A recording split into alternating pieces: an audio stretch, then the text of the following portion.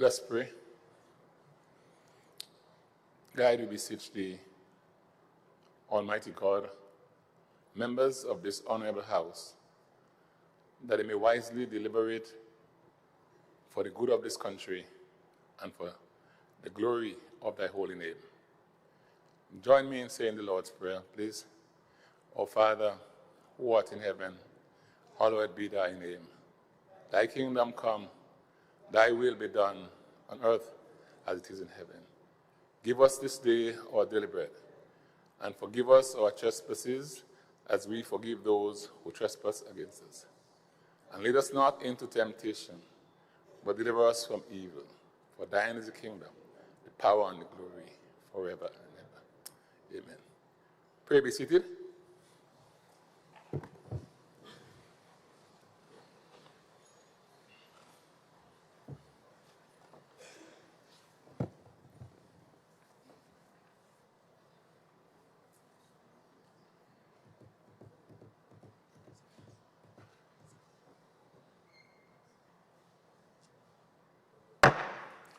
This honorable house now reconvenes.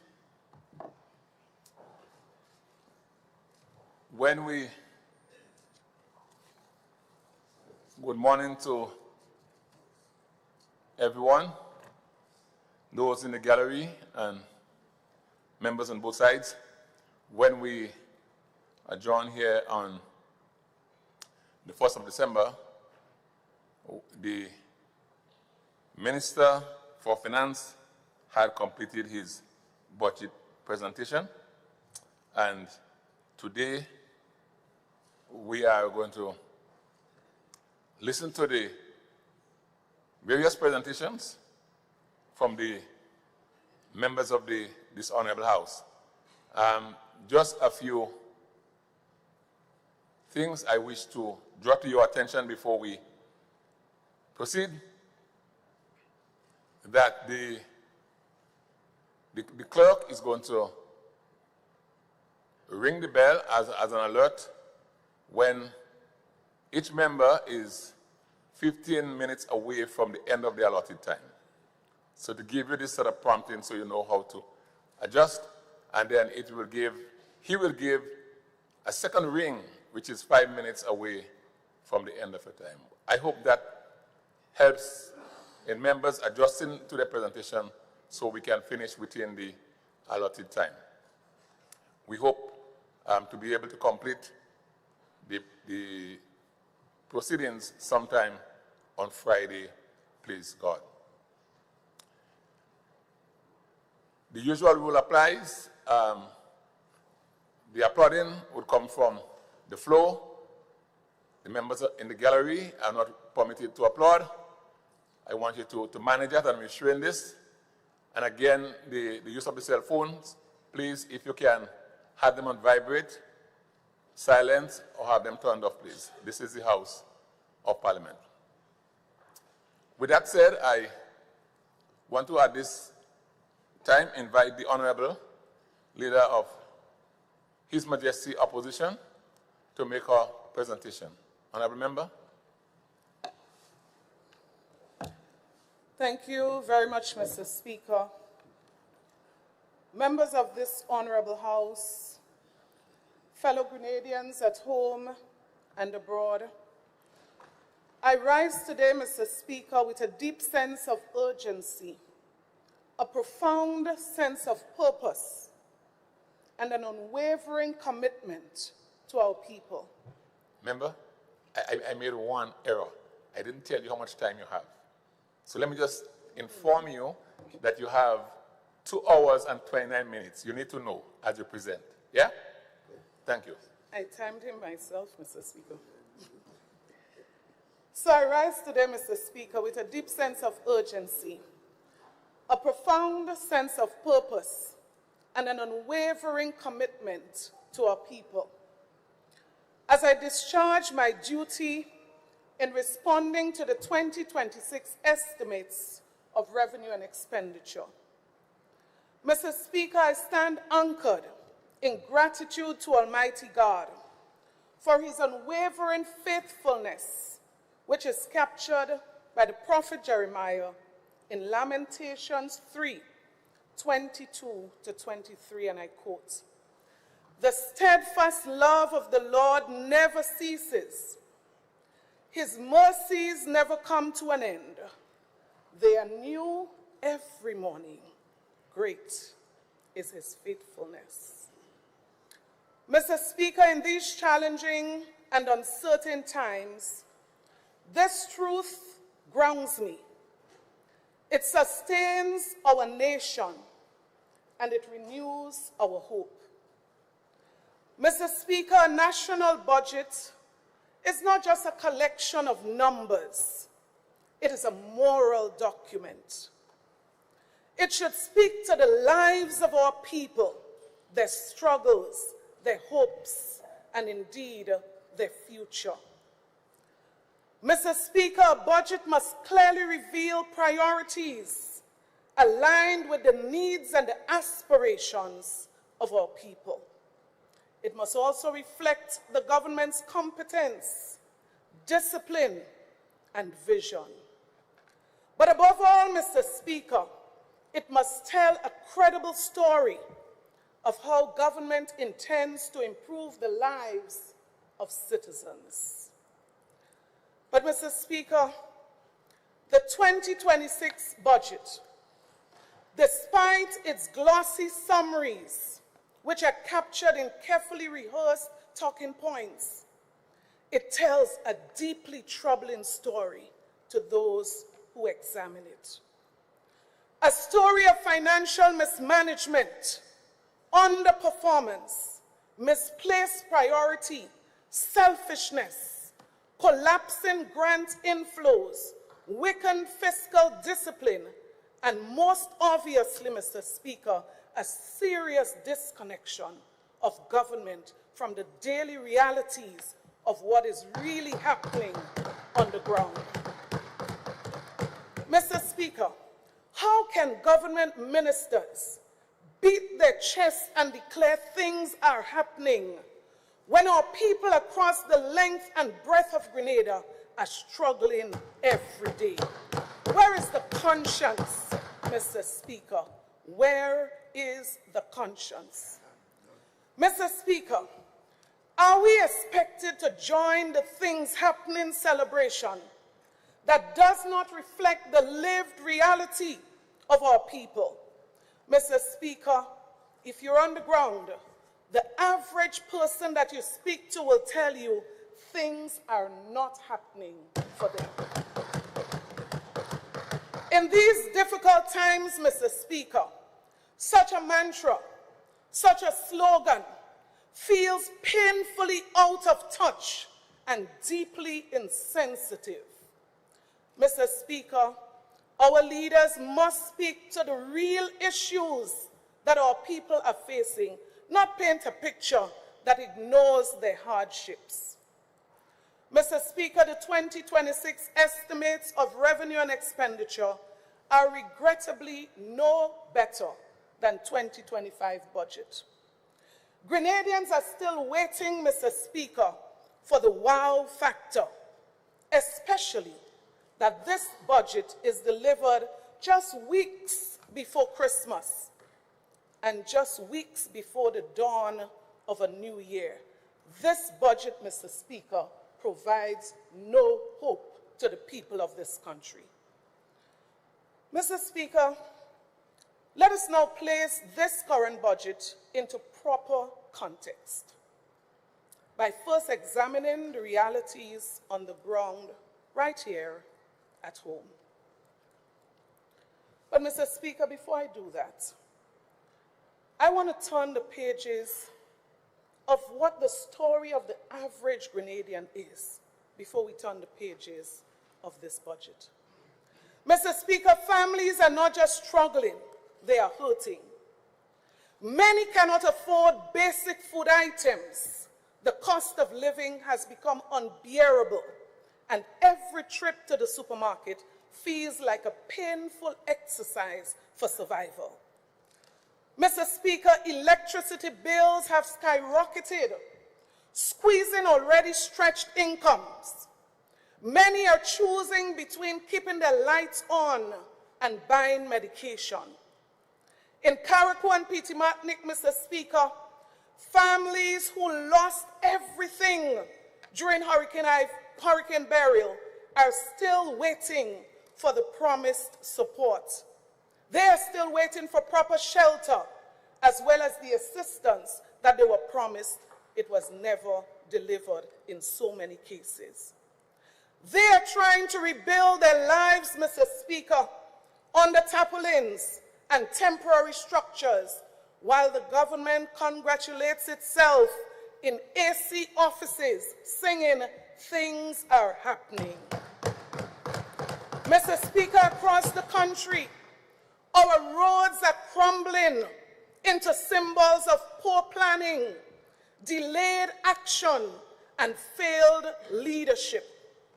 People are driving through potholes that damage their vehicles, delay ambulances, and create unnecessary inconvenience for businesses and residents in the area.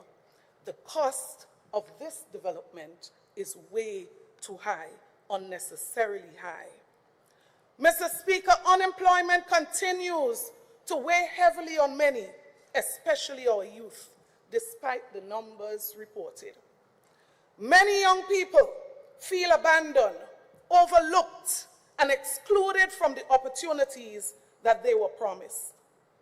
Many small businesses, the backbone of our economy, are struggling to survive.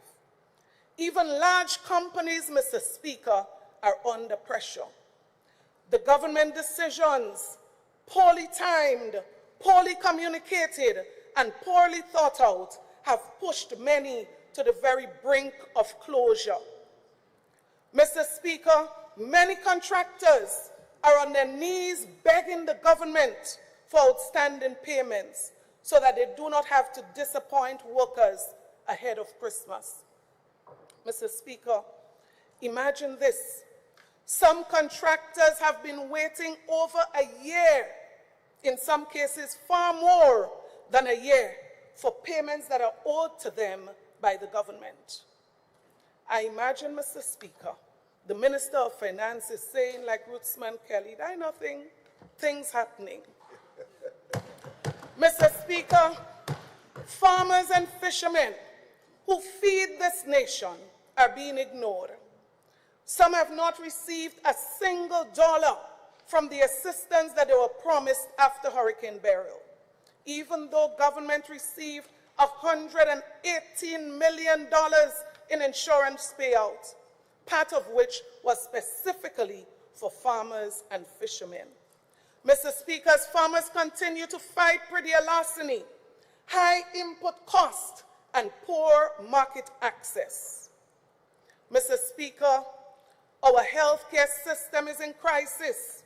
While the government chases a far-fetched futuristic dream, the hospitals and clinics we depend on today are short of medication, short of basic supplies, short of staff, and short of hope. Mr. Speaker, I'm taking time to put this budget in its proper context. Mr. Speaker, these are not statistics, but these are the lived realities of our people. This is the Grenada that exists beyond the tables and the appendices and the nice words of the 2026 budget. Obviously, Mr. Speaker, things are not happening for the average Grenadian. And that is why, Mr. Speaker, I find this 2026 budget to be such a profound disappointment, because it does not address the serious issues affecting Grenadians in this country. Mr. Speaker, people are crying out, not for a budget speech that is loaded with political rhetorics or glossy themes, but for a budget that sees them, a budget that hears them, and a budget that responds to them with urgency, empathy, and compassion. Only then, Mr. Speaker, can they honestly say things happening. Don't just try to convince them that things are happening. They want to feel that things are happening. They want to know that things are happening, especially especially in their pockets, as the young men would say. Mr. Speaker, only yesterday in Grenville, a small business owner said to me, and I quote, "If people cannot put food on their table, then lights and other projects make no sense." Mr. Speaker, while it is important to appreciate the local context in which this budget is presented, it is equally important to understand the regional and international landscape, factors that can significantly influence our local reality positively and negatively. Mr. Speaker, it's with this in mind that I now turn attention to what is happening regionally and internationally as I continue to put this budget into context. Beyond Grenada, Mr. Speaker, this 2026 budget is being introduced at a time when global, regional, and geopolitical environment is more volatile than any time before in our recent memory. The uncertainties we face today are not abstract global concepts. They shape our economy, our fiscal space, and the daily lives, believe it or not, of Grenadians and Grenadian families. The IMF continues to warn that geo-economic fragmentation, rising sovereign debts, weaker global demand, and climate change poses mounting risk for global growth. At a time, Mr. Speaker, shifting trade relationships and supply chain realignments are putting pressure on small economies like ours. Let us get this into context. Mr. Speaker, what does it mean for Grenada and Grenadians? Mr. Speaker, our import of food, fuel, and basic consumer goods, our people can be affected and are being affected seriously.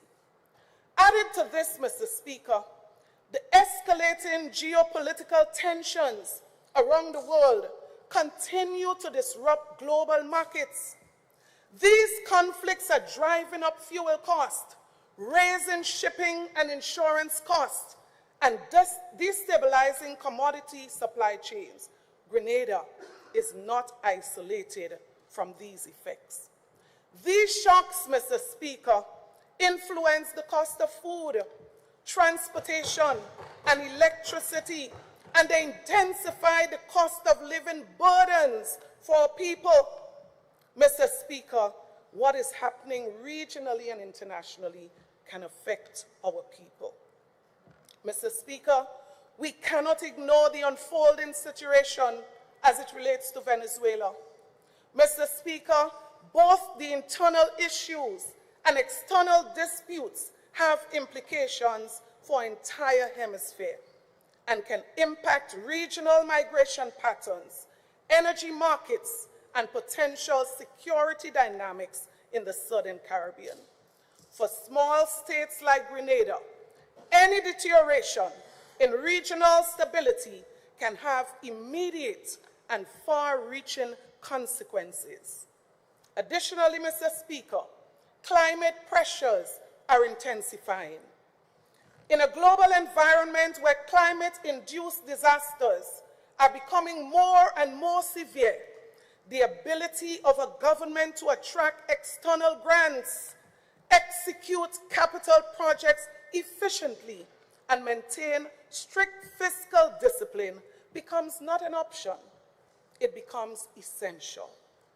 Yet, Mr. Speaker, despite our local realities and these regional and international storms which are gathering around us, what we see in the 2026 budget is not bold leadership, not strategic vision, not responsible governance. Indeed, we see misalignment with the needs of people and a troubling lack of fiscal coherence at a moment when Grenada cannot afford this. This budget, Mr. Speaker, does not relate and reflect the local, regional, and international context in which it is presented. Mr. Speaker, I shift focus now to look at the economic context in which this is presented. Mr. Speaker, to fully appreciate and understand the current economic realities of Grenada, we must understand the fiscal position inherited by this government and the policy posture that it took immediately after the election in the face of regional and global challenges.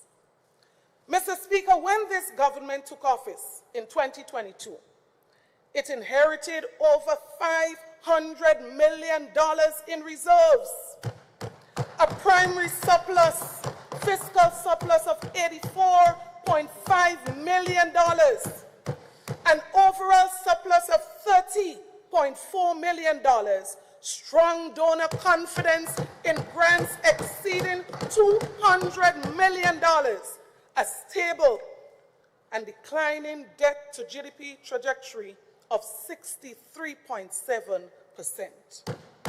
Mr. Speaker, at that time, we were one of the strongest in terms of fiscal positions in the OECS. Mr. Speaker, it is evident that the fiscal foundation that this administration inherited was robust. But, Mr. Speaker, immediately after assuming office, this government engaged in two immediate actions.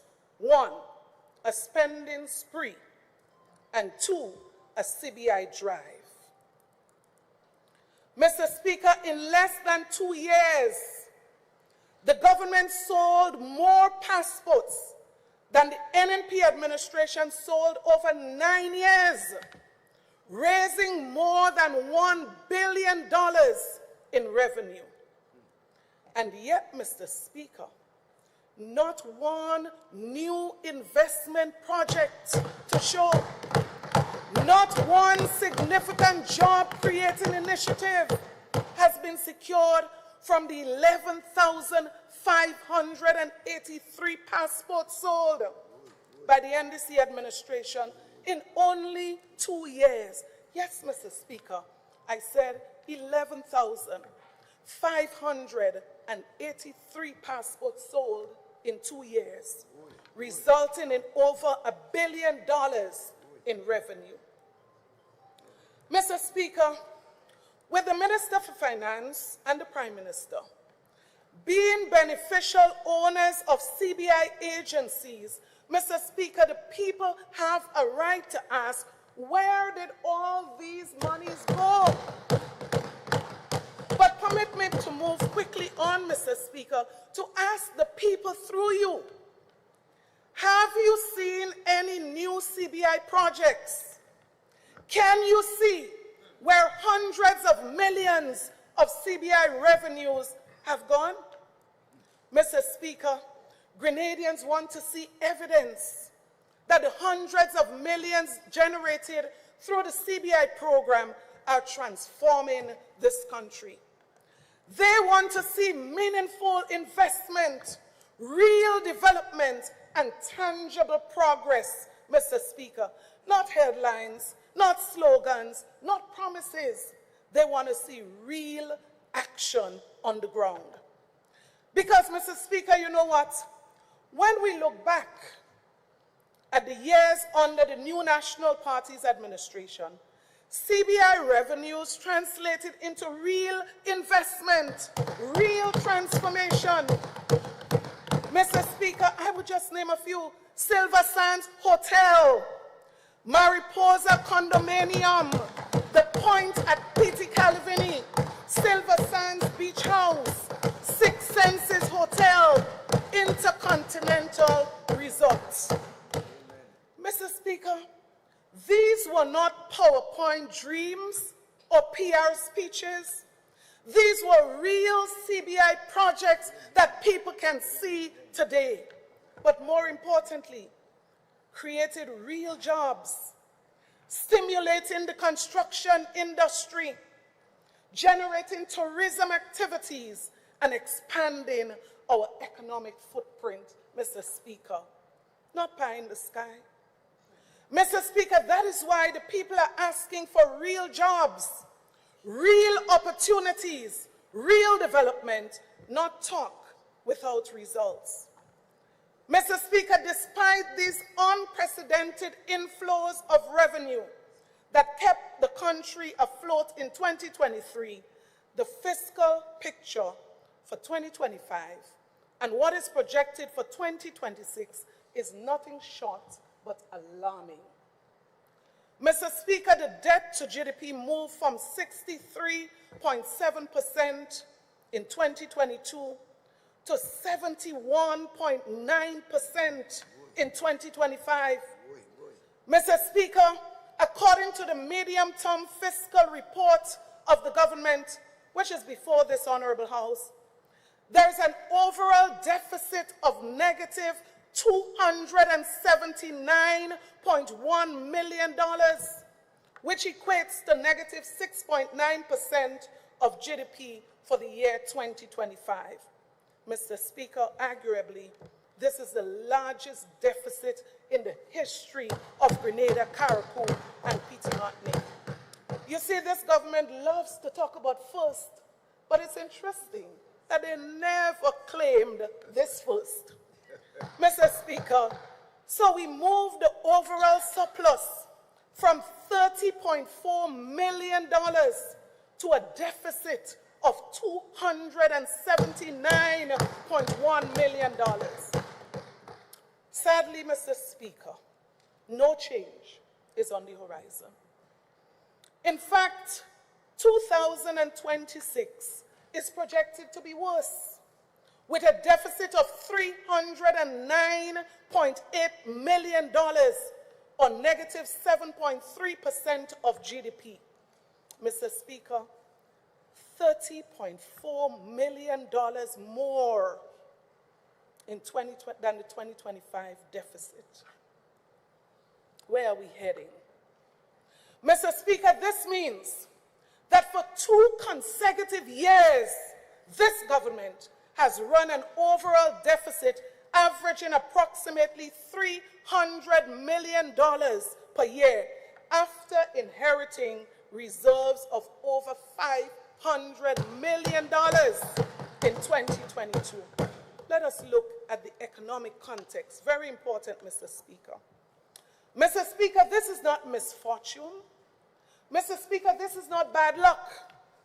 This is a clear case of mismanagement of the economy. A clear case of mismanagement. While it's concerning that the government plans to borrow some $450 million to address the rising deficit, what is even more alarming is the disconnect, Mr. Speaker, between this expenditure and the actual needs of our people, as well as a seemingly intentional effort to mislead the public with a new classification of expenses. Mr. Speaker, the 2026 budget outlines 3 expenditure categories: recurrent, capital, and a new category called initiatives expenditure, with allocation, Mr. Speaker, of $1.7 billion, $370.4 million, and $206.7 million, respectively. Mr. Speaker, the introduction of a new expenditure category, initiatives, creates the impression that this government is launching a whole new portfolio of new projects and programs totaling $206.7 million. Mr. Speaker, those who know, well know. This suggests, Mr. Speaker, an investment outlay of $577.1 million. This suggests. Mr. Speaker, this is far from the truth and what is presented, Mr. Speaker, in a very skillful way, and represents an unfortunate attempt to mislead the people of this country. According to the government's own classification in Appendix C, initiative expenditure are simply recurrent expenditures disguised, we believe, as new investments. Mr. Speaker, let us be clear. Recurrent expenditure are exactly what they are, and therefore must be classified as recurrent expenditure. They do not have an end date. They are recurrent expenditure. This classification, therefore, Mr. Speaker, reveals a disturbing truth, that recurrent expenditure have ballooned by $192 million. Meanwhile, Mr. Speaker, the government's capital or investment outlay has been slashed by $126 million. While this does not alter the reality of our financial challenges, Mr. Speaker, it does impact the discussion regarding the alignment of expenditures to the needs of our people. The alignment of our expenditures to the needs of our people. Mr. Speaker, in what appears to be a strategy to divert attention and create artificial excitement ahead of yet another deficit budget, and in an attempt to mask the dismal performance of an inept administration, the National Democratic Congress rolled out the Things Happening campaign. Mr. Speaker, they were so eager to convince themselves and the general public that things are happening, that they saw nothing wrong, Mr. Speaker, with using a political party platform to switch on lights for a government-funded project. Desperation, Mr. Speaker, has a way of stripping away good judgment. Mr. Speaker, the people know. Anyone, Mr. Speaker, can craft a catchy statement, a catchy slogan to influence minds. Things happening, things happening, things happening. As if to believe that the more you say it, is the more people would believe it. But the reality, Mr. Speaker, is that our people feel every single day the pressure of the rising cost of living. Our people are affected every day by the policy decisions of this government. Mr. Speaker, all I say is, who feels it, knows it. Mr. Speaker, but you know what? If someone can boldly proclaim publicly that they are set for life, while many people cannot make a trip to the supermarket, then yes, things happening, but only for a select few. As we examine the 2026 projections, Mr. Speaker, and reflect on the government's performance in 2025, we will clearly see whether things are happening, and more importantly, for whom these things are happening. I will now shift my attention, Mr. Speaker, to the sections of the budget that influence lives and livelihoods of our citizens, some of which the government emphasized in its election campaign and indeed in the last two budgets presented. Let us first look at the troubling picture of what is really happening in the health sector. Mr. Speaker, if there is one sector that truly reveals the gap between government promises and actual results, it will be healthcare. Mr. Speaker, the current state of our health system is not just disappointing, it is alarming. When government repeatedly announces big plans, big investments, big transformation, yet fails to deliver even on the basics, it is unconscionable, Mr. Speaker, to say things happening. Beat your chest, things happening. Mr. Speaker, Budget 2026 portrays a health system that is underfunded, under-resourced, while the events of 2025 tell a story of underperformance and a ministry that definitely is lacking effective leadership. Mr. Speaker, in the 2025 budget, the Minister for Finance praised the partnership with Mount Sinai and the initiatives, of course, as stated, to enhance healthcare delivery. And the table knocks, Mr. Speaker, were loud. However, Mr. Speaker, we are yet to see the expected outcomes based on the significant sums that have already been spent in these areas. However, let us look at some very critical areas in health where things don't seem to be happening. Things not happening there. Number one, upgrade of health facilities. Mr. Speaker, only 32% of that budget was utilized. Upgrade of health facility. And many of our facilities did not receive the promised upgrade. That is why I was disturbed, Mr. Speaker, in the presentation by the Minister for Finance. When we are talking about deliveries for 2025, he gives us deliveries from 2022 to 2025. You know, like everybody's stupid. Everybody lacks common sense. At this rate, Mr. Speaker, it will take a decade to upgrade our clinics and health centers based on the speed at which this is being done and the promise given. Clearly, Mr. Speaker, something needs to happen there. 2, hospital quality improvement project and training. Mr. Speaker, a staggering 48% of funding remain unspent in this area.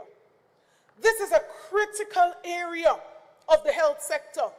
And despite the available funds, Mr. Speaker, nothing significant has happened there, Mr. Speaker. 3, school health program. Mr. Speaker, not a single dollar was spent on this essential project, which is aimed at safeguarding our children's health. This is unacceptable. Something needs to happen. 4, National Non-Communicable Disease Control Program. Mr. Speaker, a mere 16% of allocated funds were used. While our senior citizens continue to suffer from preventable diseases due to inconsistent access to medications and monitoring services, it is clear something needs to happen. 5, strengthening the healthcare sector. Mr. Speaker, just 42% of budget was spent on health sector strengthening under this line item. Another vital program designed to meet the needs of our communities. 6, equipment. Mr. Speaker, the Minister for Finance stated that the government has purchased critical life-saving equipment for the hospital system. However, the estimates, Mr. Speaker, prepared by the minister himself, reveal that less than 1% of the equipment budget was utilized. It almost seems as though, Mr. Speaker, that the minister has forgotten what his own estimates reflected. So we're not talking about what you plan to do and what you let us talk about the budget, what the budget says. Mr. Speaker, the notion is clear. The notion is clear. Mr. Speaker, let us see what needs to happen elsewhere. Mr. Speaker, over 15,000 new HIV infections reported in the region in recent years, while concerns about data collection in Grenada is mounting. Serious concerns, lack of data. In response to these pressing issues, the government budgeted a mere 3% for a strategic response program in 2025. While little progress has been made to strengthen critical areas of healthcare, Mr. Speaker, it is clear that in other places, things are happening, and things are happening for some people. Mr. Speaker, imagine this.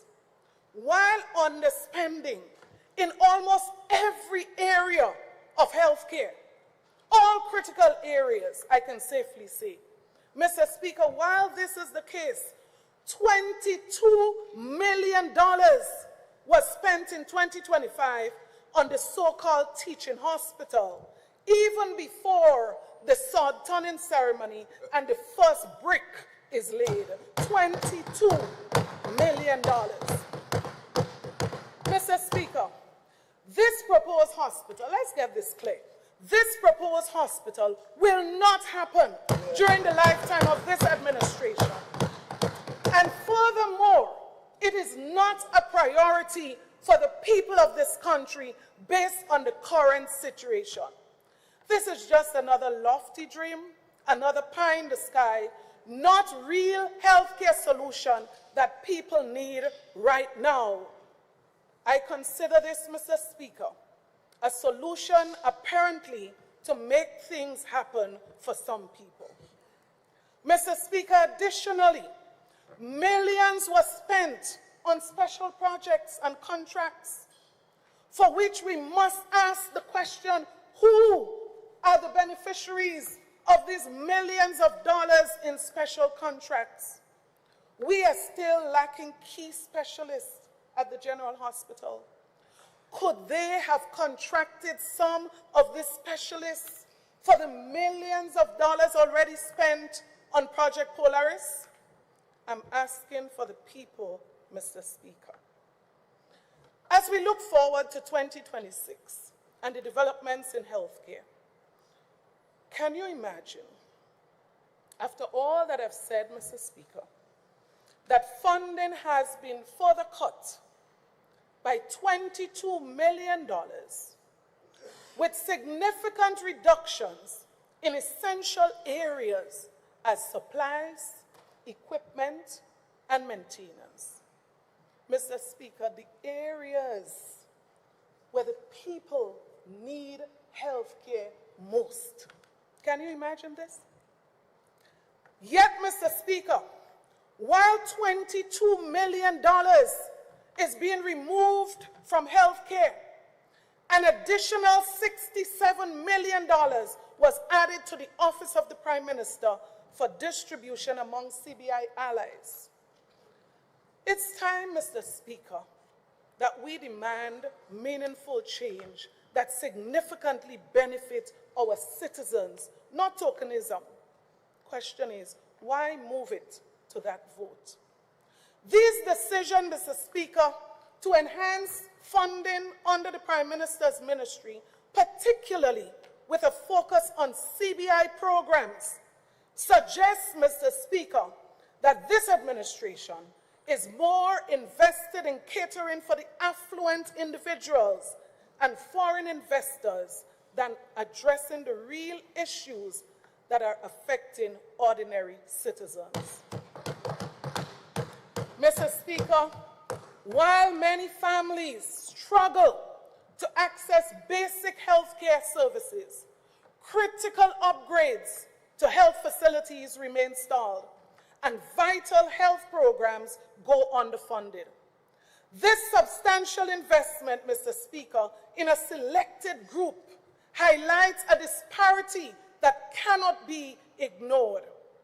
It explains why, Mr. Speaker, the Minister for Finance could not report on the mere achievements of 2025, but had to go all the way back the last 3.5 years. Mr. Speaker, before I complete health, I will address the commitment to regularize workers with the stroke of a pen. Mr. Speaker, it is obvious that regularization is no longer carried out by the Public Service Commission as constitutionally mandated. Instead, this government is implementing a form of regularization that relies on contract. Very strange, very strange. Mr. Speaker, it's not just strange, it is deceptive. Mr. Speaker, health workers deserve specific mention in this regard, considering the impending statutorization of that ministry. These workers, Mr. Speaker, have already been denied the 1958 pension, which was promised by this government and sanctioned by the court ruling that the NNP administration accepted without appeal. Instead, what was provided was a national savings plan operating as a pension plan, one that currently offers no guaranteed minimum pension for the rest of a worker's retired life. This new pension arrangement, Mr. Speaker, must be revisited. And I give the commitment, Mr. Speaker, that it will be revisited by a new National Party administration, specifically in the context of the court ruling, the tenure of workers, and the Constitution. Otherwise, as the Minister for Finance said when he was speaking, far likely, these persons on the SUSU pension will indeed end up on the SEED program. Mr. Speaker, while these workers remain under contracted regularization, I have a few questions for the government.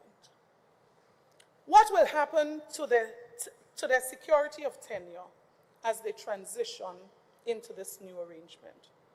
How is the government planning to address their benefits, Mr. Speaker? More questions than answers. But I must now move to see what's happening in social development. Mr. Speaker, social development is the cornerstone of a compassionate nation.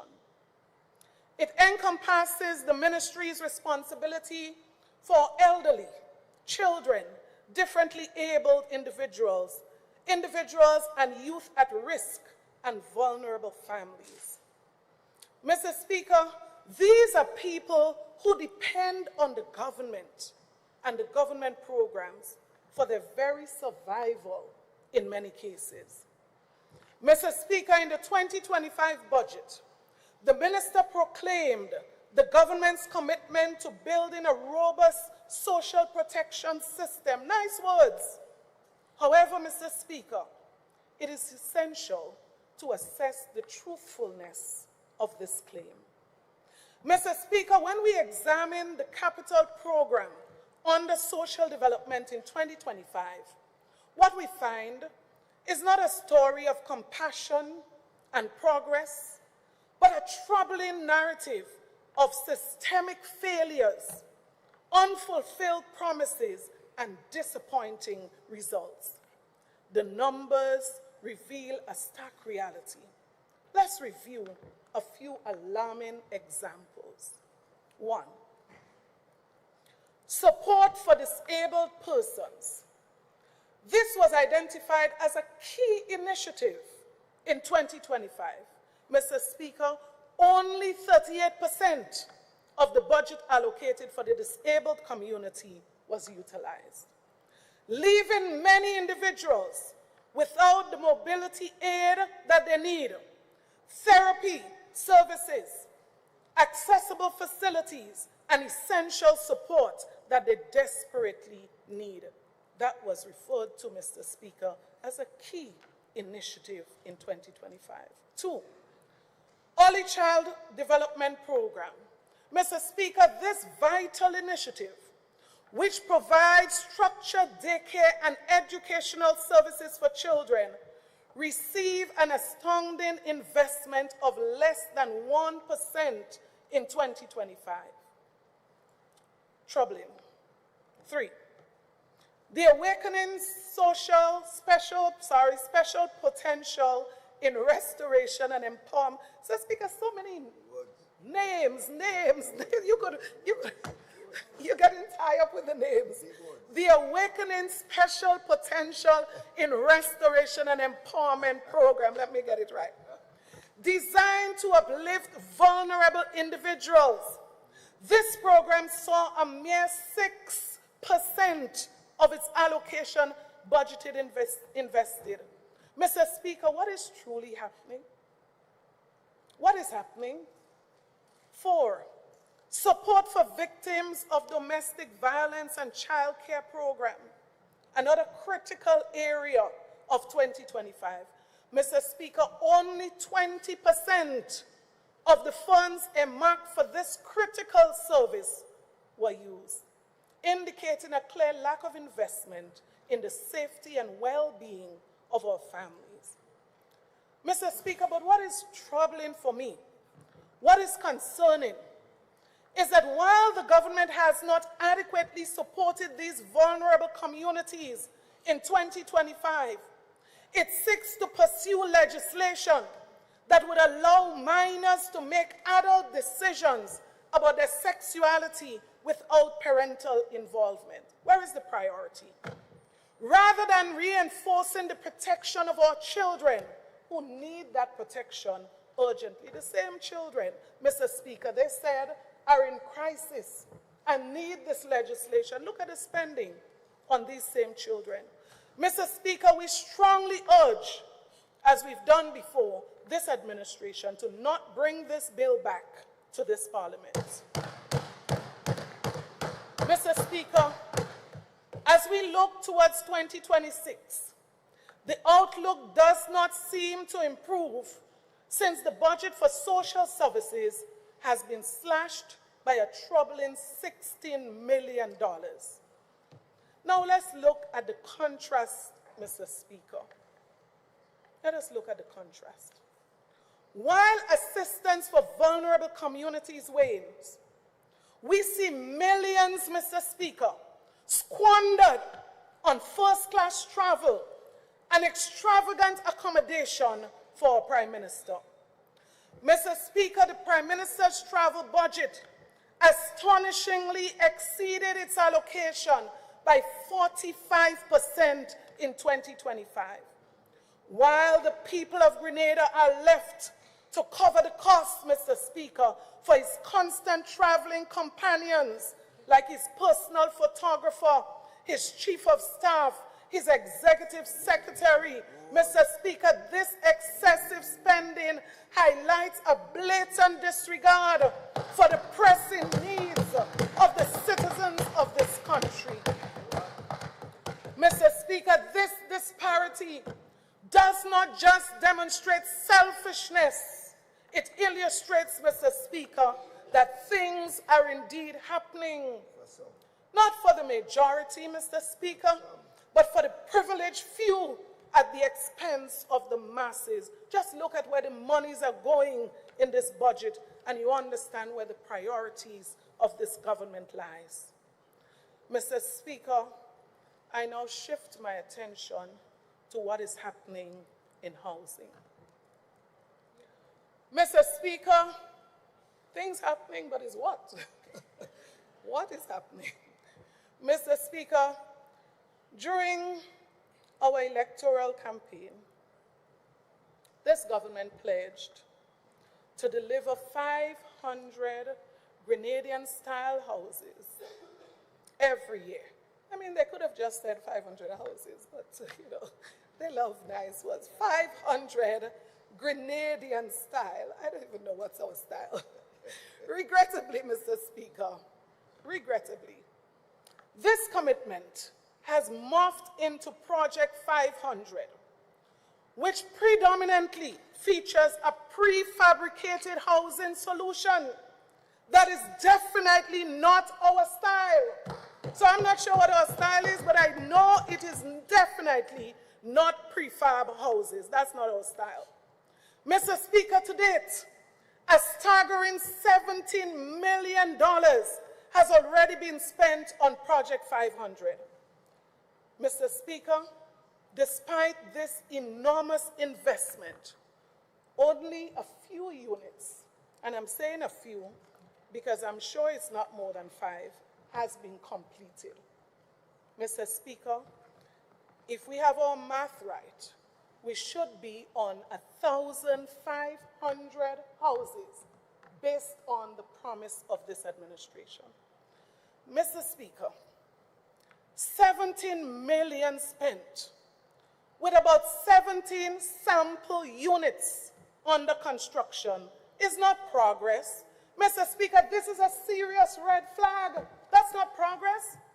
What this reveals, Mr. Speaker, is not a housing revolution, but a project that shows very little in what it has achieved. Mr. Speaker, very little to show, large amounts spent. And quite frankly, Mr. Speaker, it raises serious questions about where the money is going and who is seriously benefiting. Because what we are seeing, Mr. Speaker, is a pattern. Indeed, some things are happening, but for some people, opportunities and contracts consistently flow to a small, well-connected circle that is close to the seat of power, while ordinary families continue to struggle without proper housing. Things happening. This is not strategic development. This is not value for money, Mr. Speaker, and it's definitely not transformation, as the people know it. This, Mr. Speaker, is a cause for serious concern. The previous administration made significant strides by leaving behind 600 housing units, yet many of these remain unoccupied 3.5 years later. Mr. Speaker, the housing crisis faced by our citizens intensified following Hurricane Beryl. And now we see a troubling reduction of $12 million proposed for housing in the 2026 budget. So, Speaker, this has been a depressing exercise, to say the least. Mr. Speaker, I must here draw special attention to the residents of Carriacou and Petit-Martinique. Mr. Speaker, they have suffered immense property damage as a result of the passage of Hurricane Beryl. According, Mr. Speaker, to the budget reports spanning 2024 to present, expenditures have reached an astonishing $215 million, yet we are still awaiting the realization of the 200 houses for St. Patrick and the significantly higher numbers for Carriacou and Petit-Martinique. Mr. Speaker, it is disheartening to witness families in Carriacou and Petit-Martinique leaving without adequate housing, as fewer than 50 build-back better houses have been handed over to date. Mr. Speaker, the promise to deliver only 100 build-back better houses by December 2024.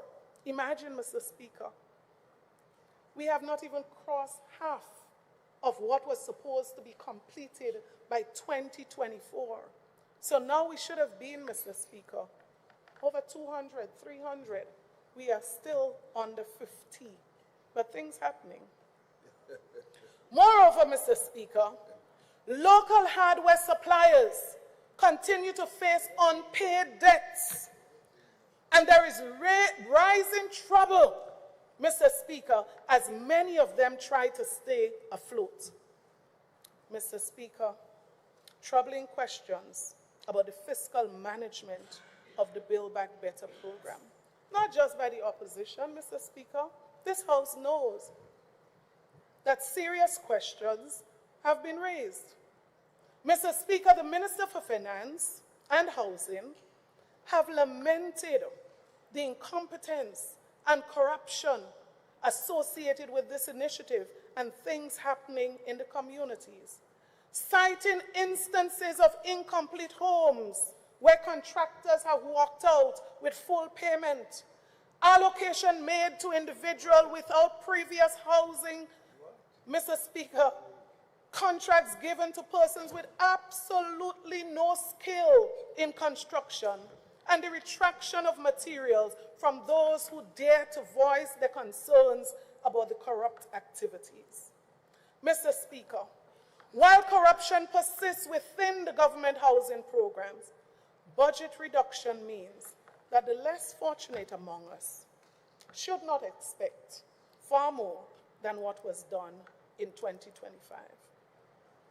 Mr. Speaker, as with low-income housing, citizens would need to interact with financial institutions to navigate their challenges, Mr. Speaker.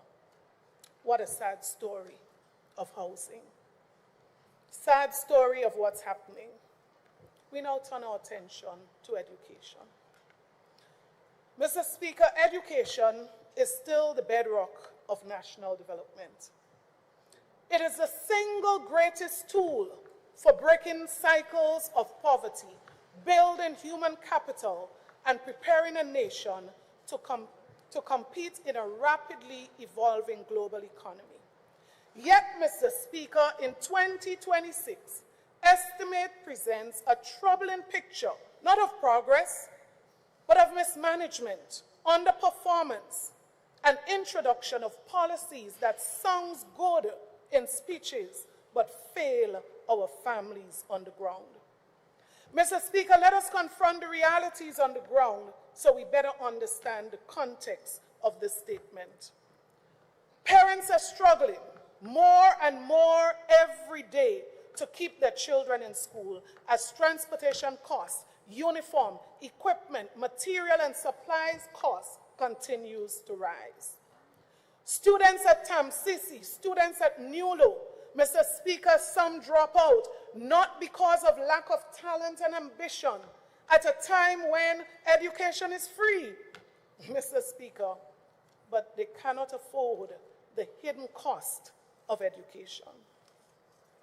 Mr. Speaker, at-risk youth are becoming more disconnected from the education system, as seen in the increasing gambling among minors, school violence, absenteeism, and declining participation in technical programs.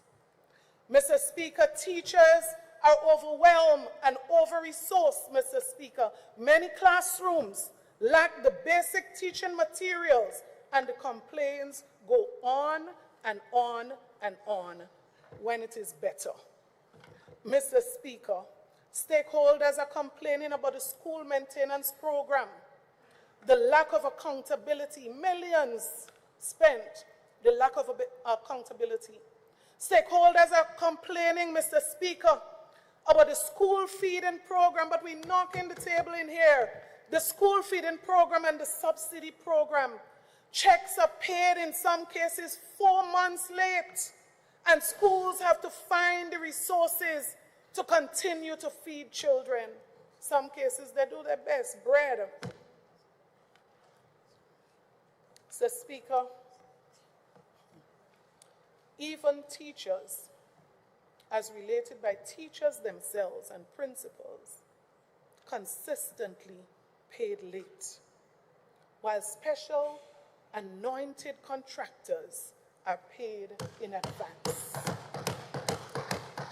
You just have to be close to the seat of power, and you can get your payments in advance. Amen. Mr. Speaker, while the government speak about free tuition and expanding opportunities for students, the lived experience of students, parents, and teachers, even principals, tell a different story. And when, Mr. Speaker, we turn to the 2025 estimates, the truth becomes even clearer. As you look at 2026, education is not being managed effectively. Programs continue to underperform as the government continues to push new policies without the necessary consultation with stakeholders, without putting the proper systems and structures in place. They continue to tick the boxes. Let us take a closer look, Mr. Speaker, at what is happening in education and some of what was referred to in 2025 as the major transformational projects of Education.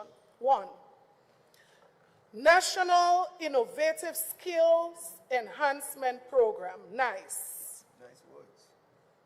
Mr. Speaker, despite its attractive title, NICE is really a repackaged project.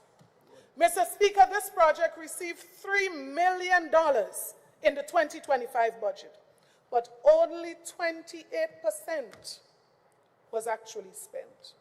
28%. How can we boast? How can we knock the tables, Mr. Speaker, about this as an achievement? How can we say things are happening when we refer to this project? How can we truly prepare young people for a modern workforce when the very program designed to skill and reskill them is largely untouched?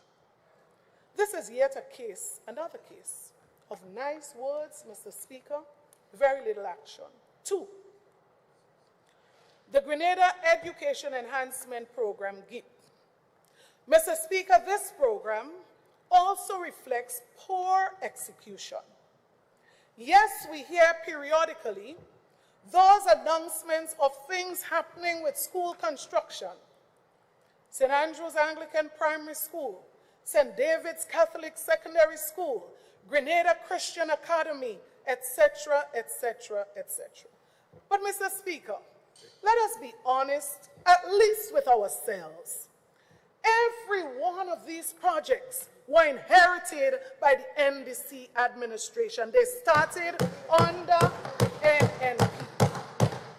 And I know, Mr. Speaker, that someone would be brave enough to come here to tell me, Mr. Speaker, that that is not true, because construction of the St. David's Catholic Secondary School did not start under NNP.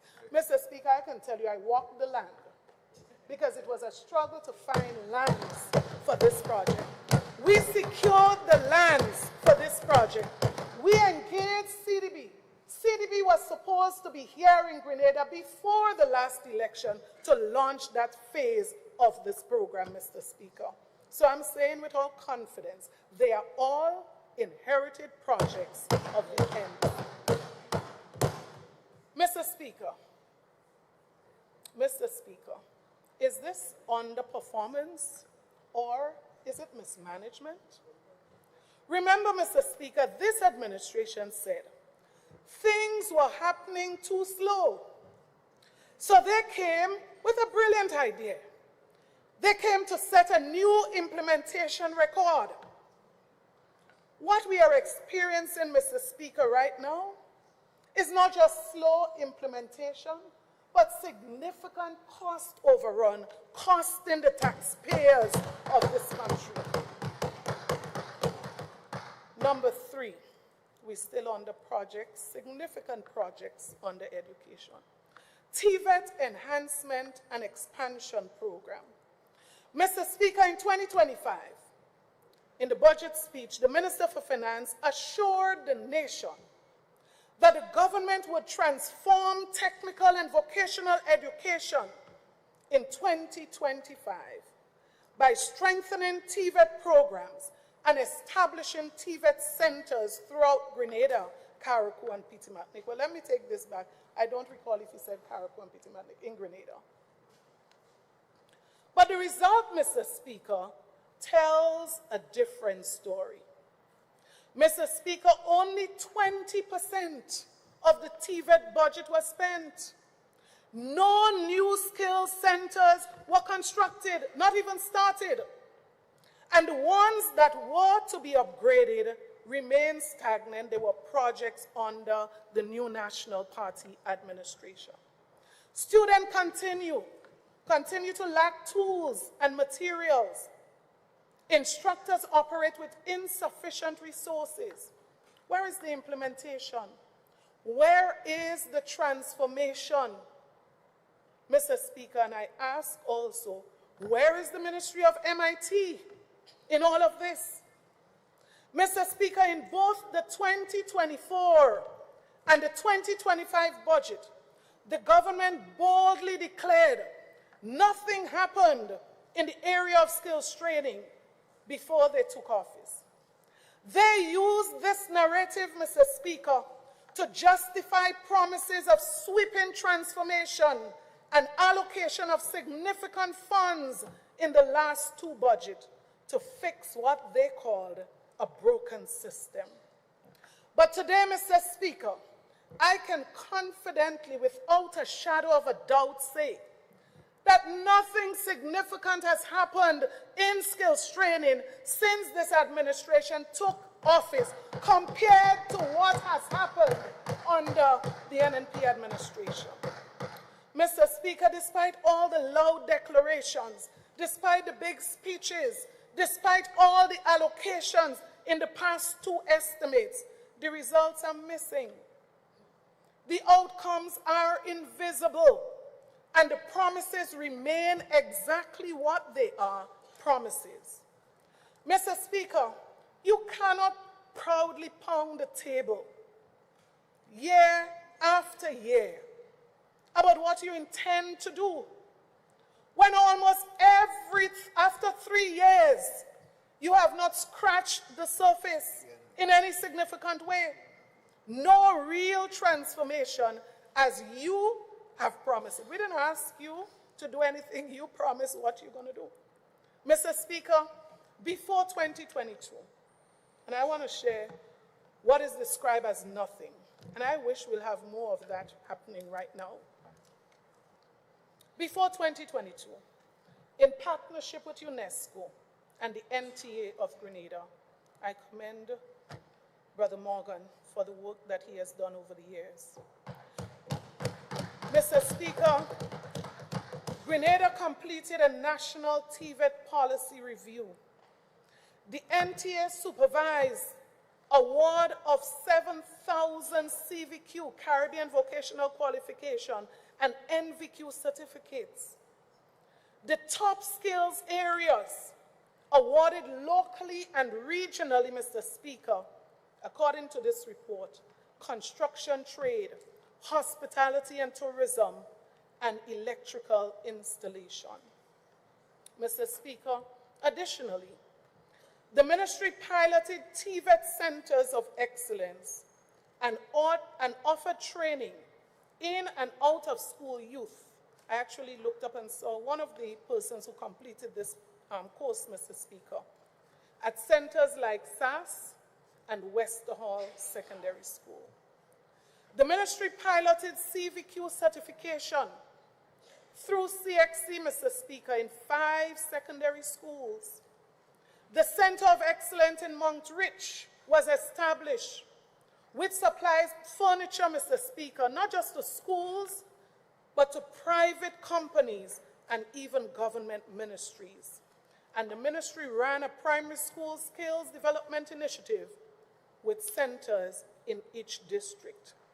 Mr. Speaker, transformation can be positive or negative.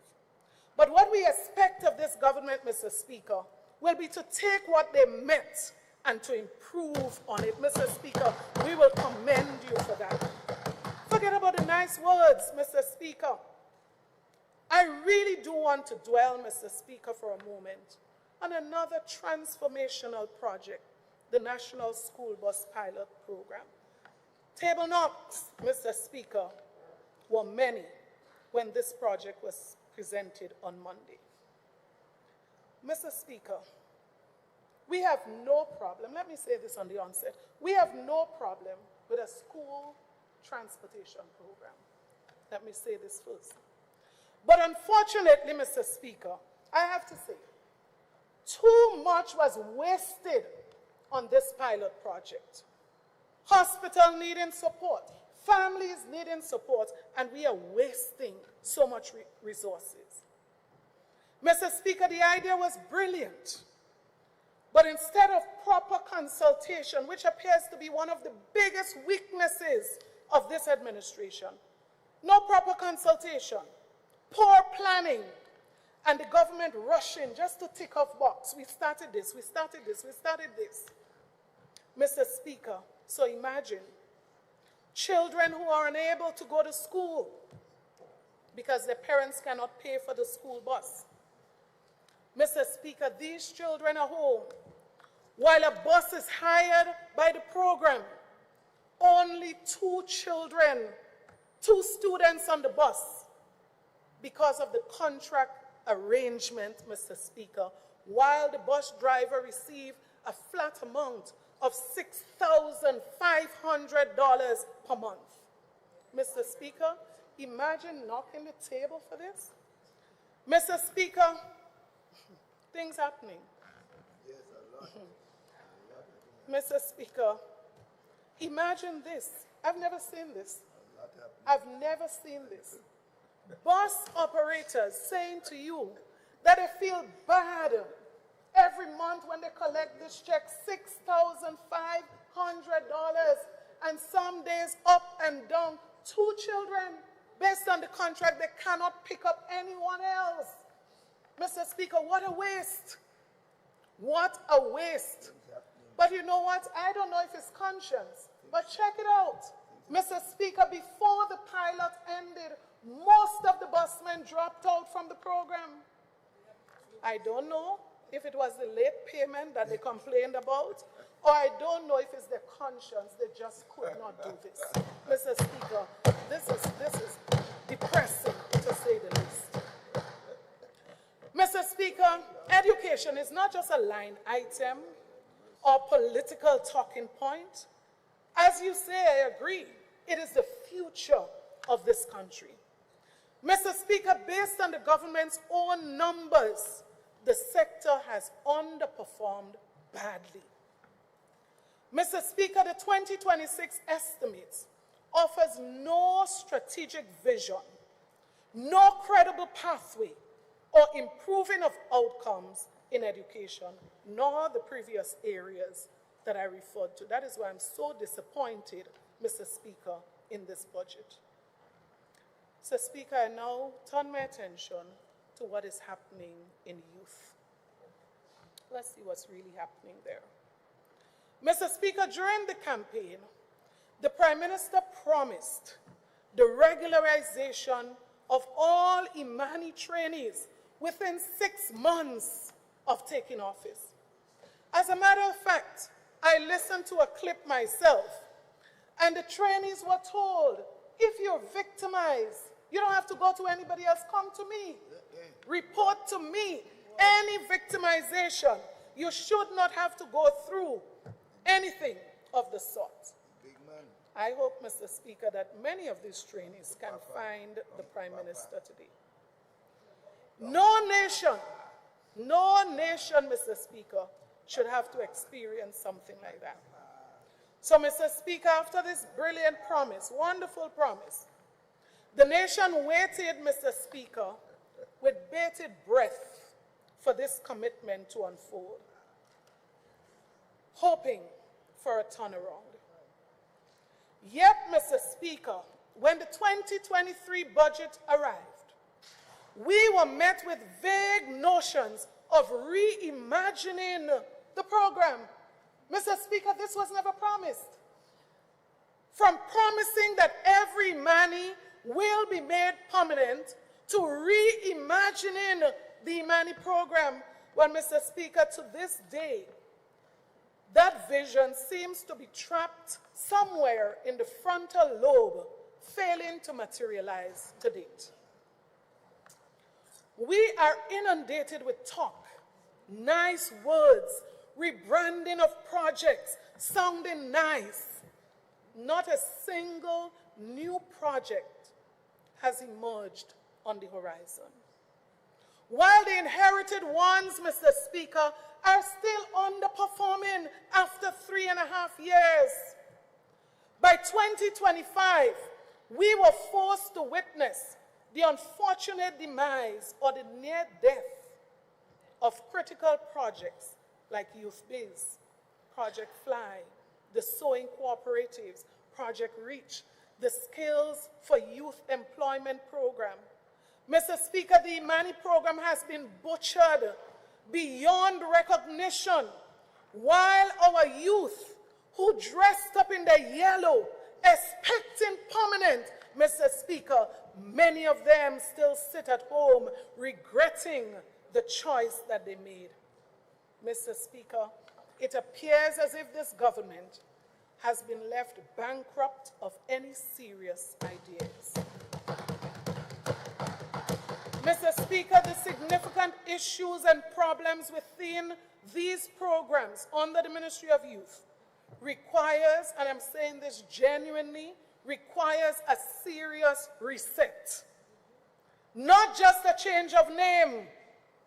And this is not in my script. I'm even offering to help with the reset because it is for the young people of this country. In a desperate attempt to appear proactive, we were introduced to Elevate Her, a female-focused iteration of the Imani program. However, even this initiative struggled to secure an investment of even 50% of the amount budgeted for its rollout, underscoring the ineffective rollout. And we don't have to share the actual rollout and its ineffectiveness. We can just look at the numbers, Mr. Speaker, and tell what happened in that program. The evidence of its failure is glaring. It doesn't even feature, Mr. Speaker, in the budget we are debating today. And I noticed, Mr. Speaker, very little was said compared to what was said before. It's no surprise that gambling has become an epidemic among our youth. Even the lack of effective program rollout to engage and support them, Mr. Speaker, you ask them, Mr. Speaker, unfortunately, engaging, how do we engage them, is seriously lacking. Mr. Speaker, in 2026, this bleak picture persists, with the youth budget set to have a cut by a staggering $15 million. Projects like Elevate Her and Empower have disappeared, with a nice explanation of whatever remnants of the Imani program remaining are also facing reduction. Given that youth unemployment rate now stands at a troubling 26.3%, as noted by the Central Statistical Office, not the selective figures offered by the minister, how can we justify these drastic cuts to a budget that is supposed to support our youth? Our young people are desperately crying out for help. And instead of investing in their future, we are pulling rug from underneath their feet. Mr. Speaker, when you look at the spending in this budget for youth, it answers the question, where are the priorities? And don't come to tell me, Mr. Speaker, that we did this and we did that. Because I'm going to ask you, how does that compare to the millions and millions of dollars that have been wasted in this budget? What have we really done? What has really happened for our young people, comparing what has happened for others, and in many cases, individuals in this budget? No fancy explanation will stand. This administration said that they came to make things better, Mr. Speaker. That is the key word, to make things better. What's happening in tourism? Mr. Speaker, permit me now to address what is happening in the tourism sector, a critical pillar of our economy. Mr. Speaker, despite the positive rhetorics about development in this sector, the government has overlooked some concerning statistics. According to the Midterm Economic and Fiscal Strategy Report, stay-over arrivals have decreased by 10.5%, and both yacht passengers numbers and yacht calls have dropped by 50% and 54% respectively. Despite these issues, Mr. Speaker, there's a 50% cut on the investment budget aimed at enhancing our tourism product. Mr. Speaker, we need to enhance our efforts in this sector and the support ecosystem the ecosystem that is so absolutely necessary. Access to small business funding for vendors and service providers, such as taxi and tour operators, should be a focus for the Grenada Development Bank. This is far more beneficial, Mr. Speaker, than allocating near $3 million to one single minister, which limits the opportunity for small businesses, especially in these tough times. Additionally, Mr. Speaker, the overhead cost for hotels, particularly electricity, requires special attention if we want our destination to remain price competitive.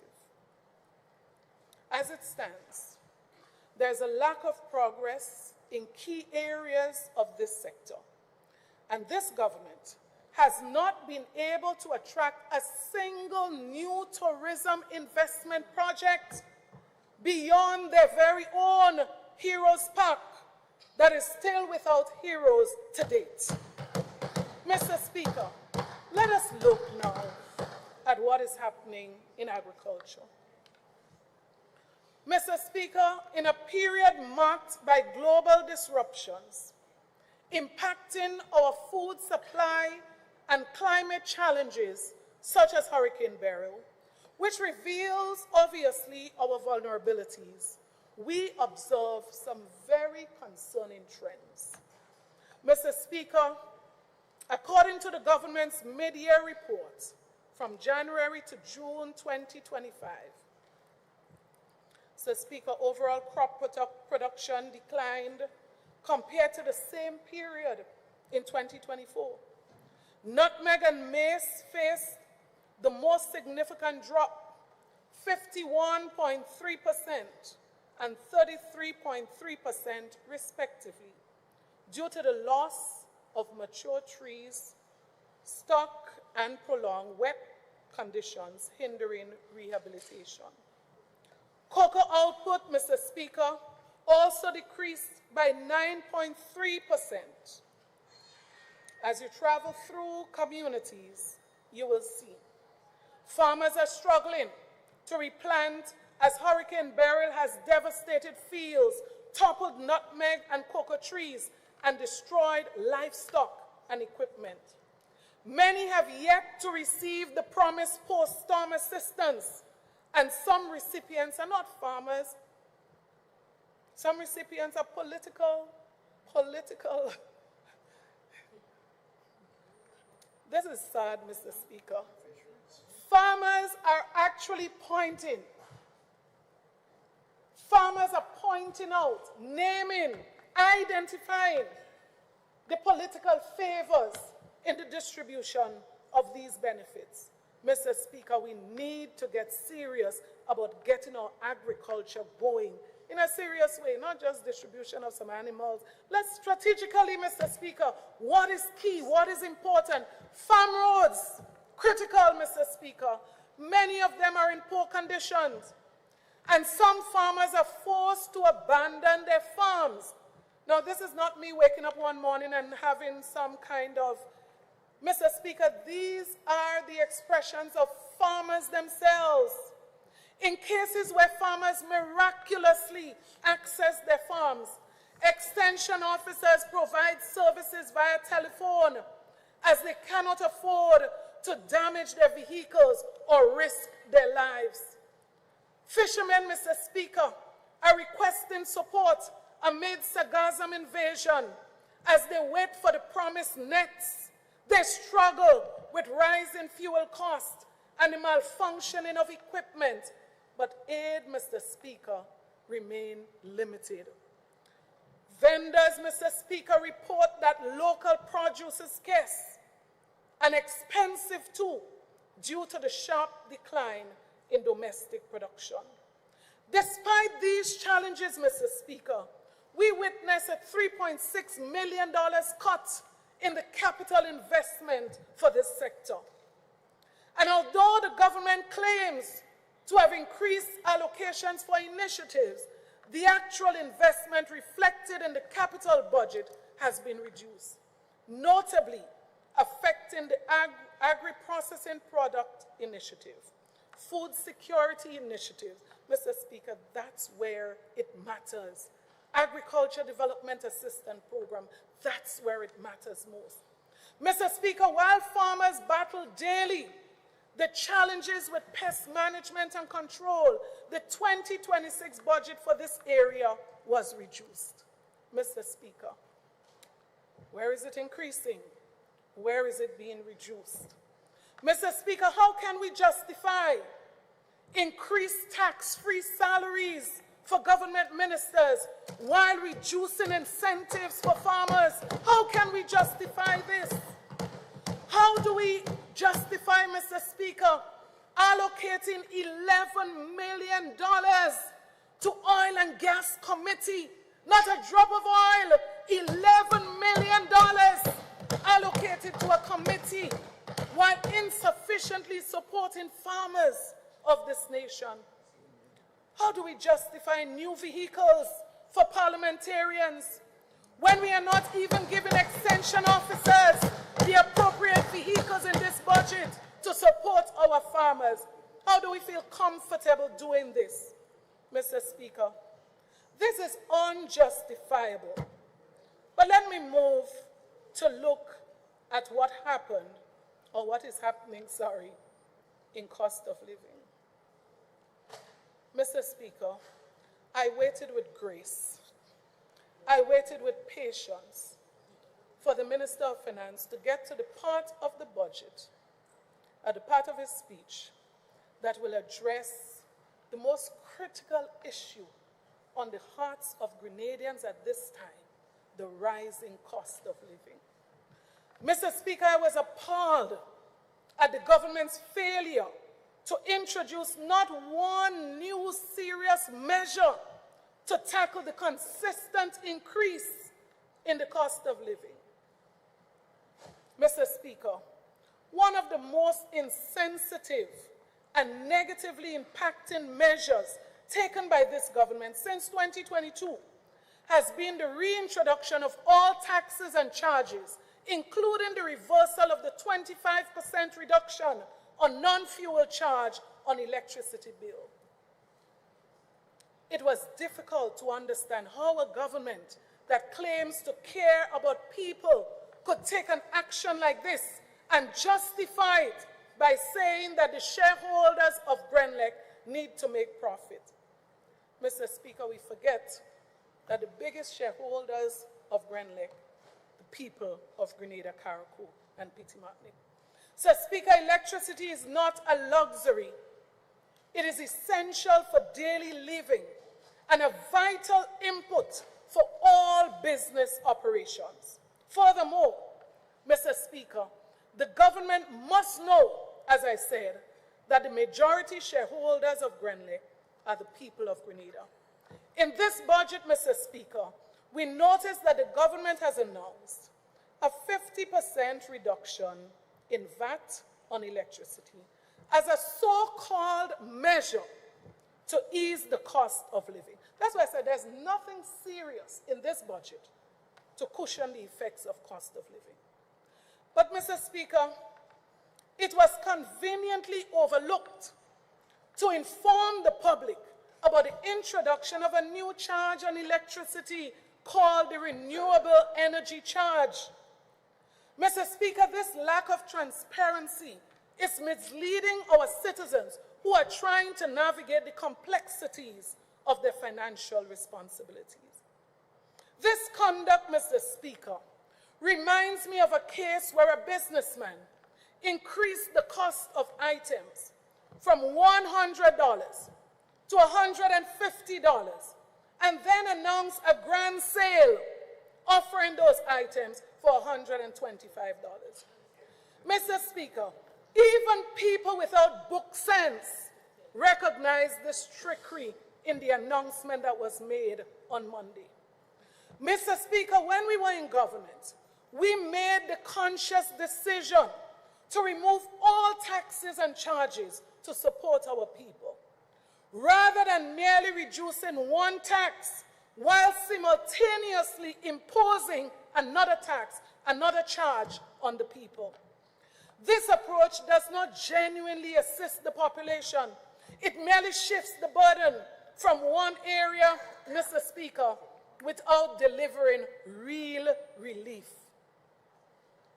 When considered holistically, this move by the government has directly increased cost for households and businesses across Grenada.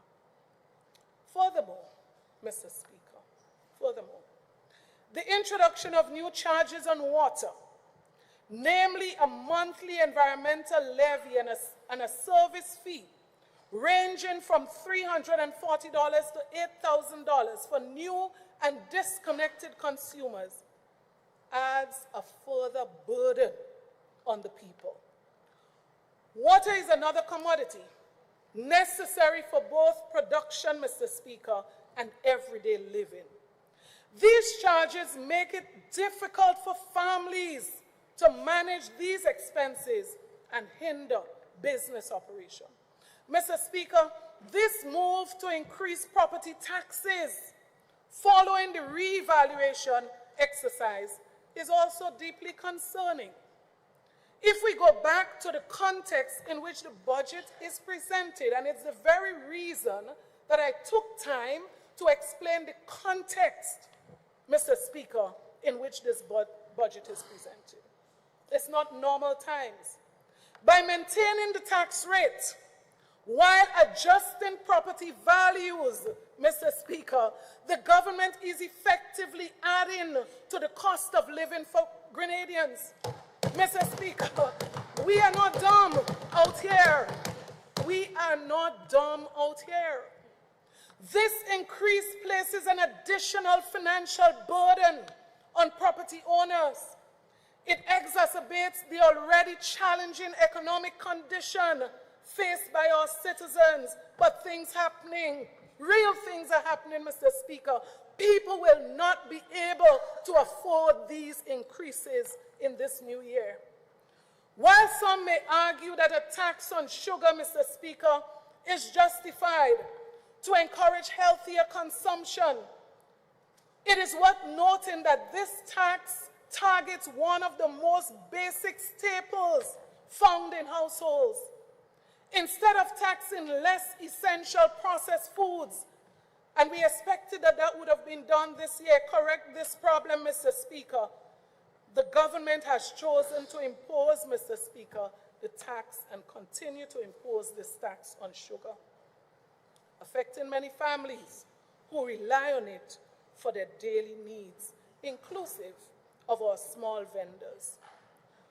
Additionally, Mr. Speaker, the government has increased the license fees context at a time when our road infrastructure is deteriorating.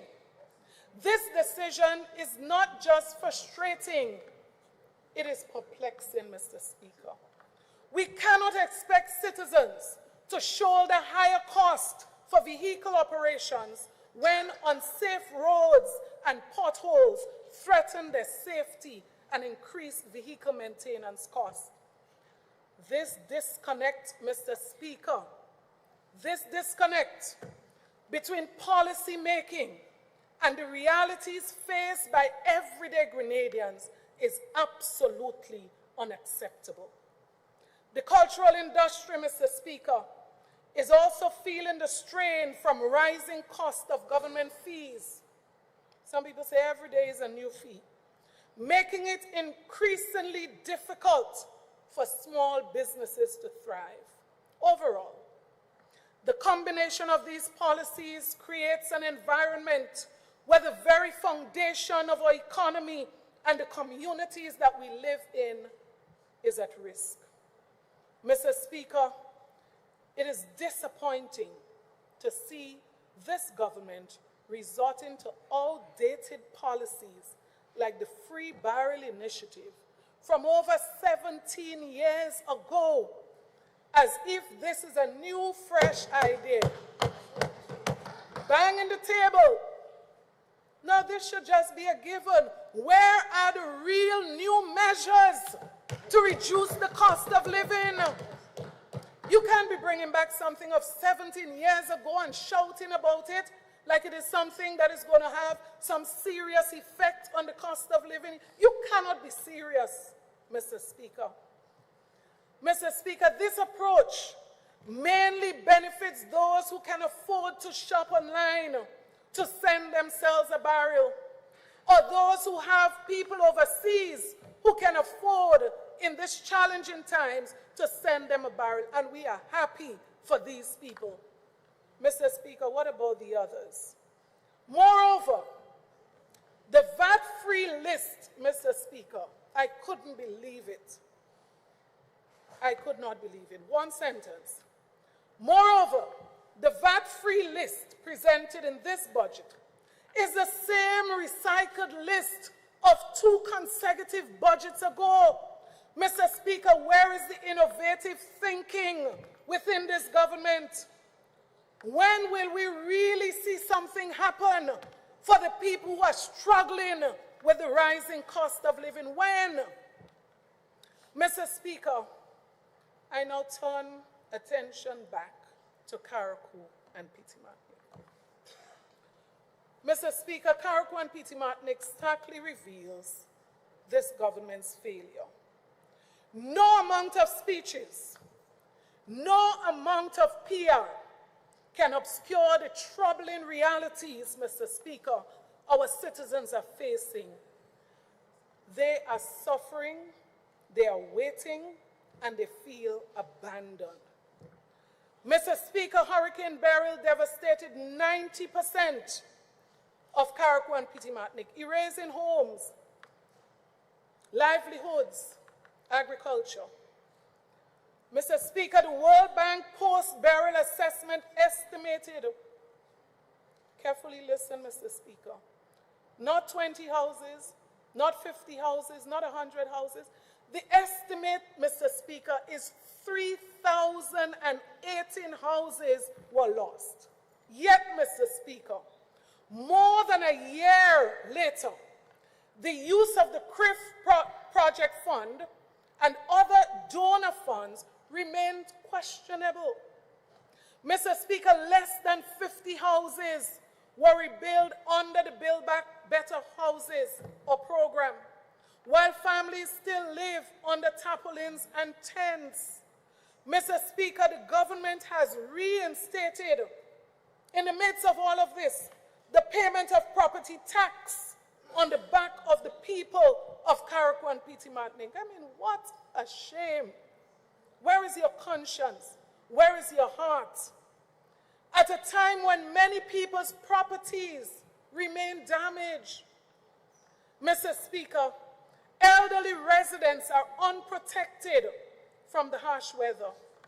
Fisher folks are without the necessary relief for lost equipment. Farmers are unable to restart production in many cases, and hardware stores are struggling to survive with high outstanding payments owed by the government. Mr. Speaker, with a staggering $215 million allocated so far to relief efforts, the intended impact, as said before, is quite invisible. We must therefore ask ourselves, how can such a large sum, almost 5 times the initial budget, yield so little tangible progress? Where has the funding gone for Carriacou and Petite Martinique? And who is accountable, Mr. Speaker? There are no timelines. Until now, we cannot say what is the government's goal as it relates to construction of houses in Carriacou and Petite Martinique. We can't say clearly what that is. Numbers are being floated here, there, and everywhere, and we continue to fall miserably short of those numbers. Carriacou deserves more than empty assurances and promises. Mr. Speaker, Carriacou needs a genuine strategic plan for resilience and sustainable development. They need their homes to be rebuilt, Mr. Speaker. They need authentic, impactful support for farmers, proper equipment for fisher folks, roads that are essential for connectivity and recovery, and the rebuilding of the Windward Jetty. Mr. Speaker, what has been done before falls way short of the standard that is expected by the people in light of the fact that this administration received $118 million from CRIF payout alone, does not include the millions received from donors. Mr. Speaker, as this government allocates another $20 million for burial recovery in 2026, glaring absence of transparency, accountability, and the tangible results from the $215 million already spent should concern every single Grenadian. But, Mr. Speaker, the concerns are not abstract. They are deeply personal from the people who continue to suffer. As I prepared this presentation, Mr. Speaker, residents from Petite Martinique reached out to me, pleading for their voices to be heard in this honorable House. Mr. Speaker, they cannot understand, after all the promises and all the millions of dollars spent, only 5 Build Back Better houses were handed over in Petite Martinique. They speak, Mr. Speaker, and these are their actual words, the severe challenges in transporting construction material to Petite Martinique, the lack of proper logistical planning, the minimal support to affected businesses, and the frustration that they feel when they watch millions of dollars flow through the system, but very little reaching them in Petite Martinique. Mr. Speaker, these are not isolated complaints. These are the lived realities of our people. The citizens of Carriacou and Petite Martinique deserve more than vague assurances. They deserve clear answers, accountability, transparency, good governance. They still want to have that. The results are not repeated headlines and political showmanship. They want results. They want their lives to be improved. Meanwhile, Mr. Speaker, let us look at what is happening quickly in MIT and infrastructure. Mr. Speaker, the Ministry of Implementation and Transformation was established with great fanfare and even greater promises. It was promoted as the ministry that would get things done, the engine room of national development, the strategic powerhouse designed to unclog every pipeline, to accelerate project delivery, and finally bring long-delayed projects to life. Brilliant. Very, very brilliant. Mr. Speaker, despite the branding and the bold speeches, the reality is different. MIT has not succeeded in moving major government projects out of the pipeline. And while MIT was set up as a support mechanism, so I'm giving a little ease there. In leadership, Mr. Speaker, accountability must ultimately lie with the line ministries. In this case, the Ministry of Infrastructure and Works. Mr. Speaker, given the travel record of the line minister, many describe as the visiting prime minister, I don't know. It comes as no surprise, Mr. Speaker, that so many major projects remain stalled, delayed in many cases, or poorly executed. Mr. Speaker, presence. Presence is critical in leadership for success and results. Leadership 101 must say so. Across the portfolio, Mr. Speaker, we see project delays, massive cost overrun, poor supervision, faulty design, weak procurement oversight, groundbreaking with no completion dates, endless photo opportunities with no progress. Mr. Speaker, this is not transformation. This is probably stagnation dressed up with frills.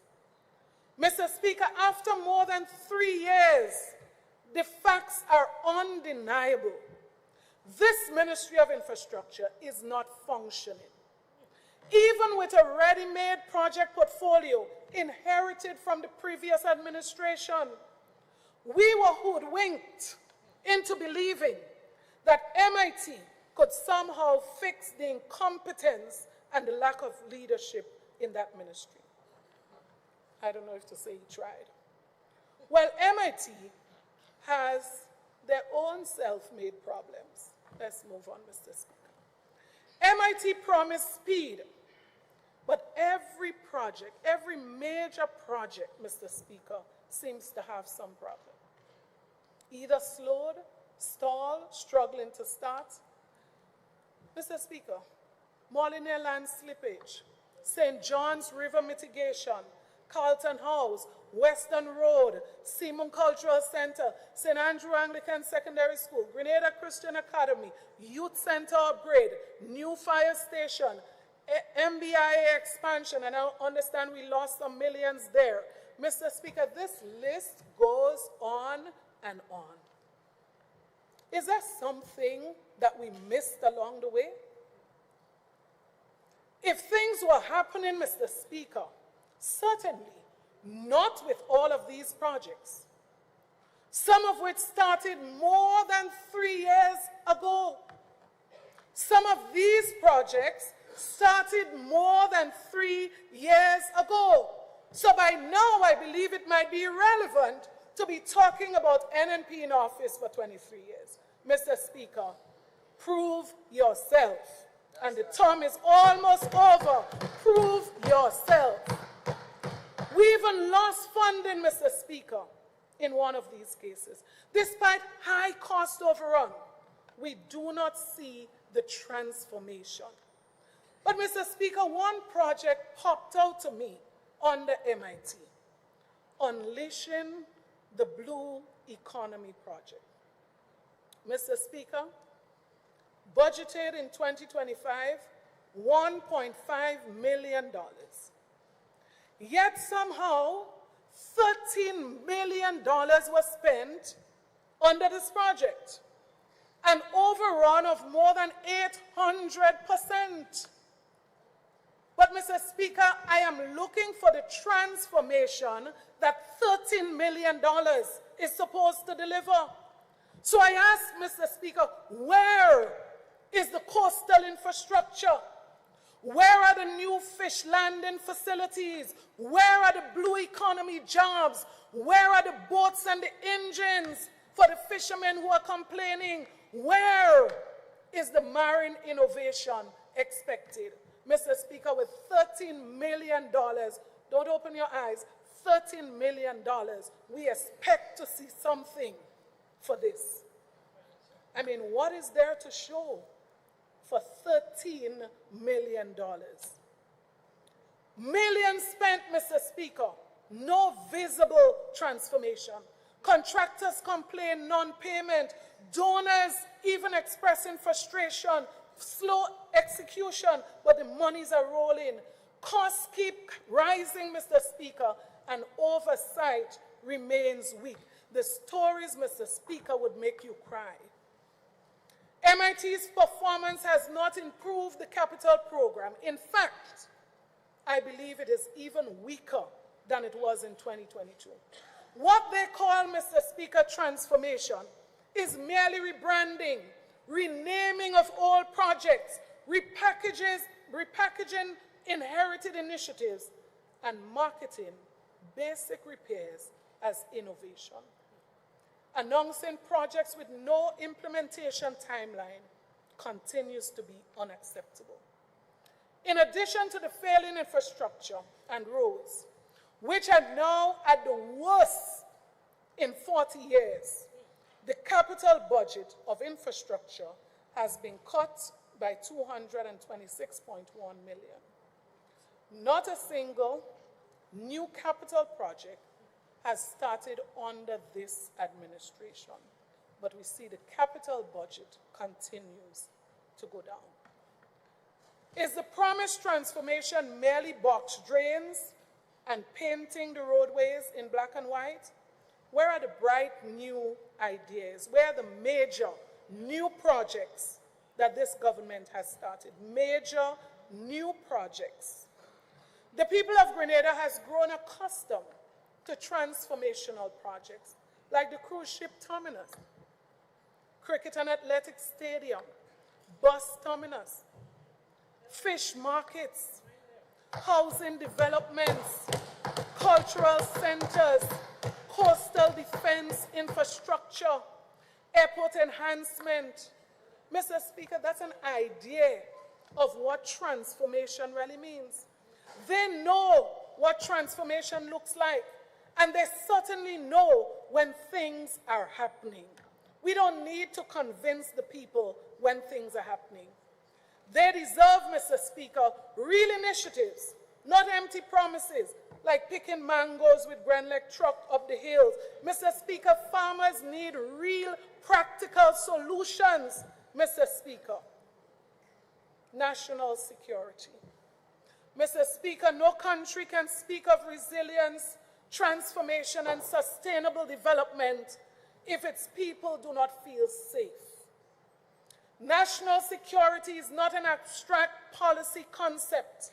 It is the ability of every Grenadian to sleep peacefully, to walk freely, and to live without fear of violence or lawlessness. Yet today, Mr. Speaker, the growing sense of insecurity across our nation is undeniable. While the RGPF face significant challenges, I have not seen anything in this budget that tells me we are going to hit at the root of the problems. Mr. Speaker, young recruits forced prematurely into daily leadership roles with minimum training, no experience, and limited mentorship.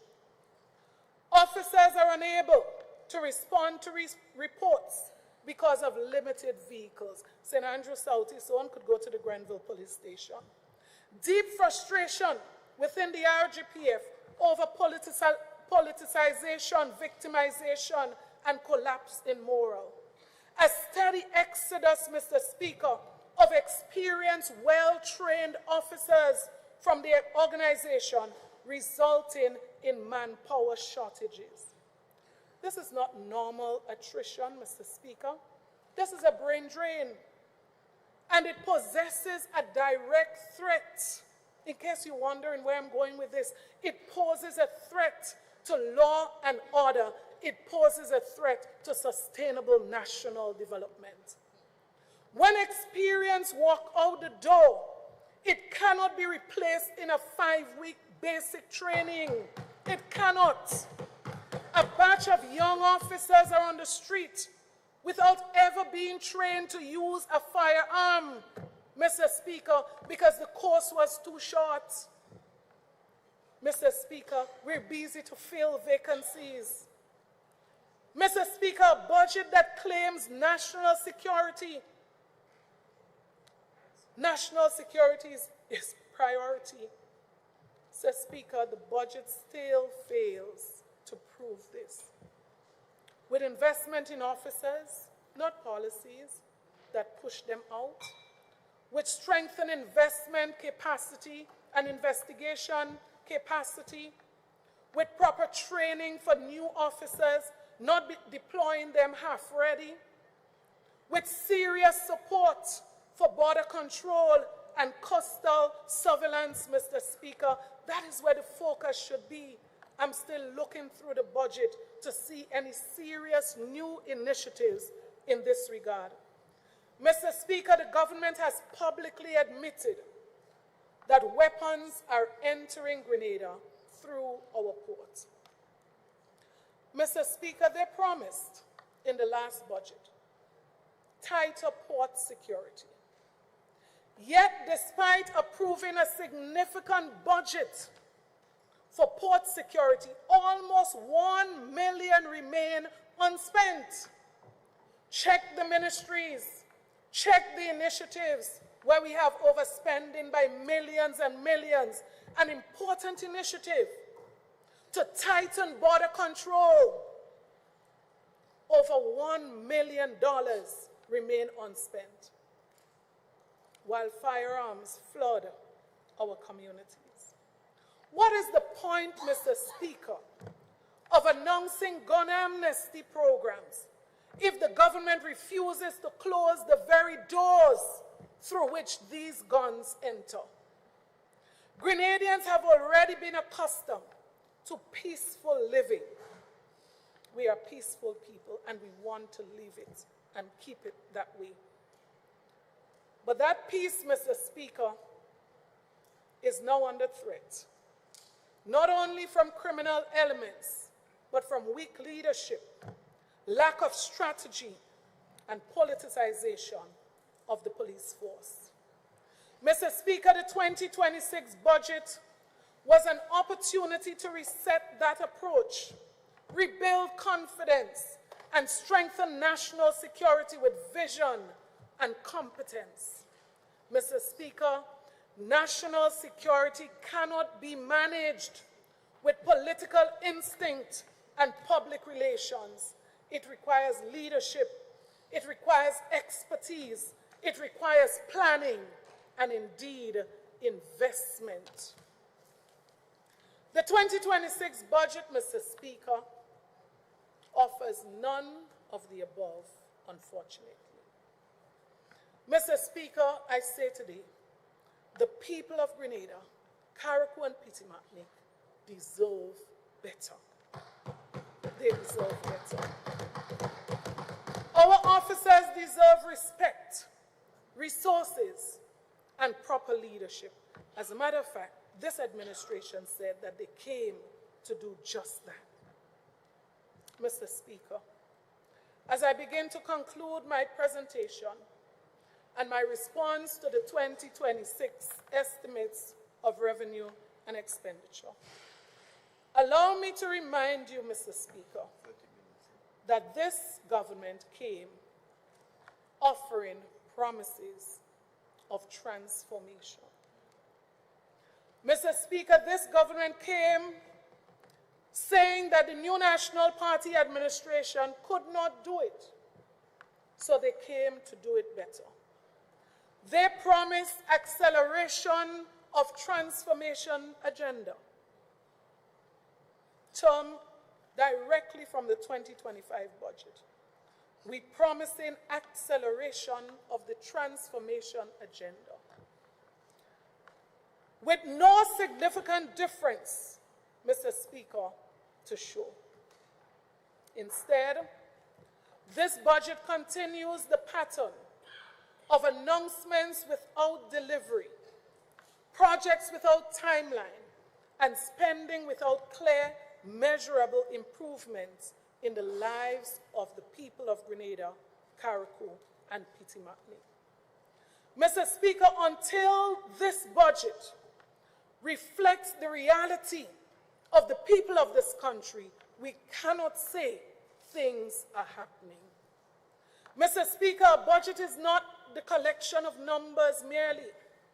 It is a reflection of priorities, a reflection of vision and leadership, and that is what we are not seeing in this budget.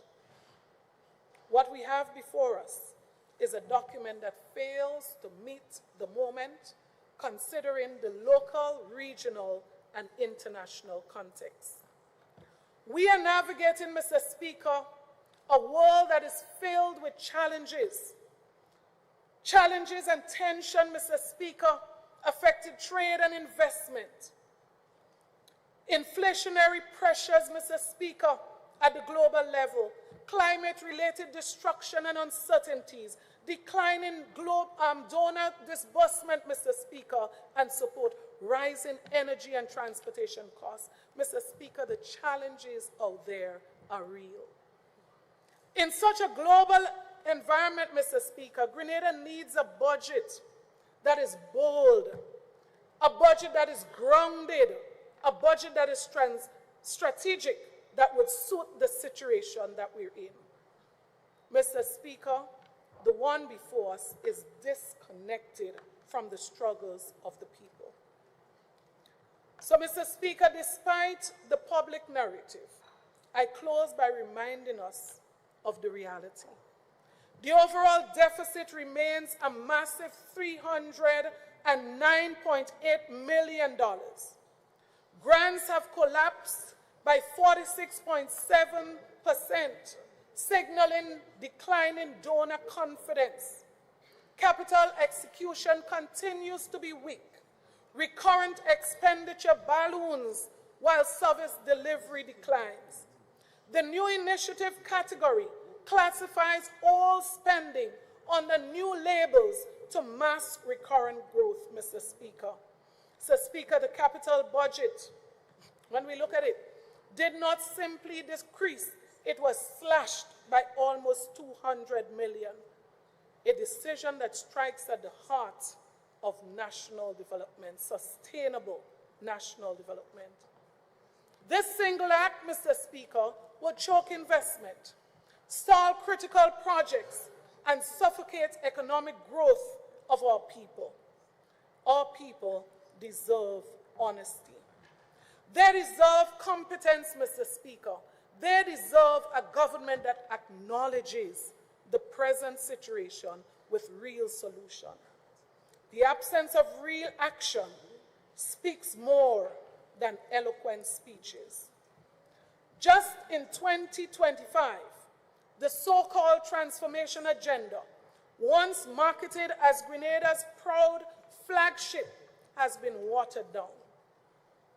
Not a theme, not a chapter in this budget on transformation as was before. Not a measurable outcome announced. Mr. Speaker, did you hear how many new jobs would be created by this budget? Not a word, Mr. Speaker. A quiet confession that the transformation agenda never had a real strategy. It was just what it is, a slogan. Mr. Speaker, in good conscience, I just cannot praise this budget. It does not seriously address the critical issue that concerns Grenadians, cost of living. Mr. Speaker, the second, I believe, critical issue, it does not address health care. If you ask any Grenadian, what are the two issues affecting you most? I am certain you would hear health care, cost of living. And if you have a budget that does not seriously drive into addressing those two issues, it is a budget that has failed the people. Mr. Speaker, this budget does not provide economic opportunity and hope for our young people. It does not strengthen our productive sector. It does not prepare Grenada for the future as it relates to climate change and economic shocks in any serious way. It will not restore donor confidence to rebuild fiscal stability. This budget has failed the people. Mr. Speaker, this 2026 budget is not merely disappointing. It is a damning indictment of a government adrift in incompetence and shadowed by suspicions. We were promised transformation. Instead, we witnessed a calculated strategy of deception where public funds vanished and people are still without homes in Carriacou. People are without adequate health care. And, Mr. Speaker, fundamentally, there's a security issue. The staggering $215 million squandered on relief efforts for Carriacou and Petite Martinique with very little to show. Don't tell us 50 houses. We should be on more than 200 build-back houses, coupled with an alarming $20 million again budgeted for 2026, forces us to demand answers about the accountability in this program. Even donors, Mr. Speaker, are asking questions about the accountability. This administration inherited a robust economy and has systematically dismantled it, creating record deficits while cutting crucial services and inflating its own expenditure. From neglect of the most vulnerable to our social programs and underfunding of our healthcare system to allowing our national security to crumble, this administration has perfected the art of PR without performance, groundbreaking without completion, promises over promises. Mr. Speaker, the people of Grenada, they are not looking for recycled initiative. They deserve a government that serves them. They deserve to know, not on a need-to-know basis. They deserve accountability. And this budget is a monument to self-interest. Just look at where the overspending is. Look at where the advance payments are. Look at the spending in health. Mr. Speaker, compare that, and you must conclude it's a monument to self-interest and a profound betrayal of the trust of the people of this country. Therefore, Mr. Speaker, it is a time for real answers, real actions, real accountability. In closing, I assure the people of Grenada my commitment is unwavering. Our team will continue to defend your interests. We will continue to fight for fairness, accountability, and opportunity. And we will continue to champion the policies that would lift our nation. Mr. Speaker, members of this team, Mr. Speaker, will expand on several areas that I've addressed this morning and on other areas that I did not. Mr. Speaker, we continue this debate for the people of Grenada, Carriacou, and Petite Martinique. But it would be remiss of me, Mr. Speaker, to end without expressing sincere appreciation.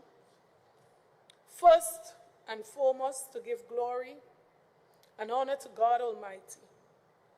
It is His grace, His wisdom, and protection that continue to guide me through the responsibility of public life.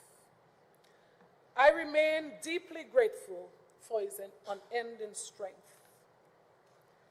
Mr. Speaker, my family, my husband, my children, my mother, and others, their love and support, I would never be ashamed to publicly say that I do rely on their support. Your patience remain a major part of my foundation. To my colleagues, Mr. Speaker, in the opposition, I thank you for your support. I thank you for your dedication.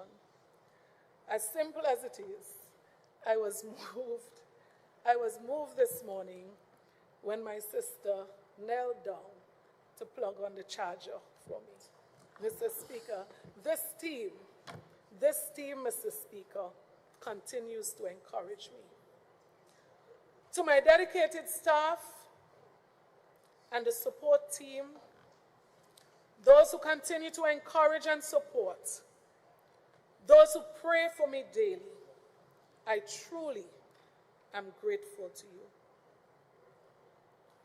To the chairman and leadership, rank and file of the New National Party, I will never end this presentation not recognizing your continued support and your contribution in this journey. To the people of St. Andrew Southeast, this one is special. I thank you for your continued trust in me. I thank you for walking with me on this journey.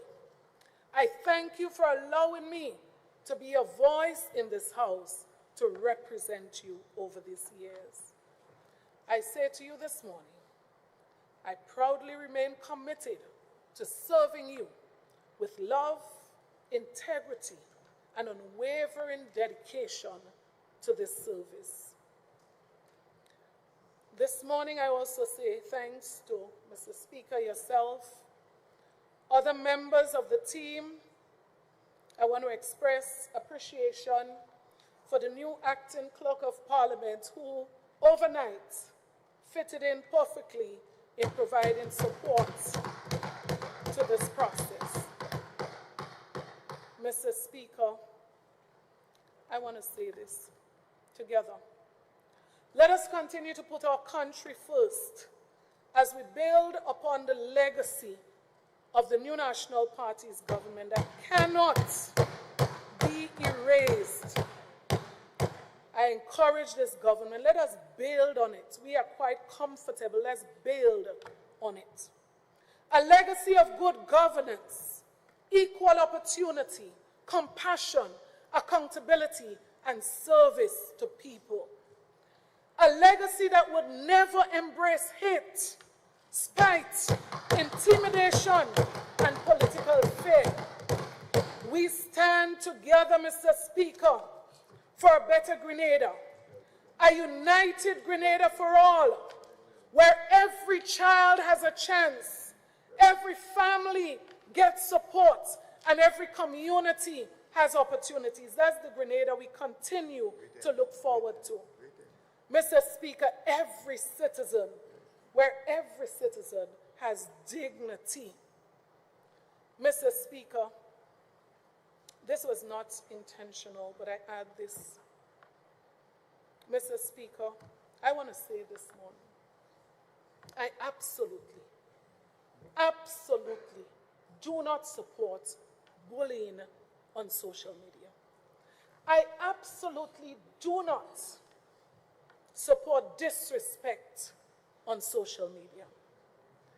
But the other thing I don't appreciate, Mr. Speaker, don't encourage it, don't push it, Mr. Speaker, and then threatens to take legal steps to address the issue, Mr. Speaker. Let us jointly all, unitedly, Mr. Speaker, stand for a safe environment even on social media. Grenada belongs to all of us, Mr. Speaker, and together let us build a better Grenada for all. May God bless this honorable house, Mr. Speaker. May God bless the people of Grenada, Carriacou, and Kitchener. I thank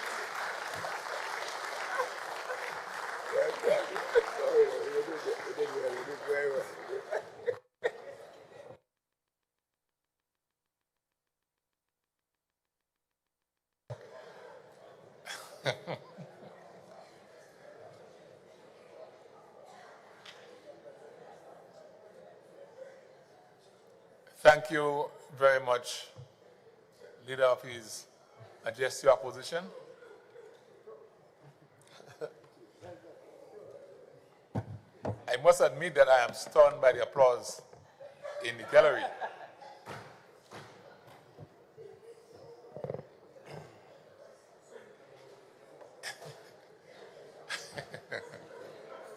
All right, I invite the Honorable MP, Minister for Mobilization, and the MP for St. George South to now make his contribution to this year's budget.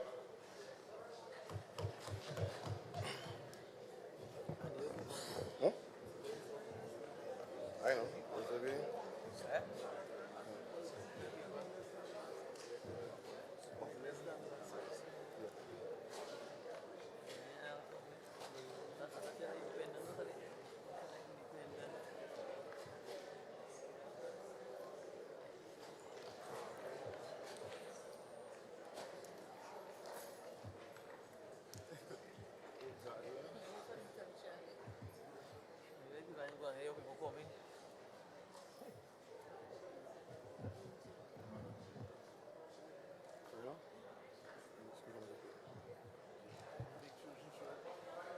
Go ahead, Honorable MP.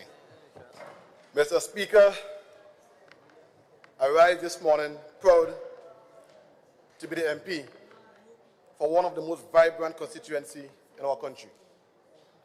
Mr. Speaker, St. George South is the largest constituency in our nation, not just in population, but in energy, in ambition, and in the powerful voice it brings to our democracy. Mr. Speaker, and with that size, with that responsibility, there are moments when the work is demanding, moments when the decisions are tough, moments when the load feels heavy. But St. George South, it is your love, your strength, and your belief in me that keep me moving forward. When I walk through Woburn, Grandans, Calais, Calvini, Springs, when I hear the stories, Mr. Speaker, of my constituency struggles and dreams, it reminds me why I stand in this office. And so I stand here to represent one of the most beautiful constituencies in Grenada. Mr. Speaker, I take this moment to tell my constituents that you push me to fight harder, to speak louder, and to never lose sight of the people behind every policy and every dollar in this budget. So today, I rise to represent this year's budget, to present this year's budget debate. I do so carrying the hopes of the people of St. George South. Your expectations and your unwavering support means a lot to me. I do so not just as a minister in government, underestimated or left behind. St. George South, you give me purpose, and I will continue to serve you with everything I have. Mr. Speaker, I rise today to speak on an issue that continues to shape the lives of every family in St. George South: the strengthening of healthcare in our constituency. Mr. Speaker, everyone in this house knows the story of the old License Center building. Since Hurricane Ivan, not Beryl, since Hurricane Ivan in 2004, that building has been left in ruins. Mr. Speaker, sitting there as a daily reminder of what happens when leadership fails to act. And Mr. Speaker, let us be honest, from 2004 to 2022, the opposition sat in office, Mr. Speaker, for 14 of those 18 years. 14 years, Mr. Speaker. Yet nothing was done. Not a single meaningful step to restore that building or put it back to use for the people of St. George South. Mr. Speaker, it took this administration 3.5 years to do what they couldn't do in 1 decade. Mr. Speaker, that is the difference between true leadership. That is the difference between talk and action. Mr. Speaker, today I am proud to report that the building is fully refurbished and transformed into the new home, or what will be the new home of the St. George South Medical Center. Mr. Speaker, at approximately 10,000 square feet, this facility gives us the foundation to build what can become the medical hub for the entire south of the island. And we are not just stopping at the basic services. We are planning to add complementary and expanded healthcare services.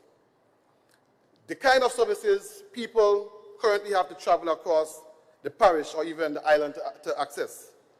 Mr. Speaker, this is how we improve delivery, reduce waiting time, and give our citizens real access to quality healthcare. Mr. Speaker, buildings are important, but the people are the heart of healthcare. I want to extend my sincere appreciation to the incredible nurses and staff at the Grandans Medical Center and the Woburn Medical Center. Mr. Speaker, the doctors also. And I want to compliment the Minister of Health and his team for ensuring that we have, before, there were doctors at the Medical Center in Grandans only twice per week. Today we can boast that we have doctors at the Medical Center 5 days per week. Mr. Speaker, these nurses and doctors show up day after day, under challenging circumstances, and continue to deliver health care with professionalism and compassion. This investment, Mr. Speaker, is for them as much as it is for the people they serve. And Mr. Speaker, we are continuing the work. I am pleased to announce that construction of the Woburn Medical Center is scheduled to begin in the first quarter of 2026. This ensures that the entire constituency benefits from the modern healthcare infrastructure, not just one community. So, Mr. Speaker, the people of St. George South deserve better than abandoned buildings and empty promises. They deserve action. They deserve progress. And that is exactly what this administration is delivering in record time. We are building, we are improving, and we are setting a new standard for what healthcare in the South can look like and should look like. Mr. Speaker, as this government continues its mission to modernize infrastructure, improve the quality of life of our people, and unlock equitable growth access in every parish, I turn to one of the most long-standing concerns raised by the residents of St. George South, even the businesses and workers: reliable access to water. Mr. Speaker, this matter is not new. It is as old as my childhood. I remember with absolute clarity walking to school as a little boy and hearing the same conversations from shopkeepers, taxi drivers, workers, and families. When will the South get proper water access? Mr. Speaker, I went to the Greater Boys Secondary School or the Greater Bay Secondary School. And Mr. Speaker, I will be laughed at when they talk about grandans. When they say grandans, grandans don't have water. That was the slang. But Mr. Speaker, the truth is painful but necessary to confront. For too long, the people of the South were made to wait while those in authority played political football with their basic needs. They played political football with the Limes playing field. They played political football with the Guankai Road. They played political football with the John Angley Road and with key community infrastructure that should have been completed years ago. Mr. Speaker, that is not leadership. That is neglect. And the people deserve better. Mr. Speaker, today, I stand in this honorable house with pride and purpose to announce the South now has a water tank with a capacity of 500,000 gallons.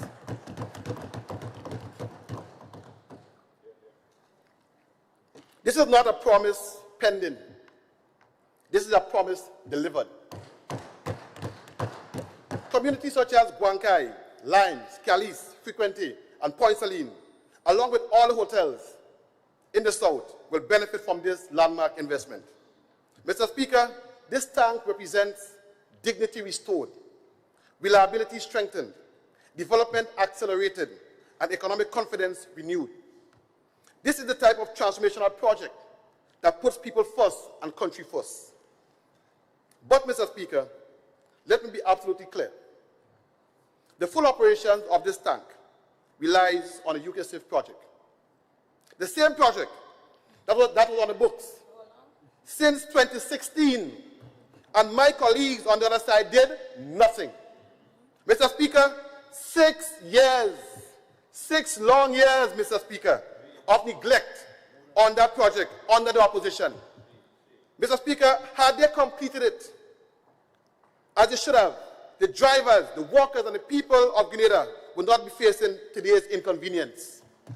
Mr. Speaker, the people are not inconvenienced because of this government. They are inconvenienced because of what the last administration failed to do, and that is a fact. So, Mr. Speaker, when they come in Parliament and speaking about transformation and all these things, Mr. Speaker, they were sitting on projects, and we had no opposition at the time. So, Mr. Speaker, they had no excuse. But guess what? You had no one to bring it to light. But, Mr. Speaker, unlike them, we do not run from responsibility.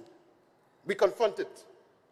We are fast-tracking the completion of the UKSIF project because the people of Grenada deserve no less. Mr. Speaker, there's a vast contrast, and it is clear. They delay, we deliver. They politicize, we prioritize. They talk, we build. They stall, we solve. They stop vote, we see people, Mr. Speaker. Mr. Speaker, this administration is focused, disciplined, and aligned with the needs of our citizens. This administration is putting Grenada first. Mr. Speaker, this investment in water security is not simply a response to complaints.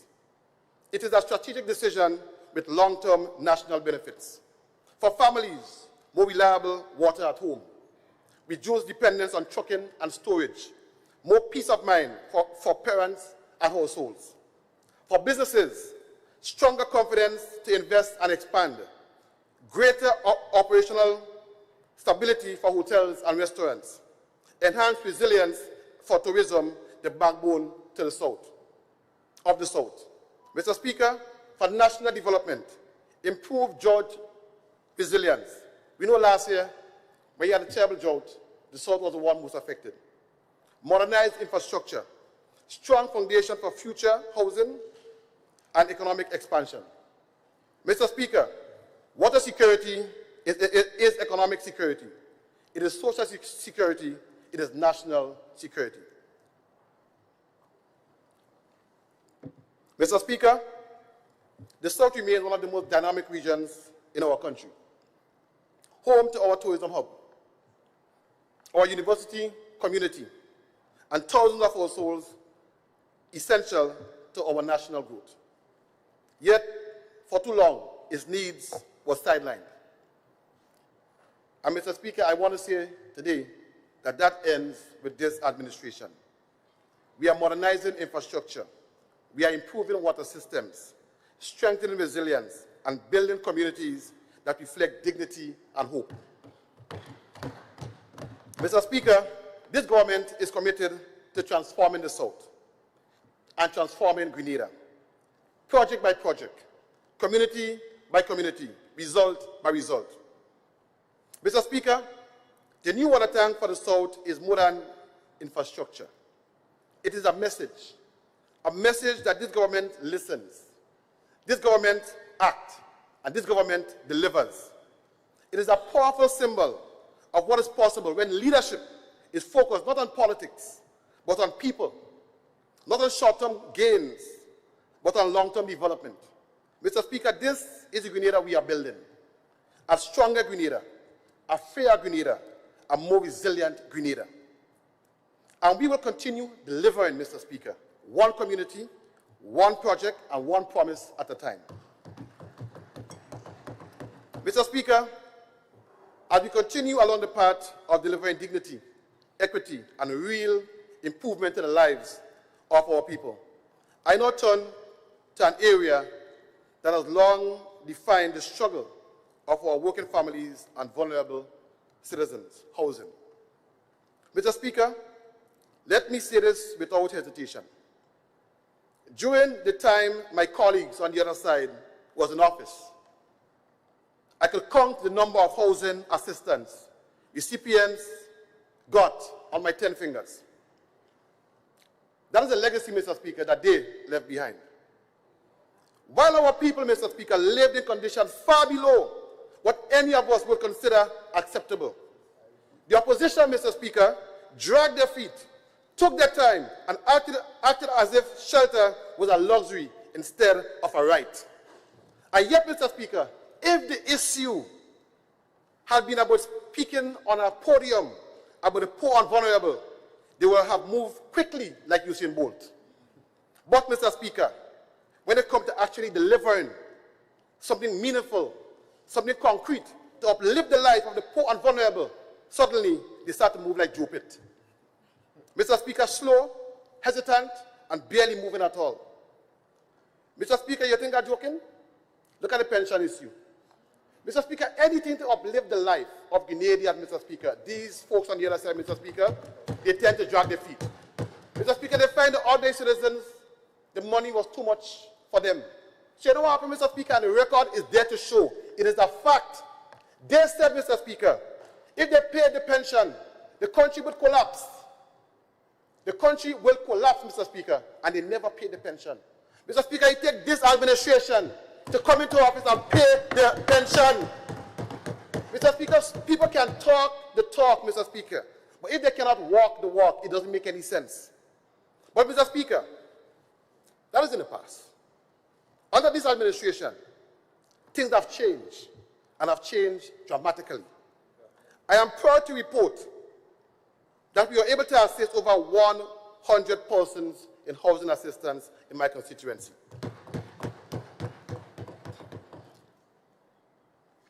Mr. Speaker, I'm speaking about bathroom and toilet facilities, housing materials, and full housing support. Mr. Speaker, in the opposition time in office, they will be given houses without bathroom and toilet, Mr. Speaker.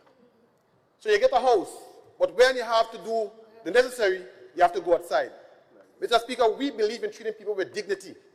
And every time this administration do a house, Mr. Speaker, we put in it a bathroom and a toilet for our people.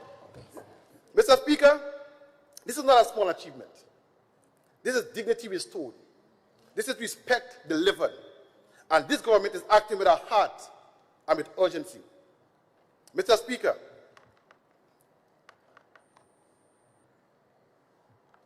under the directive of our Prime Minister and this administration, Mr. Speaker, I want to say that we believe, Mr. Speaker, in showing our people respect. And, Mr. Speaker, we value our people. Today, Mr. Speaker, our people are being treated with the respect they deserve. We are not given half houses.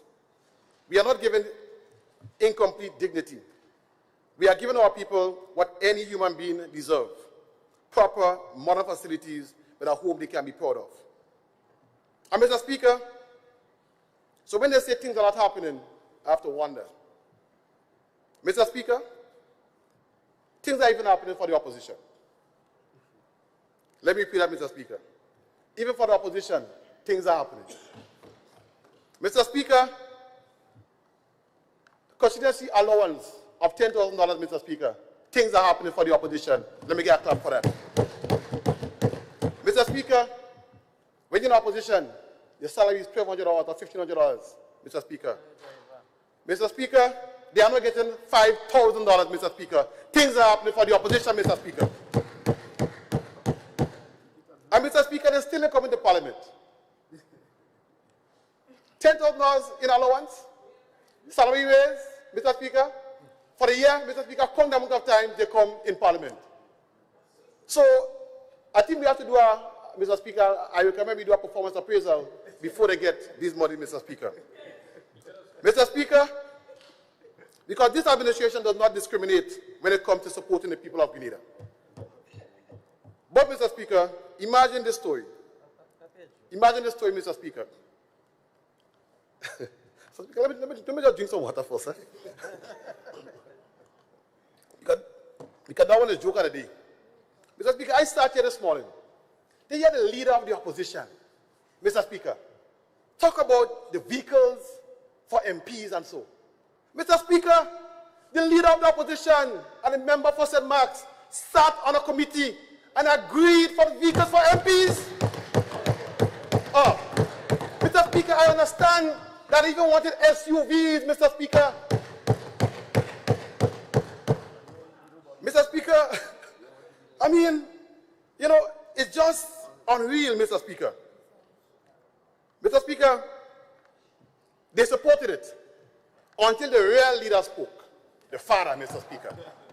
Mr. Speaker, when daddy speaks, even the parliamentary opposition leader have to relax. Mr. Speaker, that day in Parliament, there was no opposition leader in Parliament. I wonder why. Mr. Speaker, I understand that the MP for St. Mark wanted an SUV. She wanted to ride in style with AC. I understand, Mr. Speaker, that the member for St. Andrew Northeast was so upset, Mr. Speaker, when the real leader of the opposition said no, Mr. Speaker. Mr. Speaker, I heard there was murmuring in the back that they really wanted the vehicle and they didn't understand why daddy do them that. Mr. Speaker, But let's be real, Mr. Speaker, that's why the people of Grenada knows about serious leadership, and who is serious about leadership, and who is simply carrying out instructions. Mr. Speaker, we are not just talking, we are doing. We have delivered support and housing improvement across communities, including Woburn, Calais, Frequente, Housing Scheme, Springs, Belmont, Woodlands, Calavini, Fenton Village, Gulf Coast, just to name a few. Things are happening. Mr. Speaker, this is the work of a government that cares, a government that listens, and a government that acts. That is the difference between political talk and actual delivery. Mr. Speaker, let me draw your attention to the bypass roads in Gulf Coast and the Stones roads that quite literally looked as if they have been untouched since the days of Columbus. That is how long they were left in that condition.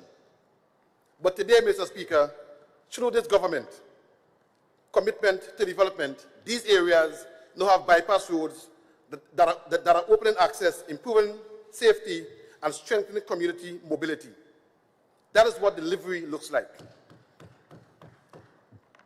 Beyond that, Mr. Speaker, this administration has taken on roads the opposition talked about for years and never touched.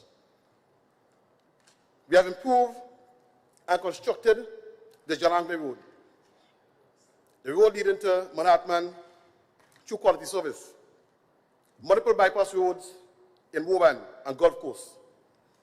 Mr. Speaker, these are small undertakings, but they are significant, high-impact projects that are improving the quality of life and supporting economic activity. Mr. Speaker, perhaps the most transformational of what is now taking place is the Mount Zion Road in Granans Valley. For the first time in the history of that community, a road is being constructed. Let me repeat that for emphasis.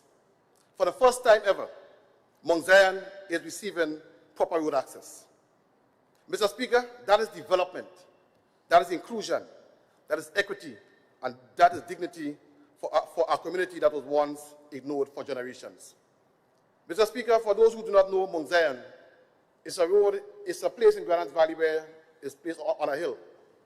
And Mr. Speaker, when walking through that community, it dawned on me that if you had an emergency, no ambulance could come, no fire truck could come. So, Mr. Speaker, we acted swiftly, and we are now giving them access to a proper road for the people in that area. Mr. Speaker, our commitment does not end there. We are preparing to construct 3 community roads in Montu, roads that residents have been pleading for years. But while the opposition, Mr. Speaker, listened and did nothing, this government listens and acts. Mr. Speaker, I just want to ask the member of St. Andrew Northeast, if she's been offended by what I'm saying, Mr. Speaker, she can leave the house, but please don't interrupt me. Have some respect. Mr. Speaker, soon, Mr. Speaker, those families will finally have access they deserve. Mr. Speaker, we also have begun work on the community road in Baghdad, Calais. Another area neglected for years. Mr. Speaker, this government did not wait for an election to come around. We did not wait for political convenience. We saw the need and we moved. Because, Mr. Speaker, when people are suffering, when communities are isolated, when movement is difficult, the government must respond with no excuses but with action. And, Mr. Speaker, before I continue, let me say this. I understand the Minister of Infrastructure has a surprise for the people of the South. When I say a surprise, Mr. Speaker, I understand that our roads that have been dug up now by the UKSIF project, by the first quarter of next year, Mr. Speaker, will be worked on in terms of proper paving, proper sidewalks, through Valley, Montu, everywhere, Mr. Speaker, that the road is known. So I applaud the Ministry of Infrastructure for that. Mr. Speaker, as we outline unprecedented level of road construction and community development, the contrast between this government and the members opposite here, Mr. Speaker, becomes crystal clear. They talk, we build. They delay, we deliver. They neglect, we uplift. They leave communities isolated, we connect them. They promise, we perform. Mr. Speaker, the people of Grenada do not want explanations. They do not want excuses. They want results. And this administration is a government of results. Mr. Speaker, I am proud to report that through our constituency programs in St. George South, we have sponsored over 40 students at Grace Training Center, giving them access to trades and technical skills that open doors for real employment and entrepreneurship. We also sponsored, Mr. Speaker, over 40 students at Telfer Electrical School, helping young men and women gain certification in one of the most in-demand and high-income vocational fields in our country. And Mr. Speaker, because culture is part of our identity, we have even sponsored over 10 students for Creole classes, ending with a trip to St. Lucia Creole Festival. Mr. Speaker, these young people returned not only with language skills, but with pride in their identity and a deep understanding of our regional heritage. Mr. Speaker, where other administrations talked about empowering youth, we are actually doing it. We supported dozens of young men and women with tools they need to be self-sufficient and that can help them earn their own income. And I'm talking about places like Granans Valley, Montu, and so, Mr. Speaker. Mr. Speaker, we have provided weed eaters, stoves, small inventory for micro businesses, and other essential tools of trade. Mr. Speaker, we firmly believe in the principle, teach a man how to fish. We are not given handouts, we are given opportunities. We are given the equipment, the skills, and the confidence our young people need to take charge of their future. That is the true transformation, Mr. Speaker. That is real empowerment. Mr. Speaker, the leader of the opposition came here today pretending, Mr. Speaker, to be the champion of cost of living issue. But before they try to mislead the people of Grenada, Carriacou, and PD Martinique, this House must remember their record, Mr. Speaker. Let me take a drink again. Mr. Speaker, yes, we fully understand that there are increases in the cost of living. This government has never denied that. But we also understand that any response must be done in a responsible, sustainable manner that truly protects the people, not destabilizes the country. And Mr. Speaker, the national budget is not the only time we can implement measures to address cost of living. Let me see that. We have taken action before the budget, we will take action after the budget, and we will continue to take action throughout the fiscal year. This is responsible governance, Mr. Speaker. But since the opposition wants to talk about caring for people, let's look at their own track record, Mr. Speaker. First, Mr. Speaker, they are the same people who refuse to pay pension to our public officers for decades. Pensioners struggle while they fought them in courts. We are the ones who delivered justice. Table knock. Second, Mr. Speaker, these are the same people who dock teachers' salaries, Mr. Speaker, punishing the very educators shaping our nation's children. Mr. Speaker, thirdly, these are the same people who discourage the increase in minimum wage and increase directly benefiting the lowest income levels in the country. And Mr. Speaker, they had 9 straight years in office. 9 years without opposition, yet they never once touched minimum wage, Mr. Speaker. Tell me who really cares about workers. Fourth, Mr. Speaker, they spoke against the free tuition policy, a policy opening doors for hundreds of young Grenadians. They were against it. Mr. Speaker, fifth, they opposed the free school meals program, which ensured that thousands of children get at least one meal a day without cost. They were against that too. Mr. Speaker, six, these were the same people who ran WRB. Mr. Speaker, that time I wasn't in government. I was driving my vehicle listening the same budget, Mr. Speaker. And Mr. Speaker, they talk about when they take over Grand Lake, everything, all costs will drop. Mr. Speaker, we're still waiting for costs to drop. Seven, Mr. Speaker, pay and grade for police officers. Mr. Speaker, that cost us $6.5 million, impacting over 1,000 members of the RGPF, increase of approximately $750 per month. Mr. Speaker, they never touched it. Mr. Speaker, let me go again. Increases to our nurses and doctors. We did it, Mr. Speaker. So when they come here today, suddenly concerned about the cost of living, the people are not fooled, Mr. Speaker. We know them by their actions. Mr. Speaker, they said they had $500 million in reserve. What did they do? Mr. Speaker, if you have $500 million in reserve, and you have all these things undone, and you can't take one little dollar and pass it on to the people, what sense does it make? Mr. Speaker, this government is taking practical, responsible steps to ease the burden on families, support workers, invest in education, and strengthen our economy. And unlike them, our record backs our words, Mr. Speaker.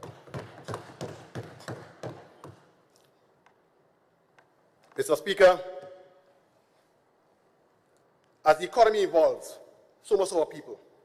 That is why we also support young Grenadians seeking to expand their trade, Mr. Speaker. And in my constituency, I've done so. From young people, Mr. Speaker, wanting to do professional massage, to electrical and other fields. Because, Mr. Speaker, we are preparing our young people, not just for today's jobs, but for tomorrow's industries.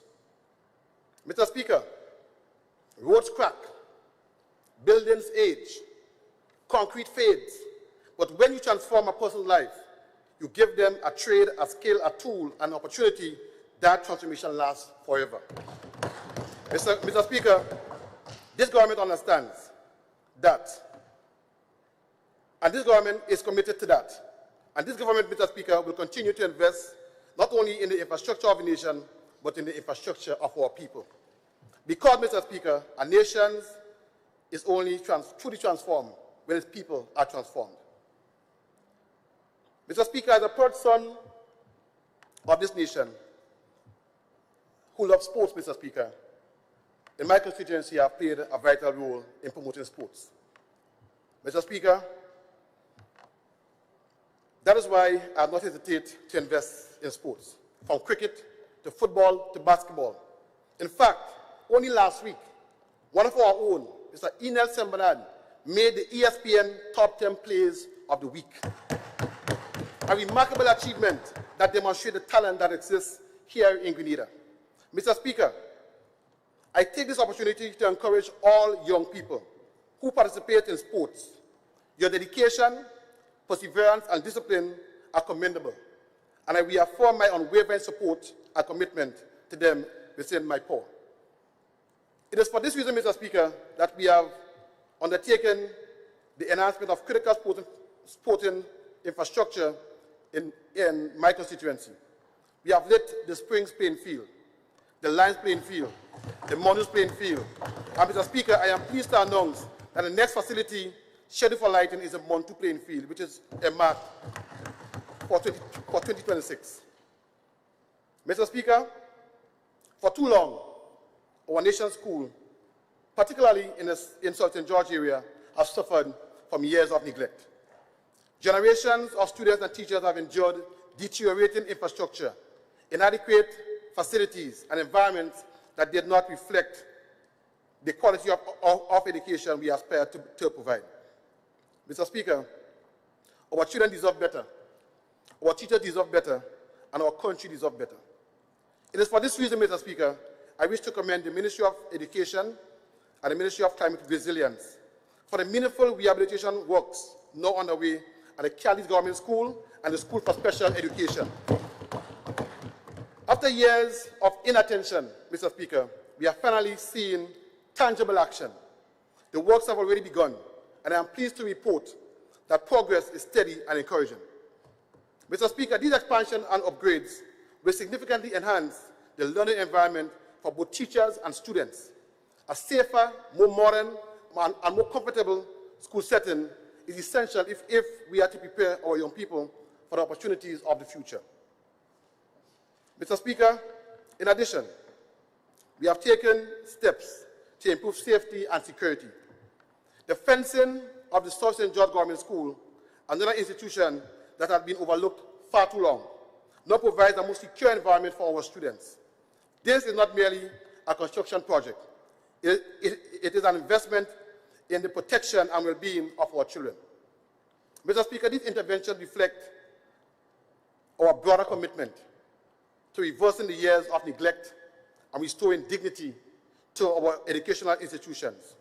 We are not just repairing buildings, we are building confidence, we're building opportunity, and we're building the foundation upon which our future generation will stand. Mr. Speaker, before I go forward again, Mr. Speaker, I just want to spend 2 minutes on this point.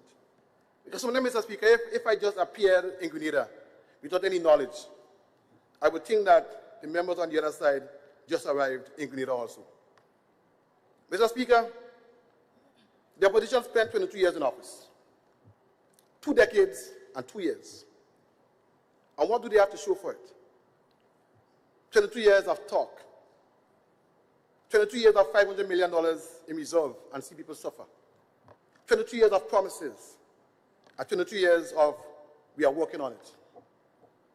22 years of roads sinking, pipes leaking, community centers abandoned, and young people waiting for opportunities that never came. Mr. Speaker, they had 22 years to fix water. They didn't. 22 years to build proper housing. They didn't. 22 years to improve health care. They didn't. 22 years to deliver pension justice, and they still didn't. 22 years to modernize government, and they failed again, Mr. Speaker. And now, Mr. Speaker, they want to question what this administration has done for 3.5 years. Mr. Speaker, well, the difference is simple. They had 22 years, Mr. Speaker. We had 3.5 years. And in that short time, we delivered water tanks, roads, housing upgrades, pension payments, school expansions, skill training, youth empowerment, and real care for the people. Mr. Speaker, they had 22 years to act. We needed 3.5 years to start transforming this country. So when you hear them criticize them, Mr. Speaker, remember one thing. They are not the standard, Mr. Speaker.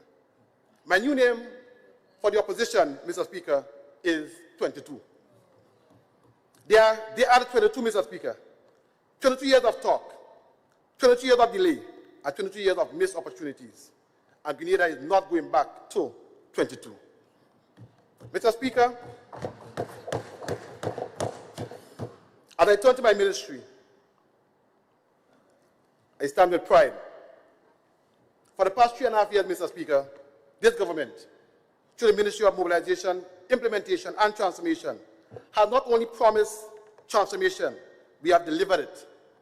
MIT was created with a bold mandate to move this country from intention to impact, from policy to performance, and from planning to real, tangible progress for our people.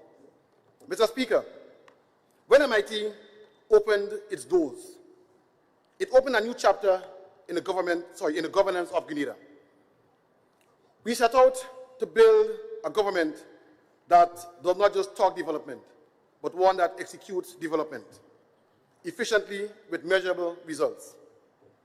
From day one, MIT became the engine room of implementation, the place where ideas became action, where obstacles become solutions, and where projects move from approval stage straight to development front lines. Mr. Speaker, in 2023 and 24, the ministry accelerated delivery across dozens of major national and community projects.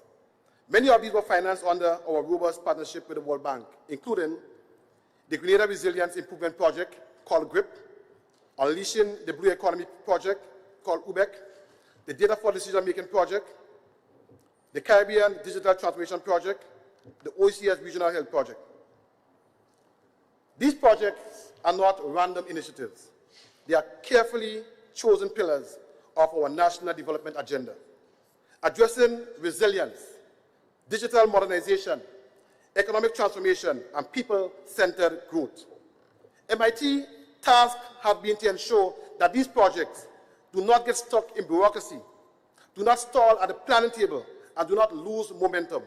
Instead, our ministry ensured that they are delivered on time, on budget, and to the highest standards. Under the Grenada Resilience Improvement Project, MIT has overseen the advancement of major interventions in coastal protection in Subies and Marquis, in the Balthazar Bridge reconstruction, flood mitigation, climate resilience infrastructure. Mr. Speaker, in a world where climate change threatens small island states like ours, resilience is not optional. It is survival. Through this project, we are building a safer Grenada for every citizen, every farmer, and every business and every community. Mr. Speaker, let's return to the blue economy. Through the UBEC Blue Economy Initiative, MIT has been instrumental in shaping a more sustainable, more innovative, and more lucrative future for our marine and coastal resources. We are creating a model of growth that strengthens fisheries, enhances food security, protects livelihoods, and creates new economic opportunities for coastal communities. We have proven that sustainability and prosperity can go hand in hand, Mr. Speaker. Mr. Speaker, in partnership with the Ministry of ICT, MIT has been a central driver of the Caribbean Digital Transformation Project, a game changer for public services. With this initiative, we are increasing digital literacy, enhancing cybersecurity readiness, modernizing government processes, and building the foundation for faster, smarter, and more efficient public services. This is a transformation, Mr. Speaker, that citizens feel every day, when services are quicker, simpler, and more accessible. Mr. Speaker, let me turn to the Data for Decision-Making Project. MIT is also leading efforts to build a modern, reliable national statistical system. Through the Data for Decision-Making Project, we are ensuring that government decisions are not guided by guesswork, but by accurate data, real evidence, and clear performance indicators. Mr. Speaker, better data means better decisions, and better decision means better outcomes for our people. Mr. Speaker, these achievements are not isolated wins. They are signs of a system that works, a new culture within government where coordination is tight, performance is monitored, delivery is tracked, and results are expected. This is transformation in action, Mr. Speaker. And as we enter 2026, MIT focus is on scaling up, speeding up, and strengthening our institutional capacity to deliver. In 2026, Mr. Speaker, we will expand government's implementation capability, reduce bottleneck across ministries, enhance monitoring and evaluation systems, promote a results-driven public service, ensure that every project, whether funded by taxpayers or development partners, delivers maximum value. Mr. Speaker, transformation is not a slogan. It is not a buzzword. It is discipline, a system, and a way of governing. Transformation means turning plans into people's progress. Transformation means turning policy into prosperity. Transformation means moving from talking to doing, and from doing to delivering results. And Mr. Speaker, things are happening.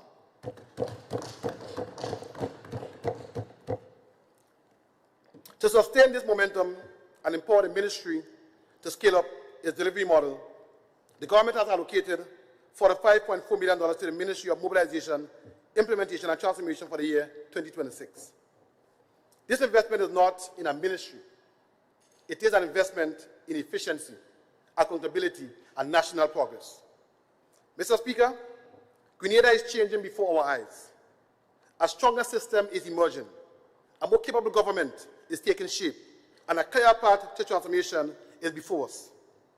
As we debate this budget, let us recognize the work already done, and even the greater work ahead. Let us reaffirm our commitment to a Grenada that delivers, a Grenada that transforms, and a Grenada where progress is not a promise, but a lived reality. Mr. Speaker, with MIT's continued leadership, backed by this budget in 2026, we are building a government that works and a Grenada that wins. Mr. Speaker, let me turn to one of the most transformative tourism projects currently underway, the long-awaited Fort George Tourism Project. Mr. Speaker, this is a project that has been sitting on the books since August of 2017. For years, it remained idle, untouched, abandoned by those who now sit on the other side and beat their chests asking, where are the projects? But, Mr. Speaker, they failed to act on it. This government, Mr. Speaker, picked up, revived, and delivered on this project. Today, I am pleased to report that the Fort George Tourism Project is winding down, moving steadily towards completion. And when it is finished, Mr. Speaker, it will become Grenada's most prestigious and iconic tourism site, a world-class attraction that honors our history, strengthens our cultural identity, and expands our tourism product. Mr. Speaker, imagine this. The members on the other side turned a blind eye to this project for years. They left it there, abandoned in a file, collecting dust, while Grenadians waited for real development. And now, Mr. Speaker, those same members come to this honorable house and asking, where are our projects? Mr. Speaker, are they serious? Are they very serious? Because if anything, Mr. Speaker, they should be telling us thank you. Thank you for finishing their work for them. Honourable Member, the Speaker is the meeting chair. Thank you, Mr. Speaker.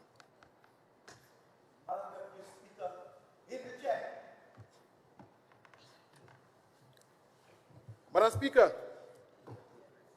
Madam Deputy Speaker. Member for the South, you may resume. Right. Madam Deputy Speaker, are the members on the other side serious? Madam Deputy Speaker, are they truly serious?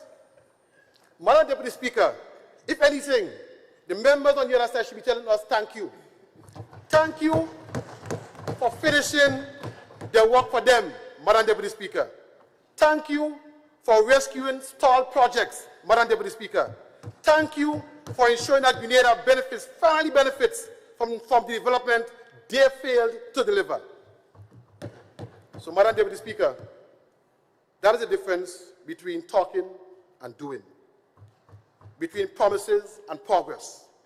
And that is why the people of Grenada elected this administration to get things done. Madam Deputy Speaker, why it is important, indeed essential, that we track progress and deliver on results, I want to reaffirm a truth that should guide all our efforts. True development is not always measured quantitatively. Figures can tell us what has been built, but they cannot fully capture what has been transformed. They can list outputs, but not the shifts in dignity, opportunity, and the hope that our people experience. And it is this transformation I want to focus on now. Under our special housing project, MIT has constructed 196 homes thus far, with 54 more to be completed by year end. Madam Deputy Speaker, this is not simply a matter of tallying units. Each of these homes represents a restored sense of stability for a family, children who can sleep under a secure roof, parents who can plan for the future with confidence, households lifted from vulnerability to empowerment. This is how quality of life is truly changed, not in figures, but in lived experience. Madam Deputy Speaker, our solar lighting program further demonstrates the profound impact of strategic investment. In 2025, we installed an estimated 500 solar lights units across every parish.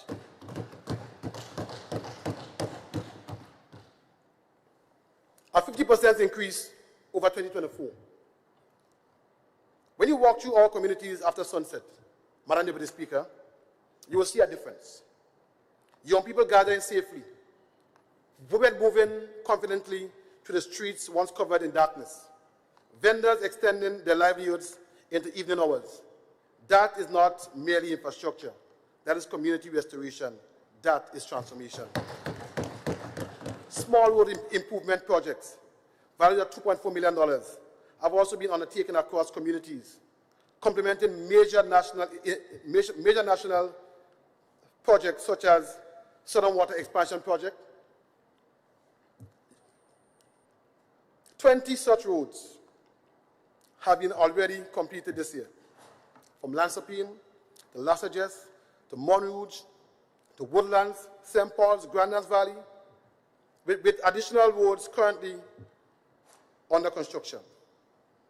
Madam Deputy Speaker, under our Visible Transformation Project, over $700,000 was invested in 2025 in the removal of derelict vehicles. 418 derelict vehicles and 24 derelict boats. Your Honor, the Speaker, the Chair. Mr. Speaker, this investment speaks deeply to something Canadians understand: the link between environment and self-respect. When communities are cared for, we affirm our collective pride and send a clear message. This is ours. We maintain what is ours. We are a nation that respects itself.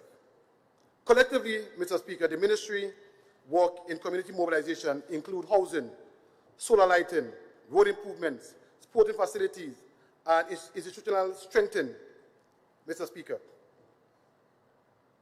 Mr. Speaker, but let me just say this. Beryl tested us. It reminded us that our vulnerabilities are not abstract. They are immediate. They can arrive on a whim and reshape our lives in hours.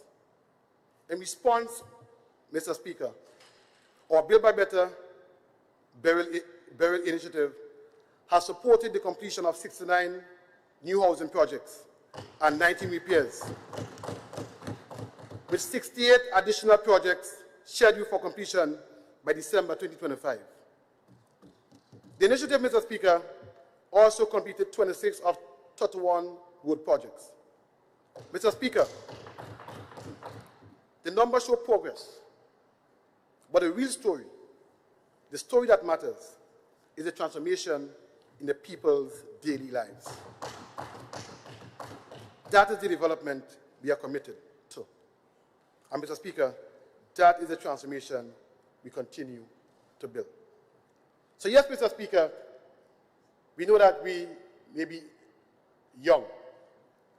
We know that, Mr. Speaker, that we may be classed as inexperienced. But Mr. Speaker, I want to say this. People meet me every day and say that, Minister, this is the most I've seen any administration done since the days of the revolution. So, Mr. Speaker, I say this with no apology. If it takes a set of young, vibrant men to come into office to ensure that this country moves forward, I say to the Grenadian people, so be it.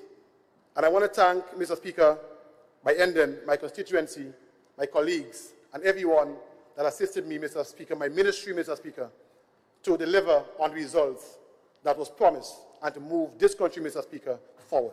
Thank you very much.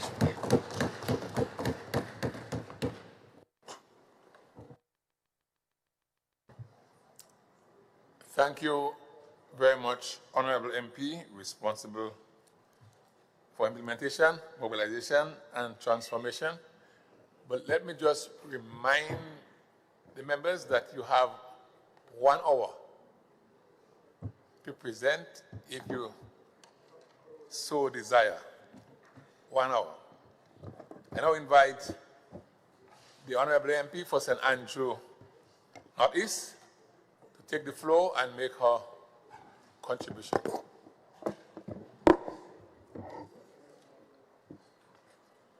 Thank you, Mr. Speaker.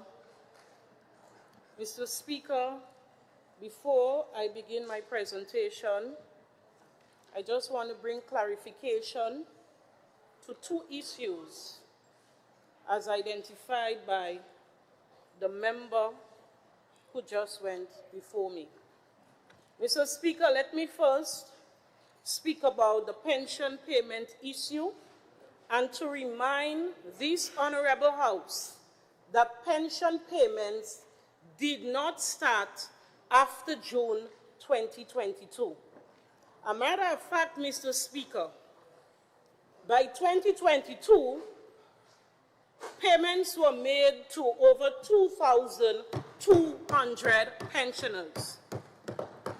What happened after June 22, Mr. Speaker, it was an obligation based on a court decision that Team NMP administration did not appeal. The incoming government had a responsibility to the nation to adhere to this matter. Secondly, Mr. Speaker, it is misleading for anyone to suggest that the progress we are seeing today under the water and sanitization project only became a reality overnight.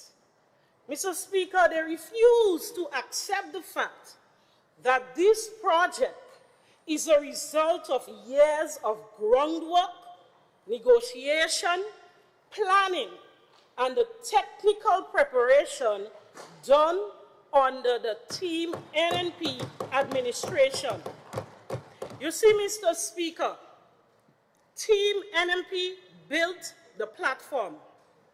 Others are now cutting the ribbons, but it is Team NNP that did the heavy lifting.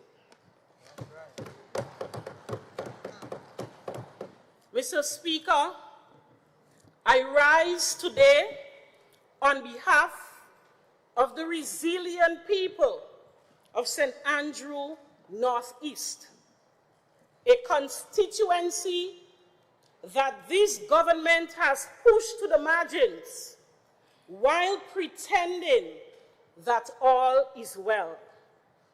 You see, Mr. Speaker, day after day, my constituents face a reality that is far removed from the picture painted by those on the government benches.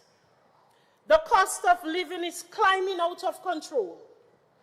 Families cannot keep pace with the food prices, utility bills, and basic necessities. Businesses in our communities are suffocating from poor economic activity, struggling to stay open, struggling to remain hopeful, and still, this government is boasting about progress. Mr. Speaker, today our constituents are faced with the worst road conditions in years. Roads have become unsafe, unreliable, and unacceptable. Mr. Speaker, when last did you try to go to Tivoli from Grenville side, Carrier is now the new main road. You know, the Carrier back road is now the new main road. And while they may point to the ongoing water project as justification, the truth is there has been no efficiency in its execution.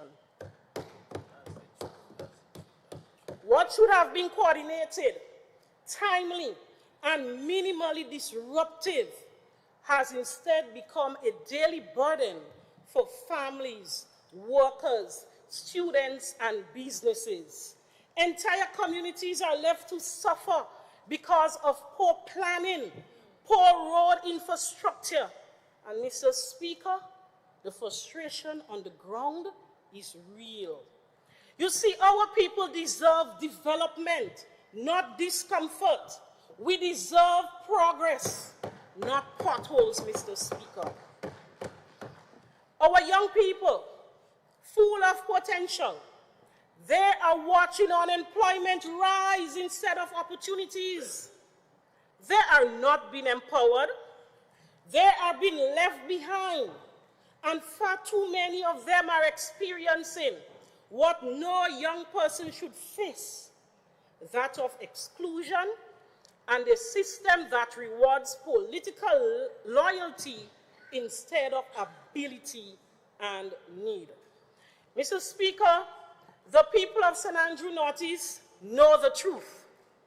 There is no genuine consultation, no meaningful engagement, and definitely no respect by those who spearhead government resources for the people of our communities.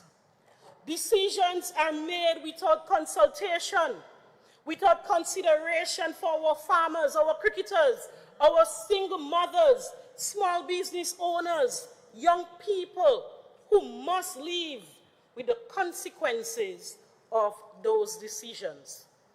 And yet, this government has the audacity to claim that they are powering progress through people's participation and innovation. Mr. Speaker, what participation, what innovation, and what progress, may I ask? Because in St. Andrew Northeast, what we see is suffering, neglect, and disrespect. Mr. Speaker, today, as opposition, we stand firm, and our role is to peel back the layers of this political storytelling and expose the real truth faced by the people of this nation. We will speak for those who feel unheard, and we will highlight the hardship that this government chooses to ignore. Mr. Speaker, the Prime Minister, he was here a while ago. I wish he would remain to hear what I had to say. Don't worry about that, both of them. We will continue to defend the people of our constituencies and Grenada as a whole without fear for their social media bullies. That's right. Without favor and without apology. Mr. Speaker, with that reality laid bare, let us now turn to this budget. Not the one that the government imagines, but the one our people must live with, so we can expose exactly where it fails, where it misleads, and where it abandons the very citizens they claim to serve. I now turn to youth development. Mr. Speaker, as I delve into this budget, it is only fitting that I begin with an area that I feel deeply passionate about: youth development and youth empowerment.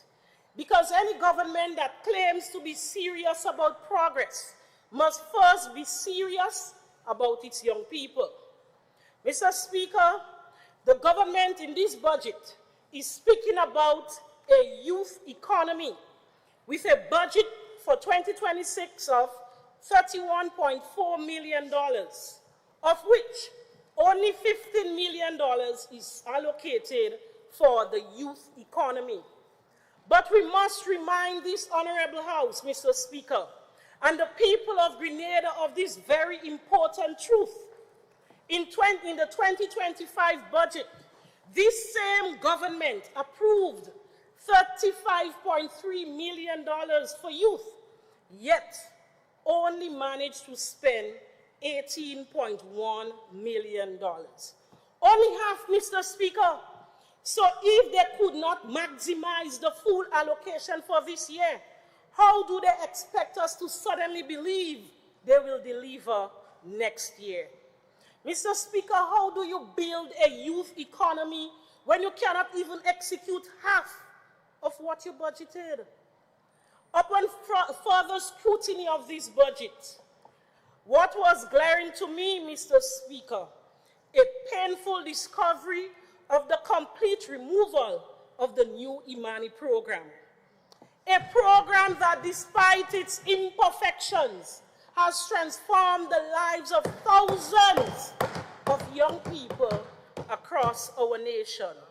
You see, Mr. Speaker, we must be honest and fair, and not because you cross the floor, you cannot accept the positive things that this program brought to the young people of this country.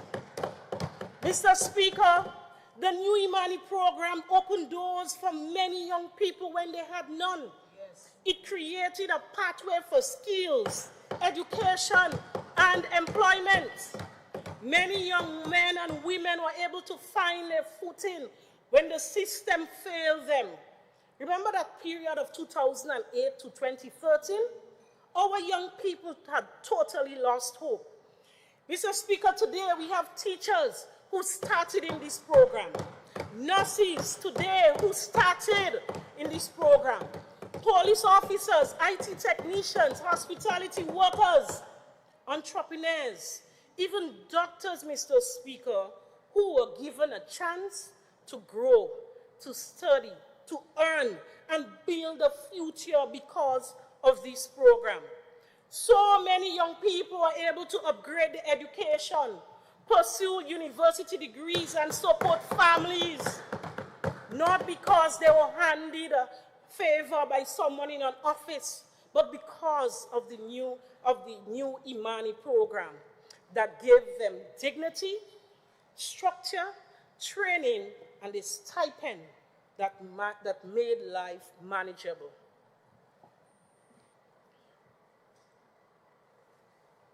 Mr. Speaker, it is important that the nation remembers the promises that were made to our young people prior to the June 2022 elections, promises that today stand in stark contrast to the reality. Before coming into office, the trainees were assured that every single one of them will be made permanent. That was the commitment, Mr. Speaker. That was the guarantee. But, Mr. Speaker, what they did not tell them was that they meant permanently home, because this is exactly what happened to many of these young workers, especially those in the private sector. They have been dismissed, sent home without warning, without support, and without the future they were promised. And if they had literacy and numeracy problems, worse yet, they were the first to be sent home. Mr. Speaker, the few who remain in the public sector today are being handed some type of letter. I don't know what type of contract it is. But let me be clear, and let me say this to the young people. Unless you are employed through the Public Service Commission, unless your appointment comes through a legal constitutional authority, whatever document they are giving you, it is not permanent. It is temporary, uncertain, and definitely not what they promised. So how can a government justify scrapping a program that had proven results? that had produced success stories, gave young people, thousands of young people, a sense of purpose and direction, and replace it with something that offers less, delivers less, and empowers less, Mr. Speaker. You see, Mr. Speaker, they replaced it with a program that they claim is focused on women, but only engaging about 200 participants. Mr. Imani program engaged over 1,000 on an annual basis. So, Mr. Speaker, to engage 200 now into this program is an 80% reduction in youth engagement. This is not reform. This is indeed regression. But even more troubling, Mr. Speaker, is the drastic decline in reach. There are deeper, more troubling issues that we must address in the House today. We want to find out what is the duration of this training? What is the end game of this new program? Where is the transition plan, the pathways that will take them from training to employment or even entrepreneurship? These are the same questions the government used to criticize with the new Imani program. Yet, their own replacement offers no clarity, no direction, and no long-term vision. And then, Mr. Speaker, there is another issue that is affecting the lives and livelihoods of these young women. Mr. Speaker, why is the NIS for these participants not paid? Because today some of these young women, they're on maternity leave and receiving no benefits from NIS. Why, Mr. Speaker? When I spoke to that young lady from La Poterie who just gave birth, she said, Ms. Kate, it's because the program did not make any NIS contribution for me. So we ask, how does a government create a women-focused program but fails to protect these same women when they need it the most? How can a program that the government claims to be empowering young mothers leave them vulnerable, unsupported, and unable to access benefits that should be rightfully theirs?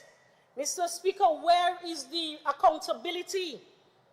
Who is taking responsibility? And while we are at it, Mr. Speaker, I must ask another fundamental question, and I hope it's answered in this House. What is the dropout rate in this program, Mr. Speaker? Because the reports are coming in from the communities, from the ministry, which indicate that the young women are dropping out. Why are they not attending these classes? What is causing them to walk away? Is it the structure? Is it the lack of support system? Is it poor coordination, Mr. Speaker? Or is it poor leadership at the helm? Mr. Speaker, when a government takes away a successful program that engages thousands and replaces it with one that engages only 200, provides no clear transition, has a high dropout rate, and even fails to pay the NIS for those vulnerable women, we say this is not progress. This is not empowerment, but it is neglect dressed up as policy, Mr. Speaker. Mr. Speaker, let us now look at the Empower program. You see, this program was designed by Team NMP administration. We designed this program as a structured, disciplined, second chance initiative specifically for our young men. We launched Empower 1.0, 2.0, and Empower 3.0. Each cohort delivering strong participation, strong outcomes, and genuine personal development. This administration, after 3 full years, has only managed to launch Empower 4.0. And even that, Mr. Speaker, was only 50% completed because, again, Mr. Speaker, half of the participants dropped out. So we ask this question again: why is the dropout rate so high under this administration? Is it lack of structure? Is it poor management? Is it the absence of mentorship or proper supervision? Is it because this program is now being run without discipline, planning, and support systems that made Empower successful? Because, Mr. Speaker, young men do not just simply drop out without reason. Something has to be fundamentally broken. Mr. Speaker, the insult does not end there, you know. Because we understand that some participants were able to graduate purely for optics, despite the fact that they did not complete. A matter of fact, no assessment was done for the CVQs.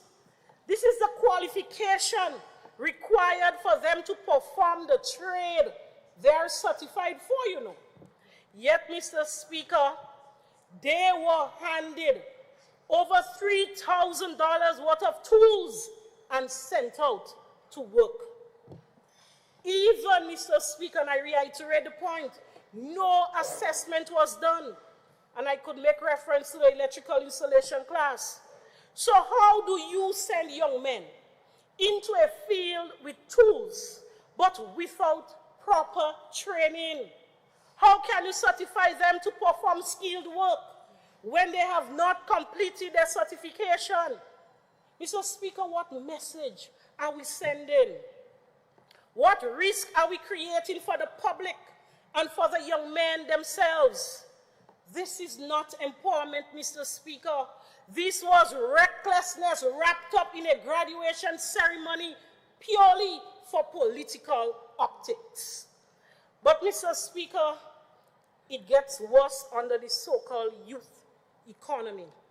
Because we know a critical part to youth development is youth entrepreneurship. Young people cannot power an economy if they cannot start, grow, or even dream of their own businesses. In the 2025 budget, a total of $1 million was approved under the Enterprise-Based Initiative, a program to support young entrepreneurs. Upon scrutiny, Mr. Speaker, do you know how much of that $1 million was spent? Mr. Speaker, not 1 cent. $0 spent on youth entrepreneurship. So when this government comes 1 week before this budget with some initiative repackaged, renamed, and recycled for young entrepreneurs, after 3 years of shutting down, ignoring, and abandoning our Youth Biz program that was actively training young entrepreneurs, providing them with grants and loans, we have to ask them to make it make sense. Because for 3 years, young entrepreneurs were on their own.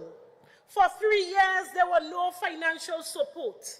And now, conveniently, we suddenly hear about a new entrepreneurship program launch. Suddenly, Mr. Speaker, entrepreneurs matter again. Mr. Speaker, this is not policy, this is just optics. Yes. If this government was truly serious about a youth economy, they would have spent the $1 million allocated for the thousands of young entrepreneurs who depended on it.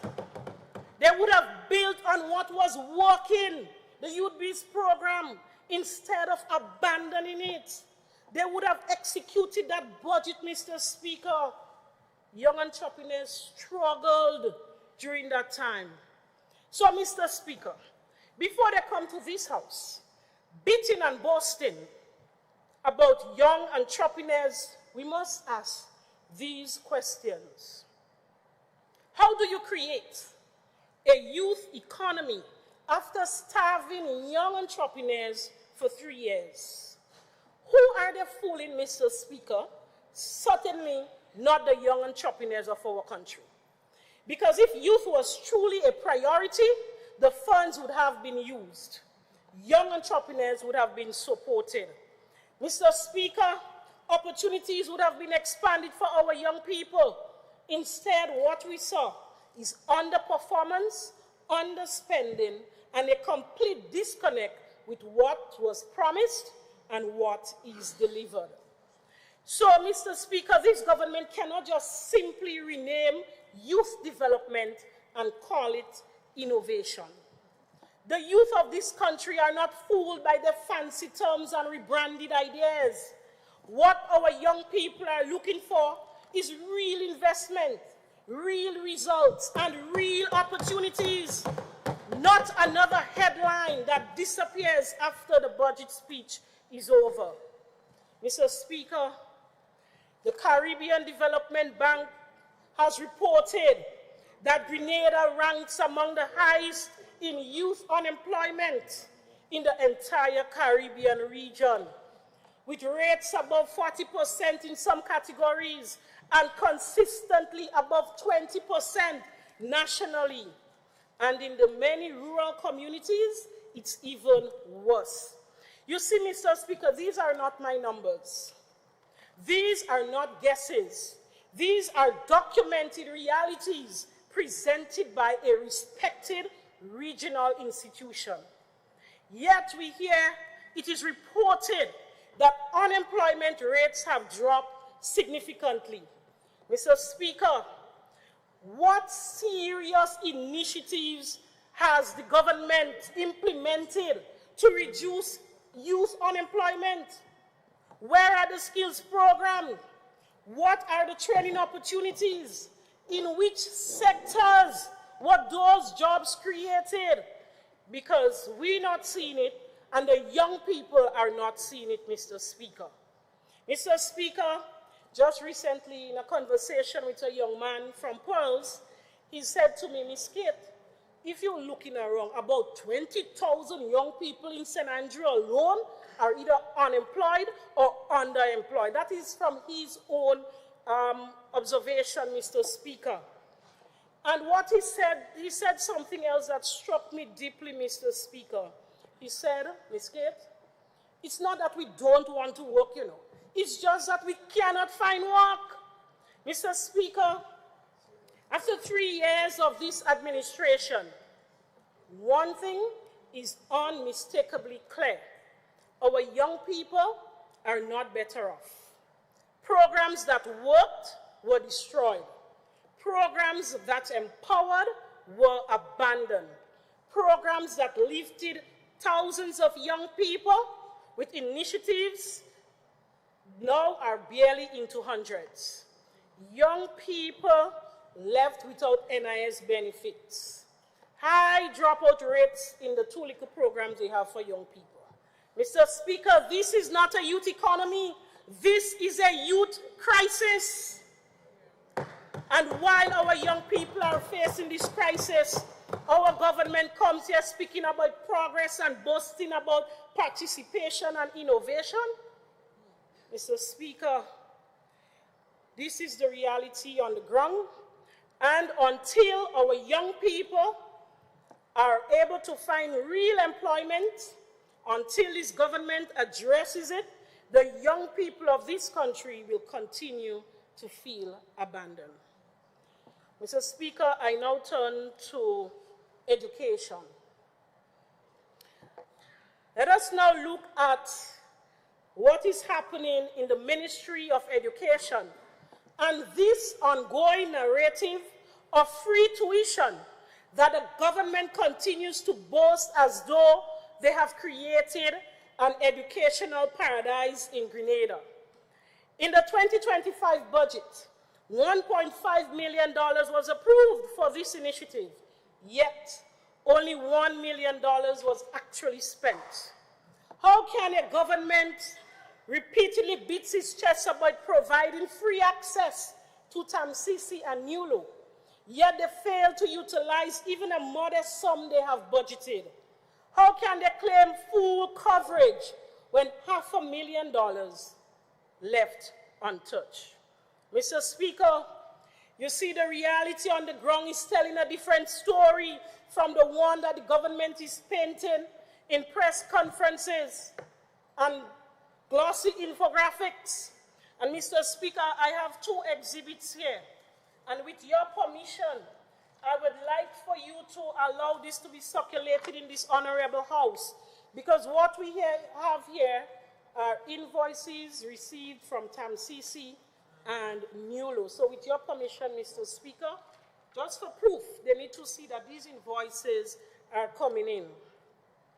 Mr. Speaker, these are actually invoices issued to parents and students from TAMCC and NULO who are seeking assistance to pay fees.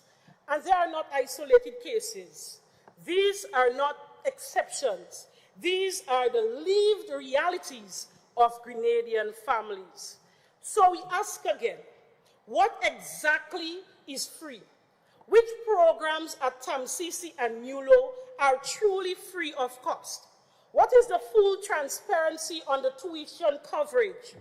Because if tuition was genuinely free, parents will not be billed. Students will not be seeking financial assistance to enroll in these programs. Mr. Speaker, but beyond these questions, there lies an even more troubling issue, and that of equitable access. Because the government boasts about the free tuition, but for many of these students, they cannot even afford the transportation to get to TAMCC or to NULO in the first place. What is free education when a child from St. Patrick, St. Mark, or St. Andrew, St. John have to come up with $12 to $20 a day just to reach the school gate? Mr. Speaker, this is not free. This is not equitable. And this is not access. And certainly, this is not transformative. So until transportation support is addressed, until invoices stop reaching parents, until all programs are genuinely covered and clearly communicated, this government must stop misleading the public with claims that do not reflect the realities of our students. Mr. Speaker, I will now turn to the GIP project, another initiative that this government never misses an opportunity to parade as an achievement, but consistently refuses to acknowledge its origin. Mr. Speaker, the Grenada Education Enhancement Project did not appear out of thin air. It did not come from wishful thinking. It came from the vision, the negotiation and hard work of the new National Party administration, because we secured the funding, completed the preparatory work, and positioned Grenada to benefit from one of the most transformative projects in the recent years. But Mr. Speaker, let's examine the numbers, because the facts speak clearly. In the 2025 budget, $8 million was allocated for this project. To date, only $4.8 million have been spent. Again, government boasting of progress while failing to utilize the very resources designed to deliver progress. And let's look at what is happening on the ground. We saw the sword-turning ceremony for the St. Andrew Anglican Primary School. But months later, Mr. Speaker, there is no serious work taking place on that site. Works are ongoing at the Grenada Christian Academy, but where is the acknowledgement for the role Team NMP played in getting that project to the stage of implementation? Mr. Speaker, these projects are not miracles. They are milestones. They are the product of intensive preparation done by Team NMP. And what made that preparation so strong is the deep level of participation that accompanied it. The people were involved in every stage, identifying the lands, conducting the environmental and social assessments, participating in community consultation, engaging with CDB at every critical stage. Mr. Speaker.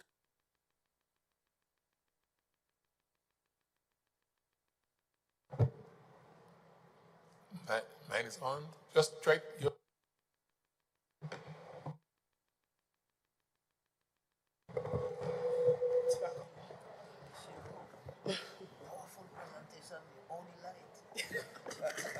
All right, please proceed.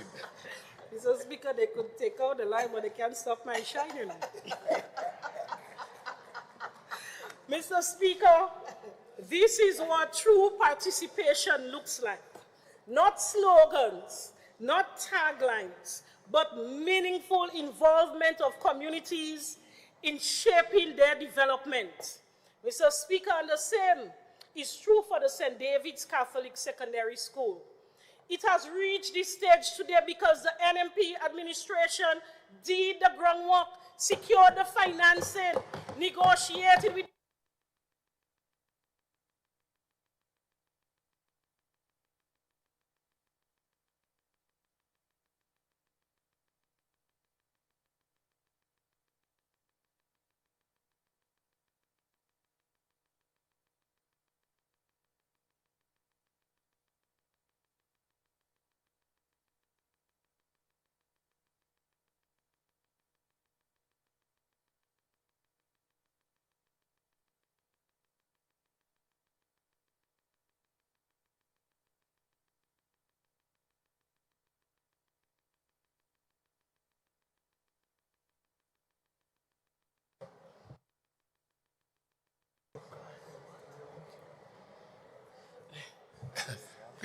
Please proceed. Speaker, you sure they're not sabotage?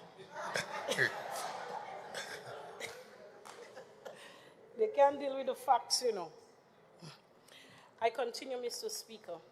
Mr. Speaker, you see, government is a continuum. But continuity does not give you the right to erase the contributions of those who came before you. This government made these projects fully prepared, fully financed, and ready for execution. They were served to them, as the saying goes, on a silver platter. Yet, and of course, they have a responsibility to continue the implementation. It's their duty, Mr. Speaker. But they must never try to rewrite history. They must never pretend that the vision was theirs. They must never pretend that the hard work was done in the last 3 years. Because you see, the foundation was laid by the new National Party under sound leadership, proper planning, and genuine community engagement.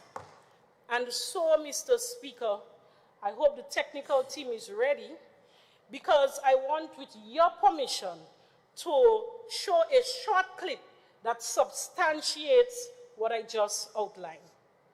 Technical team. Adventist Comprehensive School, the J.W. Fletcher Catholic Secondary School, the Bishop's College in Carriacou, Presentation Brothers College, and St. George's Convent, Grenville, and St. George's. There is also a technical assistance provided under the GIP project, and it involves the final design and costing for rebuilding of 1 primary and 2 secondary schools. The St. Andrews Anglican Primary School, a new facility to house 480 students at the current site at Grenville. It's not how beautiful. The Grenada Christian Academy, a new facility at a new site. That is what we need to carry there, Mr. Speaker. And that was the days when post-cabinet briefing was important to us, and the public had to get the reports of what was approved in cabinet. 500 it is students speaking about at a new the site at projects, the schools under the GIP project. So let me continue. I hope they could fix that issue and circulate it, Mr. Speaker. Mr. Speaker, as we continue to examine the Ministry of Education, we must confront one of the most critical pillars of national development, and that is skills development, TVET expansion, and workforce readiness. Because, Mr. Speaker, it is here perhaps more than anywhere else that this government fails to expose. Government's failure is exposed beyond argument, beyond spin, and beyond political rhetoric. Everywhere in this education budget that dealt with skills, the government has failed to implement. And the numbers, Mr. Speaker, the numbers are damning.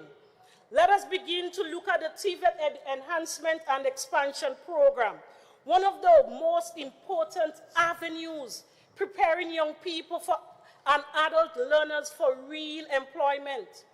In the 2025 budget, $9 million was approved, yet only $1.7 million was spent.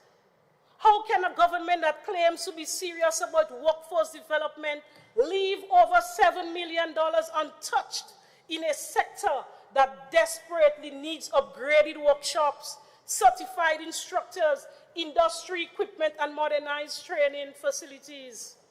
And now, Mr. Speaker, after failing so miserably to implement what was budgeted, they turn around and allocate another $6.5 million for 2026.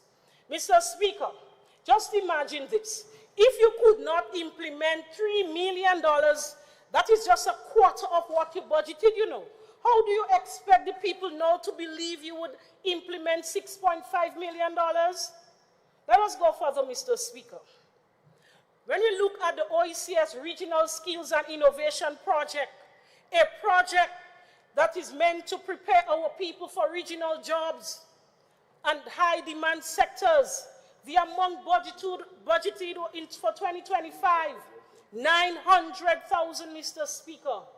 The actual amount spent, 245,000, a performance rate of barely 27%. And yet, Mr. Speaker, they are now budgeted for this year, for 2026, a budget of $1.1 million. On what basis, Mr. Speaker? What confidence should we have in the ability to implement this new figure when they failed so miserably with the previous one? Mr. Speaker, but the most glaring of them all is the National Skills Enhancement Program. The amount budgeted for last year, 2025, $3 million. The actual amount spent to date, $857,309. You know what happened, Mr. Speaker? After such dismal performance, they did not budget anything for 2026. But, Mr. Speaker, how can the government boast day after day about being the most youth-focused, the most innovative, and champions of skills development, allocating nothing for national skills enhancement in 2026? Mr. Speaker, this government is not serious about any skills development. They know that. This government is not even serious about preparing our people for meaningful employment, and the numbers make it painfully clear. You see, Mr. Speaker, this government has repeatedly failed to deliver on every major line item related to skills development. So I ask, how can they boast? How can they stand before the nation and pretend that progress is being made when the data shows a pattern of underperformance and neglect? Mr. Speaker, the truth is what will set our country free, Mr. Speaker. As I now move, or before I move to social development, Mr. Speaker, I just want to remind this honorable House that the school feeding program is still in shambles. Principals are complaining. They are raising concerns about the late receipts of checks And this would disrupt their planning, disrupt their procurement, and ultimately disrupt delivery of meals to our children. Mr. Speaker, do you know the checks they were supposed to receive in August, they only got it in November? Yes, Mr. Speaker. And Mr. Speaker, it's not only the administrators who are affected, you know.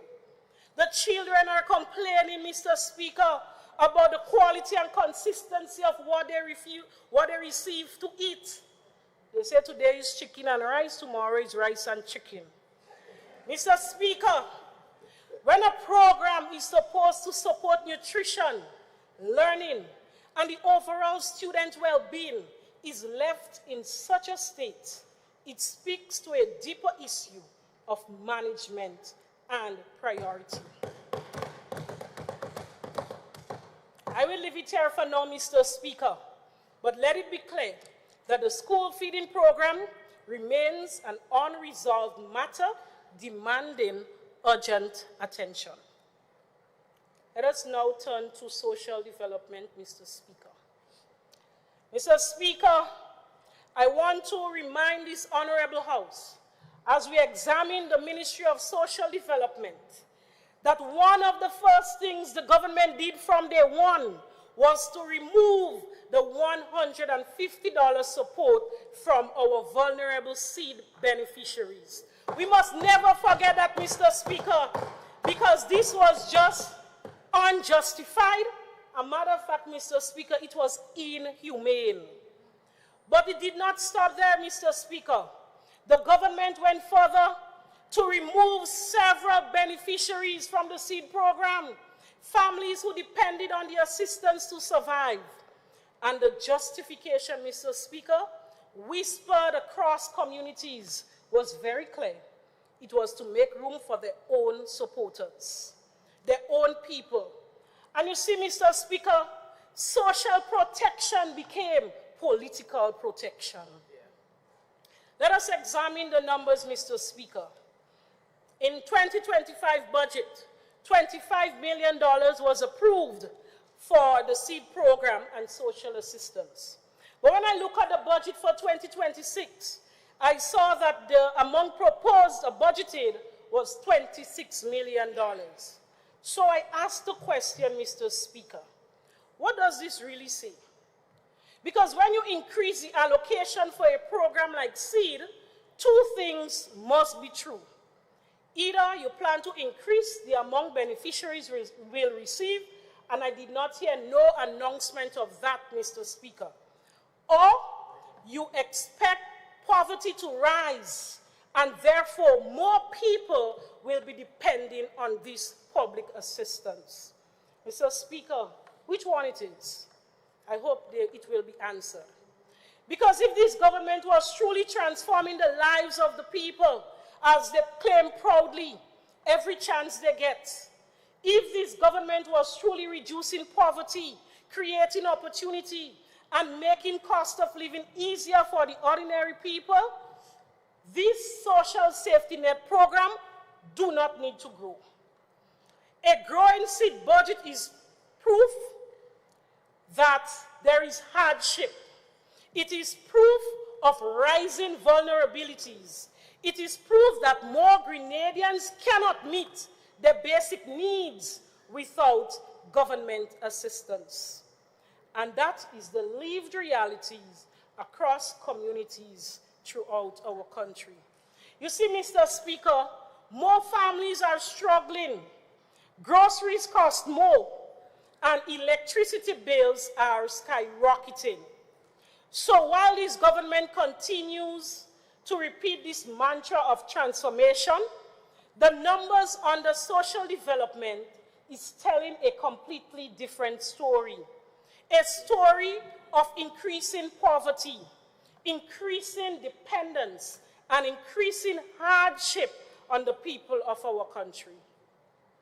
Mr. Speaker, there is another matter under this ministry that requires urgent attention, and that is the newly introduced seed benefit card. The government continues to boast as though that is the greatest innovation in social protection. Now, Mr. Speaker, let me make this clear. We fully welcome technology. We fully welcome digitalization. We fully welcome modernization within government services.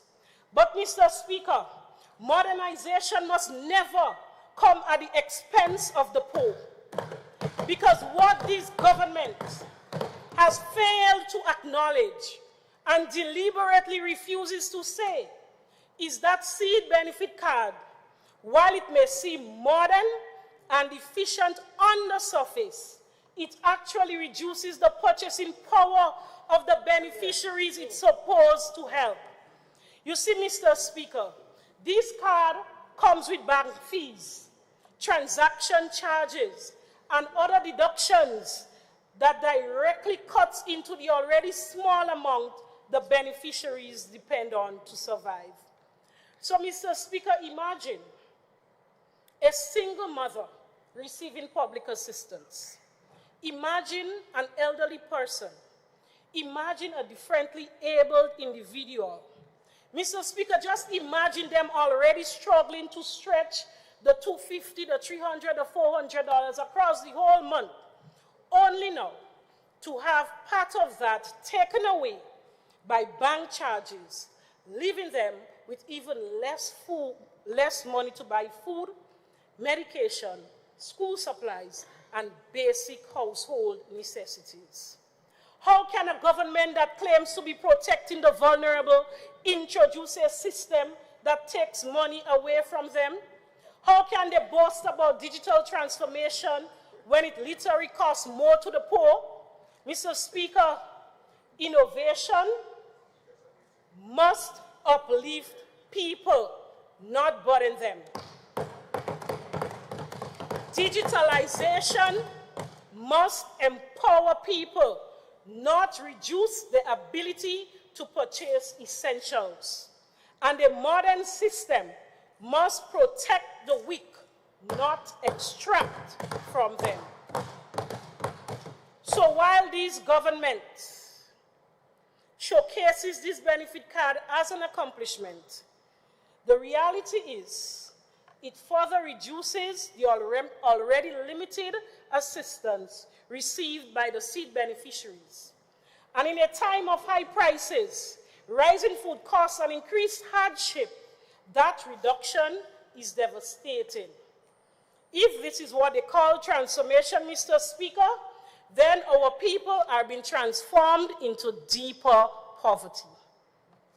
Mr. Speaker, as we continue to examine the data presented on the social development, there is another troubling pattern emerging, one that speaks directly to the state of our young people and the social challenges confronting them. Mr. Speaker, when we look at the interventions for young people, the numbers are alarming. In 2024, 181 interventions were recorded, but in 2025, this number skyrocketed to 387. More than double, Mr. Speaker. Mr. Speaker, what this is saying about the condition of our young people, what this is saying about the pressures and vulnerabilities and the lack of support system made available to them, it tells us, Mr. Speaker, that they are struggling now more than ever. It tells us that the safety nets are failing. It tells us that the economic hardship, the lack of opportunities and lack of hope, and the rising social instability are taking a toll on the young people in ways that governments refuse to acknowledge.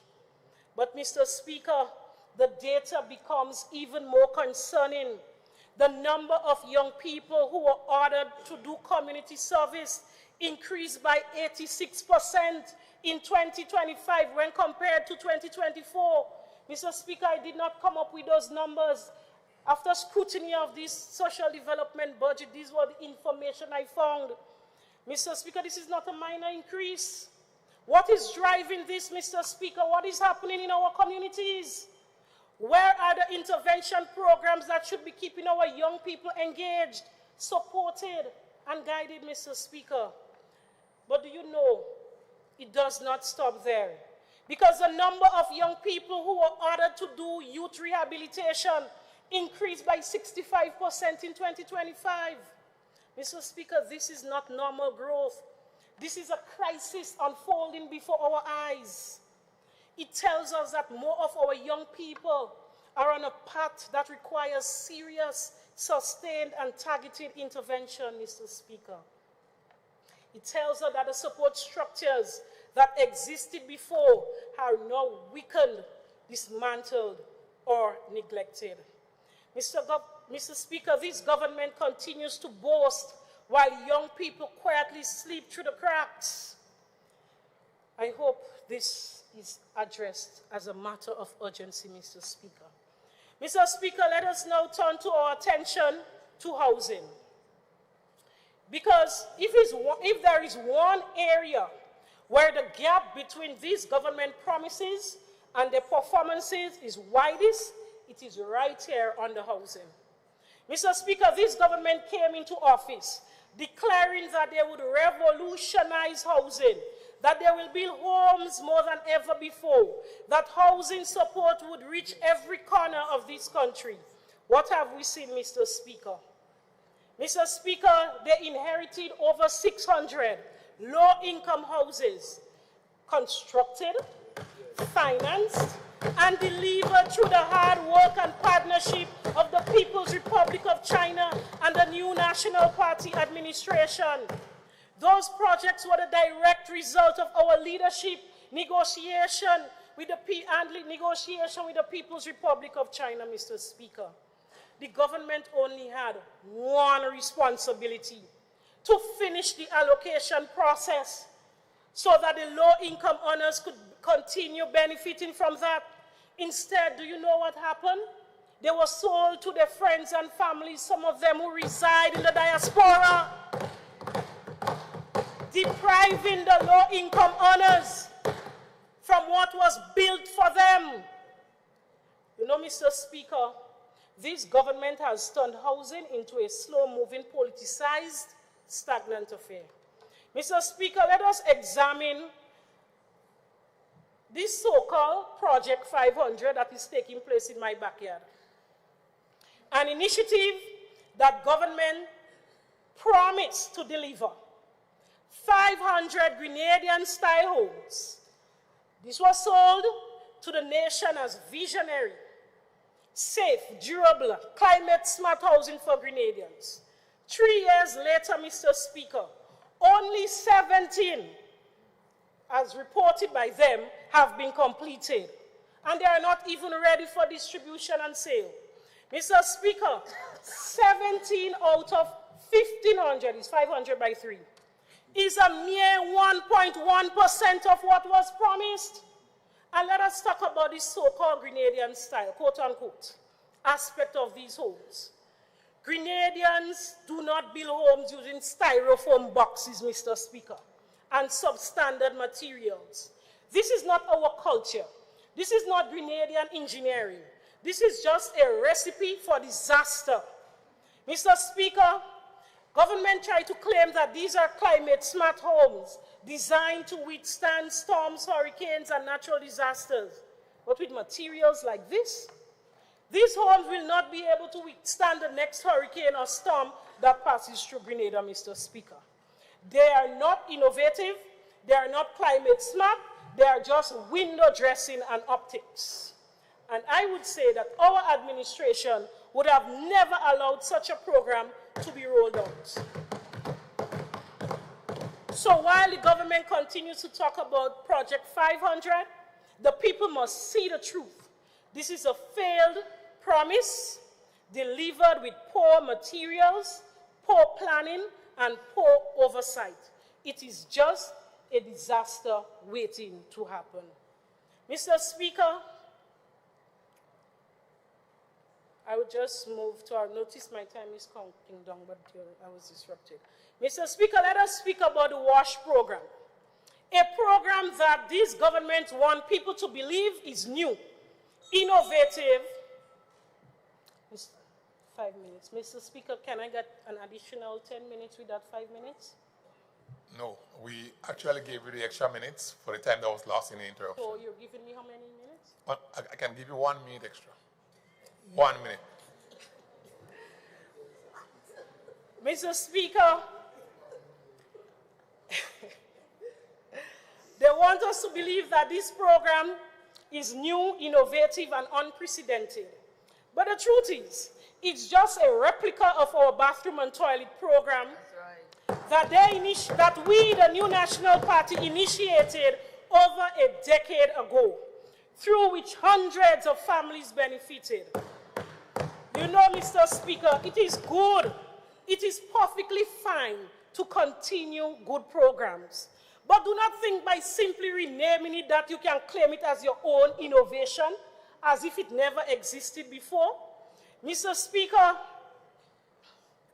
this program now is being facilitated by an NGO called Nation Builders. And I want to say that we must investigate this NGO because government has already given them millions of taxpayers' dollars to carry out this program, Mr. Speaker. Mr. Speaker, you're rushing me. I would move to my constituency, Mr. Speaker.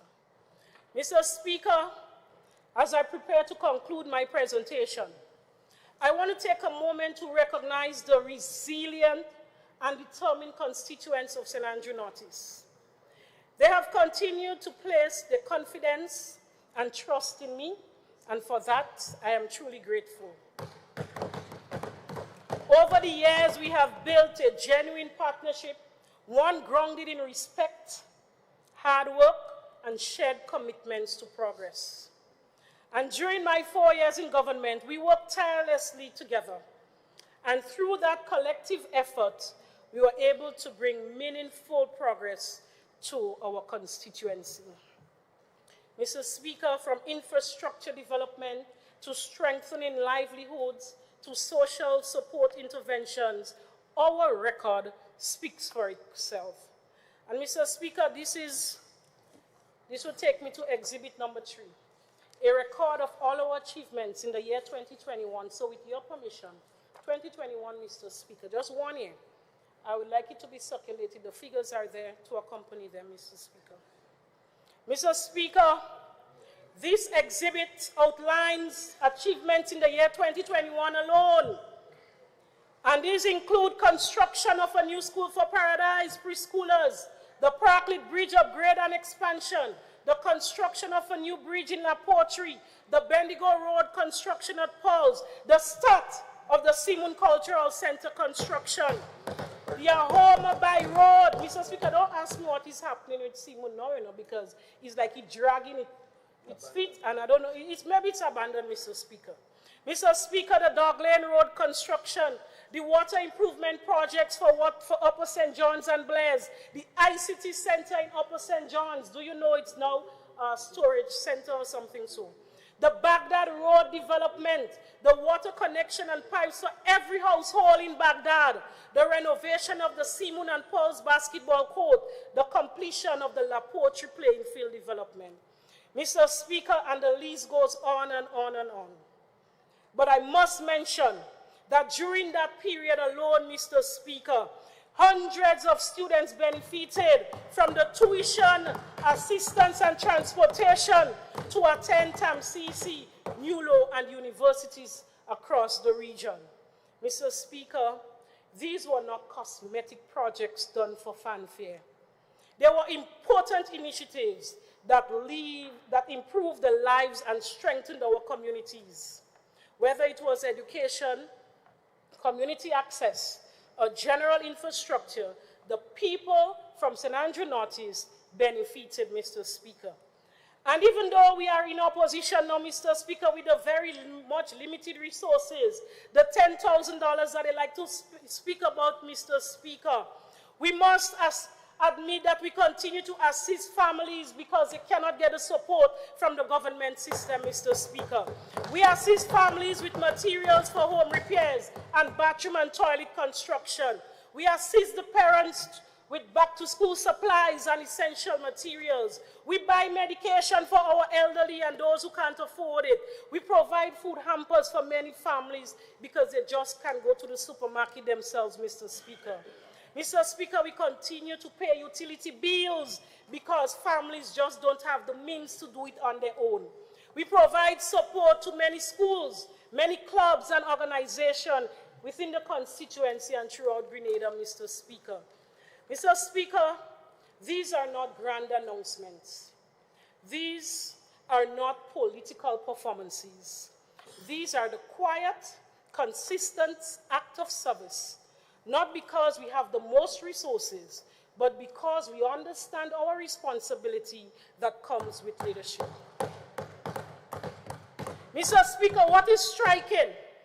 That even though there are those who have access to far more resources than we do, that belongs to the taxpayers of this country. I have 1 more minute. That belongs to the taxpayers of this country. The people look to us for assistance, Mr. Speaker. You know what it shows? It shows that service is not the size of your budget you control, but the respect, commitment, and integrity that you bring to work. So to the people of St. Andrew Northeast, I say, let us continue to stand together. Let us continue to work hard, especially in these toughest of times, because together we survived before, and together we will rise again. Mr. Speaker, a few seconds so that I can thank the people who work very close with me. I must extend my deepest gratitude to the hard-working people of the constituency, because their trust, guidance, unwavering belief in me continue to inspire me to do what I do every day, Mr. Speaker. To the staff of the constituency office, I must recognize your hard work and commitment. Mr. Speaker, to my family and friends, my mom who is sitting right there, very proud, Mr. Speaker, she's right there. I must say thank you for your unwavering love and support. My husband, who is maybe doing something at this time, Mr. Speaker, I must say thank you for the love and support. St. Andrew Northeast, my final words to you. We will continue to push forward as I continue to serve you, and we continue to build a better future for the people of this country when Team NMP returns to office. Thank you, Mr. Speaker.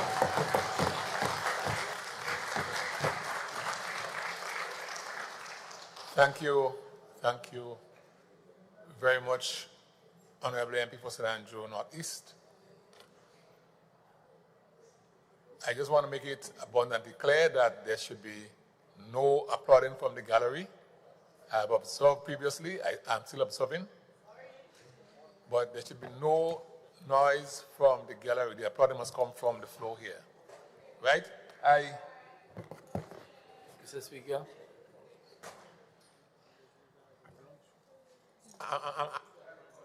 Should we take lunch now? Or? Yes, I think we should break for lunch because from my information, we should be taking lunch at 1. And we are actually coming on to 1:30. So I think we should take the break here, adjourn for lunch, and then perhaps take, who's like, Honorable? My line. Yes, please. I just wanted to make, if I may, Mr. Speaker, just procedurally. Yes.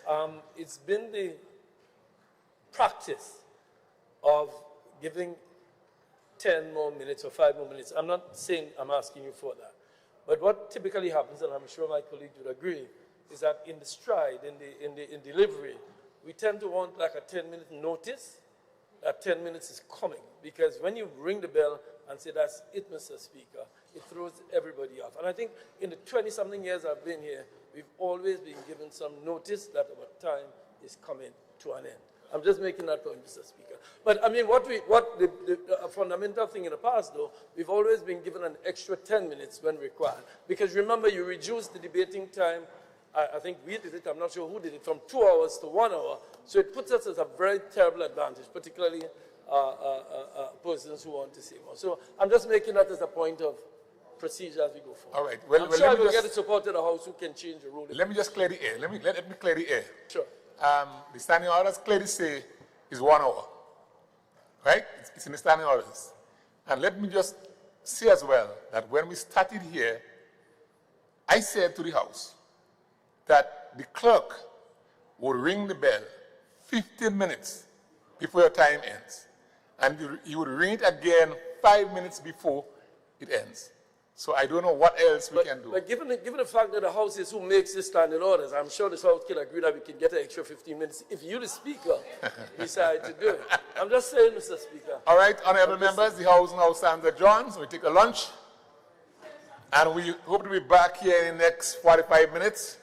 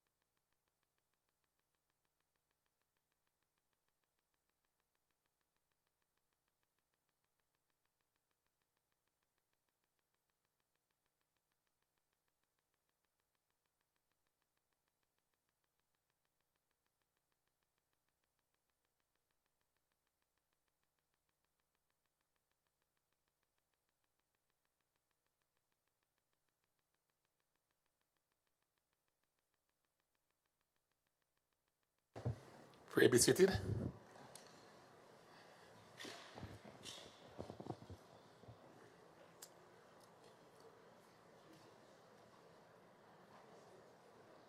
This Honorable House now resumes.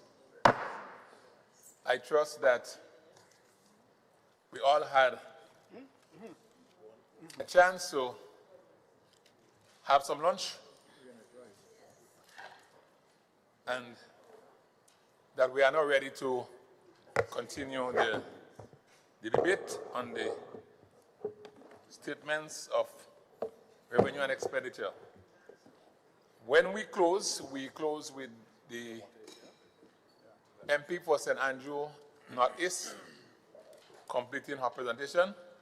So I now invite the Honorable MP for St. Andrew Southwest, the Minister responsible for economic development, planning, agriculture, lands, marine resources, and cooperatives to make his presentation. Thank you, Mr. Speaker. Mr. Speaker, I rise to give full support to the estimates of revenue and expenditure as presented by the Minister of Finance. Mr. Speaker,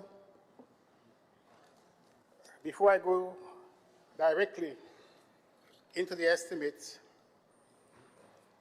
I want to first of all, Mr. Speaker, give you and our listening audience that in my support to the estimates of revenue expenditure by the Minister of Finance, that I want to say to you that I'm here not to speak about the past, but to speak about the future, and to speak about what we as a government have been doing to ensure that the people of Grenada have a better life. In fact, Mr. Speaker, our philosophy is always to work to improve the lives of all Grenadians and to make the world a better place to live. And it stems, Mr. Speaker, from the basic philosophy that, as John Maynard Keynes said, that as a people, whether we survive or we die depends on our ideas. It is our ideas turned into pragmatic projects and programs that will determine our future. And so, Mr. Speaker, as a government, we have always ensured that what we do is always people-centered, and our results are always people-oriented. And Mr. Speaker, I made reference to the word work because it is work that defines us.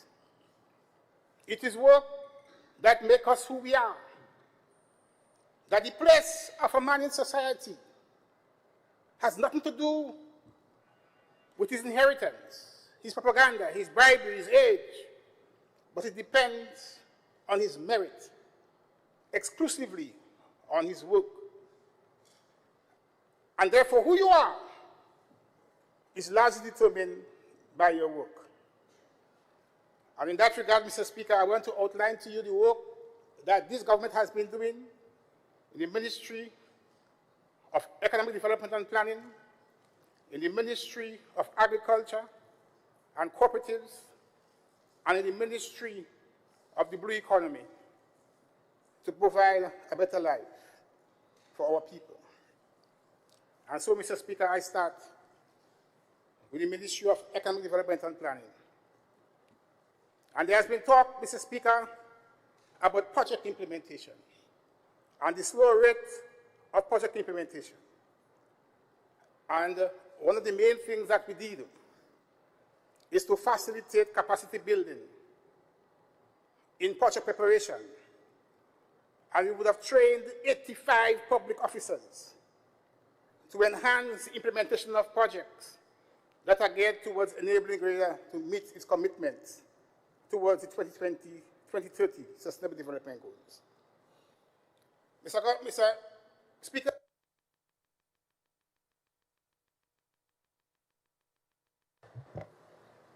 amounted to, for the third quarter of 2025, 555.3 million, 92% of which was externally financed, and the remaining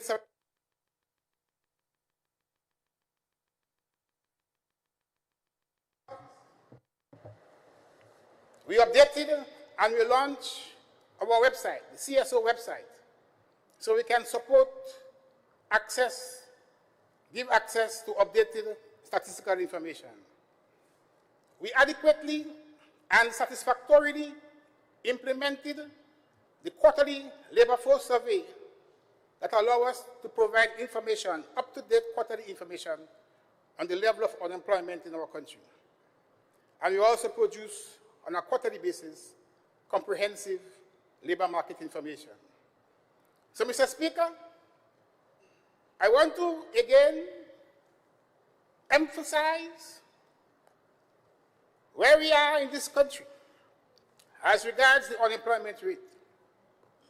And I want to say to the people of this country again that at the end of the third quarter, 2025, our preliminary numbers indicate that unemployment in this country is down by 7.5%. And Mr. Speaker, I want to go a little bit further and to say that among our youth, unemployment rate reached 15.4%. We saw sectors like services, craft, trade, creative, the blue economy creative, all of that accounted for an increase in the employment levels in our country. But I also want to go further, Mr. Speaker, and to ask our people to look out for the data at the end of this year. Because the economists would say, Mr. Speaker, that if you have 4% of your labor force unemployed, you actually have full employment. And with 7.5% of our labor force unemployed, Mr. Speaker, we are 2.5 percentage points away from full employment in this country. In the area of cooperatives, I want to say that our cooperative sector remains a catalyst for promoting financial empowerment through wealth creation and must be commended for its pivotal role in Grenada's economy. And that is manifested through growth in assets, loans, savings, and membership. And in 2025, the Department of Cooperatives continued its inspection of non-financial cooperatives and registered a new organization called the Manna Basket. And this is a cooperative with over 30 members who are representing different communities in Grenada. Mr. Speaker, I want to speak about our rural economy. And I want to start with our Basic Need Trust Fund cycle, BNTF 10. The cumulative project expenditure under BNTF cycle 10 for 2025, $3.9 million. And these projects are the Bonnet Bridge, which was recently completed and opened on November the 19th. I was there with the Prime Minister and, of course, the Parliamentary Representative for St. Mark's. The refurbishment of St. Dominic RC School Block 5, which is ongoing and is to be completed by 2026, and the expansion of the Victoria School for Special Education, which is to be completed in 2026. Again, under BNTF Cycle 10, ongoing discussions with CDB for the inclusion of an improved access to information and communication technology, ICT, sub-project under Cycle 10, focusing on improvement of computer rooms for 12 primary schools within the state of Grenada. 12 projects received cabinet approval and are awaiting the official launch of BNTF Cycle 11. Mr. Speaker, under the Climate Smart Agriculture and Rural Enterprise Program, the SIAP. SIAP officially concluded in September of this year. Support was given to 4,542 people. 2,242 were male, and they got training in vocational and skills, business development support, climate smart agriculture awareness and extension support, and provision of business and climate smart grants. Under the enterprise development component of the SIAP program, 9 proposals access available financing. 32 business grant proposals were financed. 35 startup enterprises received hand-holding support. And GIDC SIAP exposition held on March 29th with 29 beneficiaries exhibited. Under the Climate Smart Agriculture, Mr. Speaker, 248 community members, including 143 4-H students, attended a Climate Smart Agriculture awareness session. 31 beneficiaries received Climate Smart Agriculture and Fishing Extension Support Services, and 73 beneficiaries, farmers and entrepreneurs, received marketing support. I continue. 94 Climate Smart Agriculture grants were implemented, and that includes 14 engines for the fishing sector, 2 Climate Smart 4-H shade houses were completed in 2025 at St. Mary's RC School in Lafayette, St. Andrew, and in Current Government School in St. David. With the Hurricane Beryl support, irrigation materials and income support were given to 60 beneficiaries. And Beryl support expenditure for the period January to August 2025 amounts to $409,000. And you have some more to give before the end of the year. The deployment of a fish aggregating device, what is called the FAD, in St. Patrick, that took place on August 29, 2025. And we distributed, in addition, 37 engines to fishers across the state of Maryland. Mr. Speaker, under the SIAP program, we provided tillers and pumps to farmers in the northern and western districts. We rehabilitated 2 farm access roads. One commenced in July of 2025. That was the Dumfries Farm Roads in Carriacou. And of course, we have the Spring Garden Farm Road in Bush Grove, which is ongoing right now. And these expenditure amounts to $26.1 million. So our plans for 2026 is to commence implementation of the Resilience Integration Program promoting environmental sustainability. It is called RIPES, through financing from the Adaptation Fund and Global Environmental Facility at a total of $37.6 million. And we'll finalize the concept note and project design for SIAP Phase 2.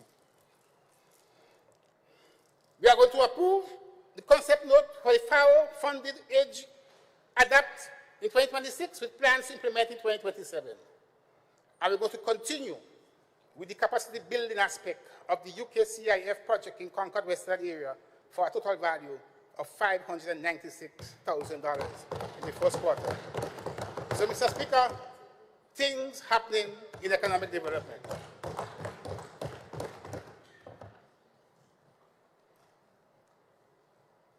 Mr. Speaker, I move to agriculture. We focus on ensuring the nation's food security through major initiatives rolled out in 2025, and this included the introduction of new breed of animals, provisions of subsidized fertilizers and planting materials. Our farmers can now buy fertilizers at $1 a kilo, upgrading of our farm machinery services, and support for agro-processing and youth in agriculture. Mr. Speaker, these initiatives were funded through an efficient combination of government funds, loans, and project grants. In 2025, the Ministry of Agriculture, Lands and Forestry, we utilized 93% of our recurrent and 86.5% of our capital projects. So we did well. Implementation was high. So let's talk about food security. The livestock production. So we said 468 high-quality pig, sheep, and goat imported in January. I was there to receive them. They have been acclimatized. And we have started the process of breeding. So 10 bulls have already been distributed to selected farmers. 15 bulls will be distributed as soon as upgrades to the farm spends are completed. And we have $1 million in our budget this year for that purpose. The distribution and crossbreeding of small ruminants, sheep and goat, will follow soon. 120 of these animals, of these small ruminants, will soon be delivered to Carriacou to supplement their breeding program. A 16-unit pen is being constructed at the TAMCC in Maribo. Yeah? 10 calves were born as part of the Revive Artificial Insemination Program. We recommissioned of the Maribo Abattoir with support from the Caribbean Development Fund, valued at $326,000 to ensure that our food safety is upgraded.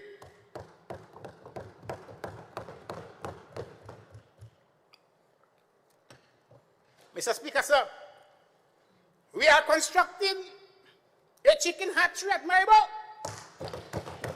through collaboration with the government of Grenada, the ADM Caribbean Agro Industries, and the Poultry Association at a value of $2.6 million. And with this, there will be increased availability of day-old chicks for our poultry subsector. We are constructing 2 livestock housing units at Limle Livestock Facility at $1.1 million under the UNDP Climate Resilience Agriculture Project. Me and the minister, we were there a few weeks ago. Things happening.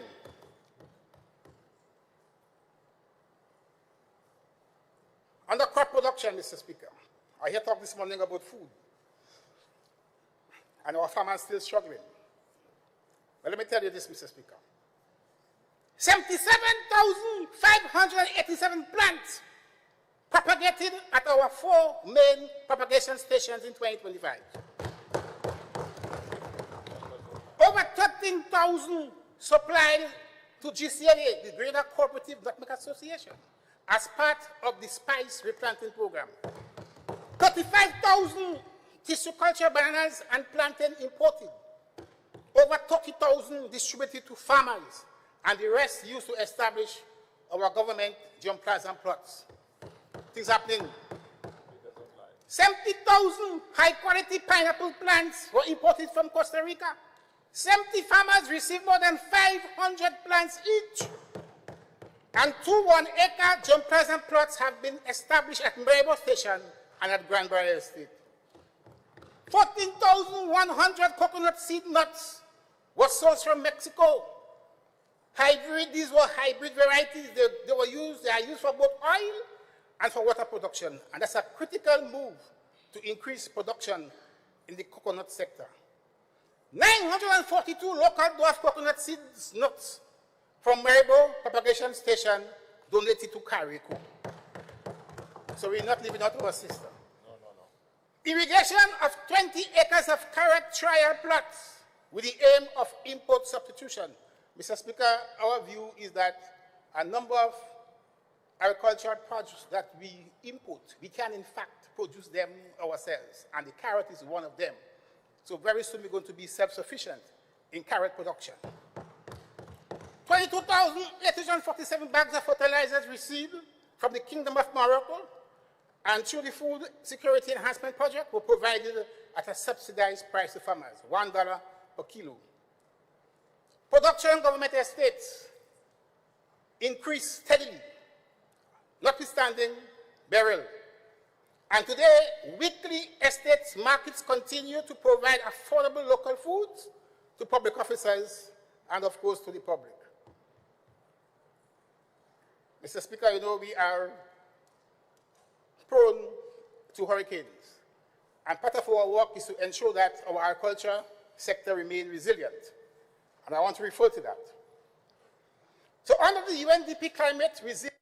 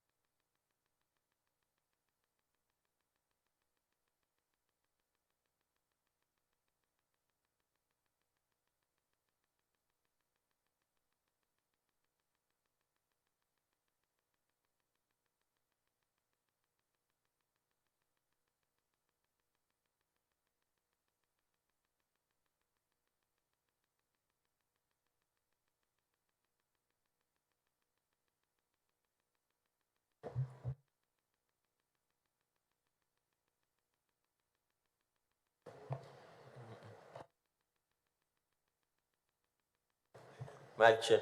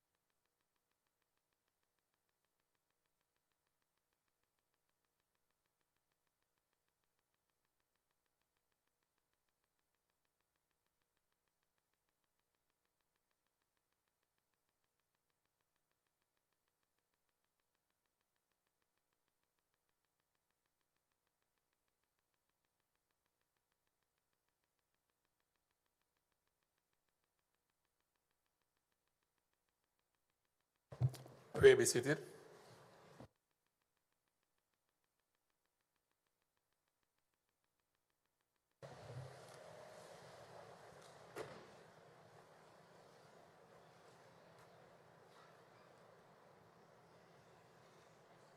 Honorable member, I hope you haven't lost your train of thought. We had to take a recess to get this matter resolved. So I now invite you, please, to continue. Thank you, Mr. Speaker. So I'll continue. Under the UNDP Climate Resilience Agriculture, the CRA project, the contract for $135,000 for the construction of the seedling nursery at the Maribo Propagation Station was signed, and work is to begin in the first quarter of this 2026.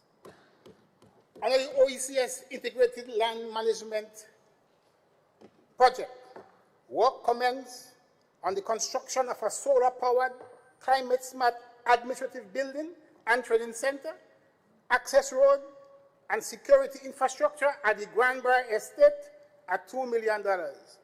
I asked the other side to go and see it. Go and have a look at it. It's there for you to see.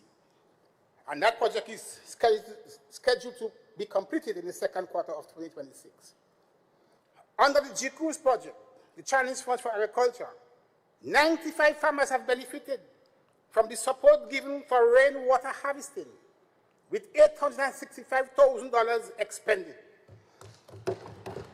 The second phase of this project will commence in January 26, with equipment scheduled to arrive at the end of this year, 2025.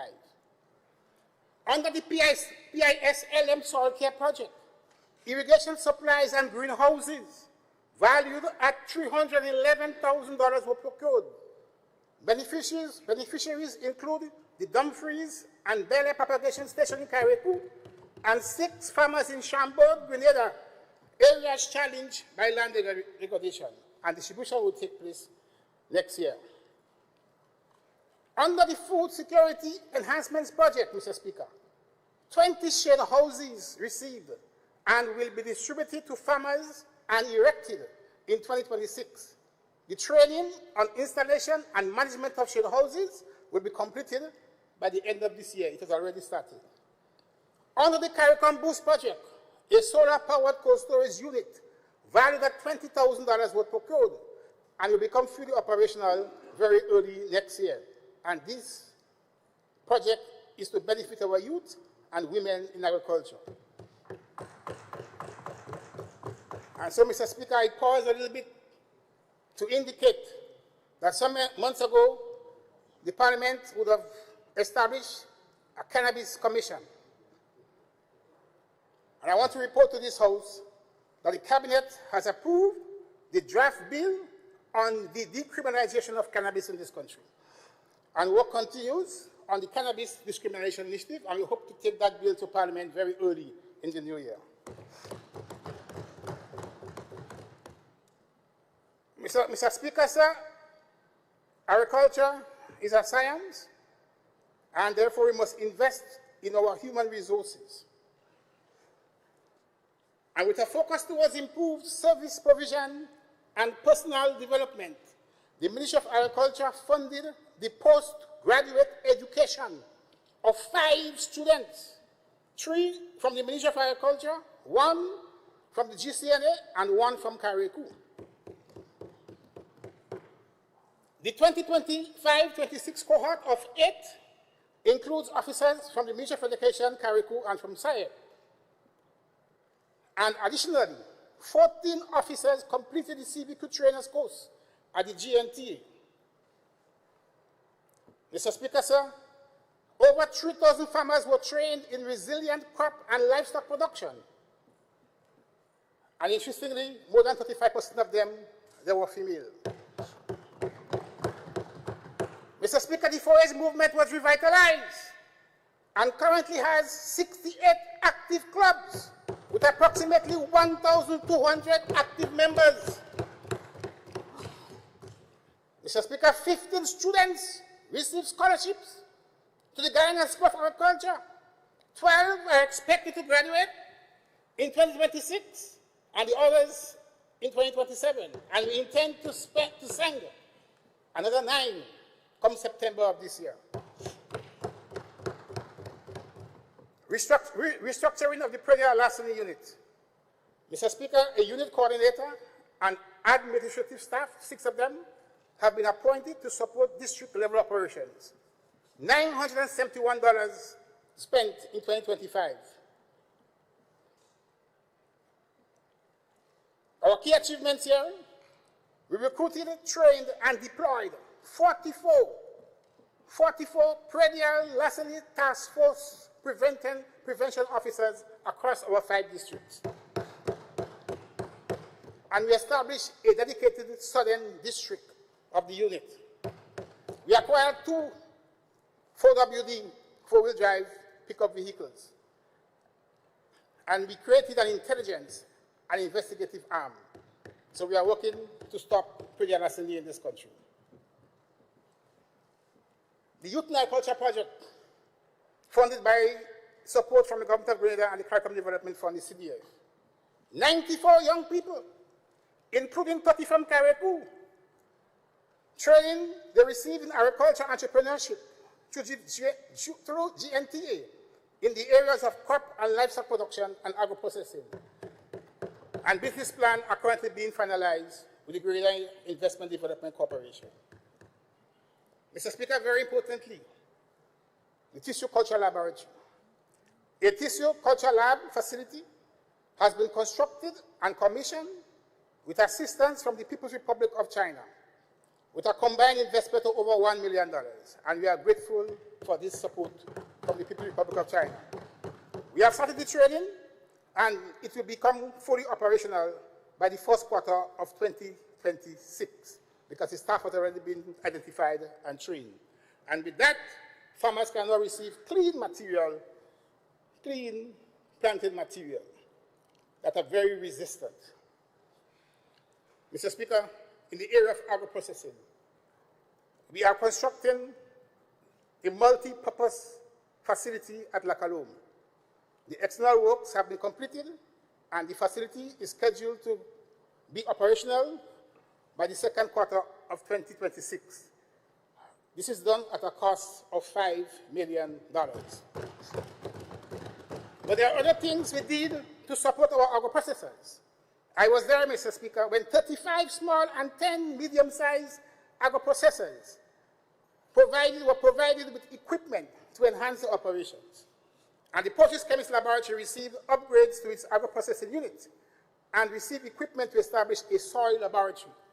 And these upgrades were valued at $1.4 million. Mr. Speaker, the land tenure regularization program. 114 people have already been assessed, and we handed out deeds, Mr. Speaker, to 89. 89 title deeds have been handed over to individuals, and they understand the importance of having and owning and having a piece of paper in their hand to say that they own a piece of this rock. They understand that. Mr. Speaker, I heard talk about pesticides, and I want to say to them that the Pesticides Control Board was reappointed in 2025 for 2 terms, and the focus is on greater pesticides management, reducing the pesticide loads of the country as we seek safer foods and a more stable environment.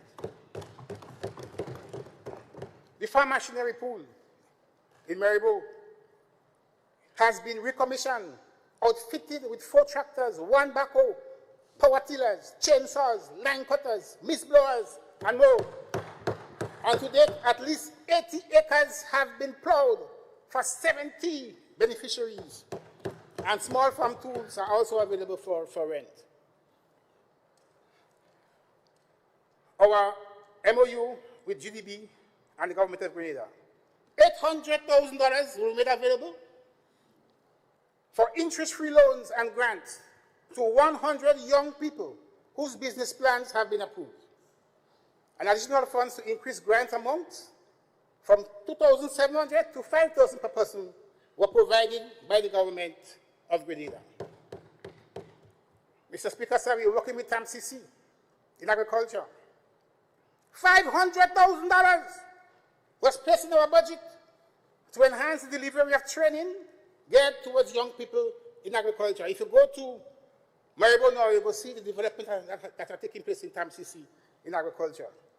And we are constructing a 100,000 gallons water tank for storage of water, valued at $1 million. That tank is nearing completion at the TAMCC campus in Maribor. So for 2026, Mr. Speaker, we are focusing on completing the construction and to operationalize the Maribor hatchery. We will continue the livestock breeding program for pigs, goats, and sheep. We will construct a piggery at Granbrier Estate and conduct veterinary and livestock outreach in communities across Brigadier Carriacou and Petit Martinique. For crop production, we want to establish 25 acres hybrid coconut germplasm at Granbrier Estate, propagate 160,000 economic plants, including 50,000 by tissue culture for distribution to the farming community. Rehabilitate 150 acres of government estates with cocoa, nutmeg, bananas, root crops, and fruits and vegetables to supplement agro-processors. We want to support the establishment of jumpers and plots for coconut, cocoa, bananas, soursop, dashing, tanya, edos, and yam at the Granbrier Estate and at other government estates. Things happening, we're working. We're working. And to support our human resource, we're going to update the Predial Licensing Act and crop compensation schedule. We will continue to implement and support food security programs through training, demonstration plots, research, and farm field schools and exhibitions. We're going to review the national land policy, and there are many more that we have to do. But I want to mention we're going to rehabilitate 2 forestry trails and implement the agroforestry project in Moncroon and other areas. And in our human resource, we're going to replant forestry watershed area. We're going to continue the coconut weevil trapping program island-wide using improved trapping techniques. We're going to continue the land regulation program with the aim of regularizing 150 additional landowners. And we're going to publicize the results of the 2023 census and other reports. And of course, Mr. Chairman, Mr. Speaker, sir, we're going to revitalize the forage movement in Carriacou and Petit Martinique. Mr. Speaker, sir, I now move to the blue economy. During the last year, the Ministry of the Blue Economy and Marine Affairs has advanced Grenada's transformation into a modern, resilient, and economically productive blue economy.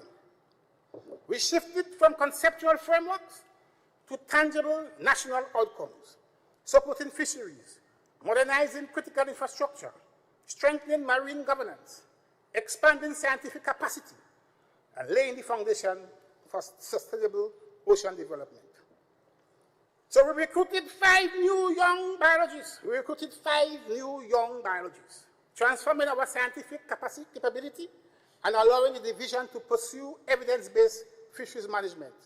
So far, the work in 2025 included juvenile conch population survey in Cadiz, True Blue, Woburn, Fort Judy, and Westerhall.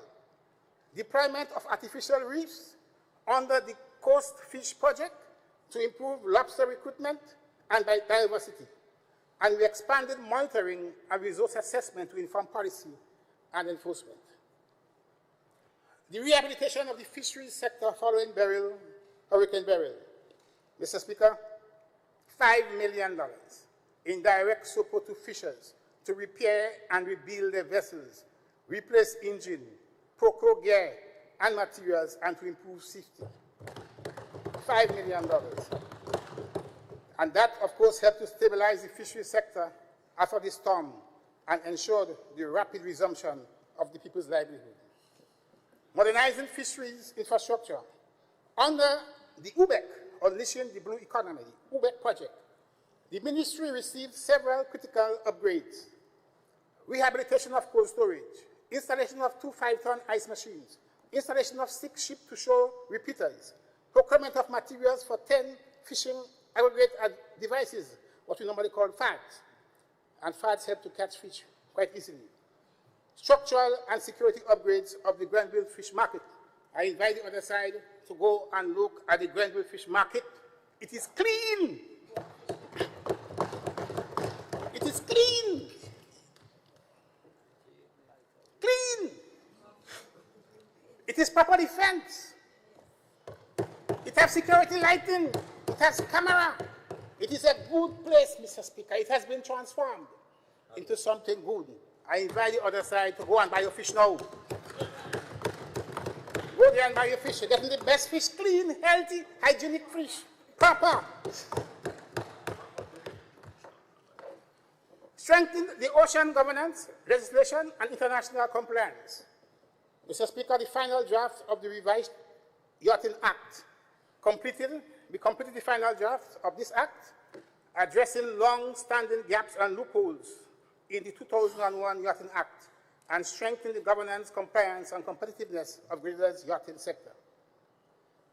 The comprehensive revision of the Fisheries Act, let me repeat that one, the revision of the Fisheries Act.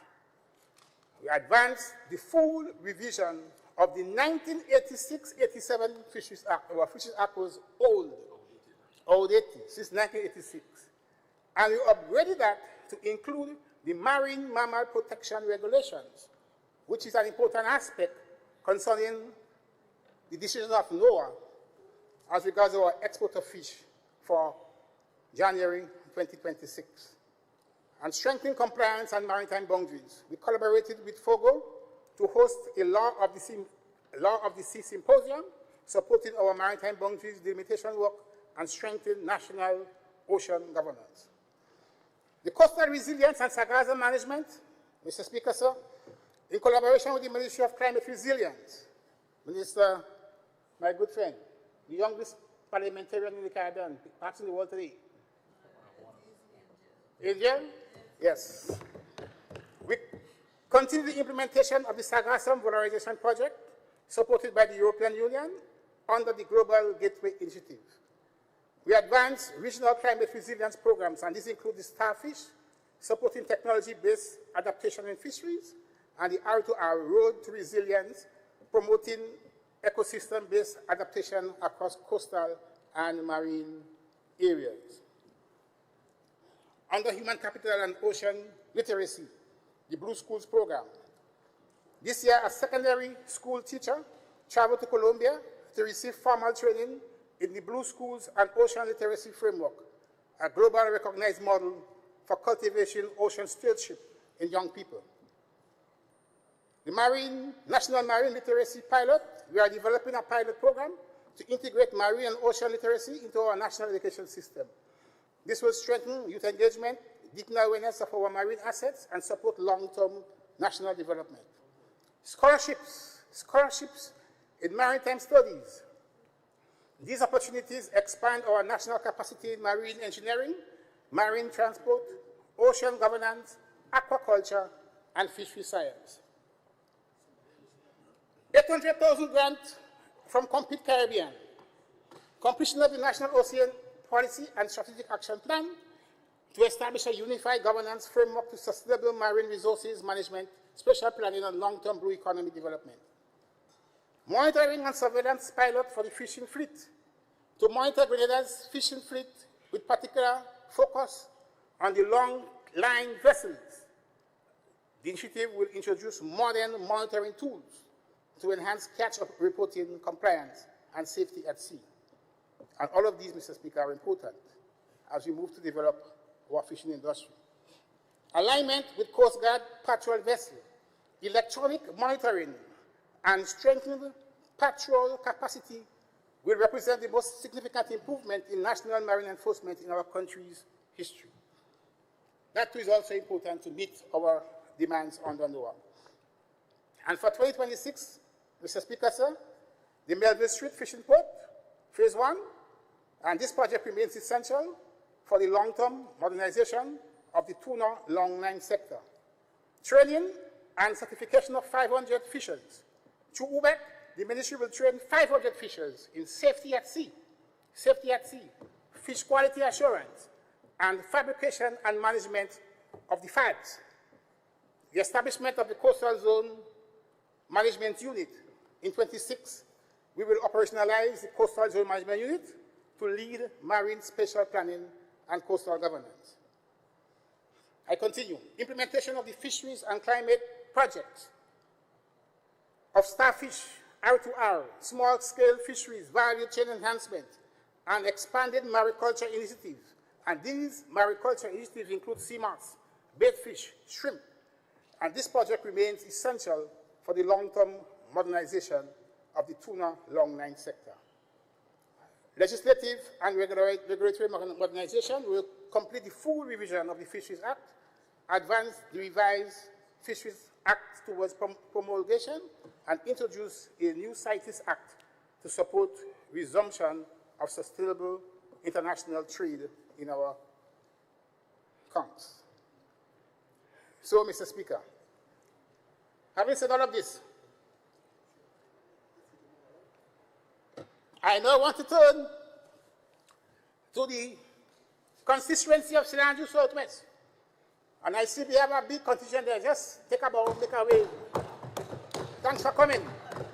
Thanks for your support. And Mr. Speaker, I want to tell you the good things that we've been doing there.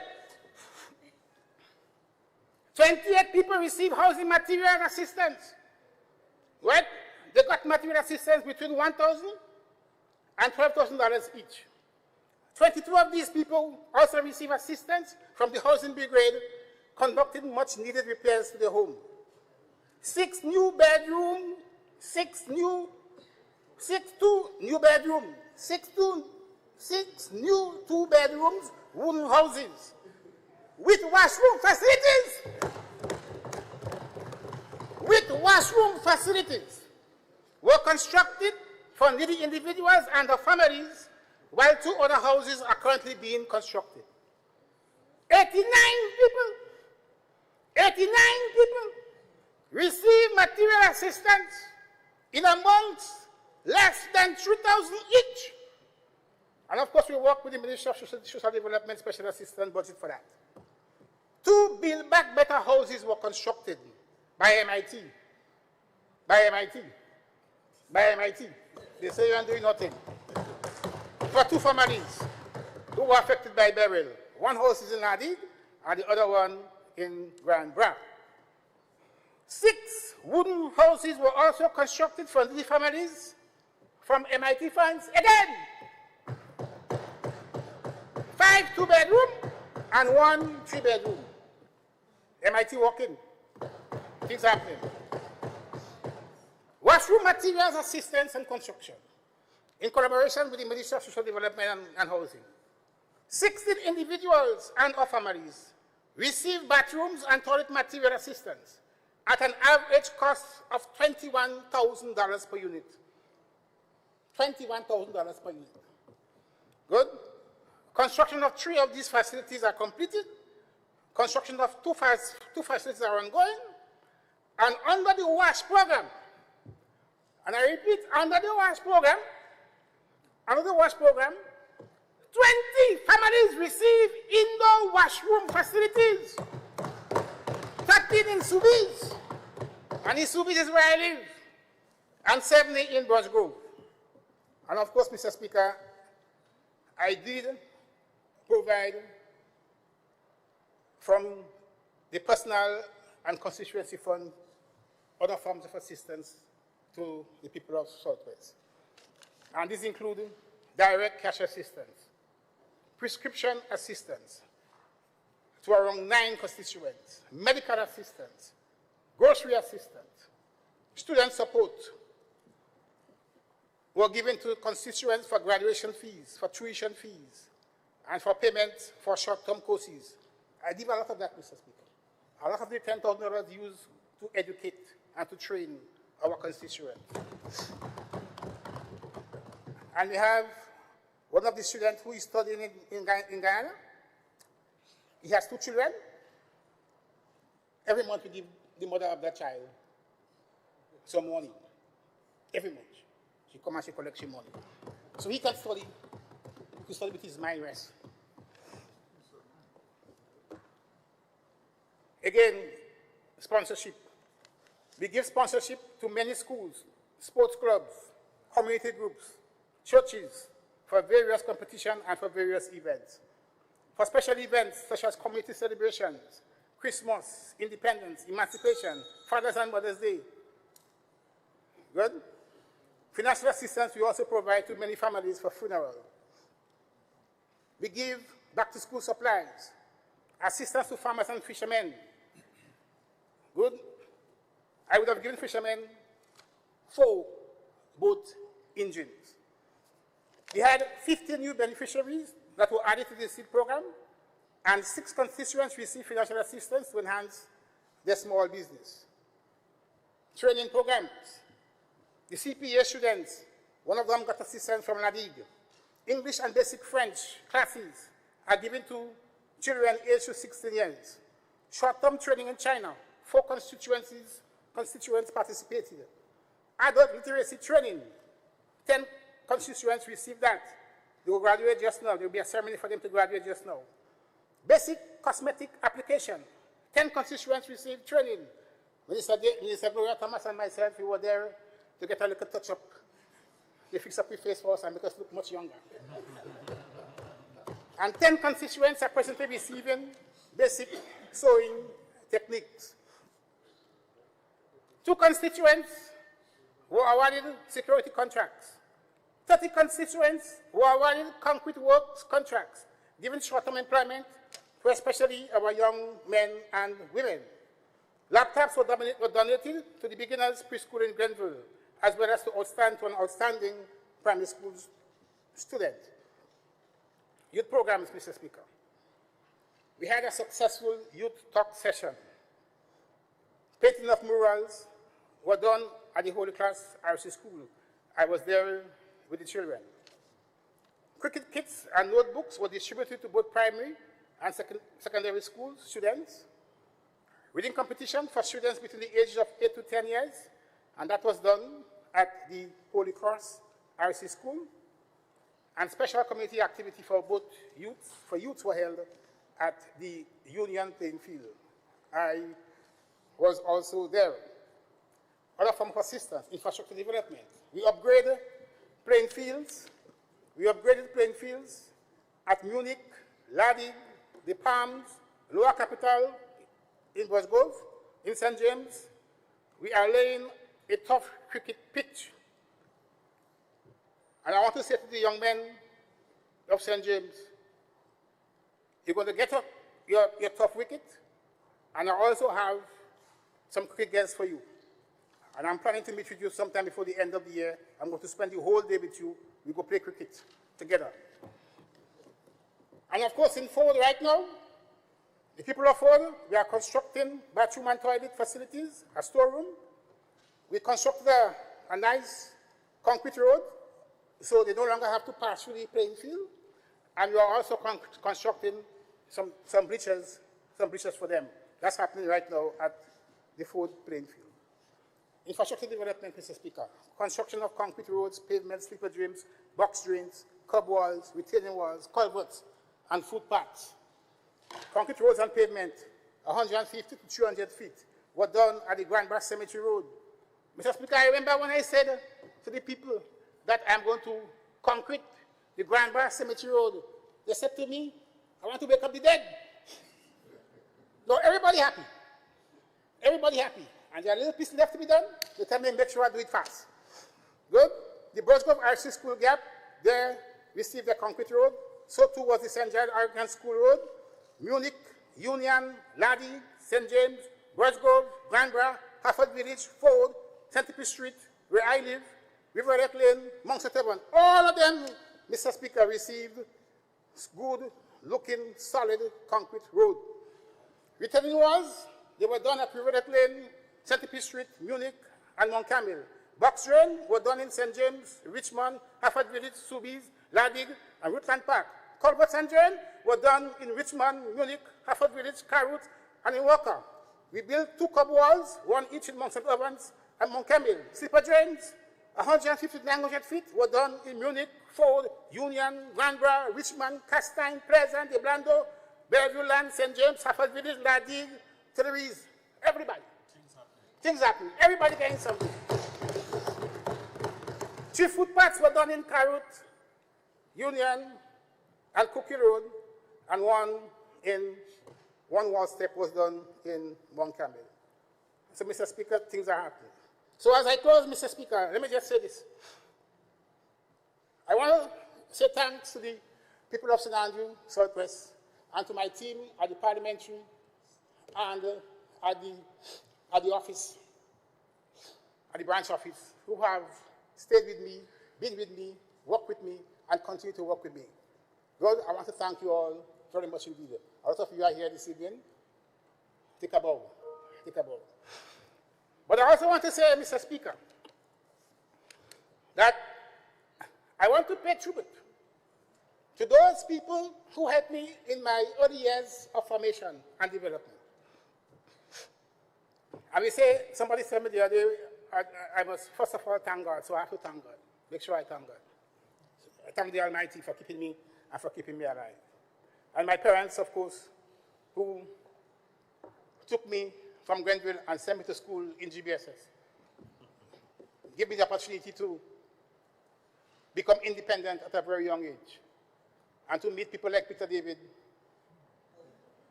who took good care of me in my early years in GBSS, accepted me and made me feel like a town boy, even though I was a country boy. Peter, Dr. Raymond Noss, Bushy Williams, all these young fellas accepted us. All these fellas accepted us as countrymen. Right? Yeah. And that's when I get the habit of wearing my tie on my shoulder. Because in our days, going to school, it was black power, it was a fight against neo-colonialism, fight against colonialism. It was all about patriotism and nationalism. Yeah? So we developed certain values that make us want to work towards helping our country and helping our people. That GBSS. Good? I met Andal there, but he was much younger. He was much younger. And so I want to take the time to say thanks to all the other country boys who went to school with me. They studied medicine. I studied economics because I always wanted to find a way to help people who were dispossessed and didn't have plenty. So Dr. Keith Johnson, Dr. Hensley Baptiste, Dr. Kenneth Nichols, Dr. Alistair George, the two Sital brothers from Grenville. We struggled because what we used to do was we used to lime ride every day from Grenville to town. Dr. Spencer Thomas, good. And when we reached GBSS, of course, we had good teachers, Ambrose Philip, George Bizan, Mr. Basil Bonaparte. They took very good care of us as country boys. Yeah? And I want to pay tribute to them. And in my academic life, there are a number of people who helped me. So I pay tribute to the lecturers when I was at the University of Camagüey in Cuba. Good. I have the many friends I made there. I pay tribute to my lecturers when I was pursuing a Master of Science degree at the University of the West Indies, St. Augustine. Professor Emeritus Carl Theodore, Professor Ralph Henry, Professor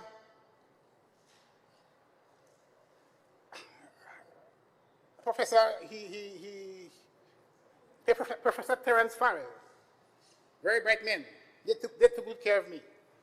And of course, the late Dennis Panton, I pay tribute to them. And I remember when I graduated in 1996, Professor, my thesis supervisor, said to me, I'm sending you back to Grenada, well qualified. I expect you to use your brain cells and your knowledge to always help the people of Grenada to improve their lives. That's what he said to me. And therefore, I owe it to him to be here today to help the people of this country to improve their lives. But I also want to say, Mr. Speaker, that in my upbringing, there was a man who played an important role in my formation and who passed recently.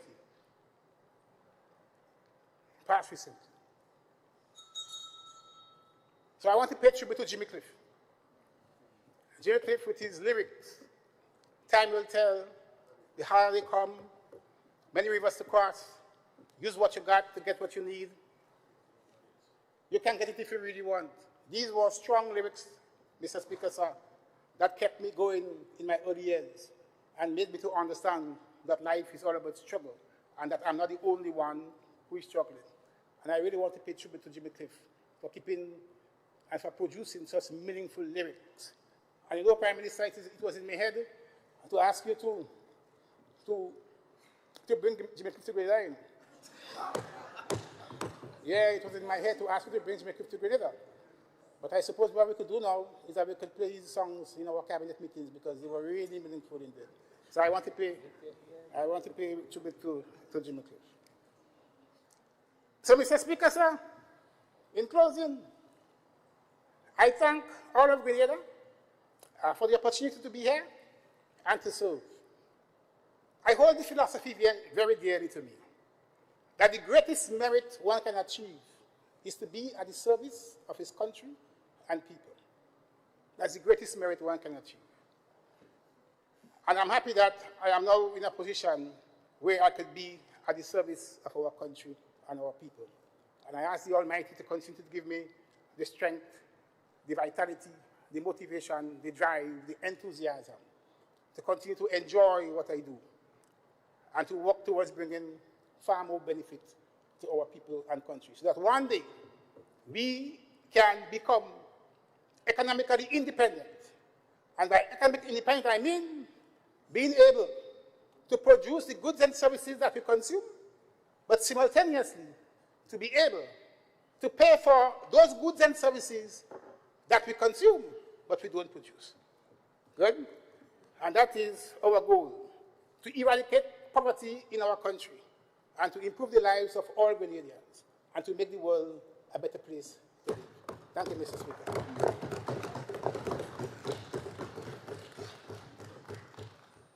Thank you, Honorable MP for St. Andrew Southwest, and the Minister responsible for Economic Development, Planning, Agricultural Lands, Marine Resources and Cooperatives.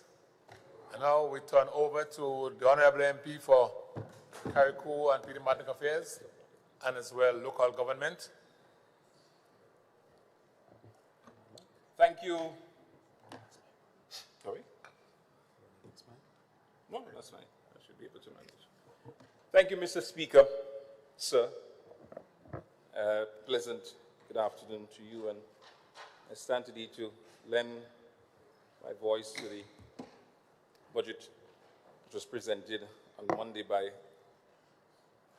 our Minister for Finance, who did a wonderful job, and I must commend the Minister for a well put together budget.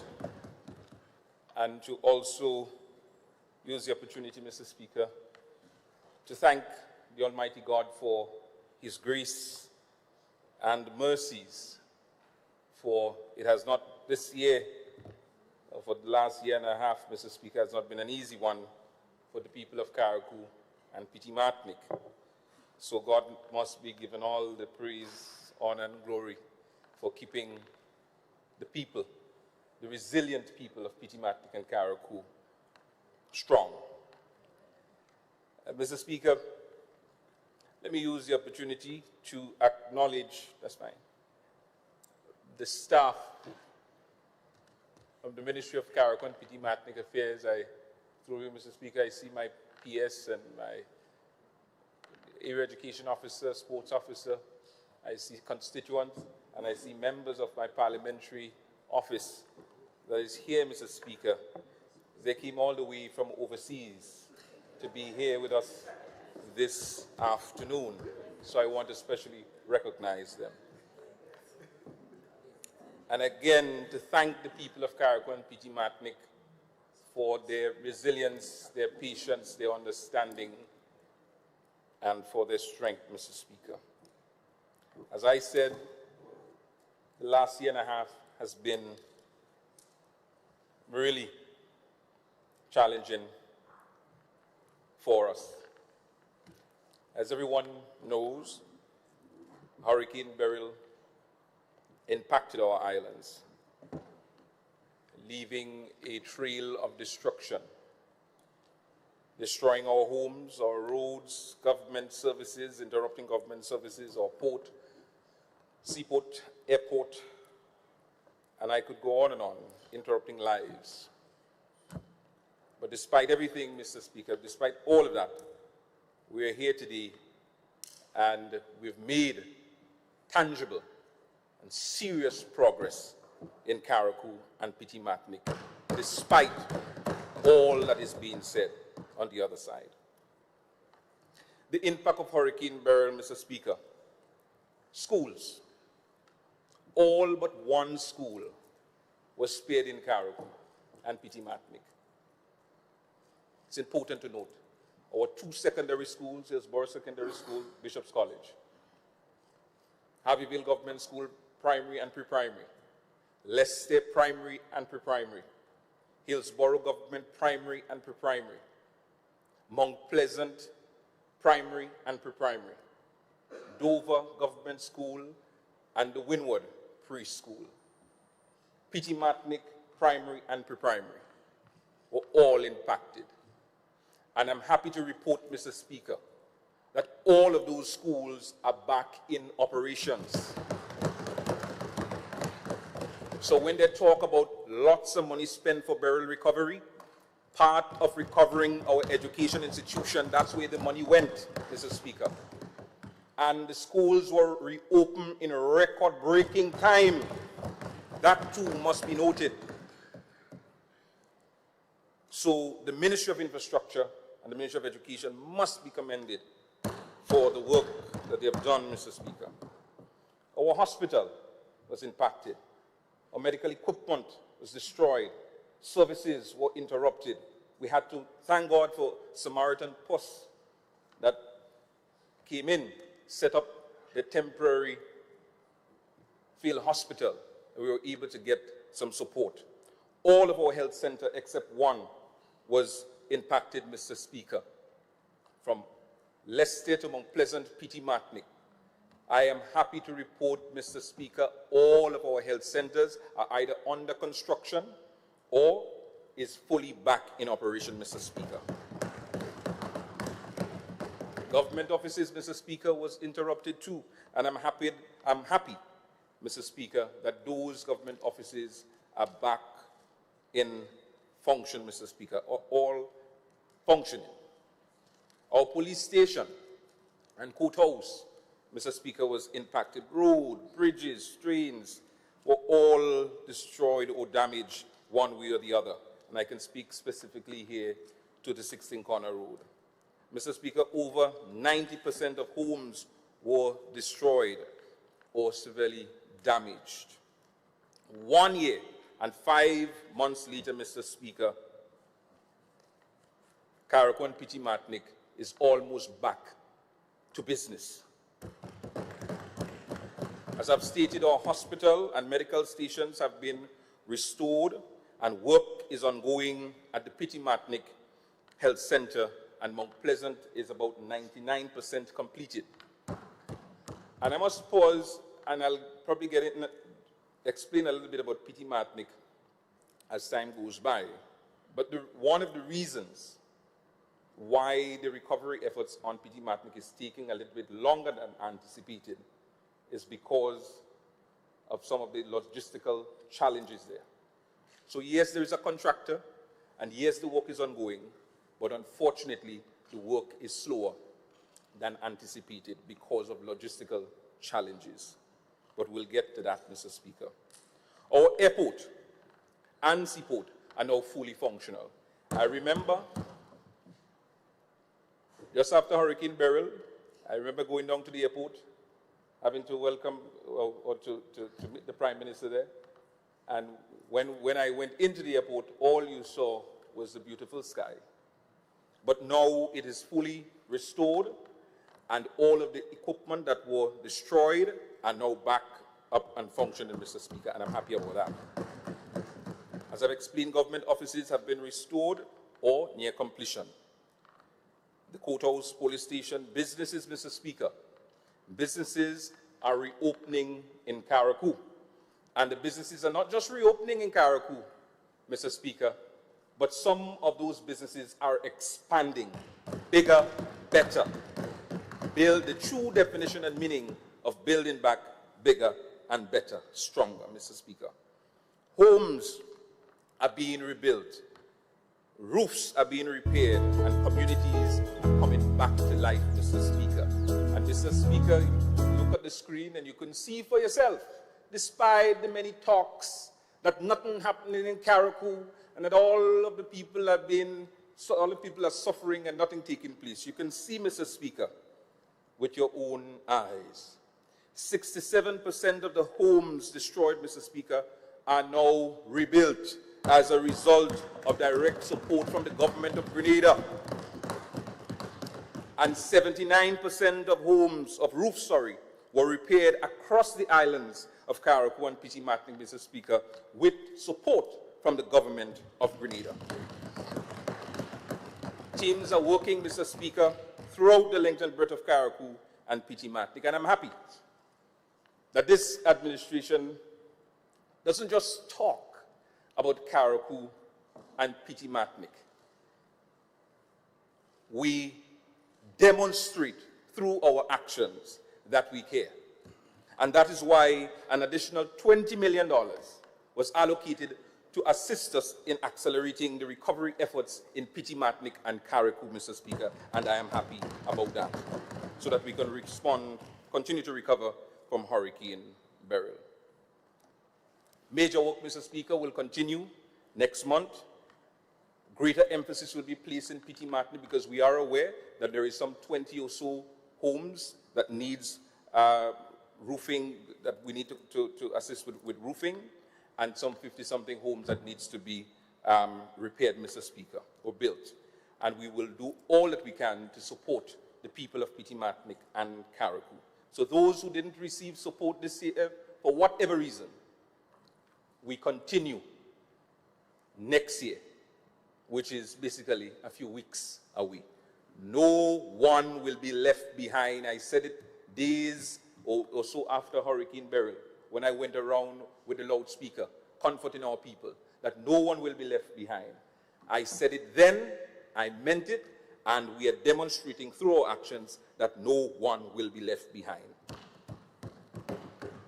My good Kakabawi friend, my good and one of the best ministers, Minister for Agriculture, Mr. Speaker, through you,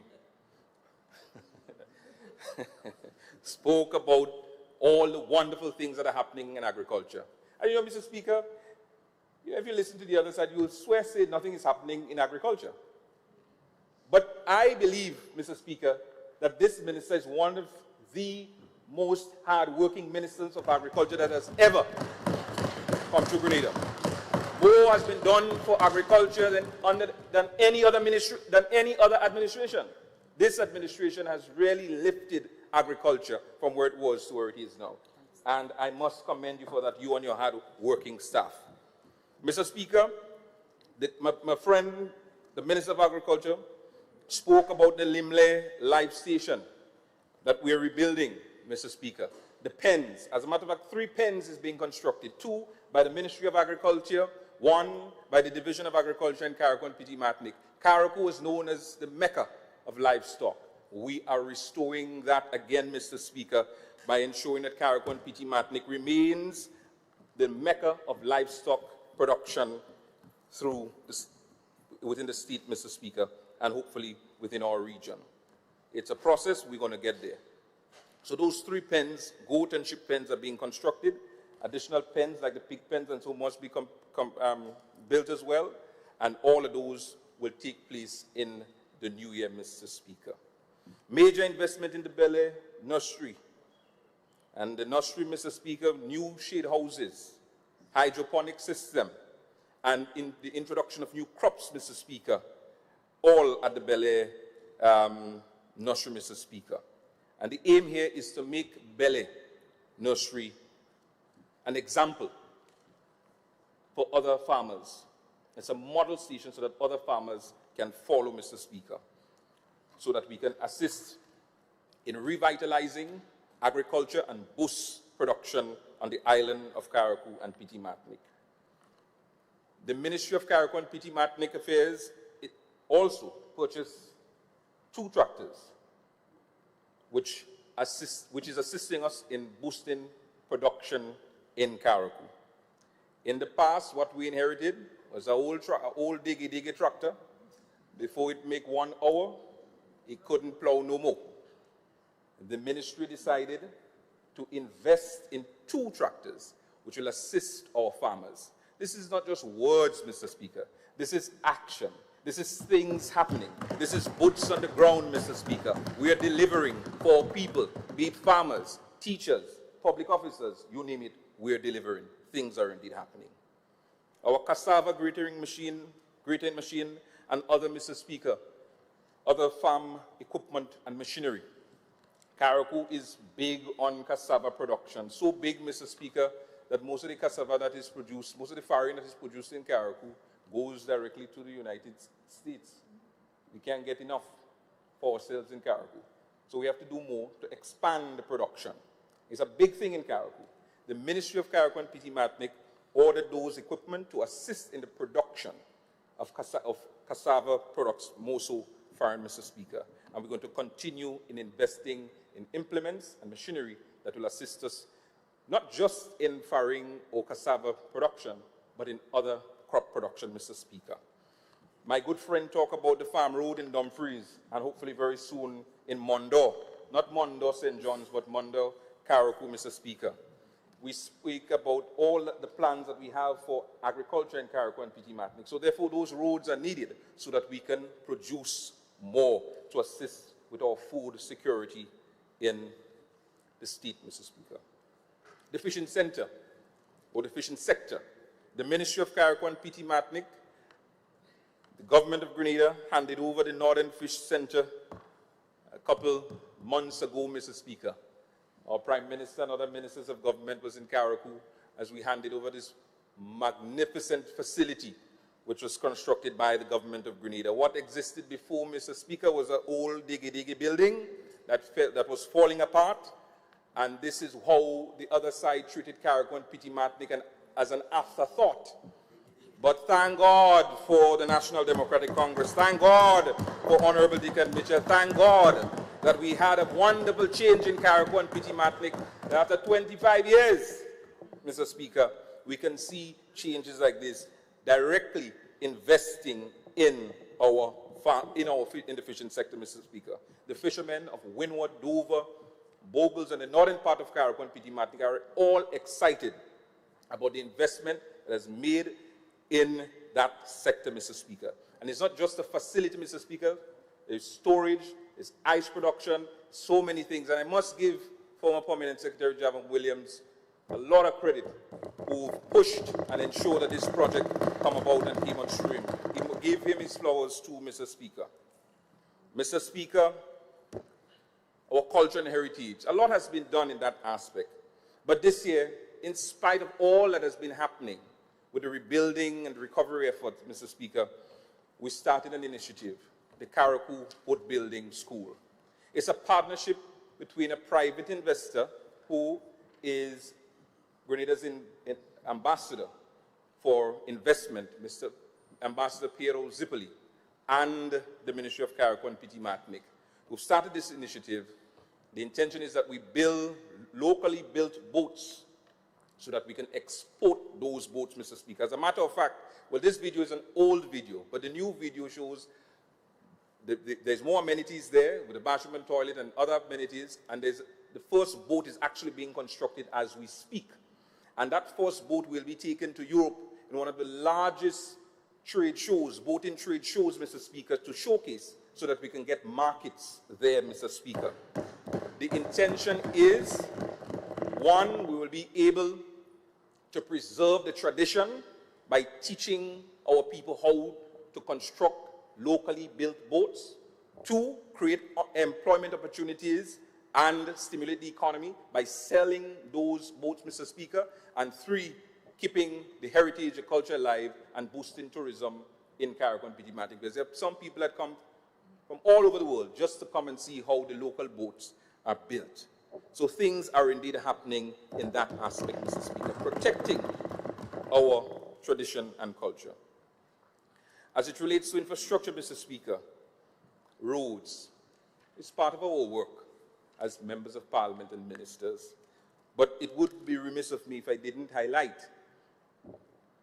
that the Bele Road, Mr. Speaker, is nearing completion, almost completed. If I'm not mistaken, it's almost complete. I know there were rain, we had lots of rain yesterday and today, so I'm not too sure how that impacted the work PS. But the Bele Road is almost completed. The Madam Pierre Road in Petit Martinique is almost completed, although some people will give you the impression that nothing is taking place in Petit Martinique. Over 2,000 feet of road in Madam Pierre is being constructed. And likewise, over 2,000 plus feet of road is being constructed in Bel Air and in other parts of Carriacou and Petit Martinique. And I want to say, Mr. Speaker, that this year's budget speaks of $1.3 million for roads in Petit Martinique. The first time that so much money has been allocated for roads in Petit Martinique, Mr. Speaker.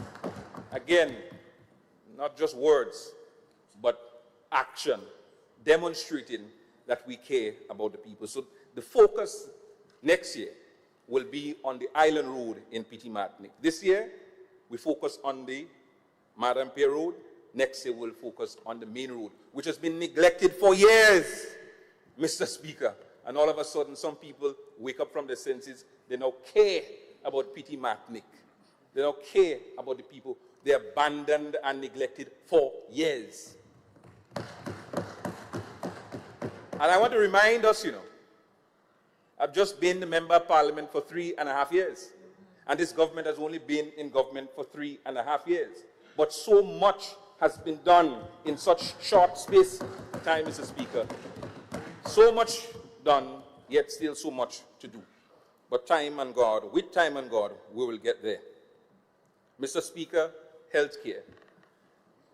And I must big up, through you, Mr. Speaker,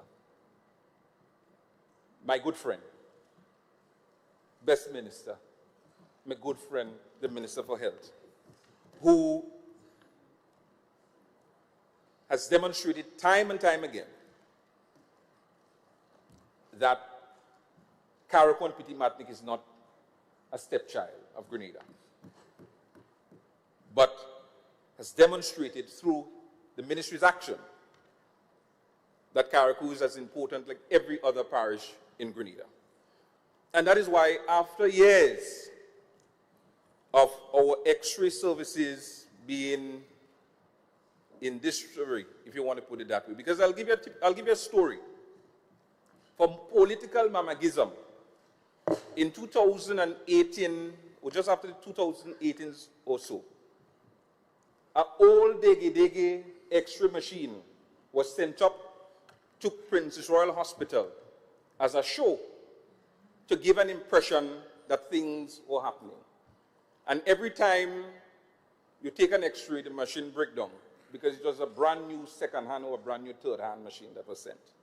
Well, under this administration, a brand new, first-class, top-of-the-line X-ray machine is installed at the Princess Royal Hospital to service the people of Carriacou and Petit Martinique, demonstrating, Mr. Speaker, that we're not just talking the importance of health care, but it's demonstrated through our actions. In the past, Mr. Speaker, even with that second-hand X-ray machine, because of the size of it, patients still had to travel to Grenada. Those days are now over, Mr. Speaker, and I'm extremely happy about it. But not only, we ain't stopping there.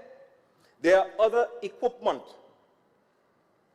There are other equipment that the Ministry of Health and Project Polaris have procured and installed at the Princess Royal Hospital, Mr. Speaker. For the first time, we have several of those equipment that in the event of most medical emergencies, we can stabilize our patient, we can take care of them in Carriacou, and if needs be, that we don't have some of the equipment, we send them to Grenada. Mr. Speaker, things are happening in health care.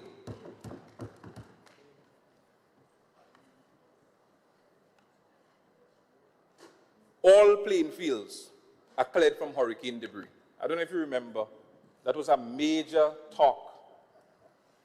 They take all the debris and put it in the playing field. But where else we couldn't put it anywhere else. And it was for a period of time. It was for a period of time, Mr. Speaker. And I'm happy that all of the playing fields are now cleared. Harveyville, Hillsborough, Mount Pleasant, Dover, cleared. And not just cleared, Mr. Speaker, they are being restored back to its former glory, and in some instances, better. And that is why I'm so proud and happy of my good friend, Mr. Speaker, Best Minister, Sports, Minister Thomas, Mr. Speaker, who is going to ensure that for the first time, Carriacou, one of the playing fields in Carriacou, is going to be lighted, Mr. Speaker, to professional standard. So I commend and thank the Minister of Sports in advance for fulfilling that promise in the first quarter of next year. The intention is that we start work immediately on the Lawrencetown Mini Stadium. Now, many of you know when you're flying into Carriacou, one of the first sites you see is the Lawrencetown Mini Stadium, and you see how it looks. So work will start in the first quarter of next year. We'll be working with, Mr. Prime Minister, we'll be working with you and your ministry to speed up the process as it relates to procurement. And we're going to work along with the Ministry of Sport so that we can start the process, PS, of covering the Lawrencetown Mini Stadium and bring it back to its former glory. And then we'll start the process thereafter of lighting up the playing field, Mr. Speaker, so that our young people can have fun in the lights. Because what existed before in the stadium was green lights. That wasn't lights, green lights. And I don't know what existed in Hillsborough. We all know. P.S. Williams, you know better than I do. So that is the intention. So I walk along with my good friend, my good Kakabawi friend, Best Minister, to make it happen. I ain't giving you all these kudos and you ain't deliver, you know. Mr. Speaker, night landing. Night landing. Oh, God, look at that. For years, Mr. Speaker, I mean, my smile alone can tell you how proud and happy, elated, joyous I am about this wonderful project. And again, I must commend P.S. Williams because initially most of the heavy lifting was done with him while he was permanent secretary. But Mr. Speaker, it's not just about the runway lights, you know. It's about the beacons. It's about the obstruction lights that has to be placed in the various areas around Carriacou. And it's about the professionals that we are training, Mr. Speaker, that are currently receiving the training, Mr. Speaker, among many other things, so that we could accommodate night landing in the first quarter of 2026. Mr. Speaker, things happening. Mr. Speaker, this is boots on the ground. Mr. Speaker, this is leadership. Mr. Speaker, after 20-something years of neglecting the island of Carriacou and Petit Martinique, things are finally happening. And you see, Mr. Speaker, this night landing will be crucial. While we intend to upgrade our healthcare facility so that we can take care of our patients in the event of medical emergencies, we can't be naive. There will be medical emergencies that we may not be able to deal with.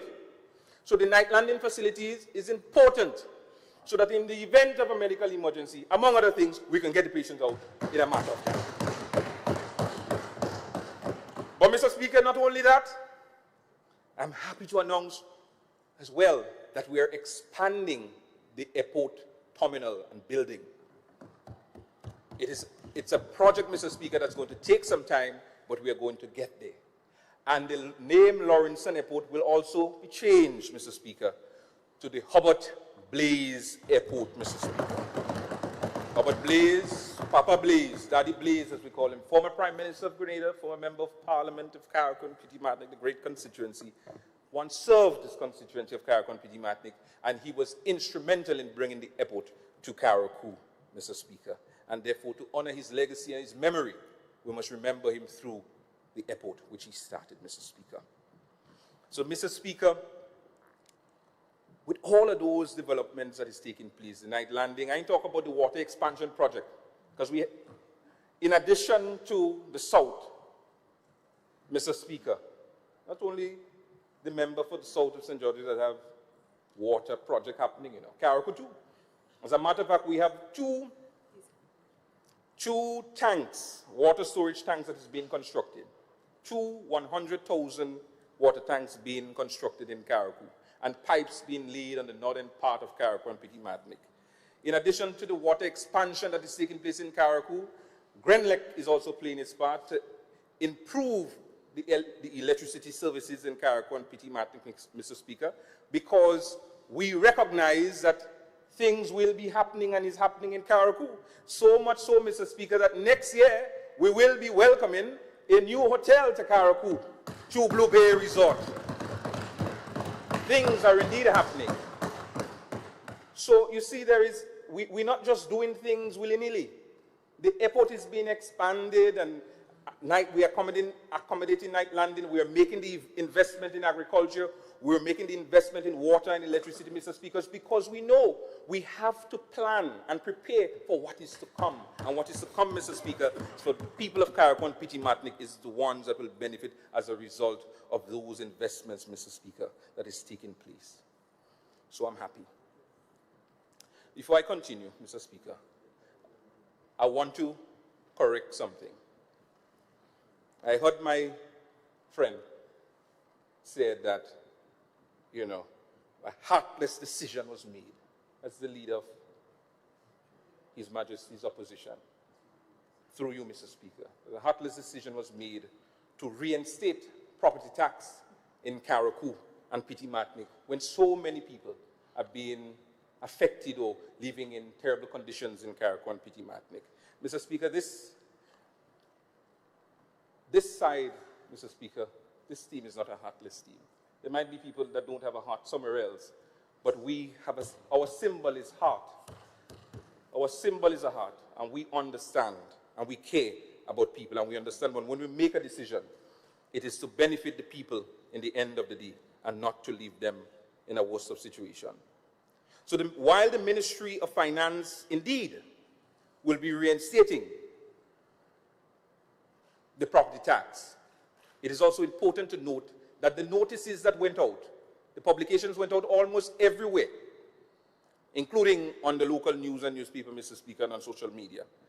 It said clearly that those people whose house is being rebuilt or under construction or has not been rebuilt as yet, etc., will be exempted. So if your home is being rebuilt, if you're in the process of rebuilding, if your home is not yet rebuilt, you will be exempted. And there's a simple process to follow. You go into the revenue office in Carriacou, you fill up your form, and the exemption will be given. So, Mr. Speaker, we recognize as well that there are a number of people who have rebuilt through the assistance of the government and some of them on their own, and there's some people who are not affected that much by the hurricane. Mr. Speaker, that will apply to those people. But if you're in the rebuilding process, Mr. Speaker, you will not be impacted by this. The Ministry of Finance, Mr. Speaker, will continue or start a series of programs to explain to the people of Carriacou and Petite Martinique the process. Because, Mr. Speaker, it seems that misinformation is the thing of the day, the propaganda, the misinformation. And I would have thought, or I would think, Mr. Speaker, that as a responsible opposition, that you will do your research and we will try to work together to help educate the people instead of trying to lead them the wrong way, Mr. Speaker.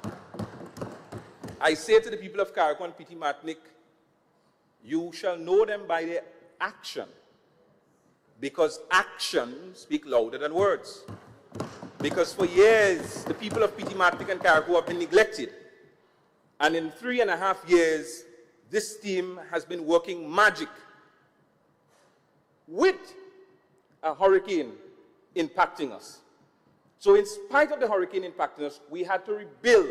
And on top of rebuilding, with several projects on the side of Mr. Speaker that we have to do. Let me speak about the homes that is being constructed, Mr. Speaker. We have constructed almost 200 homes, Mr. Speaker. Build Back Better, social development, prefab homes, happy homes, etc. That's what we have been doing in Carriacou and Petit Martinique. And yes, some people may say, well, those homes cost a lot of money, and etc., etc., etc. Mr. Speaker, I always make the case to my friends in the cabinet that those homes are necessary.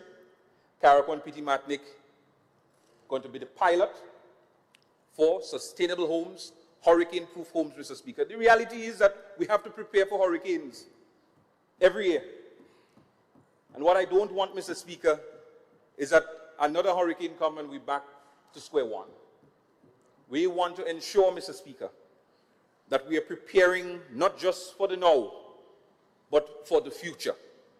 And as Member of Parliament, I have to be biased. Obviously, I will want the best for Carriacou and Petit Martinique, and that is what the people of Carriacou and Petit Martinique is getting, the best. So as it relates to Petit Martinique, because the emphasis was on Petit Martinique and Carriacou and what is happening and what is not happening. It's a fact that 1 year, 5 months after a devastating hurricane like Hurricane Beryl, not everybody will have a home, or not everybody will finish the reconstruction. It's impossible. As a matter of fact, my friends in Dominica are still handing over homes for people that were affected by Hurricane Maria, which struck Dominica 8 years or so ago. The fact is, my friends, through you, Mr. Speaker, they are experts and people in other countries who are impacted by hurricanes and natural disasters that are asking us, how did we manage to recover so quickly? And what is the remedy? The remedy is leadership, sound leadership.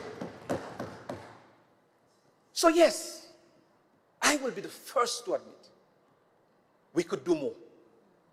I wish we could do more. The reality exists. The reality is, though, we have to think about where we're getting the materials, because there's a competition throughout the region for material. That's a fact. There's a competition within the region and the world for workers. So much so, Mr. Speaker, I spoke about the water expansion project in Carriacou. We can't find people in Carriacou to do it, you know. We have to import people. The contractors have to import people from Cuba, Philippines, elsewhere to get the job done. And even trying to import those workers, Mr. Speaker, is a challenge because everybody competing for those workers. The reality is that material is a challenge. Manpower is a challenge. And the logistics as well is a challenge. But despite all of that, we've managed to deliver in record time over 200 homes in Carriacou and Petit Martinique. And we will continue the process with greater emphasis on Petit Martinique next year. So, with time, the recovery process is taking place. It is taking some time, but we will get there, one community at a time, one family at a time, one Build Back Better at a time. We will recover stronger, better, and more resilient, Mr. Speaker. Mr. Speaker, local government. The local government draft bill has been completed the Ministry of Carriacou and Petit Martinique Affairs and the Ministry of Legal Affairs is now working to finalize the details. And hopefully within the first quarter of next year, the intention is we'll bring the local government bill to this honorable house. And I do look forward with great anticipation that members on both sides will support the legislation, the bill. The intention here is that Carriacou and Petit Martinique will be the pilot, and then we will spread it throughout the length and breadth of Grenada. I'm sure my good Kakabawi friend in the tongue of St. George's, Mr. Speaker, is looking forward for local government in the tongue. We had it before. We had a system before. I'm sure we can do it once again. So it is coming very soon, Mr. Speaker. Mr. Speaker, our tennis court is something that we've started. We started the tennis court project. Carriacou and Petit Martinique is now big on tennis court, and unfortunately, because of the passing of my good friend, Mr. Hanel Budlal, the project paused. But I want to give the Honorable House an update, and most of the people of Carriacou an update, that the project will commence shortly in the first quarter of 2026, Mr. Speaker. And the intention thereafter is that we will have the opening of the tennis court, Mr. Speaker, among other things.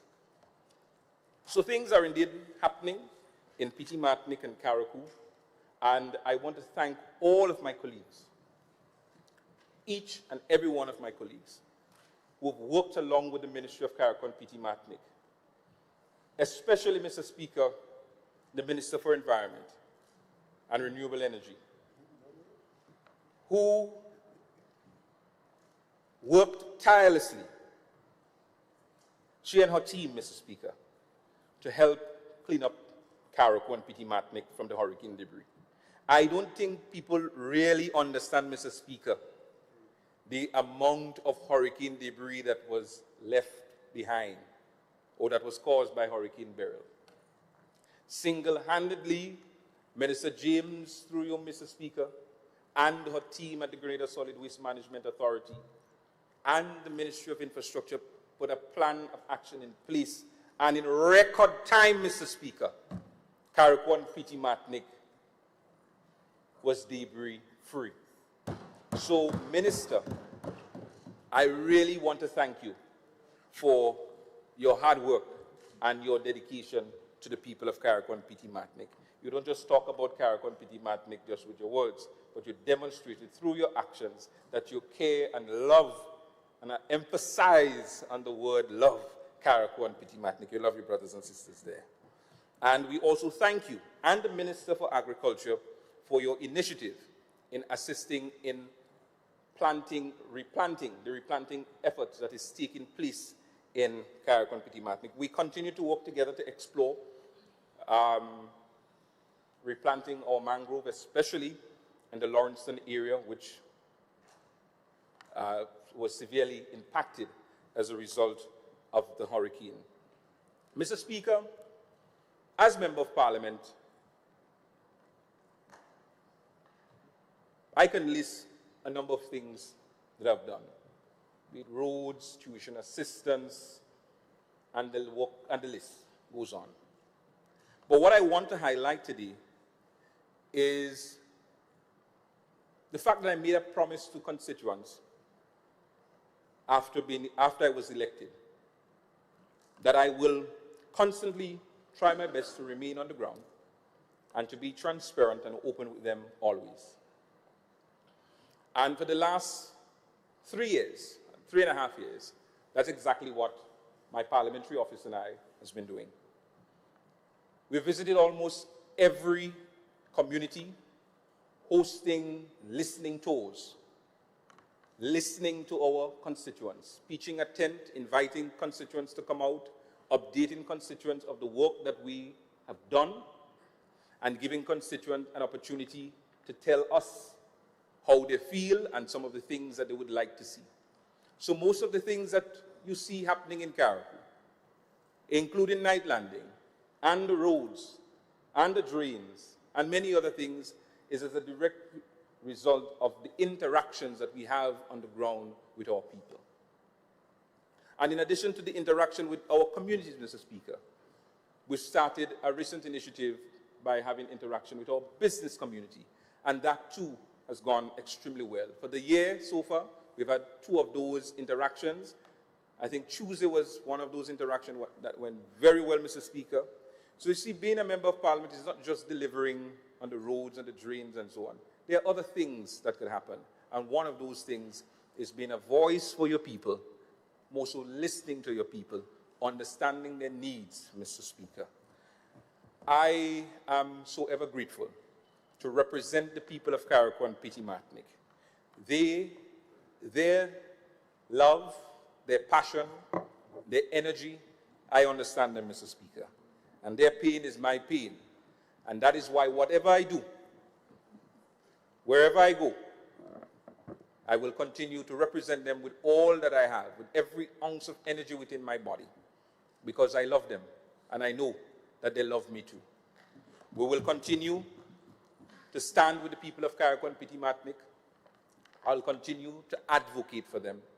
I'll continue to try my best in spite of the circumstances.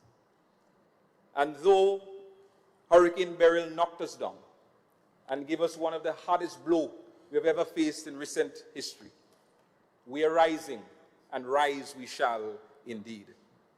Rise greater, stronger than ever before, and more resilient. I love you, Carriacou and Petite Martinique, and I thank you for standing with me.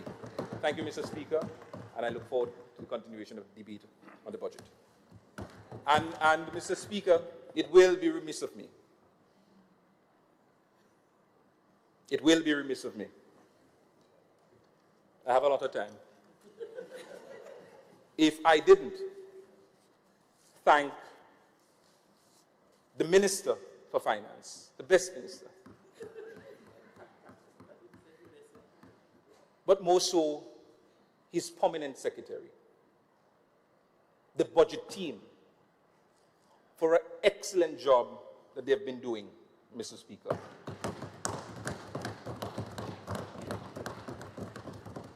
Mr. Speaker, I thank the Budget Department and the permanent secretary within the Ministry of Finance with all of my heart, because God knows, without them this year, I don't know how we would have been able to do half of the things we've done in Carriacou and Petite Martinique.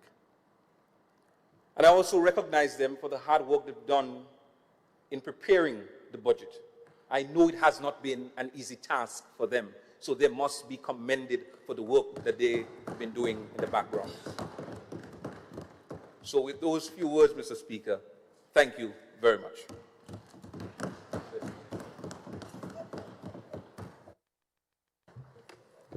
Thank you very much, Honorable MP, for Carriacou and Petite Martinique Affairs. And before we invite the next MP to take the floor, I wish to encourage members in your exuberance and your utterances, try to refrain from calling names. I don't want to go down the record as a sitting that had the actual calling of names of members of the House. The standing order advises us to refer to the members by the constituencies. So I understand sometimes you get very passionate, but let us try to refrain from the name calling in the House. And just to say as well, Honorable MP for Carriacou and Petite Martinique, you repeatedly use the term Kakabawi. I am not sure what Bawi means, but I have a sense what Kaka means. Oh, Bawi is a fish. Oh, okay, okay. So I'm very, very guarded about expressions in the House. Remember, the Hansard is the official record of the House, yeah? All right, so we now invite the Honorable MP for St. John, the MP responsible for climate resilience, environment, and renewable energy, to take the floor. Thank you so much, Mr. Speaker. Through you, I say good evening to everyone who stayed with us from since morning to observe our debates. Mr. Speaker, I rise to lend my full support to the 2026 budget presented by the Honorable Minister for Finance. This is a budget, Mr. Speaker, that does not float in the abstract. It is anchored in the realities of our people, live every day, and in the future we are determined to build together. The theme, Mr. Speaker, towards Vision 75, powering progress through people's participation and innovation, is not a slogan. It is a statement that things are in fact happening in Grenada. It says to every citizen, Mr. Speaker, that your participation, your creativity, your resilience are not footnotes to development. They are the engine room. It says we are not awaiting rescue. We are organizing ourselves. We are organizing our communities and our economy around Vision 75, a Grenada that is more prosperous, more inclusive, and more climate resilient by the time we celebrate 75 years of independence. Mr. Speaker, the economic story behind this theme is important. Coming out of a period marked by global shocks and the devastation of Hurricane Beryl, as through you, Mr. Speaker, the MP for Carriacou, P.T. Matnick, so eloquently expressed in his presentation, Grenada's economic performance in 2025 was described, even by the IMF, as remarkable. Real GDP is estimated to have grown strongly, Mr. Speaker, with government's own projections putting growth above 6%, driven by reconstruction, construction, tourism, manufacturing, and a rebound in agriculture and fisheries. Unemployment, Mr. Speaker, has fallen from double digits in 2021 to single digits by October 2025, with youth unemployment cut by more than half. Inflation, Mr. Speaker, which hurt households in the last few years, has been brought down to under 1% on average, due in part to deliberate policy choices, electricity and fuel support, and relief on basic food items. At the same time, Mr. Speaker, the state has been rebuilding from Hurricane Beryl, supporting families, restoring infrastructure, and strengthening institutions. That is why there is a temporary primary deficit and an overall deficit in 2025 and 2026, Mr. Speaker. But, Mr. Speaker, when we look carefully, what do we see? We see that the deficit is smaller than originally expected, that the revenues have performed better, and that the government is already planning a phased return to the Fiscal Resilience Act rules by 2027. What does that mean, Mr. Speaker? In simple terms, we are using fiscal space to protect people and rebuild smarter, while at the same time, Mr. Speaker, staying disciplined enough to keep debt on a sustainable path. So when we tell the people of St. John and Grenada that this budget is about powering progress, we can back it up. Growth is real, Mr. Speaker. Jobs have been created and this today continues to be created. Prices are more stable, and the investments being made are in climate resilient infrastructure, they are in housing, in human capital. The kind of spending that protects lives, Mr. Speaker, and livelihoods, not quick fixes. Mr. Speaker, as you recall the sentiment shared by the speakers that went before me, themes and macroeconomic numbers can feel distant if people do not see themselves in the story. That is why, before I speak as minister, I wish first to speak as a parliamentary representative for the constituency of St. John to show how this budget theme and this government's economic approach are being translated into concrete, sometimes life-changing work on the ground. When I stood before the people in St. John in 2022, Mr. Speaker, I promised that our parish, our constituency, would not be treated as an afterthought. I promised that we would tackle long-standing problems that were left to fester for years. I also promised, Mr. Speaker, that rural communities would see investment equal in dignity and ambition to any other part of Grenada, Carriacou, and Petite Martinique. The work of 2025, Mr. Speaker, and the plans for 2026 reflects that commitment. Mr. Speaker, let me begin with infrastructure, because roads, drains, walls, and access are not merely engineering projects, but they are how our farmers reaches their land, they are how our children and our children reaches school, how an elderly person gets to the clinic, and how small businesses stay alive in rural economies. In 2025, we advanced a set of road construction and accessibility improvements that have started to change daily life of residents. In Old Road, Marigot, Mr. Speaker, long-awaited roadworks have been completed in a way that finally respects the needs of all users, including persons who rely on wheelchairs or walking aids. What was once a difficult journey, Mr. Speaker, to navigate has been transformed into a safe, more accessible route that restores dignity and independence to some of our most vulnerable residents. The road connection between Palmersdig that goes all the way up to Montgramby, Mr. Speaker, is a lifeline for our farmers in that area. That road has also been upgraded, Mr. Speaker. For years, farmers in that area struggled to move produce, livestock, and inputs because of poor road connection.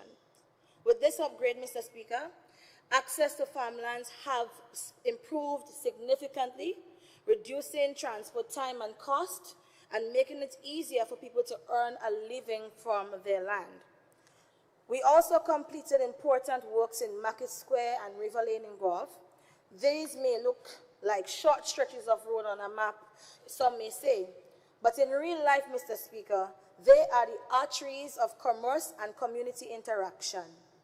The upgrades there, Mr. Speaker, have improved the traffic flow, it have enhanced safety in busy pedestrian areas, and support small vendors and shopkeepers whose livelihoods depend on reliable access into and out of the town of Guelph. Mr. Speaker, in speaking about roads, of course, I cannot ignore one of the most complex and symbolic interventions underway in St. John that this government had the guts to do and to undertake. And I speak none other than the rehabilitation of the Clogier Main Road.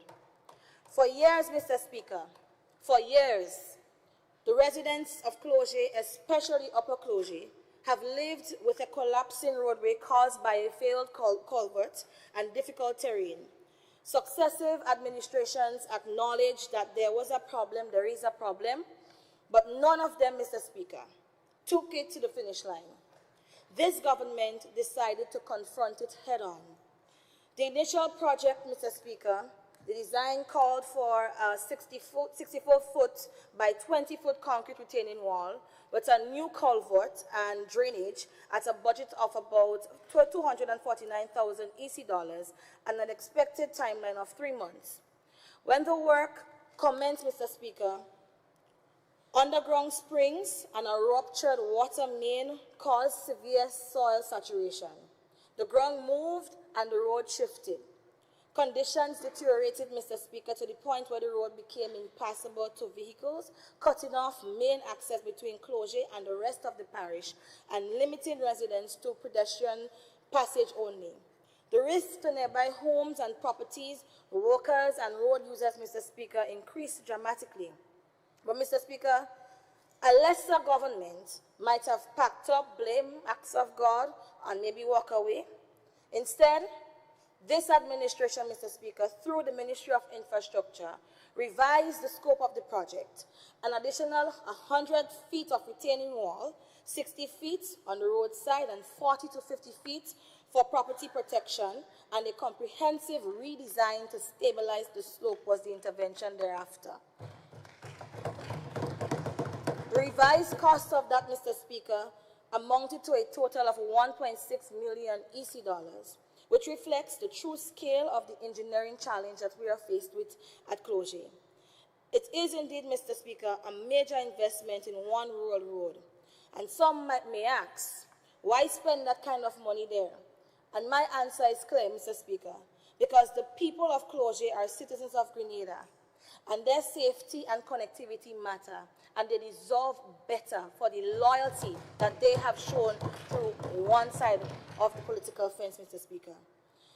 Roads, Mr. Speaker, that links farmers to markets, roads that link students to schools and families to health services have to be of paramount importance for us to ensure that we can rectify the issues and alleviate the problems. Leaving entire communities effectively underwater, basically, the entire Clogier.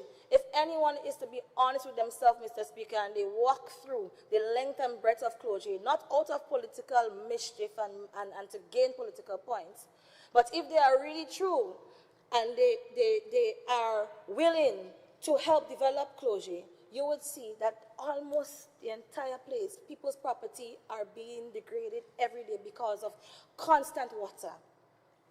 Mr. Speaker, we recognize that the project has taken a longer time than initially planned, but even as we work towards completion, we have been deliberated in easing the burden on residents. We don't hear much of that, so I would enlighten our colleagues and our honorable members in this House. Taxis and shuttle services have been organized at a scheduled time to transport children, workers, and the elderly in and out of the affected area. This is what people-centered infrastructure looks like, Mr. Speaker. Not only about building infrastructures or building structures, but managing disruption and ensuring that the most vulnerable are not left stranded while works are ongoing. Turning to safety and critical infrastructure, Mr. Speaker, one of the landmark interventions in 2025 for us in St. John was the successful construction of the retaining wall in Grand Roy. This project has been promised to the people of St. John and Grand Roy and the surrounding areas for well more than 10 years, Mr. Speaker. And it took this government, me as the representative, to ensure that this project was not a campaign promise done on the brink of an election, but to ensure that I understand that safety is very important for the two schools that are nearby and for the medical station that is also nearby. Following the construction of the retaining wall, Mr. Speaker, we have now since backfilled and the road has been fully rehabilitated. This project does more than stabilize a piece of roadway for us, Mr. Speaker. This project protects families, it secures health care, and it shields our children who traverse on this road and also surrounding villages from the risk of landslip and erosion. I am pleased to report, Mr. Speaker, that building on this intervention, works are being planned for 2026 to upgrade the Grand Roy Medical Station itself, including the provision of appropriate parking space for an ambulance to be stationed there. The combination of a safe, stabilized roadway, Mr. Speaker, and a better equipped medical facility will significantly enhance emergency response and everyday health care for residents all along that corridor.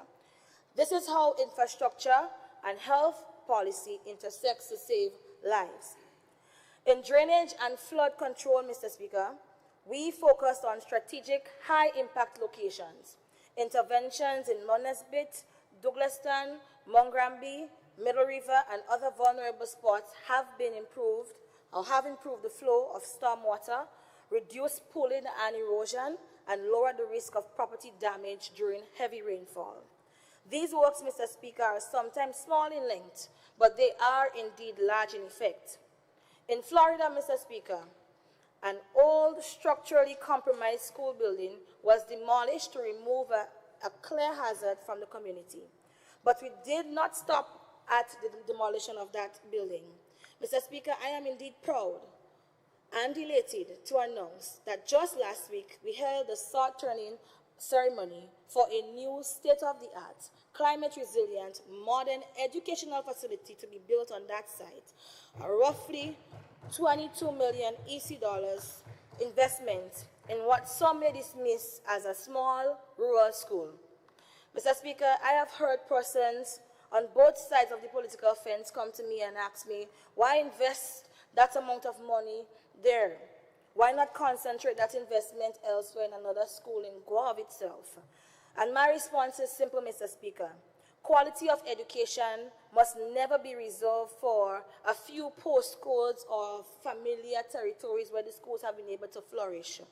The new Florida government school, Mr. Speaker, is being designed with dedicated spaces for the sectors that will drive the new economy, including the creative arts, with rooms for music and performing arts, and modern learning environments for science and technology.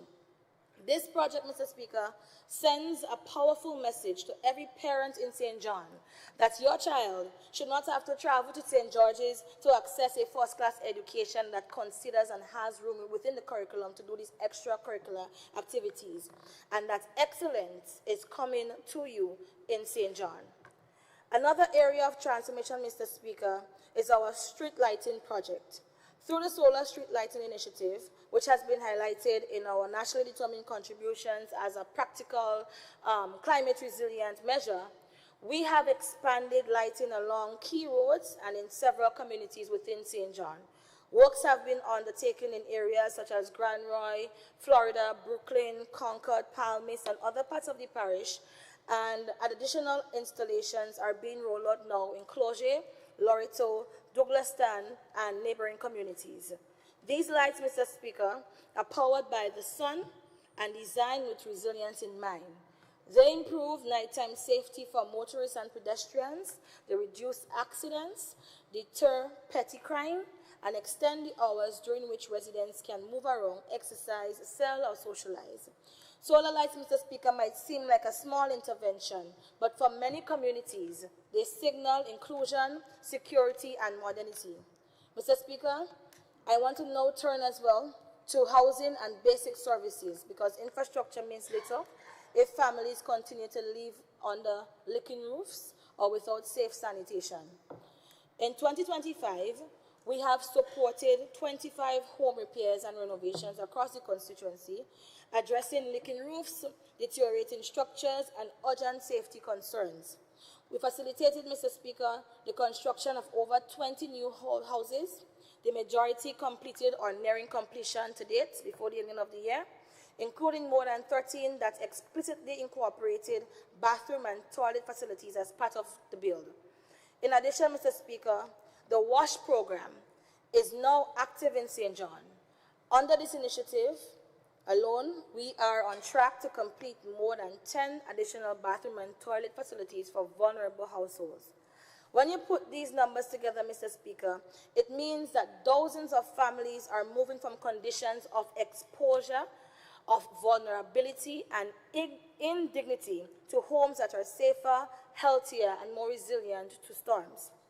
It means, Mr. Speaker, that children can study in dry rooms, that elders can move around with less fear of illnesses linked to poor sanitation.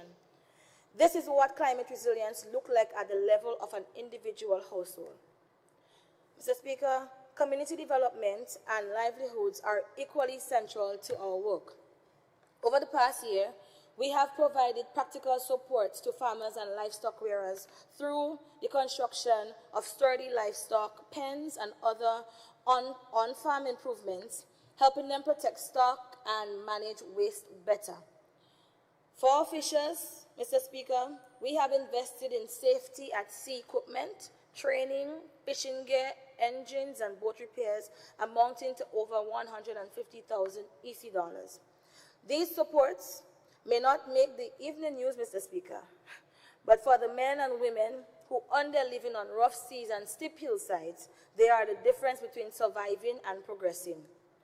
We have also been deliberate, Mr. Speaker, in supporting vulnerable groups, our seniors, our children, and single-parent households.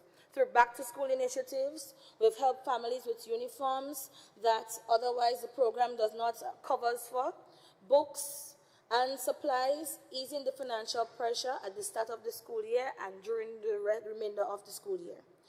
We have consistently assisted churches and faith-based organizations that anchor community life, and we have backed sporting clubs in cricket, football, and basketball, because sport is both an outlet and a pathway. In fact, Mr. Speaker, Tomorrow and Saturday, we will be hosting our Silver Citizens Luncheon, one in Black Bay and one in Guelph, respectively, marking the start of the Christmas season festivities in St. John. These events, Mr. Speaker, are more than meals shared with our elders.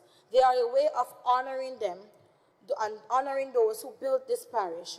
In the coming weeks, we have our Christmas tree lightings and toy giveaways throughout the constituency, which will continue the spirit of community, of ensuring that every child in every corner in St. John feels seen and valued during the festive season.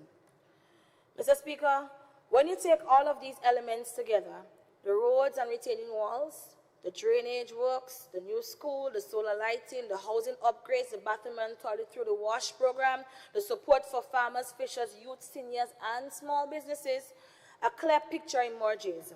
The theme of this budget is not an abstraction for St. John. People's participation, Mr. Speaker, and innovation are exactly what is powering progress in our constituency. Our people participate when they show up to consultations, whether it be on the closure road solutions, when they help design traffic arrangements during construction, as the case might have been on the neglected Mungo Road project that we have been able to successfully rehabilitate with a retaining wall and concrete work on the road that will be extended in the new year. And whether it be just stepping forward to lead sporting clubs and cultural groups. Innovation is visible, Mr. Speaker. Things are indeed happening. And when we turn a hazardous historical building into a cutting-edge school, when we design infrastructure that respects people with disabilities and farmers' needs in the same breath, you cannot say things are not happening. Things are happening, Mr. Speaker. Mr. Speaker, I am under no illusion that all needs in St. John have been met. There is still a great amount of work to be finished in quite a number of areas. Further roads needs to be upgraded. Additional housing and social support needs to be continuously be provided. But the direction is clear and the momentum is real. The 2026 budget, Mr. Speaker, gives us the fiscal space and the policy tools to consolidate what we have started and to move into a new phase, one where St. John is recognized not as a peripheral rural parish, but as a testbed of resilient, inclusive development. Mr. Speaker, in the heart of the country, and to a larger extent the Caribbean, the St. John constituency shines with its historical relevance and cultural vibrancy. However, some of our communal assets, playing fields and community centers, have suffered from neglect and underutilization for quite a number of years. In their dilapidated states, these critical infrastructures, Mr. Speaker, cannot serve as platforms for positive youth engagement, for cultural enrichment, or avenues for community activities and, by extension, learning. The time to act is now, Mr. Speaker, and as a result, I have embarked on a project called Enhancing St. John's Future, a comprehensive proposal for community development in St. John through sporting infrastructure and community center revitalization. Mr. Speaker, I say thank you to the People's Republic of China and the Ministry of Social Development for their significant contribution towards the rehabilitation of the Mongrambi Community Center. This community center was given as a gift to the people of Mongrambi and surrounding areas well over 40 years, Mr. Speaker. And despite Ivan came and it mashed the building up, Emily came and did some damage, we had some leak, we had some other challenges with other natural events that happened. No intervention was made on this community center. We had a roof that was taken over by termites. We had garbage inside both the downstairs and the upstairs. Oftentimes, persons in the community would come out and do a little cleanup if they have to use the community center. When we gathered to have a conversation with the constituents and residents there, they would clean a particular area so that we could sit comfortably. And I'm happy to show, Mr. Speaker, that despite what social media may say and what other people may say, this is the only intervention since this community center was built in Mongrambi that has been done. And I am inviting, through you, Mr. Speaker, everyone in this honorable house on December 19th at 6 p.m. to come and share with us as we launch and reopen the Rehabilitated Community Center. This, Mr. Speaker, is just one out of the 4 that we want to tackle. And so in the first quarter of 2026, we are going to move to our next one, which is Cocoa Grove or the Waterloo Community Center. Mr. Speaker, we have also received strong support and commitment through the Ministry of Youth that we are going to redo the entire lighting system at Cuthbert Peters Park.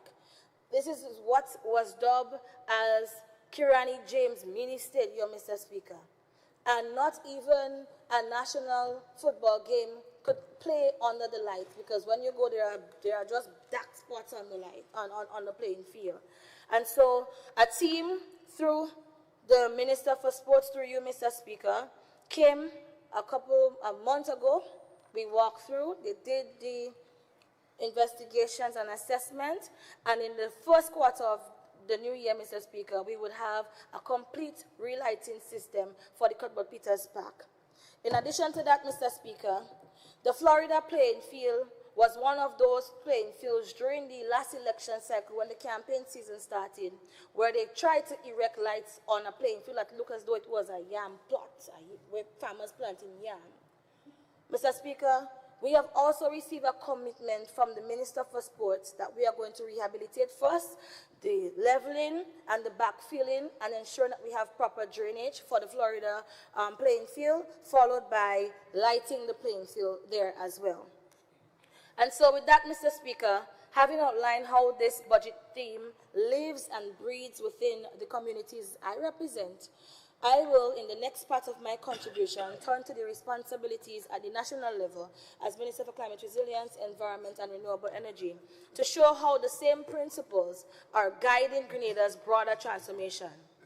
Some have suggested that this budget, Mr. Speaker, lacks conscience and fails the test of confidence. Yet, Mr. Speaker, when we examine where the dollars are going into protecting our rivers and reefs, stabilizing our coastlines, cutting electricity costs, and strengthening climate resilience, we see a government that is doing the difficult, disciplined work of safeguarding lives and livelihoods in a harsher climate reality. In that spirit, Mr. Speaker, I will now highlight 3 pillars of work under my ministry: environmental stewardship, the energy transition, and climate resilience. Mr. Speaker, Grenada's natural environment is not scenery. It is a productive capital. It is the backbone of our tourism, our agriculture, fisheries, and marine sectors. When the environment fails, Mr. Speaker, jobs disappear and public health costs rise. That is why this government has increased the allocation to my ministry to 19 million in 2026, up almost 3 million from 2025, with over 15.9 million dedicated to capital investments. This, Mr. Speaker, is fiscal discipline with a future, not fiscal drift. At the heart of this work are 2 anchor instruments. We have the National Ecosystem Assessment and the National Biodiversity Strategy and Action Plan. Through these, Mr. Speaker, we have placed a real economic value on our forests in collaboration with the Ministry of Forestries, coral reefs, mangroves, and watersheds, and we are using that evidence in national planning. It means Cabinet's decision, Mr. Speaker, can weigh the short-term gain of a project against the long-term cost of losing a reef, a beach, or a watershed. It is also the language, Mr. Speaker, climate funds understand. So it strengthens our ability to attract grants and concessional financing, something the opposition calls for, but which this government is actually doing. Mr. Speaker, the latest Intergovernmental Planning on Climate Change, or the IPCC reports, project more intense tropical cyclones, a reality we already face with hurricanes like Ivan, Emily, Beryl, and others. In response, we are scaling up nature-based and ecosystem-based solutions, combining green and gray infrastructure to stabilize coastlines, protect communities, and secure critical infrastructure. A key example of this, Mr. Speaker, since things are not happening in the eyes of other people, is the Telescope Shoreline Project, which integrates hard engineering with mangrove restoration and beach stabilization. And I'm sure that the member who is the MP for that said, Mr. Speaker, can attest to that and can say things are indeed happening. This is a model, Mr. Speaker, we are pursuing across the state, using nature as protective infrastructure, because a restored mangrove does not send an electricity bill after a storm. Mr. Speaker, 2025 was a year of quiet but fundamental environmental reform for us at the ministry. Among the top achievements of the Environment Division were the updating of Grenada's National Environment Management Strategy, or the NEMS, advancing the draft Environment Management Bill, which will modernize our legal framework, preparing Grenada's roadmap for implementation of the Escazú Agreement, strengthening marine biodiversity conservation, including sea turtle monitoring and training, upgrading our environmental communications and GIS capabilities, and building human capacity, including training Grenadians in regional drone mapping and supporting postgraduate study in natural resource management at the University of the West Indies.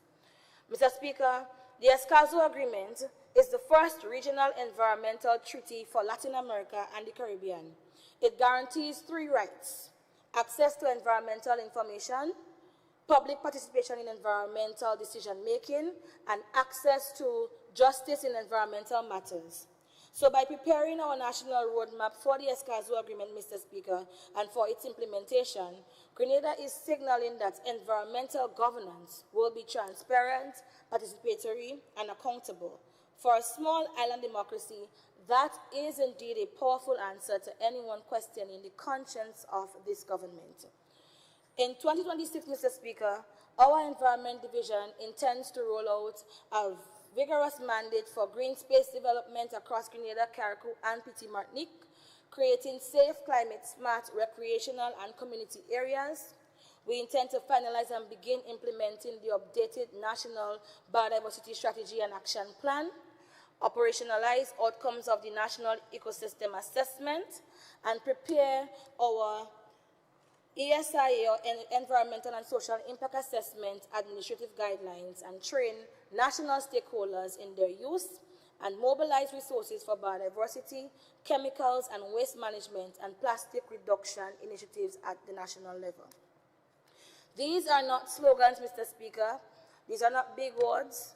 These are the systems that make sure every project, whether it be through the public or private sectors, respect the environment that feeds, protects, and ultimately employs our people. Mr. Speaker, any serious conversation about environmental protection and public health in Grenada must confront how we manage waste. This administration has moved decisively from ad hoc dumping to a circular economy approach led by the Grenada Solid Waste Management Authority. In 2025, Mr. Speaker, with support from partners such as the Close the Plastic Tap, the CFAS,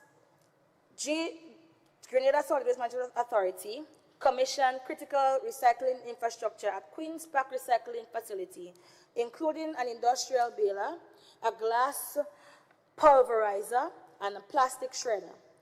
Working with the Grenada Hotel and Tourism Association, we are scaling up cardboard, plastic, and glass recycling nationally, turning materials that once clog our landfills and ravines into feedstocks for new products.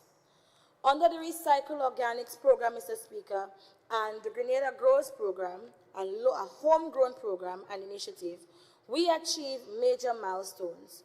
We achieved, Mr. Speaker, completing 2 waste characterization studies, confirming that almost 31% of our municipal solid waste is organic, drafting an organic waste management implementation plan under the National Solid Waste Management Strategy, expanding home composting to 200 households in 11 communities, diverting over 130 tons of organic waste per year with more than 90% active participation. We have also rolled out the ROCKS School Composting Initiative in 7 schools, Mr. Speaker, engaging students and teachers in hands-on climate education and launching 1,000 tons per year composting pilot at Perseverance. These actions, Mr. Speaker, lay the foundation for a national composting and waste separation program, moving Grenada from isolated pilots to a systemic circular economy where waste becomes resource and landfill demand declines. Mr. Speaker, for Carriacou and Petit Martinique, we are even going further. Through the World Bank's Unleashing the Blue Economy project, this government is mobilizing $7 million to upgrade the Dumfries landfill and establish 3 green points for organic waste collection and processing. The vision, Mr. Speaker, is a zero landfill, fully sustainable system for the Sister Isles, a model for the wider Caribbean. It might sound now as a pie in the sky, but I can tell you, Mr. Speaker, throughout the Eastern Caribbean states, our Solid Waste Authority is well respected in terms of how we have been able to change Perseverance. I don't know if some of you might have remembered the stench that used to come out of Perseverance.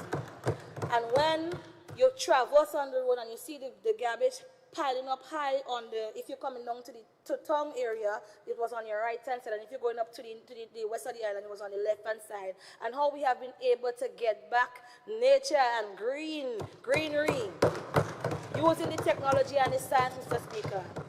And so I want to thank and commend the team, the general manager, who sometimes never got the support under successive governments before us, Mr. Speaker, to making these things a reality.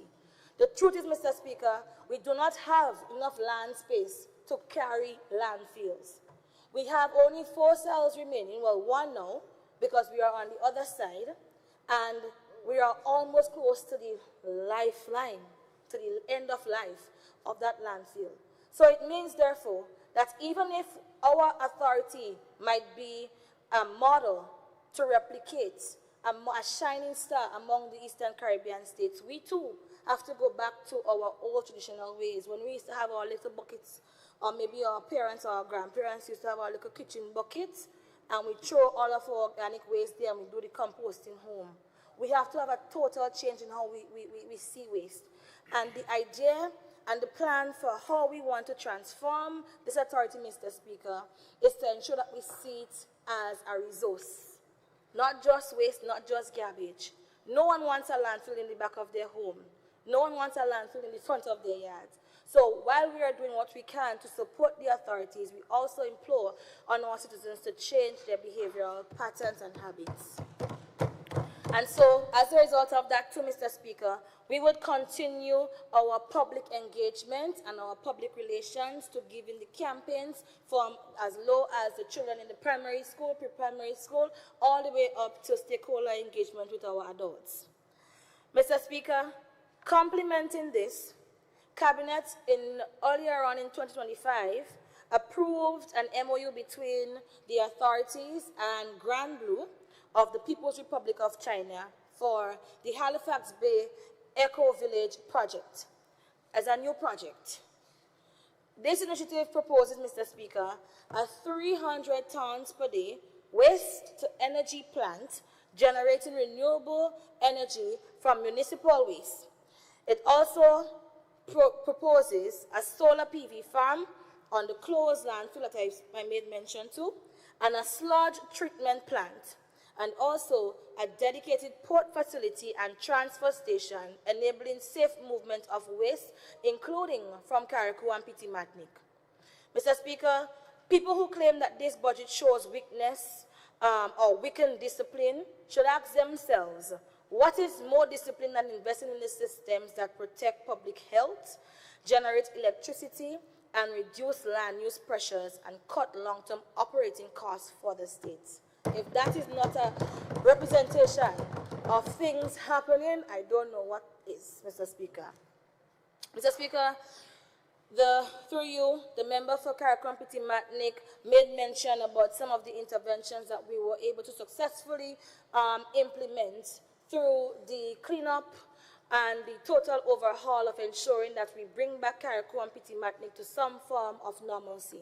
We have been able, Mr. Speaker, to take out quite a number, thousands of tons of debris from all of Carriacou and Petit-Martinique. We had some significant challenge remaining on the Petit-Martinique itself. And I'm happy to report that just last week, from week before into last week, we have been able to now successfully move all of the debris, including galvanized and other steel parts and other tree trunks and the likes, out of Petit-Martinique, Mr. Speaker. And so to complement that first response towards disaster management of waste, Mr. Speaker, we also launched a Carry a Tree to Carriacou program. It's an environmental program, Mr. Speaker, that talks about climate resilience strategy and linking it to mitigation, adaptation, and livelihoods. The Carry a Tree to Carriacou campaign, Mr. Speaker, launched in November, is restoring tree cover in areas that were devastated by Hurricane Beryl. It is implemented with the NGOs and community groups because we are a government that believes in consultation despite popular beliefs, and we intend to expand it across the entire country. Every sapling planted is cheaper than a landslip cleaned up, a road rebuilt, or a home washed away. So our ministry, Mr. Speaker, has also intensified environmental education and capacity building. We continue to train youth, Mr. Speaker, NGOs, private sector actors and communities on biodiversity, climate change, zoonotic diseases, plastic pollution, and regulatory compliance. These are not abstract workshops, Mr. Speaker, but they equip people to protect their livelihoods, to meet emerging standards, and participate in the opportunities of the green and blue economy. Mr. Speaker, this is what a budget with conscience looks like, investing in ecosystems that shields the poor first and longest. Mr. Speaker, much has been said about high electricity bills and the cost of living pressures on families. The painful truth is that as long as we rely heavily on imported fossil fuels, global price shocks will hit our pockets and our balance of payments.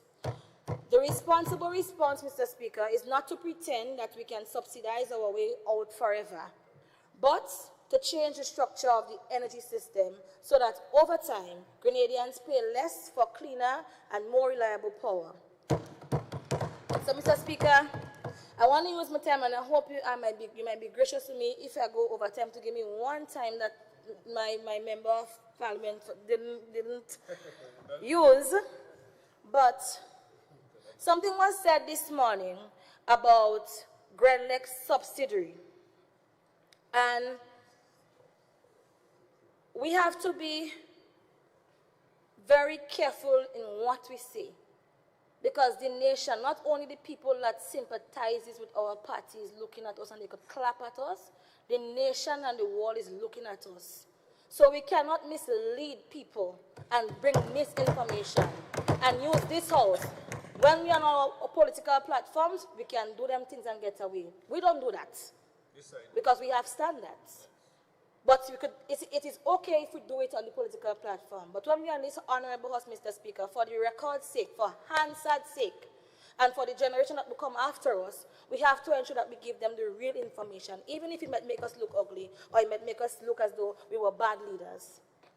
Mr. Speaker, for the record, it was stated that a 25% reduction in the non-fuel charges on electricity bills was introduced on the 5th of January 2022 as a measure to help with the high cost of electricity. Mr.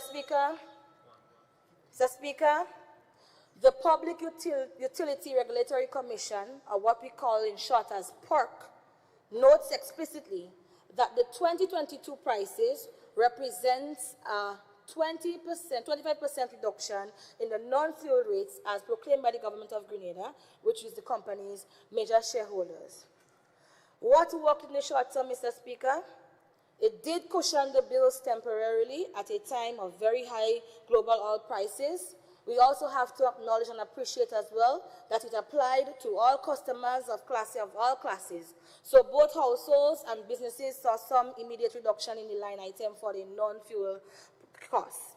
Mr. Speaker, that at that time in 2022, an election year, might have been a good crisis management regime. But there was a problem and a fundamental flaw, and it was a wrong approach, Mr. Speaker. This, Mr. Speaker, was not strategic.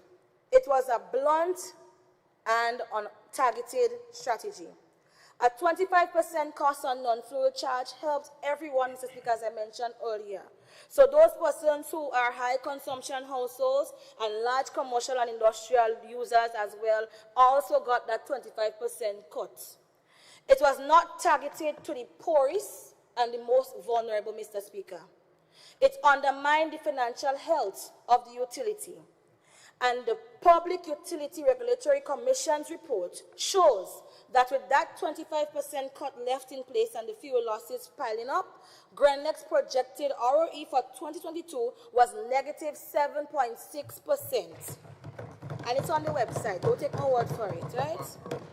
So in plain language, Mr. Speaker, the company was being pushed into a position of running at a loss on its core regulated business. That is not sound policy. It is forcing the utility to silently subsidize the state and delaying overdue regulatory reform. It might have been a good political strategy at the time because we know when election was called, right? But, Mr. Speaker, it didn't attack the root of the problem that they are publicizing now as if they did something to help with the high cost of electricity. It didn't attack the root problem of fuel dependence. The PRC further emphasized, Mr. Speaker, on their website, it is public knowledge, that the fuel component is a pass-through cost when oil prices spike and when the fuel line on the bill rises. Cutting the non-fuel rates by 25% does nothing to change our dependence on imported diesel. Mr. Speaker, it does nothing to change on vulnerability to global price shocks or the volatility of the fuel charge itself. It was therefore a short-term political relief, because I have to repeat it again, because repetition is what gets you going in politics. It was a short-term political relief, not a long-term structural reform. It had to be unwound and regularized, Mr. Speaker. And so the PURC, the interim tariff decision, made an interim tariff decision in 2023, is essential. And it was an essential attempt to clean up that mess. It cleaned up the mess of resetting the tariff methodology. It corrected the over-recovery of fuel costs of over 31.7 million EC dollars, and it restored a sustainable, cost-reflective structure. Not my words, it's on the PURC website, open to anybody who wants to understand what was said this morning. So what my colleague, Mr. Speaker, through you, call a subsidy was in reality a 25% political discount on the non-fuel charge that left the utility projecting a minus 7.6% return, while customers were simultaneously, Mr. Speaker, overcharged more than $31 million in fuel costs. That is not a strategy, Mr. Speaker. That is a band-aid, and what we just call in gun battle on a bullet wound. Mr. Speaker, so I agree wholeheartedly that electricity is not a luxury, and we all agree. That's why we created the Renewable Energy Division. And that is precisely, Mr. Speaker, why we cannot treat energy policy as a Christmas hamper or a little giveaway here and a little discount there, while the fuel charge keeps climbing. So our approach, Mr. Speaker, is to pair immediate tax relief with structural reforms, more renewable energy, greater efficiency, and a modern grid. So that, Mr. Speaker, over time, Grenadians pay less because we burn less imported diesel, not because we are playing politics with the tariff. And so, Mr. Speaker, we must move forward. This budget accelerates that structural transformation through several landmark initiatives. And I could tell you the new project, because it's not government, by the way, whether it's old or it's new, Mr. Speaker, government is a continuum. So we could take the praise, but we must also take the praise when we do bad. And when we do nothing or nothing, and somebody else come in and they do something to move it. So, Mr. Speaker, we have the energy efficiency and solar in public buildings, or the CEGEP project. This Caribbean Efficiency and Green Energy Buildings project is a $61.8 million US investment implemented by the government of Grenada with the World Bank, the OECS Commission, and the Caribbean Center for Renewable Energy and Energy Efficiency. In short, we just call it the CICRE. Its objective, Mr. Speaker, is straightforward: to reduce energy demand and greenhouse gas emissions from public buildings while improving energy security and cutting monthly operations costs. Under that program, Mr. Speaker, we will retrofit 100 public buildings, including schools, hospitals, clinics, and administrative offices, with energy-efficient technologies and solar PV. We have already done all of the assessment earlier on this year, and we would soon see the rollout of that. This project, Mr. Speaker, would also develop modern building codes and energy performance standards and build national capacity through training and pooled procurement. These interventions, Mr. Speaker, are expected to reduce public sector electricity consumption by around 12.5%. So it's not only us creating the enabling environment for the private sector to drive the renewable energy and the energy efficiency agenda and transition for us, but in order for us to do what we're asking people to do, we have to make sure our house is in order first. So we are going to lead by example, Mr. Speaker. So when the state spends less on electricity, more fiscal space becomes available for health care, for education, and for social protection, as was so eloquently expressed through you, Mr. Speaker, by my colleagues on the other side. That is how, Mr. Speaker, you combine climate ambition with fiscal responsibility. Mr. Speaker, another project that we have that can show you and can show the whole of Grenada, except for a few, things are happening, is the REEF project, which is modernizing the grid and unlocking private capital. Second, Mr. Speaker, the Caribbean Resilient Renewable Energy Infrastructure Investment Facility, which is REEF. In July, Grenada secured $35.41 million underneath that project. Again, July of 2020, within 2025. This facility, Mr. Speaker, will modernize our electricity grid, improve resilience to climate impacts, and enable a large increase in renewable energy. The REEF project, Mr. Speaker, will also add 19.1 megawatts of renewable energy, generate 134 gigawatt hours of clean electricity annually, and avoid over 109,000 tons of CO2 emissions each year.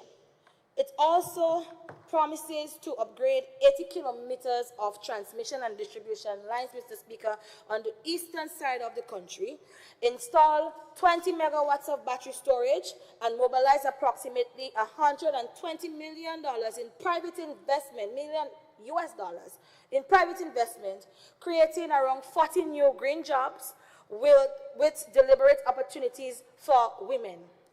Mr. Speaker, some argue that this government is not leveraging grants and climate finance. The REEF and the CEGEP are textbook examples of precisely that. Large-scale concessional financing aligned to our nationally determined contributions. I would say NDCs, but it might be construed and I might not have a mean later, so I'll give the full wording. Underpinned by rigorous due diligence. These are serious, Mr. Speaker, multi-year operations. They are not pie in the sky. Mr. Speaker, we move on to another new project to even furthermore emphasize that things are indeed happening throughout the length and breadth of Grenada, Carriacou, and Petit Martinique. And I speak none other than the Solar for All, a direct answer to energy poverty. Mr. Speaker, structural reform must also touch the lives of those who feel the squeeze every month. And I always just tell my staff in the ministry, I just sometimes get tired and weary of going in the conferences and talk, negotiate, beg, Mr. Speaker. And then when you come back home, you hear people just misinforming people because it gives them a political mileage or they score political points. And then the people have to come now to ask us, what is in it for me? Why did you go to that? Why did you go to that trip? Why did you go to that meeting? And so, one of my first international meetings, Mr. Speaker, we went, myself and my technical officer at the time, who is now the head of the Renewable Energy Division, we attended the International Solar Alliance Conference in India, Delhi, India. And we saw all of the programs that they were offering, but the offerings of the ISA, for short, was more geared towards the African continent. And so there was a small pool of us from the Caribbean, from CARICOM, attending that meeting. And immediately, when I attended that, I called off my friends, because we're friends now. I called and I said, why not in a meeting? All of us want solar. It's a low-hanging fruit for us to meet the renewable energy transition goal, and we have to be there. And so I met with the then Director General, and I told him, I said, well, this is our situation in Grenada. This is what we want to accomplish. We have this goal to get to 100% renewable energy penetration by 2035. We are in 2022. We need to do something. And so that is where the idea of the Solar for All came about. And when we got back, I told my technical officer, we can't wait until 2 years when these organizations and them make up their mind to give us the grant funding to fund these things. We understand the lived reality of persons, of single-parent households, Mr. Speaker, who have children in secondary school and have to go under a street light. Even today, in St. Andrews, in the Sobeys, in the Telescope area, Mr. Speaker, they have to go under a street light for their children to be able to do their homework because they don't have electricity at their home. The Solar for All project, Mr. Speaker, is a new initiative by this government that things are happening and that all of the trips that we go to, all of the meetings that we go to, it directly benefits and impacts the life of the grassroots community. So, Mr. Speaker, the Solar for All will deploy a 1 megawatt of rooftop solar systems to more than 300 households and small enterprises across Grenada, Carriacou, and Petit Martinique. It will prioritize low-income families, persons with disabilities, single-parent households, homes with school-aged children, and small agro-processors and cottage industries. Households will benefit from systems of up to 4 kilowatt, Mr. Speaker, and small businesses of up to 6 kilowatt, reducing electricity costs, improving living conditions, and supporting income generation, not encouraging us to have our constituents to come to us every month to ask us to pay for electricity bill for them. So I wish, Mr. Speaker, the member stayed in the Honorable House to hear of these initiatives that are new and that signifies that things are happening. Because when they come to her to pay the bill, she can now give me the name and the number, and we would send out the crew to make sure that they meet the requirements needed, that they are in a vulnerable household, and right now they weaponize poor and vulnerable. So I don't want to use that word to describe people, Mr. Speaker. But if they are in need, and you are saying that they are neglected, you have to seek by any means necessary. As a member of parliament, they voted you to represent them. So find me, give them the names of everybody who come to you to get the electricity bill paid. We could use that $10,000 allowance in a more dignified way to help transform our people so that they don't continue to come on their knees to us for assistance. So this, Mr. Speaker, is one example of that. So if you have any names of anybody, this is not a political project or initiative, Mr. Speaker. We are open to all and sundry. The need must exist. Give me the names, give me the numbers, and we will do the work in the ministry. So when people ask, Mr. Speaker, what the government is doing about the electricity bills, Solar for All. Just remember that. Sofa. It's Christmas. All of us want to get new sofa for Christmas. Sofa. Solar for All. Right? Mr. Speaker, our commitment to renewable energy is also evident in Carriacou and Petit Martinique, and I know I have 3 minutes, so I'll try my utmost. The Limnes Solar PV Hybrid Battery Storage Project, Mr. Speaker, valued at $3.2 million was designed to provide up to 20% of Carriacou's electricity needs and save about $38,000 per month in fuel costs. Hurricane Beryl devastated that facility, Mr. Speaker, destroying roughly 75% of the solar panels. That is one project, and Mr. Speaker, I don't hear nobody take ownership for this project, you know. When I got the portfolio, the first 16 days in office, I was given a list of things that we have, and nobody knows, well, who is the person behind these programs and these projects. Then I was told, well, they have some panels down in a place called Limla in Carriacou. I never knew about that place in Carriacou. And I said, well, let's go and see it. When we go, Mr. Speaker, and I was looking at the beautifully laid solar PV panels, and I'm talking about in 2022. And I was like, that look good. We have a project. We'll see what's going on. Then one of the members in the Ministry of Carriacou, P.T. Matnick, said to me, no, that is an old project what you're looking at. That project was under the 5Cs thing for the water desalination plant. The Limna Solar PV project that successive governments had before we came in, Mr. Speaker, was a blank slate. Nothing. Animals were just grazing there. And so in a short space of time, Mr. Speaker, we were able to try and find as much information, because it's like, you know, when you're in the lodge, like high science, we couldn't find it, and I said we're moving ahead. Let's make our links, and we made our links, Mr. Speaker, and we worked very hard under 8 months' time to ensure that we can get the testing done, to hire the local contractors for the construction of the units, to ensure that the battery unit system, the best system is there, and we can get Grenneck and PRC together so that we can work on this first utility scale project. It so happened, Mr. Speaker, that we went through so many challenges with the commissioning of the project. In order for you to launch a project of that scale, you have to ensure that it goes through 3 commissioning stages successfully. So a 30-day testing must happen consecutively before you can officially put it on to the Grenneck system. We had challenges. And Mr. Speaker, on the last attempt, just 2 days shy of what would have been a successful commission to have the launch and to put the thing on the grid, Beryl came and she destroyed it. But nevertheless, Mr. Speaker, construction restarted in August of 2025 with design upgrades, and we are not only going to let the people tell us that it can withstand a Category 5 hurricane conditions, but we are guided by the solar under the storm framework, which is something that we worked along with our colleagues in the region and internationally to developing, so that the completion of this utility scale project will be done for 2026. Mr. Speaker, this is the contrast. Some speak about failed leadership. We rebuild critical assets stronger at no extra cost to the Grenadian taxpayers. Finally, Mr. Speaker, electric mobility and the NDC Tech program. And NDC, remember, is not National Democratic Congress. It is a nationally determined contributions, right?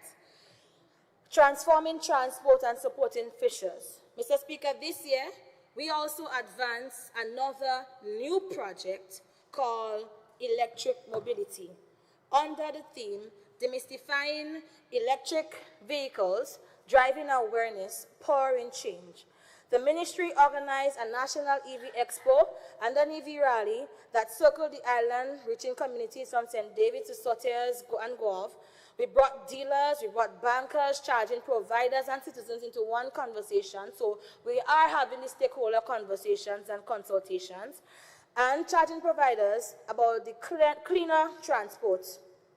Combined with 100% concession on EV imports, Mr. Speaker, this is laying the groundwork for a transport sector that pollutes less and saves Grenadians on fuel and maintenance. For the marine sector, Mr. Speaker, because Guelph is still the fishing capital of Grenada, under the nationally determined contributions technical program, I have been able to ask them to one of the countries in the Caribbean region. And I remember, I have to stop you. Yes, Mr. Speaker. So just give me 10 seconds to wrap it up. Listen to me, please, honorable member. Just listen to me. I humbly the bell went to show that your time is up. I expect you to ask for more time and not try to proceed indefinitely. So commencing now, I have given you 1 minute to wrap up. Thank you, Mr. Speaker. So I thank you for the time, the 1 minute, and I'll try my very utmost.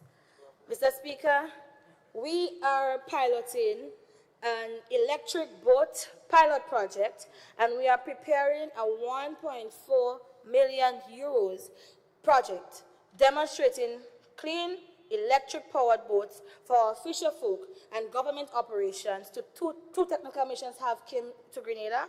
They have engaged the Coast Guard, they have engaged fisher folk in St. John, and also Carriacou and Petit Matnik, St. Mark as well, and the Marine Protected Area Unit. So, Mr. Speaker, we can go on and on of all of the things that we have been able to do, but I respect the time and I thank you for your courtesies extended to me.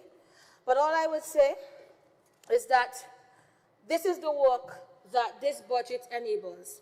This is the work that our people deserve, and that is why we are here and some people are over there.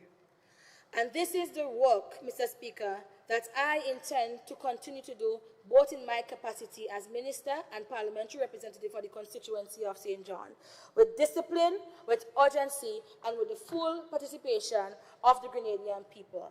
And so if by all of the interventions that went before me today, Mr. Speaker, and all of the beautiful things that we have highlighted is not an evidence or is not an example of things that are happening, then I don't know what is. But I want the people of St. John's to know things are indeed happening and will continue to happen in 2026. And I want the people of Grenada, Carriacou, and Petit Matnik to know this government, the one that you voted for, is working for you and working with you. And things are indeed happening.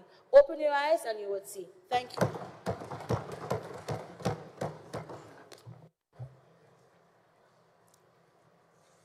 Thank you very much, Honorable MP for St. John. And I now invite the Minister for Foreign Affairs, Trade and Export Development, and MP for St. Patrick West to now take the floor.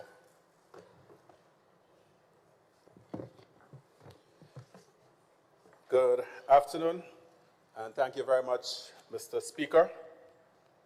I wish to begin by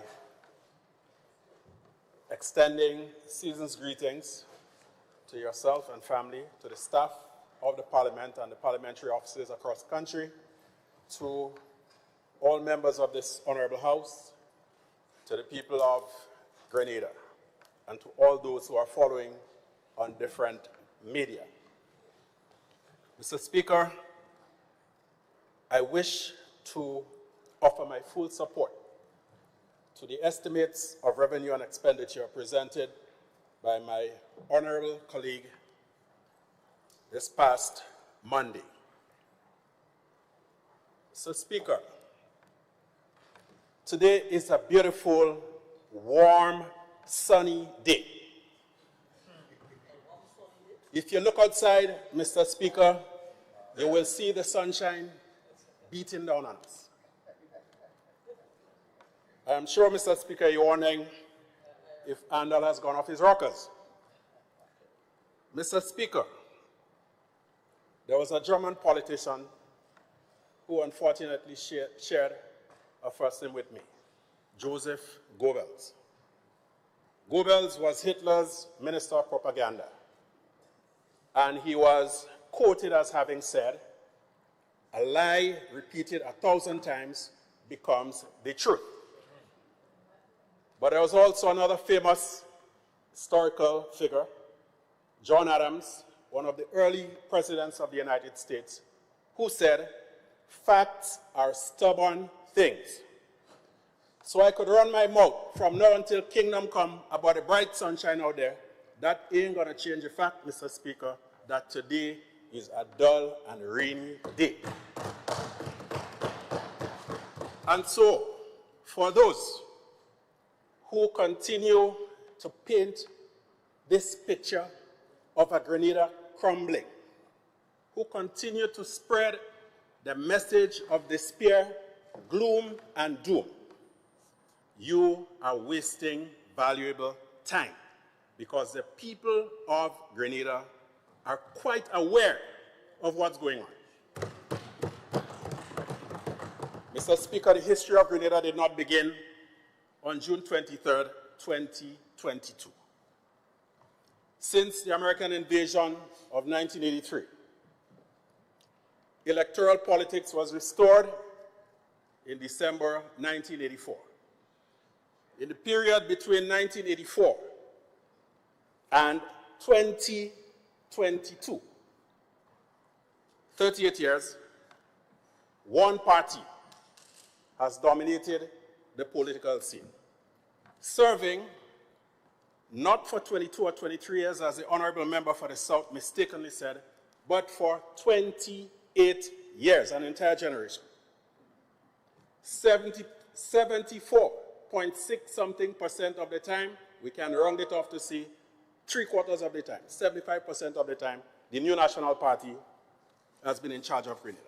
Mr. Speaker, they are the only party that has had more than one term in office consecutively. Therefore, on 3 occasions, clean sweep, like the West Indies of old. Therefore, Mr. Speaker, when we sit here and we hear them talking about crumbling infrastructure, we hear them talking about youth gambling, we hear them talking about problems in healthcare. Mr. Speaker, there is something that the sociologists refer to as cognitive dissonance. Simply put, one person holding two diametrically opposed positions on one issue. And very often, they know, even if it's subconsciously, that they are engaging in self-mamagism. But in the case of our good friends on the other side, Mr. Speaker, they can't help it. They can't help it. Mr. Speaker, facts are stubborn things. So you could rant and rave all you want about unemployment and people suffering and seeing trouble. The fact that it has reached an historical low of only 7.5% cannot be wished away. Even the opposition, Mr. Speaker, are no longer unemployed.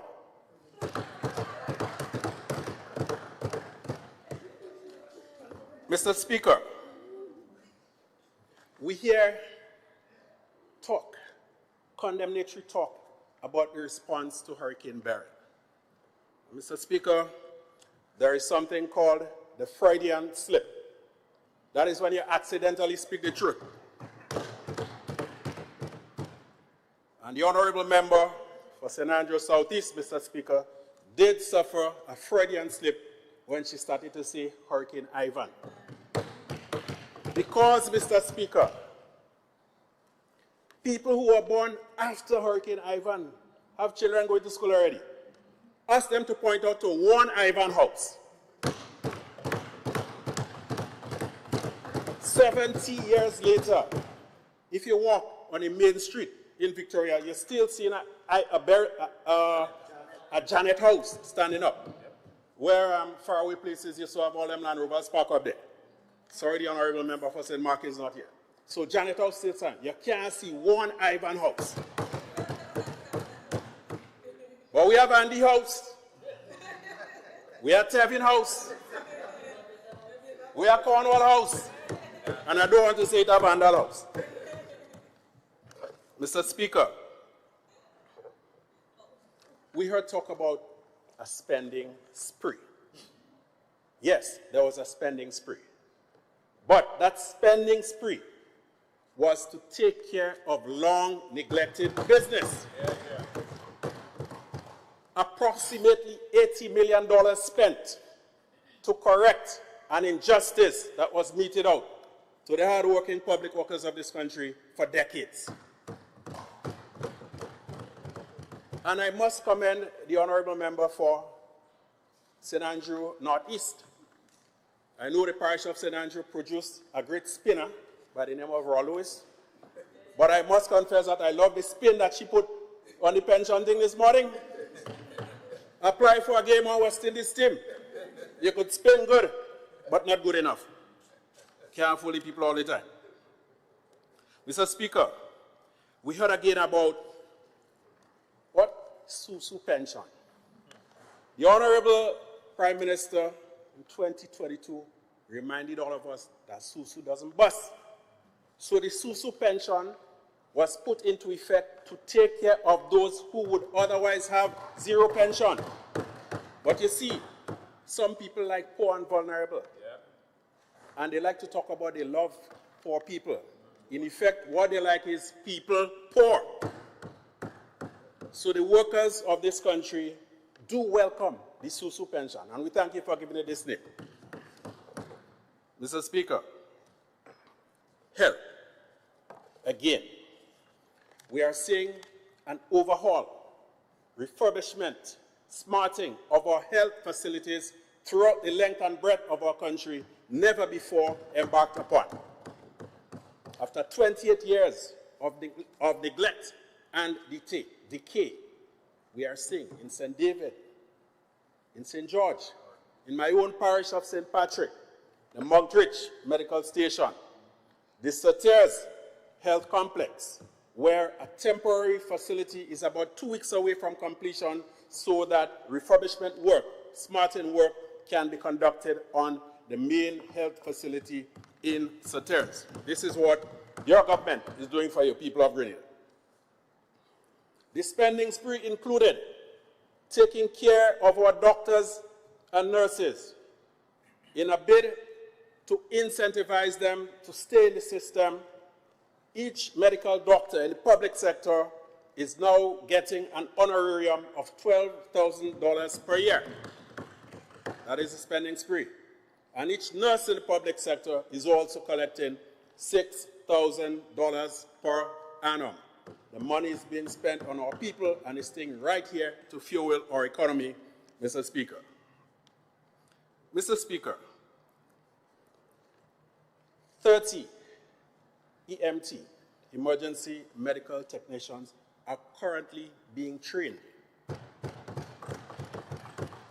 And you want to talk about the healthcare system is not improving? Mr. Speaker, to come here and try to argue against Project Polaris, it is beyond mind-boggling. I heard a member say that this government won't stay in office long enough to see Project Polaris come to fruition, the hospital come into fruition, with the inference that we should therefore not embark upon it. Mr. Speaker, we know the famous adage of an 80-something-year-old man planting a coconut tree, knowing that he would not live long enough to drink from it. But that is vision, that is compassion, that is caring for the next generation. Mr. Speaker, the lack of specialists in our healthcare system is well known and well documented. That is why we have been relying almost exclusively on the generosity of the government and people of Cuba for the past couple of decades, and for that, we thank them. But, Mr. Speaker, even as we take steps to build capacity locally, we know that it takes several years to produce a doctor, to produce a nurse. So while the horse is growing, while the grass is growing, Mr. Speaker, we cannot afford to have the horse starving. So we are taking short and medium-term measures to address those deficiencies in our healthcare sector. And that is why I was able to sign on behalf of the government of Grenada an MOU with the government of Ghana, the Republic of Ghana, so that they can provide to us 30 nurses, including in specialist areas. That is why, Mr. Speaker, prior to that, I was able to sign, on behalf of the government of Grenada, an MOU with the government of the Republic of Nigeria for the provision of 7 medical specialists. That is a government that is taking steps to address deficiencies in our system. Mr. Speaker,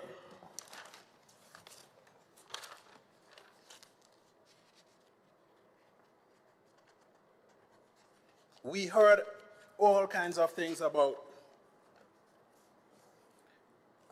people and poor and vulnerable and assistance and caring government. Mr. Speaker, when I became a member of Parliament 3.5 years ago, when constituents approached me for small things, I had to refer them to different government ministries and agencies. And we all know how quickly the wheels of government turn. Or use out of my own meager personal resources. So it was indeed, Mr. Speaker, a sign of caring that this government undertook to provide each parliamentary representative on all sides of the House with access to $10,000 a month.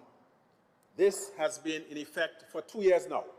So each of the 15 MPs in this honorable House has had access over the past 2 years to $240,000 to help our constituents. That's almost $250,000, Mr. Speaker. Pardon me, Mr. Speaker, the Honorable Prime Minister had access for only 1 year, but I'm sure you got it retroactive without interest. So, Mr. Speaker, the question we have to ask, that our constituents have to ask all of us, the 10 on this side, 4 on that side, 1 on the other side, what have you been doing with that $240,000? So to come here and cry and lament as if you have not been provided with resources is nothing short of hypocritical. Mr. Speaker, I hope they aren't saving it up for campaign. Mr. Speaker, the Prime Minister had confidence to make me the Minister of Foreign Affairs. And for that, I thank him.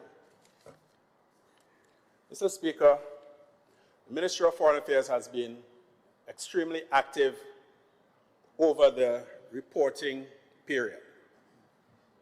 We continue to work towards the fulfillment of government's transformation agenda by engaging meaningfully with the rest of the world, by entering into new partnerships, by strengthening existing ones, and by trying to ensure that we have a presence at the international fora where the decisions are made. And Mr. Speaker, I cannot help but commend the presentation of my colleague from St. John. Mr. Speaker, I do not know her to be a teacher. I believe that 4 members on the opposition side, I'm not too sure about my colleague from the town of St. George, have had experience being teachers. But today, Mr. Speaker, I want to commend her for delivering a master class in education to the other side. Yes. So when we go out there, Mr. Speaker, the benefits come back to us. And it don't come back in no briefcase. Good? We heard talk earlier about credit and who started project. But again, let us go back to cognitive dissonance. The member quite eloquently expressed how the project cycle works. So we are not foolish. We understand that many of the projects that we are implementing could not have been initiated by us simply because we are not there at the time. But, Mr. Speaker, you could give somebody flour, sugar, butter, fruits, and still not get a cake. So we have to be commended for making the cake. And the seeds that we are planting today, Mr. Speaker, will begin to bear fruit over the next few months and even years because of the way that the project cycle works. So the strategic alliances that we are forging, Mr. Speaker, are putting us in a position to leverage resources for the development of our country. We have taken steps to expand our diplomatic footprint. Mr. Speaker. Good. In 2025, we were able to establish or to re-establish a High Commission in Ottawa, Canada. That is the political capital of Canada. That is where the major decisions are made. And if you are not around the table when the big decisions are being made, you simply will not eat. So we have taken these strategic steps, and we are quite confident, Mr. Speaker, that it will begin to bear fruit. We are seeing that we have also established honorary consulates in Barbados, in the Republic of Uganda, in Vietnam, and in the Cooperative Republic of Guyana. In fact, next Monday, God willing, the consulate will be officially inaugurated in Guyana. Mr. Speaker, there is something that we often take for granted, that given the proximity and the similarity in culture and so on within CARICOM, that we don't necessarily have need for diplomatic relations. That, Mr. Speaker, is dangerous. For a simple thing like a Grenadian being stranded in Barbados, or encountering immigration problems in Trinidad and Tobago, or wherever, it is very important to have that type of presence there for someone to be able to guide them through, to render assistance. Our honorary consuls are delivering by putting us into contact with high net worth individuals, with companies that are willing and ready to invest in and to do business with Grenada. And so we are going to continue pushing along that line, because it is extremely expensive to set up full-blown diplomatic missions around the world. We have established diplomatic relations with the Republic of Cabo Verde, or Cape Verde, with Jordan, with the Republic of the Gambia in West Africa, and with the Principality of Andorra, which is a small landlocked entity between Spain and France, and more recently with the Republic of the Philippines. These new partnerships, Mr. Speaker, will put us in a position to engage in greater South-South cooperation. And I just mentioned two examples of that: the MOUs for the provision of nurses and doctors signed between Grenada and the Republics of Ghana and Nigeria, respectively. We were also able to relocate our High Commission in London. It had outgrown the premises, and it was important that we put it in a more centrally located area, one with greater security and greater accessibility. And we were recently able to accredit a first ever honorary consul from Japan to Grenada. Mr. Speaker, Grenada's international profile has risen significantly and continues to rise because of our engagement with the international community, and we are enjoying a level of respect hitherto unseen, with the possible exception of the revolutionary period between 1979 and 1983, Mr. Speaker.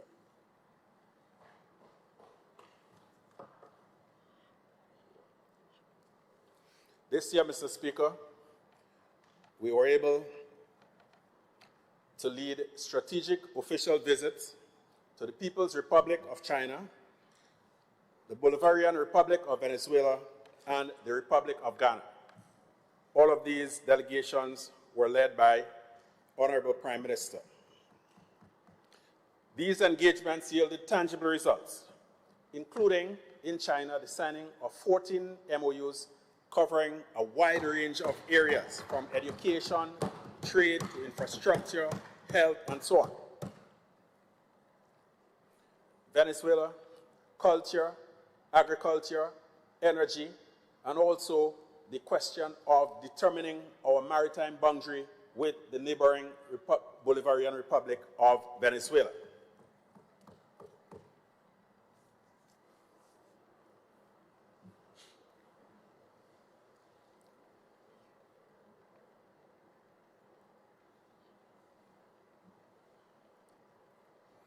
So, Speaker, we were also able to participate in quite a number of high-level meetings at the bilateral and multinational levels. I will not go into much detail with them, but suffice it to say that we participated in the World Expo that was held in Osaka, Japan, where our products were highly visible and much sought after. And I must commend a young lady from my constituency, Ms. Lynette Narain, who has been producing excellent nutmeg-based products, and she has been given tremendous assistance by the Bureau of Standards and by the Division of Trade and Export Development, led by PS Patricia Clark. Congratulations to you and your team, PS. So, Mr. Speaker, we continue to seek out opportunities for trade and investment and cooperation at a variety of levels from or through the Ministry of Foreign Affairs, Trade and Export Development. One of the big events, Mr. Speaker, that came to Grenada this year was the Active Conference. And here I must give credit where it is due to the Honorable Prime Minister. It is through his meaningful and persistent engagement with the African motherland that we were able to land this massive conference, which in the first off-season was a big boost, if for nothing else but for that. 2,109 visitors from 80 countries in Grenada. That was massive, Mr. Speaker. Generating over $300 million worth of trade and investment deals. That's the way we have to go, Mr. Speaker.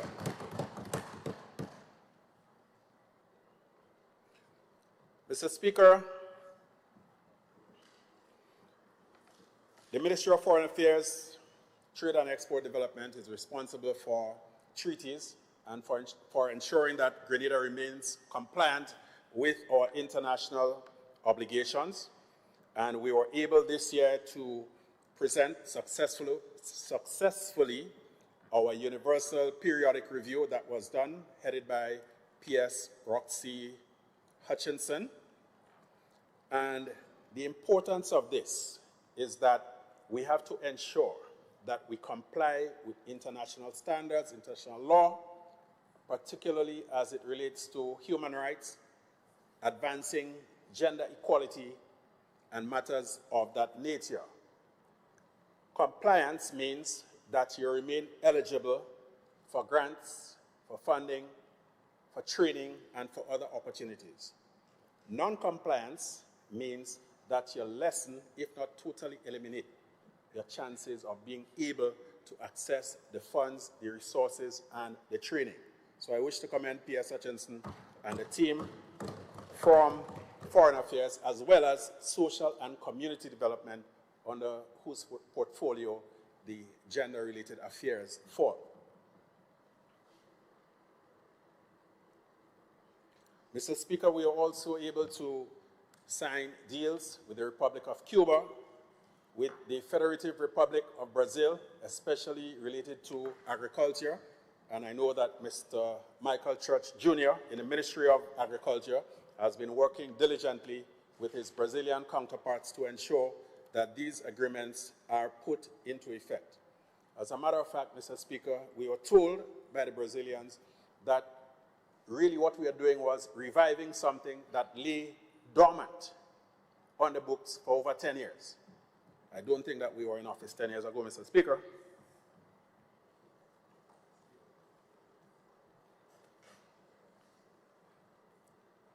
Mr. Speaker, we continue to work steadfastly with our CARICOM partners to further the integration process.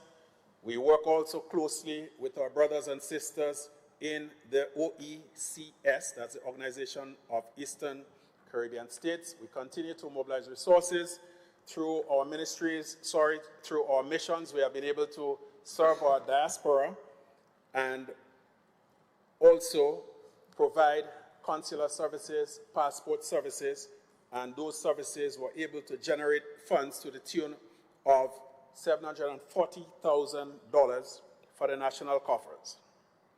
Mr. Speaker, the Ministry of Foreign Affairs was instrumental working alongside the Ministry of Education to ensure the safe repatriation of Grenadian students in Jamaica during the passage of, or just prior to the passage of Hurricane Melissa, and also ensuring that they were flown back to Jamaica to resume their studies without the burden of having to secure airfare and things of that nature. Mr. Speaker, what it shows, and the students were so grateful, that that was the first time in the history of Grenada that a government recognizing impending danger took proactive measures to get our young people out of harm's way.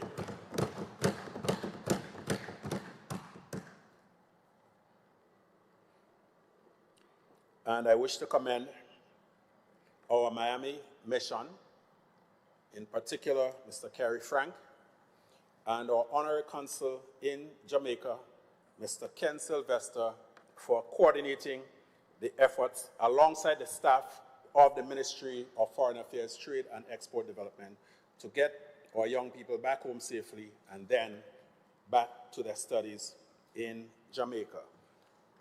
Mr. Speaker, looking forward to 2026, we will continue to represent Grenada. We'll continue to seek opportunities in trade and investment and general cooperation, working along with governments such as the government of Malta, with organizations like the CARICOM, the Commonwealth Secretariat, to secure training that would lead to the further professionalization of the operations and the staff of the Ministry of Foreign Affairs, Trade and Export Development. We'll continue to take measures to strengthen the operations of the Bureau of Standards so that they can provide a wider suite of services to their clients, all of which will help to make our producers more market and export ready. We have, Mr. Speaker, appointed a non-resident ambassador to India in the person of Mr. Gitashore Kumar, and we have commenced conversations to explore the possibility of having a physical presence on the Indian subcontinent. Mr. Speaker, we continue to value existing and old relationships, and our policy is that we are not going to replace our old friends with new ones, but add new ones to the old, tried, and trusted ones. Mr. Speaker, I now turn to the great constituency of St. Patrick West. And I wish once more to thank the people for having elected me to be their servant. And I give them fullest assurance that they can continue to count on my representation through thick and thin. They can count on my representing the entire people of the parish or the constituency without consideration of who may or may not have voted for me or supported my party. When I campaigned, Mr. Speaker, I said openly, I come to you in a yellow NDC shirt. You give me the job, I become the MP for everybody. And so, Mr. Speaker, if you go to Sautez on Main Street, you will still see an NDC office funded by the members of the NDC. If you go to Lowtown Sautez, Mr. Speaker, you will see a parliamentary office for St. Patrick West, funded by the taxpayers. We have learned, Mr. Speaker, that we should not use state funds to fund party activities, as was the case before. Mr. Speaker, members of the House Committee recognized that MPs make a lot of personal sacrifices. In addition to often using your own financial and other resources to help constituents, you had to use your personal vehicle to go through dirt roads, mountain roads, to do all kinds of things. Sometimes to be an ambulance, sometimes to be a hardware truck, whatever it is. And so a decision was taken by the Parliament to provide a vehicle, a pickup, for use by the parliamentary offices in all 15 constituencies. Mr. Speaker, I don't know if it is by coincidence. Let me put back on my glasses to make sure that it's not mirage eyes in there. On the other side, Mr. Speaker, I'm looking at two members of that committee, with yourself as chair, the honorable member for Carriacou and Petite Martinique, and myself. We sat in this very room on a few occasions and collectively and unanimously agreed to the vehicle policy. Lo and behold, Mr. Speaker, we hear about conscience pangs.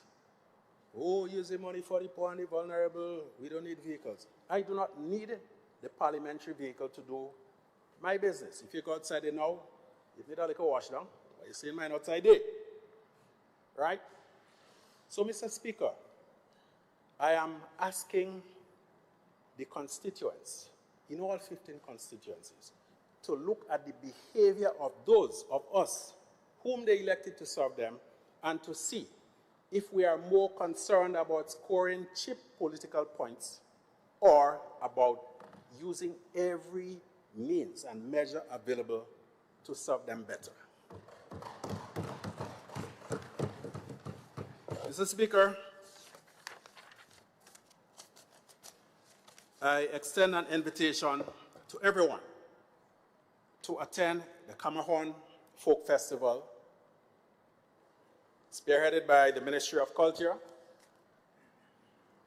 and in collaboration with a local organizing committee in Sauteurs, a committee which includes Mr. Robert White, Mr. Andre Donald, Ms. Natoma Hostin, and a couple of other people.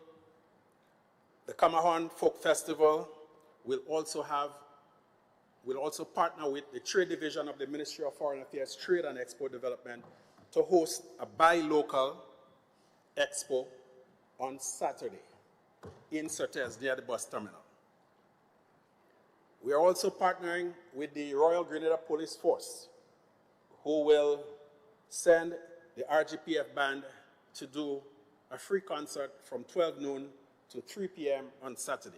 So we're inviting everyone in the Parliament and the entire country to go out and experience a weekend of culture, a weekend of fun, to enjoy St. Patrick. I extend congratulations to the footballers of McDonald College who executed the unprecedented feat of winning 3 of the 4 national schools football competitions and coming second in the girls' competition. And I also extend congratulations to all of the other schools who participated and to SAS for winning the girls' division of the football. So, Speaker, congratulations are also in line for a group of young people who operate under the name SPIO, St. Patrick Youth Organization. And over the years, they have been partnering with different corporate partners. They started off solo to stage a primary schools debate. They started off with the RC and the Anglican School in Sauteurs. Yesterday was the final of the debate at the GBSS Auditorium, and this year they had expanded to 16 primary schools nationwide, I think barring St. George. And the goal is that by 2030, all 60-something or 70-something primary schools will be involved. The debate yesterday was won by the St. Patrick Catholic School for the 3rd time running, so I wish also to give special commendation to them. And I also extend invitation to everyone to attend the Northern Lights Festival, which is a festival similar to what takes place at Quarantine Point during the Christmas period, and which is usually executed by a young man named David Gordon Jr. So, Speaker, one of the hallmarks of this NDC administration is our constant engagement with our constituents. We believe that without regular engagement, you cannot be a proper representative. And so we constantly have national or regional town hall meetings. We have village engagements, sometimes on a formal level, sometimes quite informally. Over the reporting period, I've been able to have such engagements with residents of Hermitage, with Snell Hall, with Davie, with Sauters, with Redmud, and soon we'll be heading to the other villages within the constituency so that we can report to them on what we have been doing, hear their concerns, their gripes, if they have to cuss us, so be it, but we have to be held accountable. And the only way you can do that is by engaging with the people directly and not waiting until the election bell is rung. The good thing about these engagements, Mr. Speaker, is that you get to see and hear firsthand the issues that the people face. If you sit in your office and wait, you will only get what an individual comes to you about to address his or her specific concern. When you go out into the communities, you get to see that that bridge in Canna Road in Hermitage needs guardrails on both sides of it. And that is why we do what we do. Mr. Speaker, the people of our country pay taxes, and therefore it is important that we put their money to use to make their lives more comfortable and to make it safer. And so to that end, we have done quite a bit of work in my home village of Chantemel, where we have extended the road network in a sub-village called Behind Duquesne, where we have in the road down by what used to be Glenn's Dancing Hall nearby the Pentecostal Church, reconstructed the road, which was badly broken.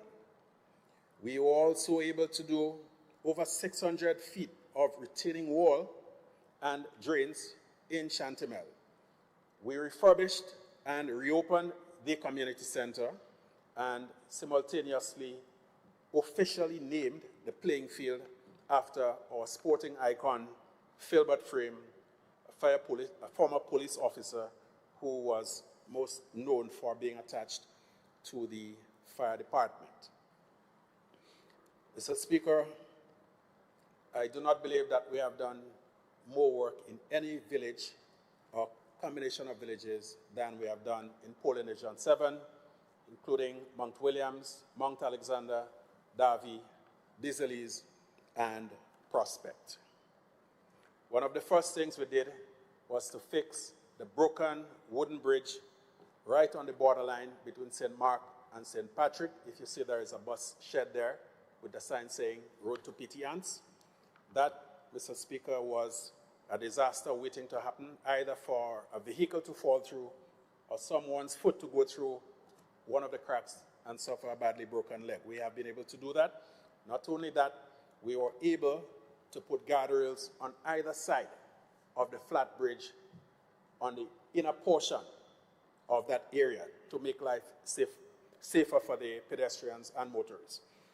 We are now into the village of Ludgate, which has, I don't know how to describe that corner. The first time I took CTO Blash there to see the plight of the people there, his SUV got stuck on the way back up with one wheel in the air, and we had to get several big, strong men to sit on the bonnet to press it down so that he could get his vehicle out of there. We are currently doing some badly needed rehabilitative work in that area, fixing the drain, widening the little bridge, and making the place more motorable for the people in that area. We have, in some parts, begun to widen the road, the Prospect Road.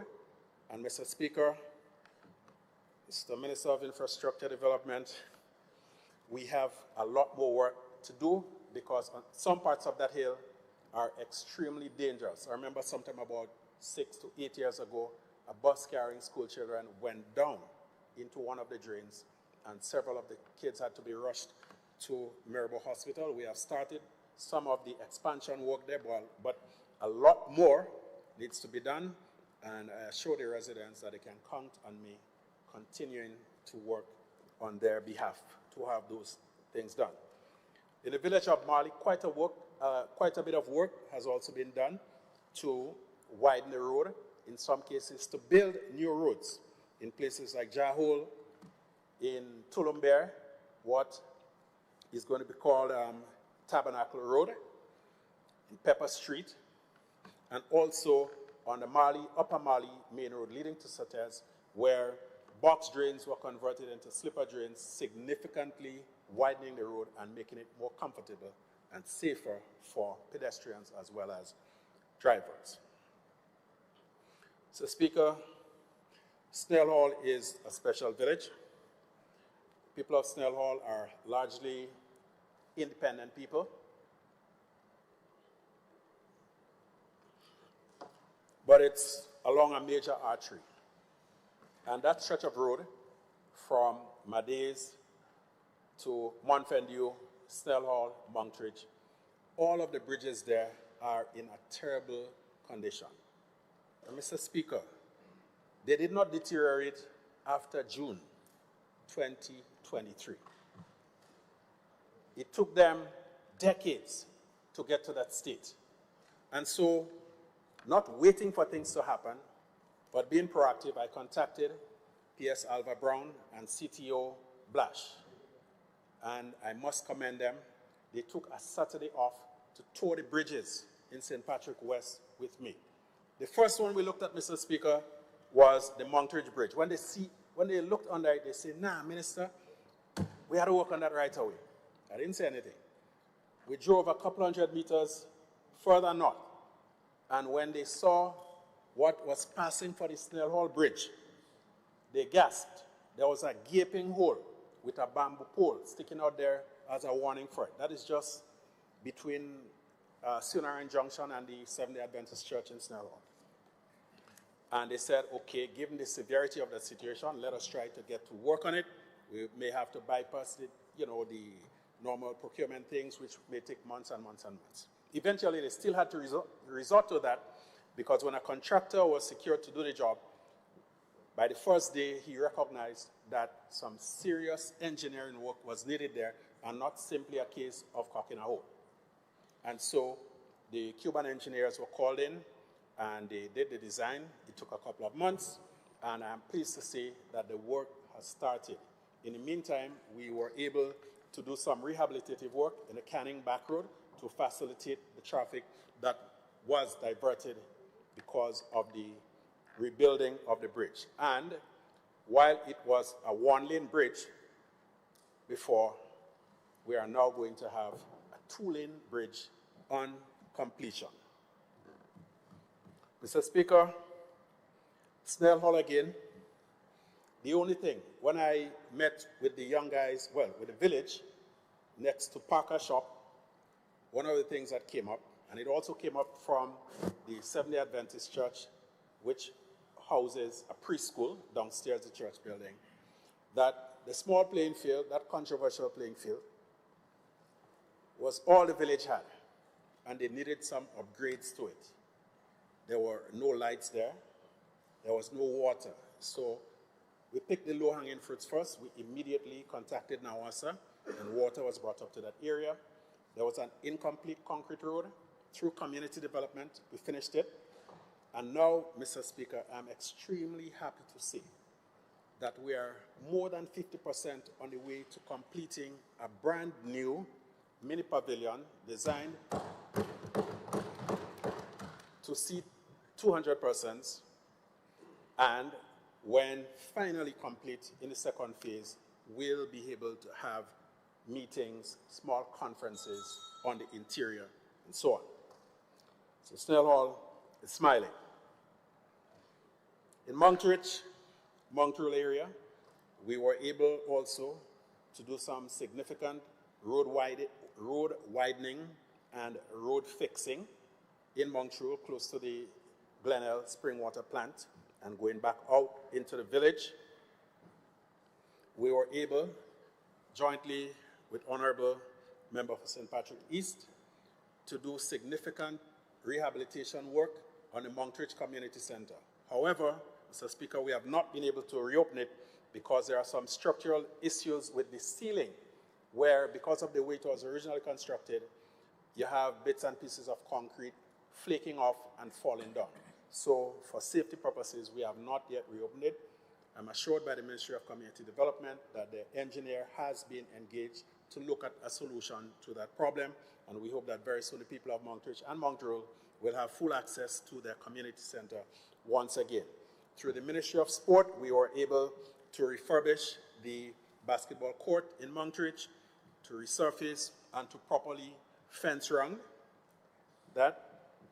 In Hermitage, we have also been very active in the Peggy's-Wim area, constructing roads, widening roads by replacing box drains in some places with slipper drains in the Peggy's-Wim area, in Stone Road, and I mentioned before the work that we did in Canna Road. And Redmud, one of the forgotten villages traditionally, is also getting its fair share of attention with some retaining walls and road widening in some of the areas of Redmond. Mr. Speaker, housing. For the reporting period, we have been able to build 40 new houses and to repair 32. Apart from that, Mr. Speaker, we have been able, through constituency funds and otherwise, through my efforts to raise funds, been able to assist quite a number of people to do small repairs to their houses, sometimes a roof, sometimes a step, and sometimes they have most of the materials to do a bathroom on their own, and they're lacking a few bags of cement and so on. And Mr. Speaker, this is where the constituency allowance comes in very handy. I will probably talk a little bit, if time permits. Yeah. The WASH program, Mr. Speaker. It is unfortunate that people continue to peddle discredited information over and over again, maybe subscribing to the Gobelian model that if you tell it often enough, people are going to believe it. Last year, Mr. Speaker, in this House, our last budget, the Honorable Member for St. Andrew Northwest debunked the talk that WASH is simply another name for the bathroom and toilet program. Mr. Speaker, what WASH does is to look for clusters of families. So if you have a yard with 2 nenen and a daughter or a niece or something like that, rather than having to do an individual septic tank or soak away, which will mean greater cost, you consolidate all of that, and the money that you save allows you to be able to do more. Mr. Speaker, they are built to standard specifications. They provide employment for local people. And because you're working with a model, it means that you learn from previous experiences, and it helps you to rationalize the whole construction process, thereby saving time and money. So, Mr. Speaker, I hope that this is the last time anybody has to explain to our colleagues on the other side that WASH is not simply a new name for the bathroom and toilet program. Mr. Speaker, from the parliamentary office and primarily through the $10,000 constituency grant monthly, we have been able to assist 420 constituents with medical assistance and other immediate needs that we otherwise would not have been able to do. We were able to assist 35 students with school assistance, transportation, and otherwise. And these are students at university, TAMCC, and secondary levels. Only 3 students requested assistance to pay for their CSEC exams. And Mr. Speaker, I believe that that is a reflection of the fact that many of the costs that parents used to undergo before are now being taken care of through the free tuition program and other programs that reduce the financial burden on the backs of parents. And Mr. Speaker, talking about free tuition. When I heard a particular member this morning conflating tuition with transportation, knowing, Mr. Speaker, that that member in a previous life was a teacher, I said to myself, thank God my children are grown and they don't have to go to school at that level again. Because, Mr. Speaker, if one can say that free tuition should take in free transportation, it obviously means that that person doesn't understand what they're talking about, or that they are deliberately seeking to mislead the nation. And so, while it may not have been a gain for this Honorable House, it is certainly a relief and a comfort that the nation's children are being spared that level of fake information. Our constituency allowance has enabled us to better serve our schools, our sports clubs, and other community groups that from time to time need a little subvention to enable them to execute whatever programs they have. We have been able to sponsor football and basketball tournaments, most recently in Hermitage 2 weekends ago, and this past Sunday in Chantimel, where we had a very impressive five-a-side football competition. We'll be venturing into basketball, volleyball, and cricket in the coming year, Mr. Speaker. And I would also like to thank Minister of Sport and PS Kim Frederick for intervening to ensure that the mold that we have been trying to get for the longest while is now available for the construction of turf wickets at Chantimel and for playing field. And talking about for playing field, I remember last budget, my good friend on the other side spoke about people having to leave Sauters to go to have their track and field meets in St. Andrew. I wish to share the good news with her that the playing field in for has now been in use for quite a few months, so we don't have to go back to La Poterie. And that through the intervention of the Ministry of Sports, we are currently in the process of ensuring that there are proper sanitary facilities at FOR, that the ground is properly fenced, and that the infrastructure is of such that people can go there and enjoy themselves in an environment of safety and comfort. Mr. Speaker, one of the vexing problems for the people of Sauters, Mount Craven, Mount Rodney, Mount Alexander is a question of the breakwater.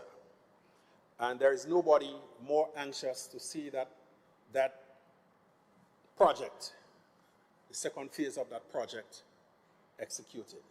Nobody more anxious than I am, Mr. Speaker.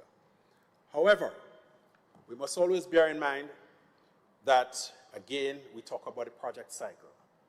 We talk also again about the fact that when you have projects that are externally funded, that there are certain procurement and tendering rules that must be observed, that there are certain timelines that you must observe, that the CDB has shareholders from even outside of the CARICOM region, and therefore the bidding process has to stay open for a specified period of time. And I am quite confident, Mr. Speaker, based on the pronouncements of the technical people at the Ministry of Infrastructure Development, that we are close to the point where a contractor will be selected finally, with the hope that in the new year, sometime in 2026, we will see the resumption of work at the Sauters Breakwater facility, which will also include the construction of a proper jetty. Mr. Speaker, we have a number of projects that are still ongoing. We have a major one that we're trying to complete, a road that was motorable several years ago and that has fallen into disrepair. It connects Chantimel with Duquesne, Prospect, Darby, an area called Bakawi Hill. The work was started recently and is ongoing. We are doing a long stretch of road, 800 feet of road in the Mount Rodney area. The area used to look like, the road used to look like the surface of the moon. It has been graded, and the paving has already started. So, Mr. Speaker, time does not permit, so I will have to stop here. But we have been able to achieve quite a lot in the constituency of St. Patrick West. A lot of things have been happening, and there is, if you think that things happening now, you ain't see thing yet. Thing now start to happen. Mr. Speaker, CEDA and the ATM cards. I hate to sound repetitive, but again, I have to invoke the expression cognitive dissonance. When a member stands up and says she embraces technology, and in the next breath, she decries the same technology that she claims to embrace, Mr. Speaker. Mr. Speaker, those of us who venture out of Grenada, we know that you can go to many countries right now with your pocket full of cash and you can't spend a cent of it. The world is moving in a cashless direction. And so, to promote policies that will keep us in the financial dark ages, Mr. Speaker, I really cannot think of an adjective to adequately cover I don't want to say backwardness, Mr. Speaker, so I won't say. But seriously, Mr. Speaker, we have to recognize that when we come to this House, that there is space for opposition. There is space for robust criticism. But not just because we are called opposition, we should oppose for the sake of opposing. We should condemn everything. Mr. Speaker, sometimes, words tell a lot, the words that people like. And there are some members, every time you hear them, consult, they confuse, right? What is the other con? They concern. Con, Mr. Speaker, C-O-N. And condemn. So, Speaker, when I was a young man in Guam, there was a vehicle ban. Pumpkin, if you're listening, the ban was called Condemn Us From Hell. Mr. Speaker, criticize where and when necessary. But if you are a responsible opposition, you will not criticize willy-nilly. You will not invent facts. You will not engage in the peddling of fake information. But you must also present alternatives. To come here and say that nothing is happening when pension paid, block salaries restored, new pension plan in place, free tuition, 709 university scholarships, construction all over the place. The Ministry of Labor is overwhelmed with work permit applications because we don't have enough skilled workers here. Contractors can't find workers? Exactly. Many a time I've had to go. I don't like to bring in workers from other villages to do work in a particular village, but sometimes the alternative is to not do it at all or to take who is available. So, Mr. Speaker, I close on a note that things happening in Grenada. Good things happening. That the economy is doing well. That the people are confident in the government, and irrespective of what the naysayers and the condemners may say, facts are stubborn things. I thank you, Mr. Speaker. Merry Christmas, everybody.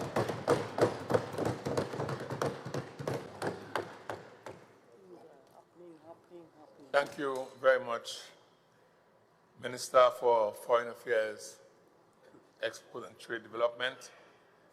Before we have the final speaker for the evening, I want to remind this Honorable House that I think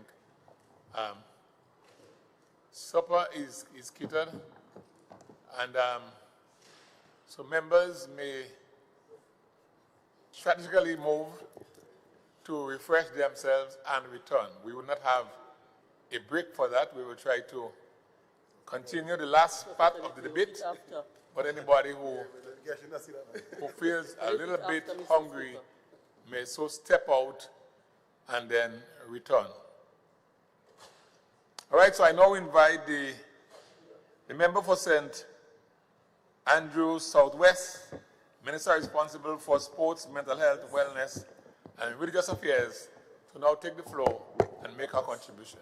Mr. Speaker, I would like you to correct the constituency because the people are on their way coming and they do not want you to misrepresent the constituency. Northwest? Northwest St. Andrew. What did I say? Mr. Speaker, thank you. I rise with pride to support the budget presented by the Minister of Finance, a budget that is bold, purposeful, and grounded in action. It delivers opportunities for our youth, strengthens our communities, and invests in the well-being of every Grenadian. For me, Mr. Speaker, this budget resonates deeply in my work in youth, sports, mental health, wellness, and religious affairs, and in the needs of the people of St. Andrew Northwest. It empowers our young people with programs that nurture talent and character, provides resources to support mental wellness across communities, and invest in spaces where our citizens can grow, thrive, and belong. Mr. Speaker, this is a budget that sees people, values their potential, and commit to their future, and I am proud to stand in support of it. Mr. Speaker, before I go forward, let me dismantle the opposition's latest mischief.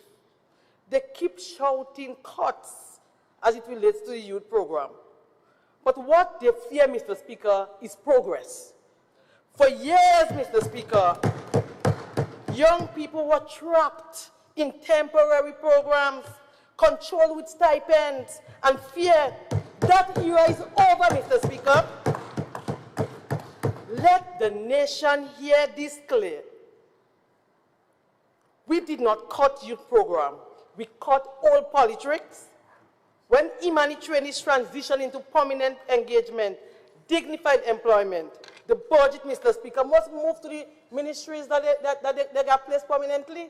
So if you take somebody who was a teacher trainee and you make your pay, getting paid under the Ministry of Youth $1,200, but they are permanent now, Mr. Speaker, you cannot allocate for them under the Ministry of Youth. They have to be under the Ministry of Education, getting their full salaries. So, Mr. Speaker, naturally, the budget will shift from stipends to real salaries and real opportunities. That is not a cut. That is correction and upgrade.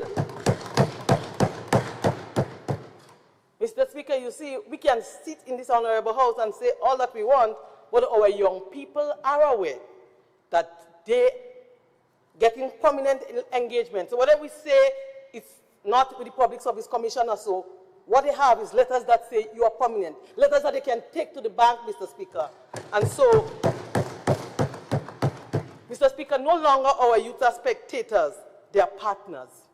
We continue to meet them on the turf, listen, engage, and build solutions for them, not with them, Mr. Speaker, not for them. This is why during Youth Month, without threat or fear, I want to say that again, Mr. Speaker, during Youth Month, our youth weren't threatened to join us on walk. Our youth weren't threatened to join concert or to come into sports, but it showed up in the numbers, Mr. Speaker, in a different life. It was different. Mr. Speaker, they came because they believe in this direction. Participation under this government is empowerment, not punishment. Mr. Speaker, you see, those spreading the narrative of cuts are either living in the dark of the sun or reliving the past, where stipends were political chains. That is not our agenda. Our agenda is freedom, opportunity, productivity, and partnership. And let me be clear, Mr. Speaker, the Ministry of Youth is no longer an implementer of all programs. So we hear about court and there's not enough engagement, Mr. Speaker. That is because our policy is different. Under our modern policy direction, the ministry is a national facilitator, coordinating youth engagement across Ministry of Education. We heard the Minister of Agriculture spoke of youth in agriculture, so no more young people are placed under the Ministry of Agriculture. Under the creative industry, a lot of our young people are getting support, grant and other support under the creative industry, tourism, ICT, and youth and sports, and even in the productive sector. Youth development is now a whole of government mandate. Well, Mr. Speaker, today, you know, I heard all kinds of stories. I heard that we have some young people who the system failed, and so we had to bring them into the Imani program. Mr. Speaker, if the system is failing our young people, then let's fix the system. Do not take them on the easy way out, using training for life as the only solution. You cannot keep recycling young people through programs and then pretend that is progress. Fix the literacy gap. We have literacy and numeracy issues. Let's fix those issues, Mr. Speaker. Fix the foundation. Because, Mr. Speaker, when a system is broken, you don't put a bandage on it. You repair the system. And this government is doing exactly that. Mr. Speaker, so we heard that there are Imani trainees who are in the program for 5 years, 6 years. By their own admission, they said they can read and they can write. So 5 years, 6 years, 7 years, 8, and even 10 and beyond are in a training program, Mr. Speaker, and yet there's nothing to show for it. And still, most of them, or some of them, are still not employable. That, Mr. Speaker, is not youth development. It's called youth abandonment. Mr. Speaker, let us be honest. Those issues did not start under this administration. This is the result of a system that was left to run on autopilot. So I heard this morning that there's an issue with management now and whatever, but sometimes we forget. It's easy for us to forget because it was all good under us. When we were the minister, it was excellent. Mr. Speaker, if a trainee spends a decade in a program and still cannot secure a stable employment, the issue is not the young person. The issue is broken system. And that is exactly what we must fix, Mr. Speaker. And so, yes, we are introducing retraining, upskilling, and proper tracking because we refuse to keep young people stuck in revolving doors. And let it be clear, Mr. Speaker, the government has never sent home no Imani training. So there's no decision by this government, there's no policy by this government to send home Imani training. There has been a policy long before this government time. And so I'm not going to start here and say, well, in their time and your time, because I was there too. So if you have to blame me too. I was part of the system then.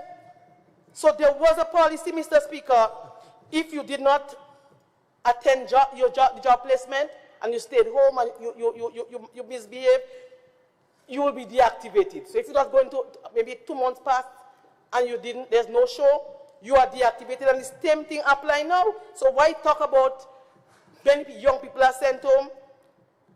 That is not political victimization, Mr. Speaker. That is basic accountability. It is not this government policy to send home trainees. But, Mr. Speaker, what will we do to ensure every young person who wants to learn, who wants to grow, and who wants to work gets a real chance, not 10 years of false hope? So this government is putting programs, Mr. Speaker, that will provide real hope for young people. Mr. Speaker, so this morning I heard about permanent engagement and the opposition, and while this government was in opposition, they plan to make every Imani permanent.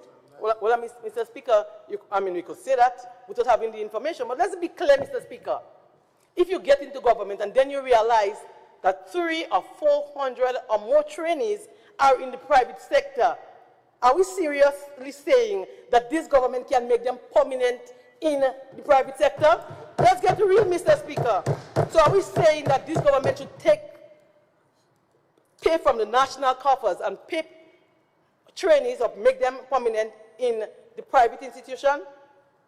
Let's think about that, Mr. Speaker. Mr. Speaker, and I heard also that we got rid of the Imani program, so there's no Imani program in the budget. But Mr. Speaker, we still have on payroll over 1,000 people, young people, in the process of transitioning. And so as long as they are not transitioned, they are part of this program, and they are paid. So if you're saying within the budget lines, you have not seen that, then what you have to do is bring those young people who are not paid by this government, let them go out on the street and say that they are not paid, so that people can see and believe in what you're saying. Mr. Speaker, you must agree that we cannot, in good conscience, continue to engage young people in the same mode for 5, 6, 7, and even over 10 years in a training program. And as I said earlier on, some are not, after all those years, still cannot be employed. So, Mr. Speaker, as a government, we have made commitment to our young people and will continue to work to deal with the issues that confront them. Mr. Speaker, out of the Imani trainees this year, 40 young Imani trainees who are in the system got permanent engagement as coaches. Mr. Speaker, if that is not transformation, then I don't know what it is. Mr. Speaker, in this year alone, over 300 young persons moved from Imani trainees to permanent engagement. So, Mr. Speaker, naturally, when you look at the budgetary allocation, if we move them in January and February, then it means that they cannot be accounted for there. So you will see extra monies there because they are moving in other engagement. So, Mr. Speaker, there are some in the police. There are some who are permanent teachers. There are some in different ministerial engagement. And we continue to transition our young people. But, Mr. Speaker, you will agree that by the opposition's own admission that we cannot transition and make all young people permanent. So we finish with those who are in the private sector. But even those who are in the government system, we heard from the opposition that some are not good with the numeracy and illiteracy. So who would employ you if you can't read and if you can't write? And Mr. Speaker, you say make them permanent. But how can we go to a school, Mr. Speaker, and have a teacher trainee who doesn't have the requirement and make them permanent? We have to assist them, Mr. Speaker, to get the requirement. And if they cannot, then we have to train them and get them to go somewhere else. So, Mr. Speaker, it is not what you said in opposition, if it was said, but it's when you get to the reality and you get the numbers and you see where they are, what the qualification, what the training, what kind of training they have. Mr. Speaker, today, the young people are speaking for themselves. And just when we had the orientation for our coaches, one young coach now said to us, all of us, and my coordinator of youth is in the audience, he's not a politician, so you can say if that is facts or not. He said he was so happy to be transitioned because he didn't like how it feel when they mentioned him as an Imani trainees. And there are so many young people across our trial state who after all these years do not want to be a trainee anymore, they want to be workers. And so once they have the requirement, this government, Mr. Speaker, will make sure that we give them permanent engagement.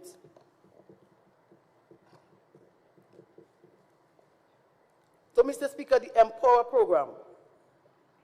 Mr. Speaker, maybe this morning I was fast asleep, I believe, because I heard the opposition speaks about high dropout rates in the Empower program as if this is some brand new crisis under this government because they're not doing what is right. Mr. Speaker, I agree. It is an issue that must be confronted. And we cannot be comfortable on this side with young men dropping out in programs and so many young men are not keeping jobs. Even when they ask for employment and you give them this, what they prefer is a 10 days in the debushing. But let us stop pretending, Mr. Speaker. This issue of dropping out from the Empower did not start under this government. We had 1.0, 2.0, 3.0. This is just 4.0. So let the fact speak for itself, Mr. Speaker. Empower 1.0, 525 started, 340 graduated. Empower 2.0, 405 young men started, only 224 graduated. Empower 3.0, 508 started, 214 completed. Mr. Speaker, 1.0, 2.0, 3.0 did not start under this government. But we see the issue of dropout. And it's a serious issue, Mr. Speaker, because these young men are all children within our communities. And therefore, we must look for ways and means to get them engaged. We must meet them at the top, Mr. Speaker, and see how we can work together. And I will continue to call on all stakeholders, including the opposition, because you have a responsibility. I call on the faith-based organization and the private sector to assist us in reaching out to these young men, and let's put plans and programs in place, other programs, because if some will drop out and not complete, then we know we have an issue and we must deal with it. But we must not sit in these honorable chambers and try to mislead the nation by making them believe that all of a sudden something is wrong with this side, they're not doing something right, and so people are dropping out and they are dropping out. Mr. Speaker, there was no oversight. Mr. Speaker, before we had all things make it look like, well, no mismanagement and there's no proper leadership. There was no oversight before, but in this Empower program, now that we're giving the grant to this set that is graduating, there are oversight and there will be persons mentoring and persons going around to ensure that they do not sell those equipment that happened in the past. So in the past we had Empower program and we gave tools, but after 1 or 2 months, Mr. Speaker, they sold all because no oversight.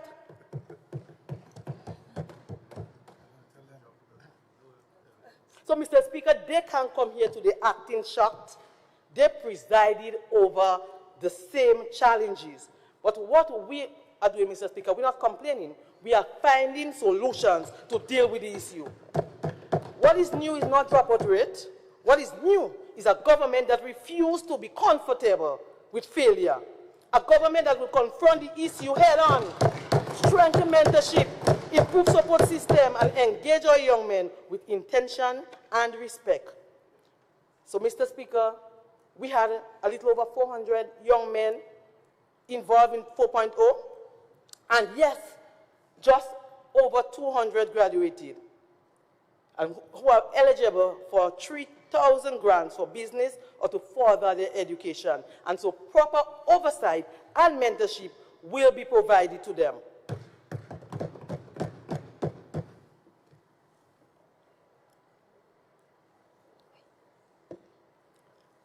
And Mr. Speaker, I heard the elevator is a fragment of the Imani program. But Mr. Speaker, for one, the Imani program is a program where trainees are there training for life. Well, I'm certain about that the Elevate Her program have a clear transition stage. So I hear no transition, but we have not reached there yet. We're still in the training mode. So when that period reach, you could speak if there's no transition. But I know there's clear transition. And I heard, Mr. Speaker, that some were pregnant and did not get NIS. And I want to first to accept that from the Ministry of Youth, all the deductions happened as it relates to the NIS. So if it did not reach there, then that's an issue that must be fixed within the system. But Mr. Speaker, there's another issue at hand. If a trainee came in April, 4 months pregnant, she will give birth 5 months from then. And you must be registered for 30 weeks with the NIS to be able to get NIS. So let's stop misleading our population, Mr. Speaker. There's something else I need to clarify, Mr. Speaker. The youth enterprise base and the youth business program. So I heard that there was $1 million under the youth enterprise base, and nothing wasn't spent because it is cited as the youth in business. This is 2 different programs. So the Youth Enterprise-Based Program, Mr. Speaker, yes, it wasn't started because it was a new program. And if something happened and you didn't start a program, then there's nothing wrong to say that it did not start. There are programs that happen. There are things that mash up in Ivan 20 years after, nothing happened now. There are a lot of things that we had in budget recycled over and over and over, and it didn't happen. So it's normal that sometimes you have something in the budget and it did not happen. And so I'm the first to say that the Youth Enterprise-Based Program did not start last year. And that program is aimed at assisting young men with training in heavy machinery. So, Mr. Speaker, yes, we started doing all the groundwork, trying to get the service provider and all that, but we did not have a program. So, yes, I agree, but it's not the same as the Youth in Business. And I also heard that the Youth in Business, we just run and we launched it last week because maybe it's budget. But, Mr. Speaker, the Youth in Business program, revamped, remodeled, we spoke about it in the last budget. And so we signed an MOU with the Grenada Development Bank long before last week. So while last week we officially launched to the public, we were doing all the groundwork behind the scenes. And we also had the call for proposal where over 100 young people registered and signed up. And Mr. Speaker, 68 shortlisted in the first batch. So this bonus, Mr. Speaker, for the Youth Biz program, it is under the Grenada Development Bank. And Mr. Speaker, the new rebranding is now called Youthropreneurs. This is not simply a continuation of what existed before. It is a bold, modern, and transformative step towards how we support the next generation of Grenadian entrepreneurs. Youthpreneur is an economic empowerment designed to equip young Grenadians with skills, knowledge, mentorship, financial stability, and the need to grow their own business. Unlike programs of the past, Youthpreneurs has been redesigned from the ground up to be holistic, structured, accountable, and responsive to the real needs of our young people. The program includes structured mandatory training, sector-specific capacity building, mentorship and personalized support, field visit and technical assistance, grant and concessionary loan of 1%. So there's a massive difference from 3% to 1%. Stronger accountability to ensure real outcomes, Mr. Speaker. It is no longer simply giving loans. It's about rebuilding entrepreneurs, step by step, with guidance, structure, and support. Mr. Speaker, because you see, in the past, you may hear we had a Youth Bees program where we gave millions of dollars to young people to start their own business. Mr. Speaker, go out in the communities, get a list from the Ministry of Youth, and see how many of these businesses are in operations. Mr. Speaker, less than half. There is nothing to show for the money is given. And if there's nothing to show, then you know what's the next thing coming? They cannot pay back the loan. So we have high rates of non-payment. And that is understandable, because if you didn't provide our young people with no mentorship, no support, you just give them monies, then they'll spend it otherwise and there's no reason to pay back. And that is why, Mr. Speaker, we cannot continue with same old, same old, same old. So, Mr. Speaker, this new program, Mr. Speaker, will provide our young people. And the first phase will deal with agriculture and agro-processing, and that's not because the Ministry of Youth want that, but because we engage the young people across Grenada, Carriacou, and Martinique, and they identified what they are interested in. And from their voice, we develop the programs based on them. And so those support, the monies are there in the Grenada Development Bank, and maybe some will get before the end of the year, some will get in January, but it means that young people will get support from this new initiative. And so, Mr. Speaker, after extensive consultation and a comprehensive review of all our youth programs, it became clear that if Grenada is truly to transform, we must elevate our youth agenda to a new level. So we heard about all these old programs, Mr. Speaker. Some work, some didn't work. And so we realize that we must look at new ways to seriously engage our young people.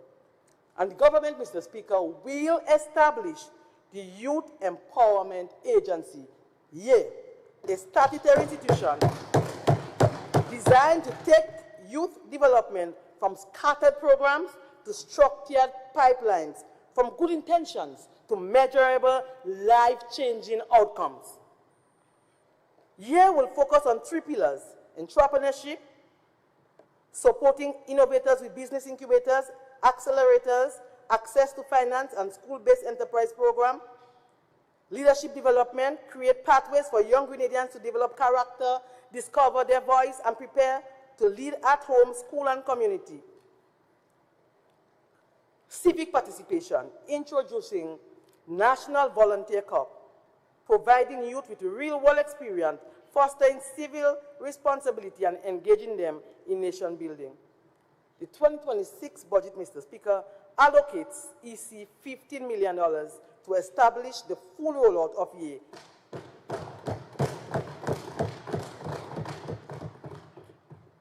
Existing programs like Empower, Elevator, and Youth in Business will be repurposed and reintegrated or integrated under this new program. Mr. Speaker, by consolidating these programs, we eliminate duplication, improve efficiency, and guarantee consistent high support for our young people. Sports development, Mr. Speaker, I say sports development and I laugh because my coordinator and the staff within the ministry say that they have overperformed, they have exceeded all the objectives we had for this year and surpassed it, and therefore they need a prize. And I believe that they need a prize, so the prize will be, you're coming Moncton soon. Mr. Speaker, I'm sure you didn't hear nothing much about sports anyway in the House holiday. Yes. Mr. Speaker, sports, on this side, is essential to youth development, and 2025 Grenada saw unprecedented transformation. We exceeded all objectives and overperformed in the Department of Sports. The National Cricket Stadium, we've heard about it, the lighting for years. We heard about BEAD, we heard about CBN, and we heard about all different things, Mr. Speaker. But the National Lottery Authority assists us in funding, and we are almost in completion phase of the National Cricket Stadium lighting, Mr. Speaker. This will boost tourism, broadcasting, and national prestige. Progress Park lighting, Mr. Speaker. That's another project that was completed by this government. A project that for years people in St. Andrews have been asking for, the clamoring for Progress Park. And we told them that it couldn't happen because it was too expensive. But under this government, Mr. Speaker, we lit Progress Park, Mr. Speaker. And we upgrade the children playground in St. Andrew. And Mr. Speaker, phase 2 will start in 2026. Pearls Cricket Development, Mr. Speaker, we will also be upgrading the Pearls playing field to international standard in partnership with Cricket West Indies. St. Andrew's cricket legacy strengthens, nurturing stars like Afi Fletcher and more to come. Mr. Speaker, our Parish Sports Congress strengthen local competition, increase participation and accessibility under Sports for All initiative. And more will happen, Mr. Speaker. Mr. Speaker, we have seen the return of sports not only in secondary school but in primary school. Mr. Speaker, you see, we take those things for granted. But there's one reason why that happens. Dark salary return. And so teachers feel compelled. And they are talking, Mr. Speaker, have you ever engaged a teacher recently? They are supporting this government fully because they believe that this government cares not only for the teachers, but they care for the nation's children. Holistic support, physiotherapies, certified coaches, Mr. Speaker, and a lot of things, Mr. Speaker. There are so much things happening under the Ministry of Sports, Mr. Speaker. If I decide to go step by step, the people of St. Andrew Northwest who in the audience may have issues with me because they'll say that I focus so much on the ministry and I've only done one ministry, because you will appreciate that I do have two ministries. Mr. Speaker, but I need to speak about the launch of our Pathway to Champion program. This new program, Mr. Speaker, that was recently launched, signals a bold shift in how we identify, develop, and elevate our young athletes. Let me make it clear from the beginning, Mr. Speaker, this is not a seed program. It is not a social program, and it's not a casual, loosely structured program. It is not designed for every child who simply wants to play sports. This program is for young boys and girls who show real talent, genuine discipline, and the potential to excel locally, regionally, and internationally. The Pathway to Champion program is a structured long-term development system that focuses on discipline, excellent academic performance, and character building. It's built to transform raw ability into true, authentic greatness. The program provides dedicated mentorship, public speaking and communication training, academic mentoring and school attendance support, life skill and emotional wellness, professional guidance. And I want to thank the National Lottery Authority, IMA Grenada, Dr. Earl Braffett, Emmeline Hardway, Dr. Kimal Williams, Office of the Diaspora, and there are individuals, Mr. Speaker, who heard of the program and decided that I want to help one child in cricket. I want to help one child in athletics. I want to help, but I do not want my name to be mentioned because, you know, as small businesses, when your name mentioned, and everybody else rolling and say, well, you give a child, give my child, you know, and all that. So we have a number of people coming forward to provide support for our athletes. And so, Mr. Speaker, before I go to mental health, the National Lottery Authorities, Mr. Speaker, continue to stand tall as a pillar of sport development and nation building in Grenada. Its investment, Mr. Speaker, has powered some of the most impactful national projects, from sustaining intercall to the most important school sporting event in our country, to advancing the long-awaited lighting of the Progress Park, lighting of the cricket stadium, the rehabilitation of the playing field. Assistant Daddy Carrick spoke about, and the member of St. John spoke about, will come from the National Lottery Authority, Mr. Speaker. Their contribution reaches beyond sports with major community projects, Mr. Speaker. Mr. Speaker, in the upcoming budget, we'll have housing development by the National Lottery Authority in improving.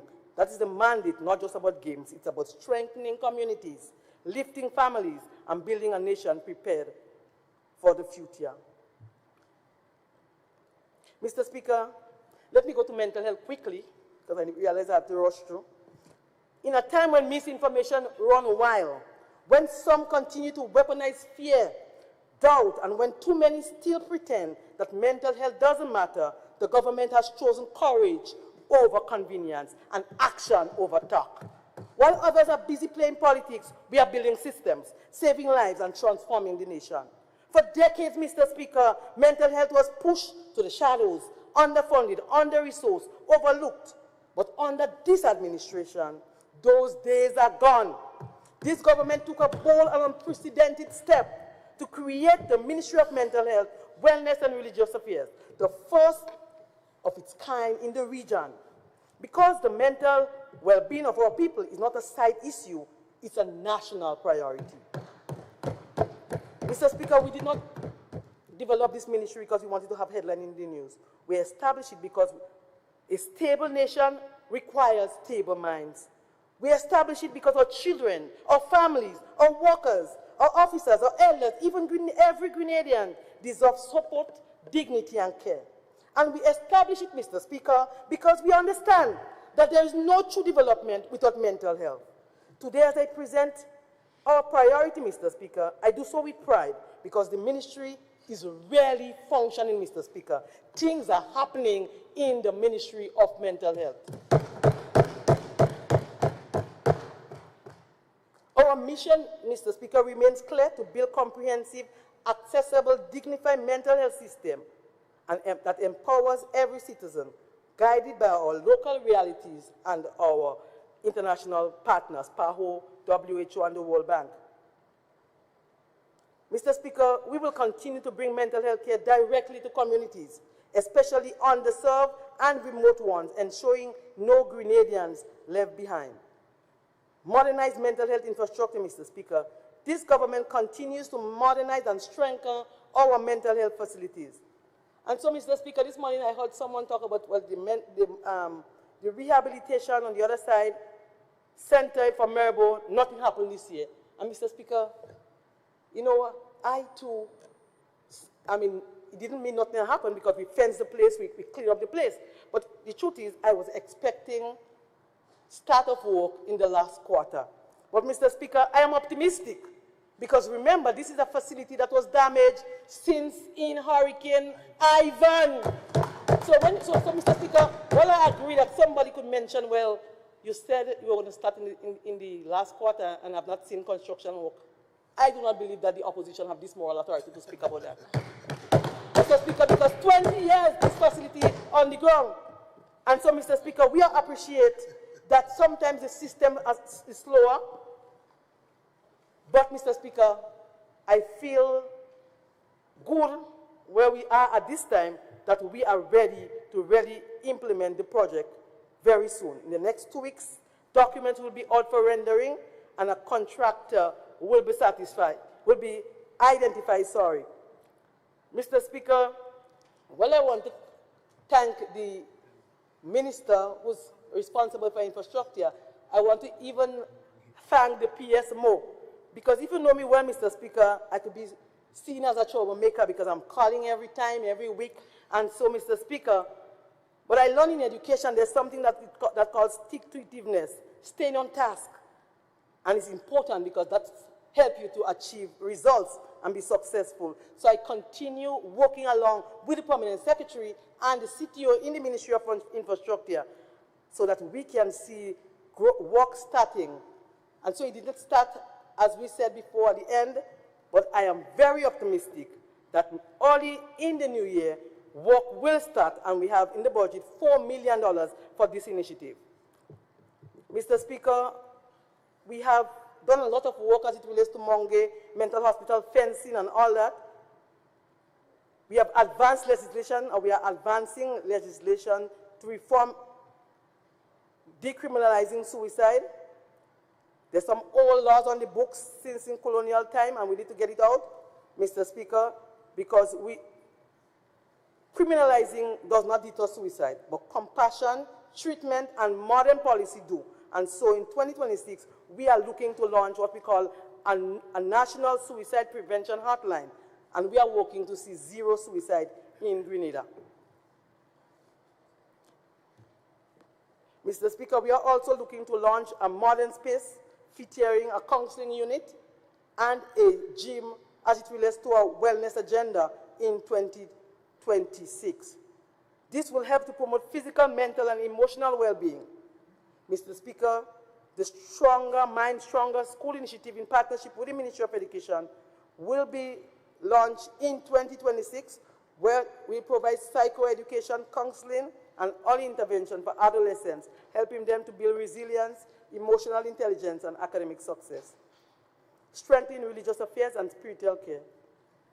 For 2026, the Division of Religious Affairs will reestablish chaplaincy programs in the hospitals, create designated chaplaincy rooms in each facility, issue official chaplain ID cards, continue national days of prayer, support every faith-based organization in establishing counseling services, to strengthen spiritual support, emotional care, and community resilience.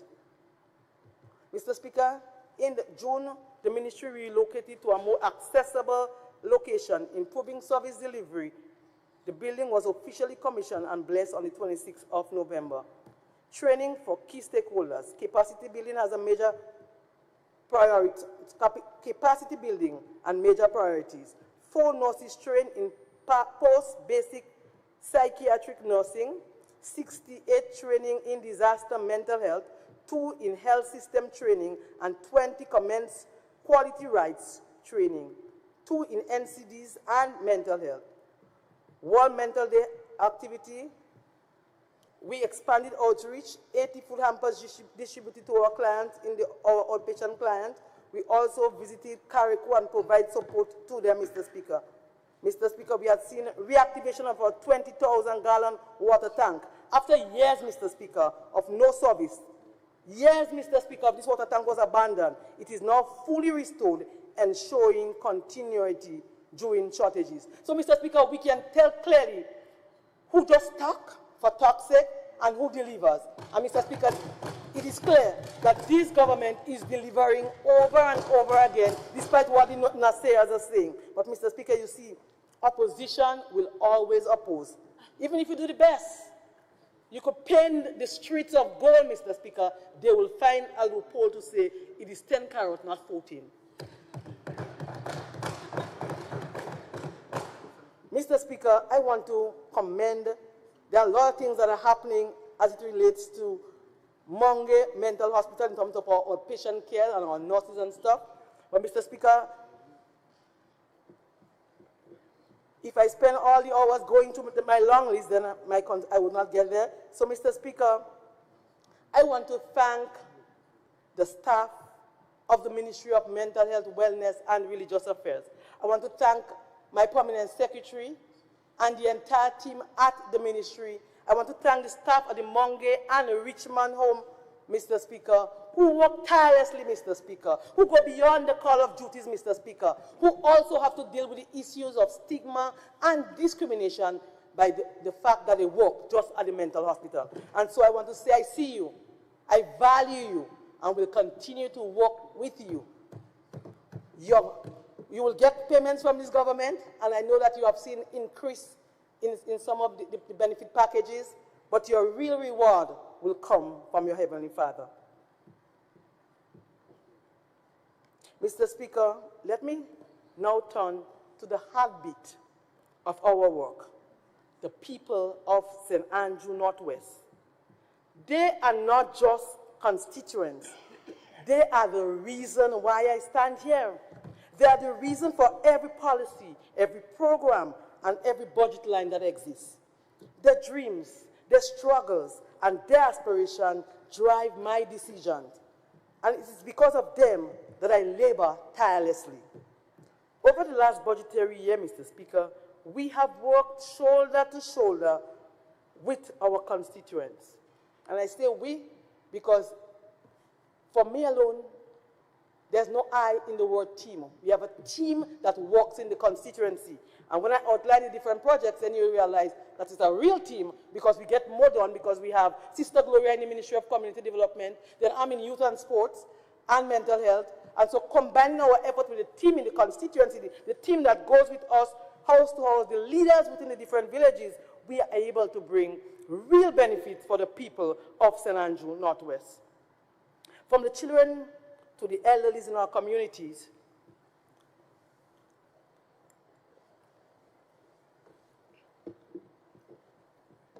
from young people striving for opportunities to families seeking dignity and security, we have made it our mission to ensure that no one, Mr. Speaker, I want to stress no one is left behind. Road and infrastructure development. And so, Mr. Speaker, I start with Granitang, because you may see Granitang as a national development, but Granitang runs within my constituency. And so, Mr. Speaker, the widening of the road, Mr. Speaker, that everyone is talking about, I must commend the Minister of Infrastructure and his team for this vision, Mr. Speaker, of transforming the Granitang Road. Mr. Speaker, this helps to improve safety and mobility. And so, this businessman in Granville did not say I should call his name, but I remember he said, he called me and I said, I'm working on the budget. But he said to me, make sure you praise the Minister of Infrastructure and his team for Granitang Road, because this is a project we just take like a simple project, but this is a huge transformation, not only for you in your constituency, but for the people of Grenada, because we traverse the road regularly, Mr. Speaker. So Mr. Kenny Lalton told me to say this, Mr. Speaker, to also praise the team. So on his behalf too. Mr. Speaker, and if you look on Facebook, Mr. Speaker, our constituents have seen on different pages, everyone is talking about the whole development of Granitang, and so I want to commend them. Mr. Speaker, within the constituency, 4 concrete pavement with slipper drain and box drains were constructed to improve transportation, accessibility, strengthening drainage, system and enhance community safety. There are as follow: Bulong project phase 1, which consists of 100 feet concrete pavement amounting to approximately $17,464.14. Bulong project phase 2, which consists of 50 feet long by 10 feet wide concrete pavement, slipper drain, and box drain. This project costs $17,144.12. Paradise Bay Road phase 2, concrete pavement, 200 feet long and 13 feet wide. Total cost $39,215.21. Lakabeke Main Road repair and slipper drain. This project saw the construction of 180 feet long by 15 feet wide concrete pavement and 76 by 2 feet 6 inches wide slipper drain, amounting to $28,955.99. The Dumfumpling retaining wall project, 100 feet long. A tank stand was built for the St. Mary's RC School with the assistance from parents and the material provided by the Ministry of Community Development. Refurbishment of the bathroom and toilet facility in Adelphi, Broad Grove. SAB Community Center, almost completed. Mr. Speaker, I want to also speak about a very important project, something we've heard about years and years is coming, and you might hear they say, well, that their project is coming. But if a project is coming for 20 years and all these more years, then it's stuck somewhere. So, Mr. Speaker, the Balthazar Bridge project will commence shortly. Mr. Speaker, it is no longer talk about a bridge, but a transformational development that is finally becoming a reality. This project will enhance connectivity, improve safety, eliminate the long-standing flooding issue, and open new economic opportunities for residents and business, not only for Balthazar, but the whole of St. Andrew. We recognize that that development will come, Mr. Speaker, with temporary disruptions, which is why structured, and I spoke to the staff and MIT is the implementing ministry, though it's a CDB project, and so I spoke to ensure that while there were several community consultation, every step of the way, they were there in Balthazar consulting with the community. But I ask, as we now go into real development phase, that we have a general consultation with everyone in St. Andrew, because you see, Mr. Speaker, the issue of delays and temporary disruption will affect the whole of St. Andrew. So let us engage them, and this will help us to manage the project, because our parishioners should be fully informed throughout the process. These works will transform the people of St. Andrew North West, Mr. Speaker, and the entire St. Andrew. Mr. Speaker, I want to go to the program of the WASH program. And maybe I want to do a little 1-minute lesson first before, because do you know, there's subjective and objective. Subjective means, Mr. Speaker, you make decisions based on your personal feelings or your opinion, while objective means based on variable facts and evidence, not independent of your personal feelings. So when we hear about WASH, Mr. Speaker, if I stand here and say, well, there was no bathroom and toilet before, then I'll be lying on my own self too, because I was the Minister of Housing then. So there were bathroom and toilet, Mr. Speaker, but not the WASH program. It was subjective, Mr. Speaker, because as MP, we will decide who we want to give, based on our own feelings, based on our own perception of our own opinion. But the WASH program, Mr. Speaker, is objective. We go to a community, Mr. Speaker, and we identify all the families, whether they're red, green, or yellow, or orange, and we decide to give bathroom and toilet. So, for example, in my constituency, Lakabeke, 23 families, whether they're red, green, yellow, orange, they receive that assistance. Mr. Speaker, the team is now in Maribor, identifying, and I think there are 19 to start in the new year. So it is different. Yes, you give 1 or 2 bathrooms only based on how you feel. But this is different. This is human dignity, at its best. It's not who you want to give. We are looking to eradicate, Mr. Speaker, and get rid of pitlatry. Mr. Speaker, within the ministry, within the constituency, we had 22 full houses were built. Mr. Speaker, it's Grenadian-style housing.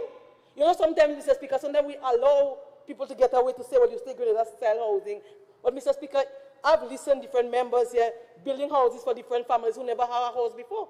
And if you build it and you look at those houses that were shown on the screen, these are Grenadian-style houses. So let's stop talking about what was in campaign. Many Grenadians across our tri-island states are receiving housing because of this government.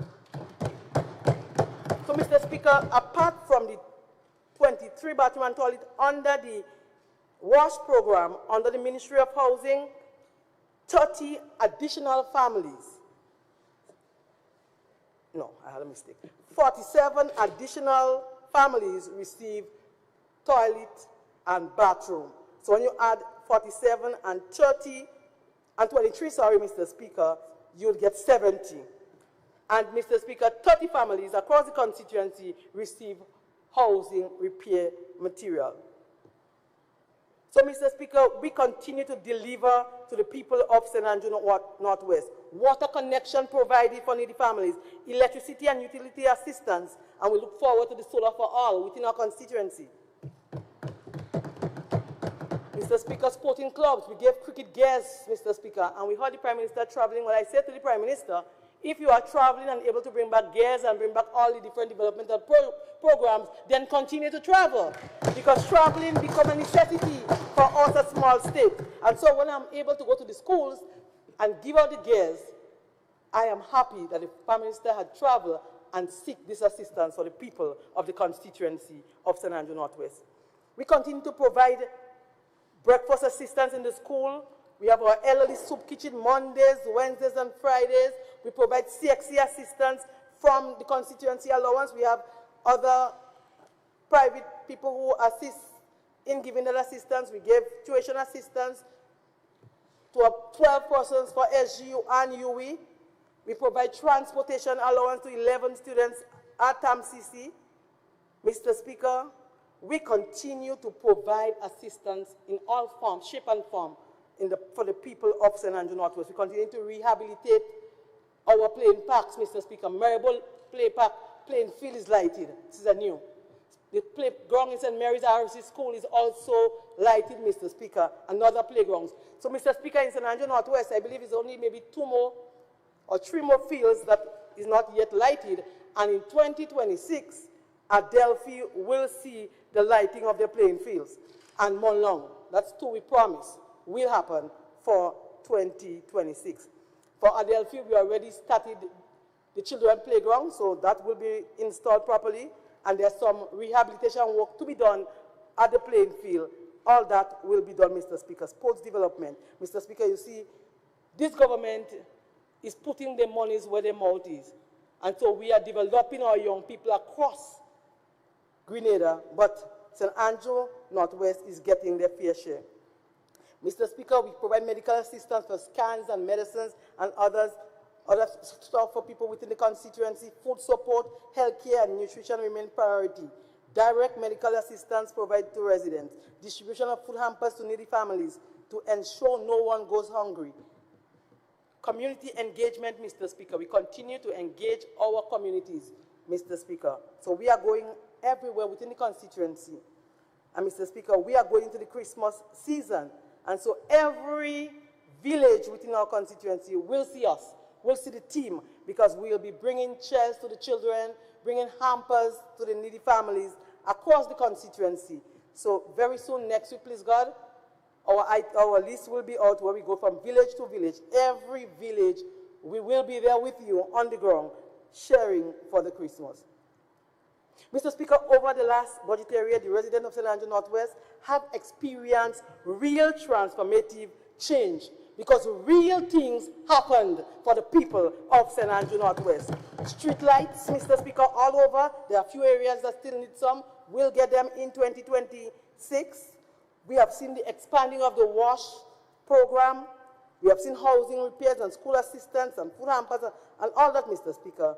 As a government, we'll continue to provide for the people of our constituency.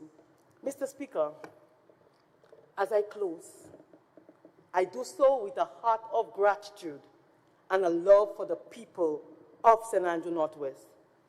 Mr. Speaker, you see, whether I'm on this side or this side, the truth remains, for 3 terms, the people elected me. They trusted me. They challenged me, Mr. Speaker. They walk with me. They lift me up with their love. Mr. Speaker, as I look in the audience, Mr. Speaker, I am honored to see that the constituency chairman I had in a different place is in the audience looking at me. There are other members of the team who is in the audience from before. And Mr. Speaker, that speaks volume. It says a lot. And I do not take those support for granted, Mr. Speaker. I'm humbled by the love received from the people of the constituency. Mr. Speaker, you know, when I started to walk after crossing the floor and going to the communities, there were times I felt that maybe if I go to a particular village, some people might show resentment. Mr. Speaker, I was shocked. The love from both sides, Mr. Speaker. And that doesn't mean there are not people who feel a particular kind of way, Mr. Speaker, but the overwhelming love, Mr. Speaker. And so I am committed to continuing to support families, Mr. Speaker, to bring in relief and working for the people of the constituency of St. Andrew Northwest. I promise to continue standing with them, fighting for them, and serving them with the same dedication, love that has carried us this far. Together, we are building a constituency our children will be proud to inherit. I say, things continue to happen in 2025, and more will be happening in 2026. I thank the constituency branch. I thank the staff. I thank the staff of all the different ministries who have supported me for over the last budgetary year. And I look forward to continue working along with the team to bring benefits and to let more things happen across our sporting, youth, mental health, and constituency, Mr. Speaker. I thank you.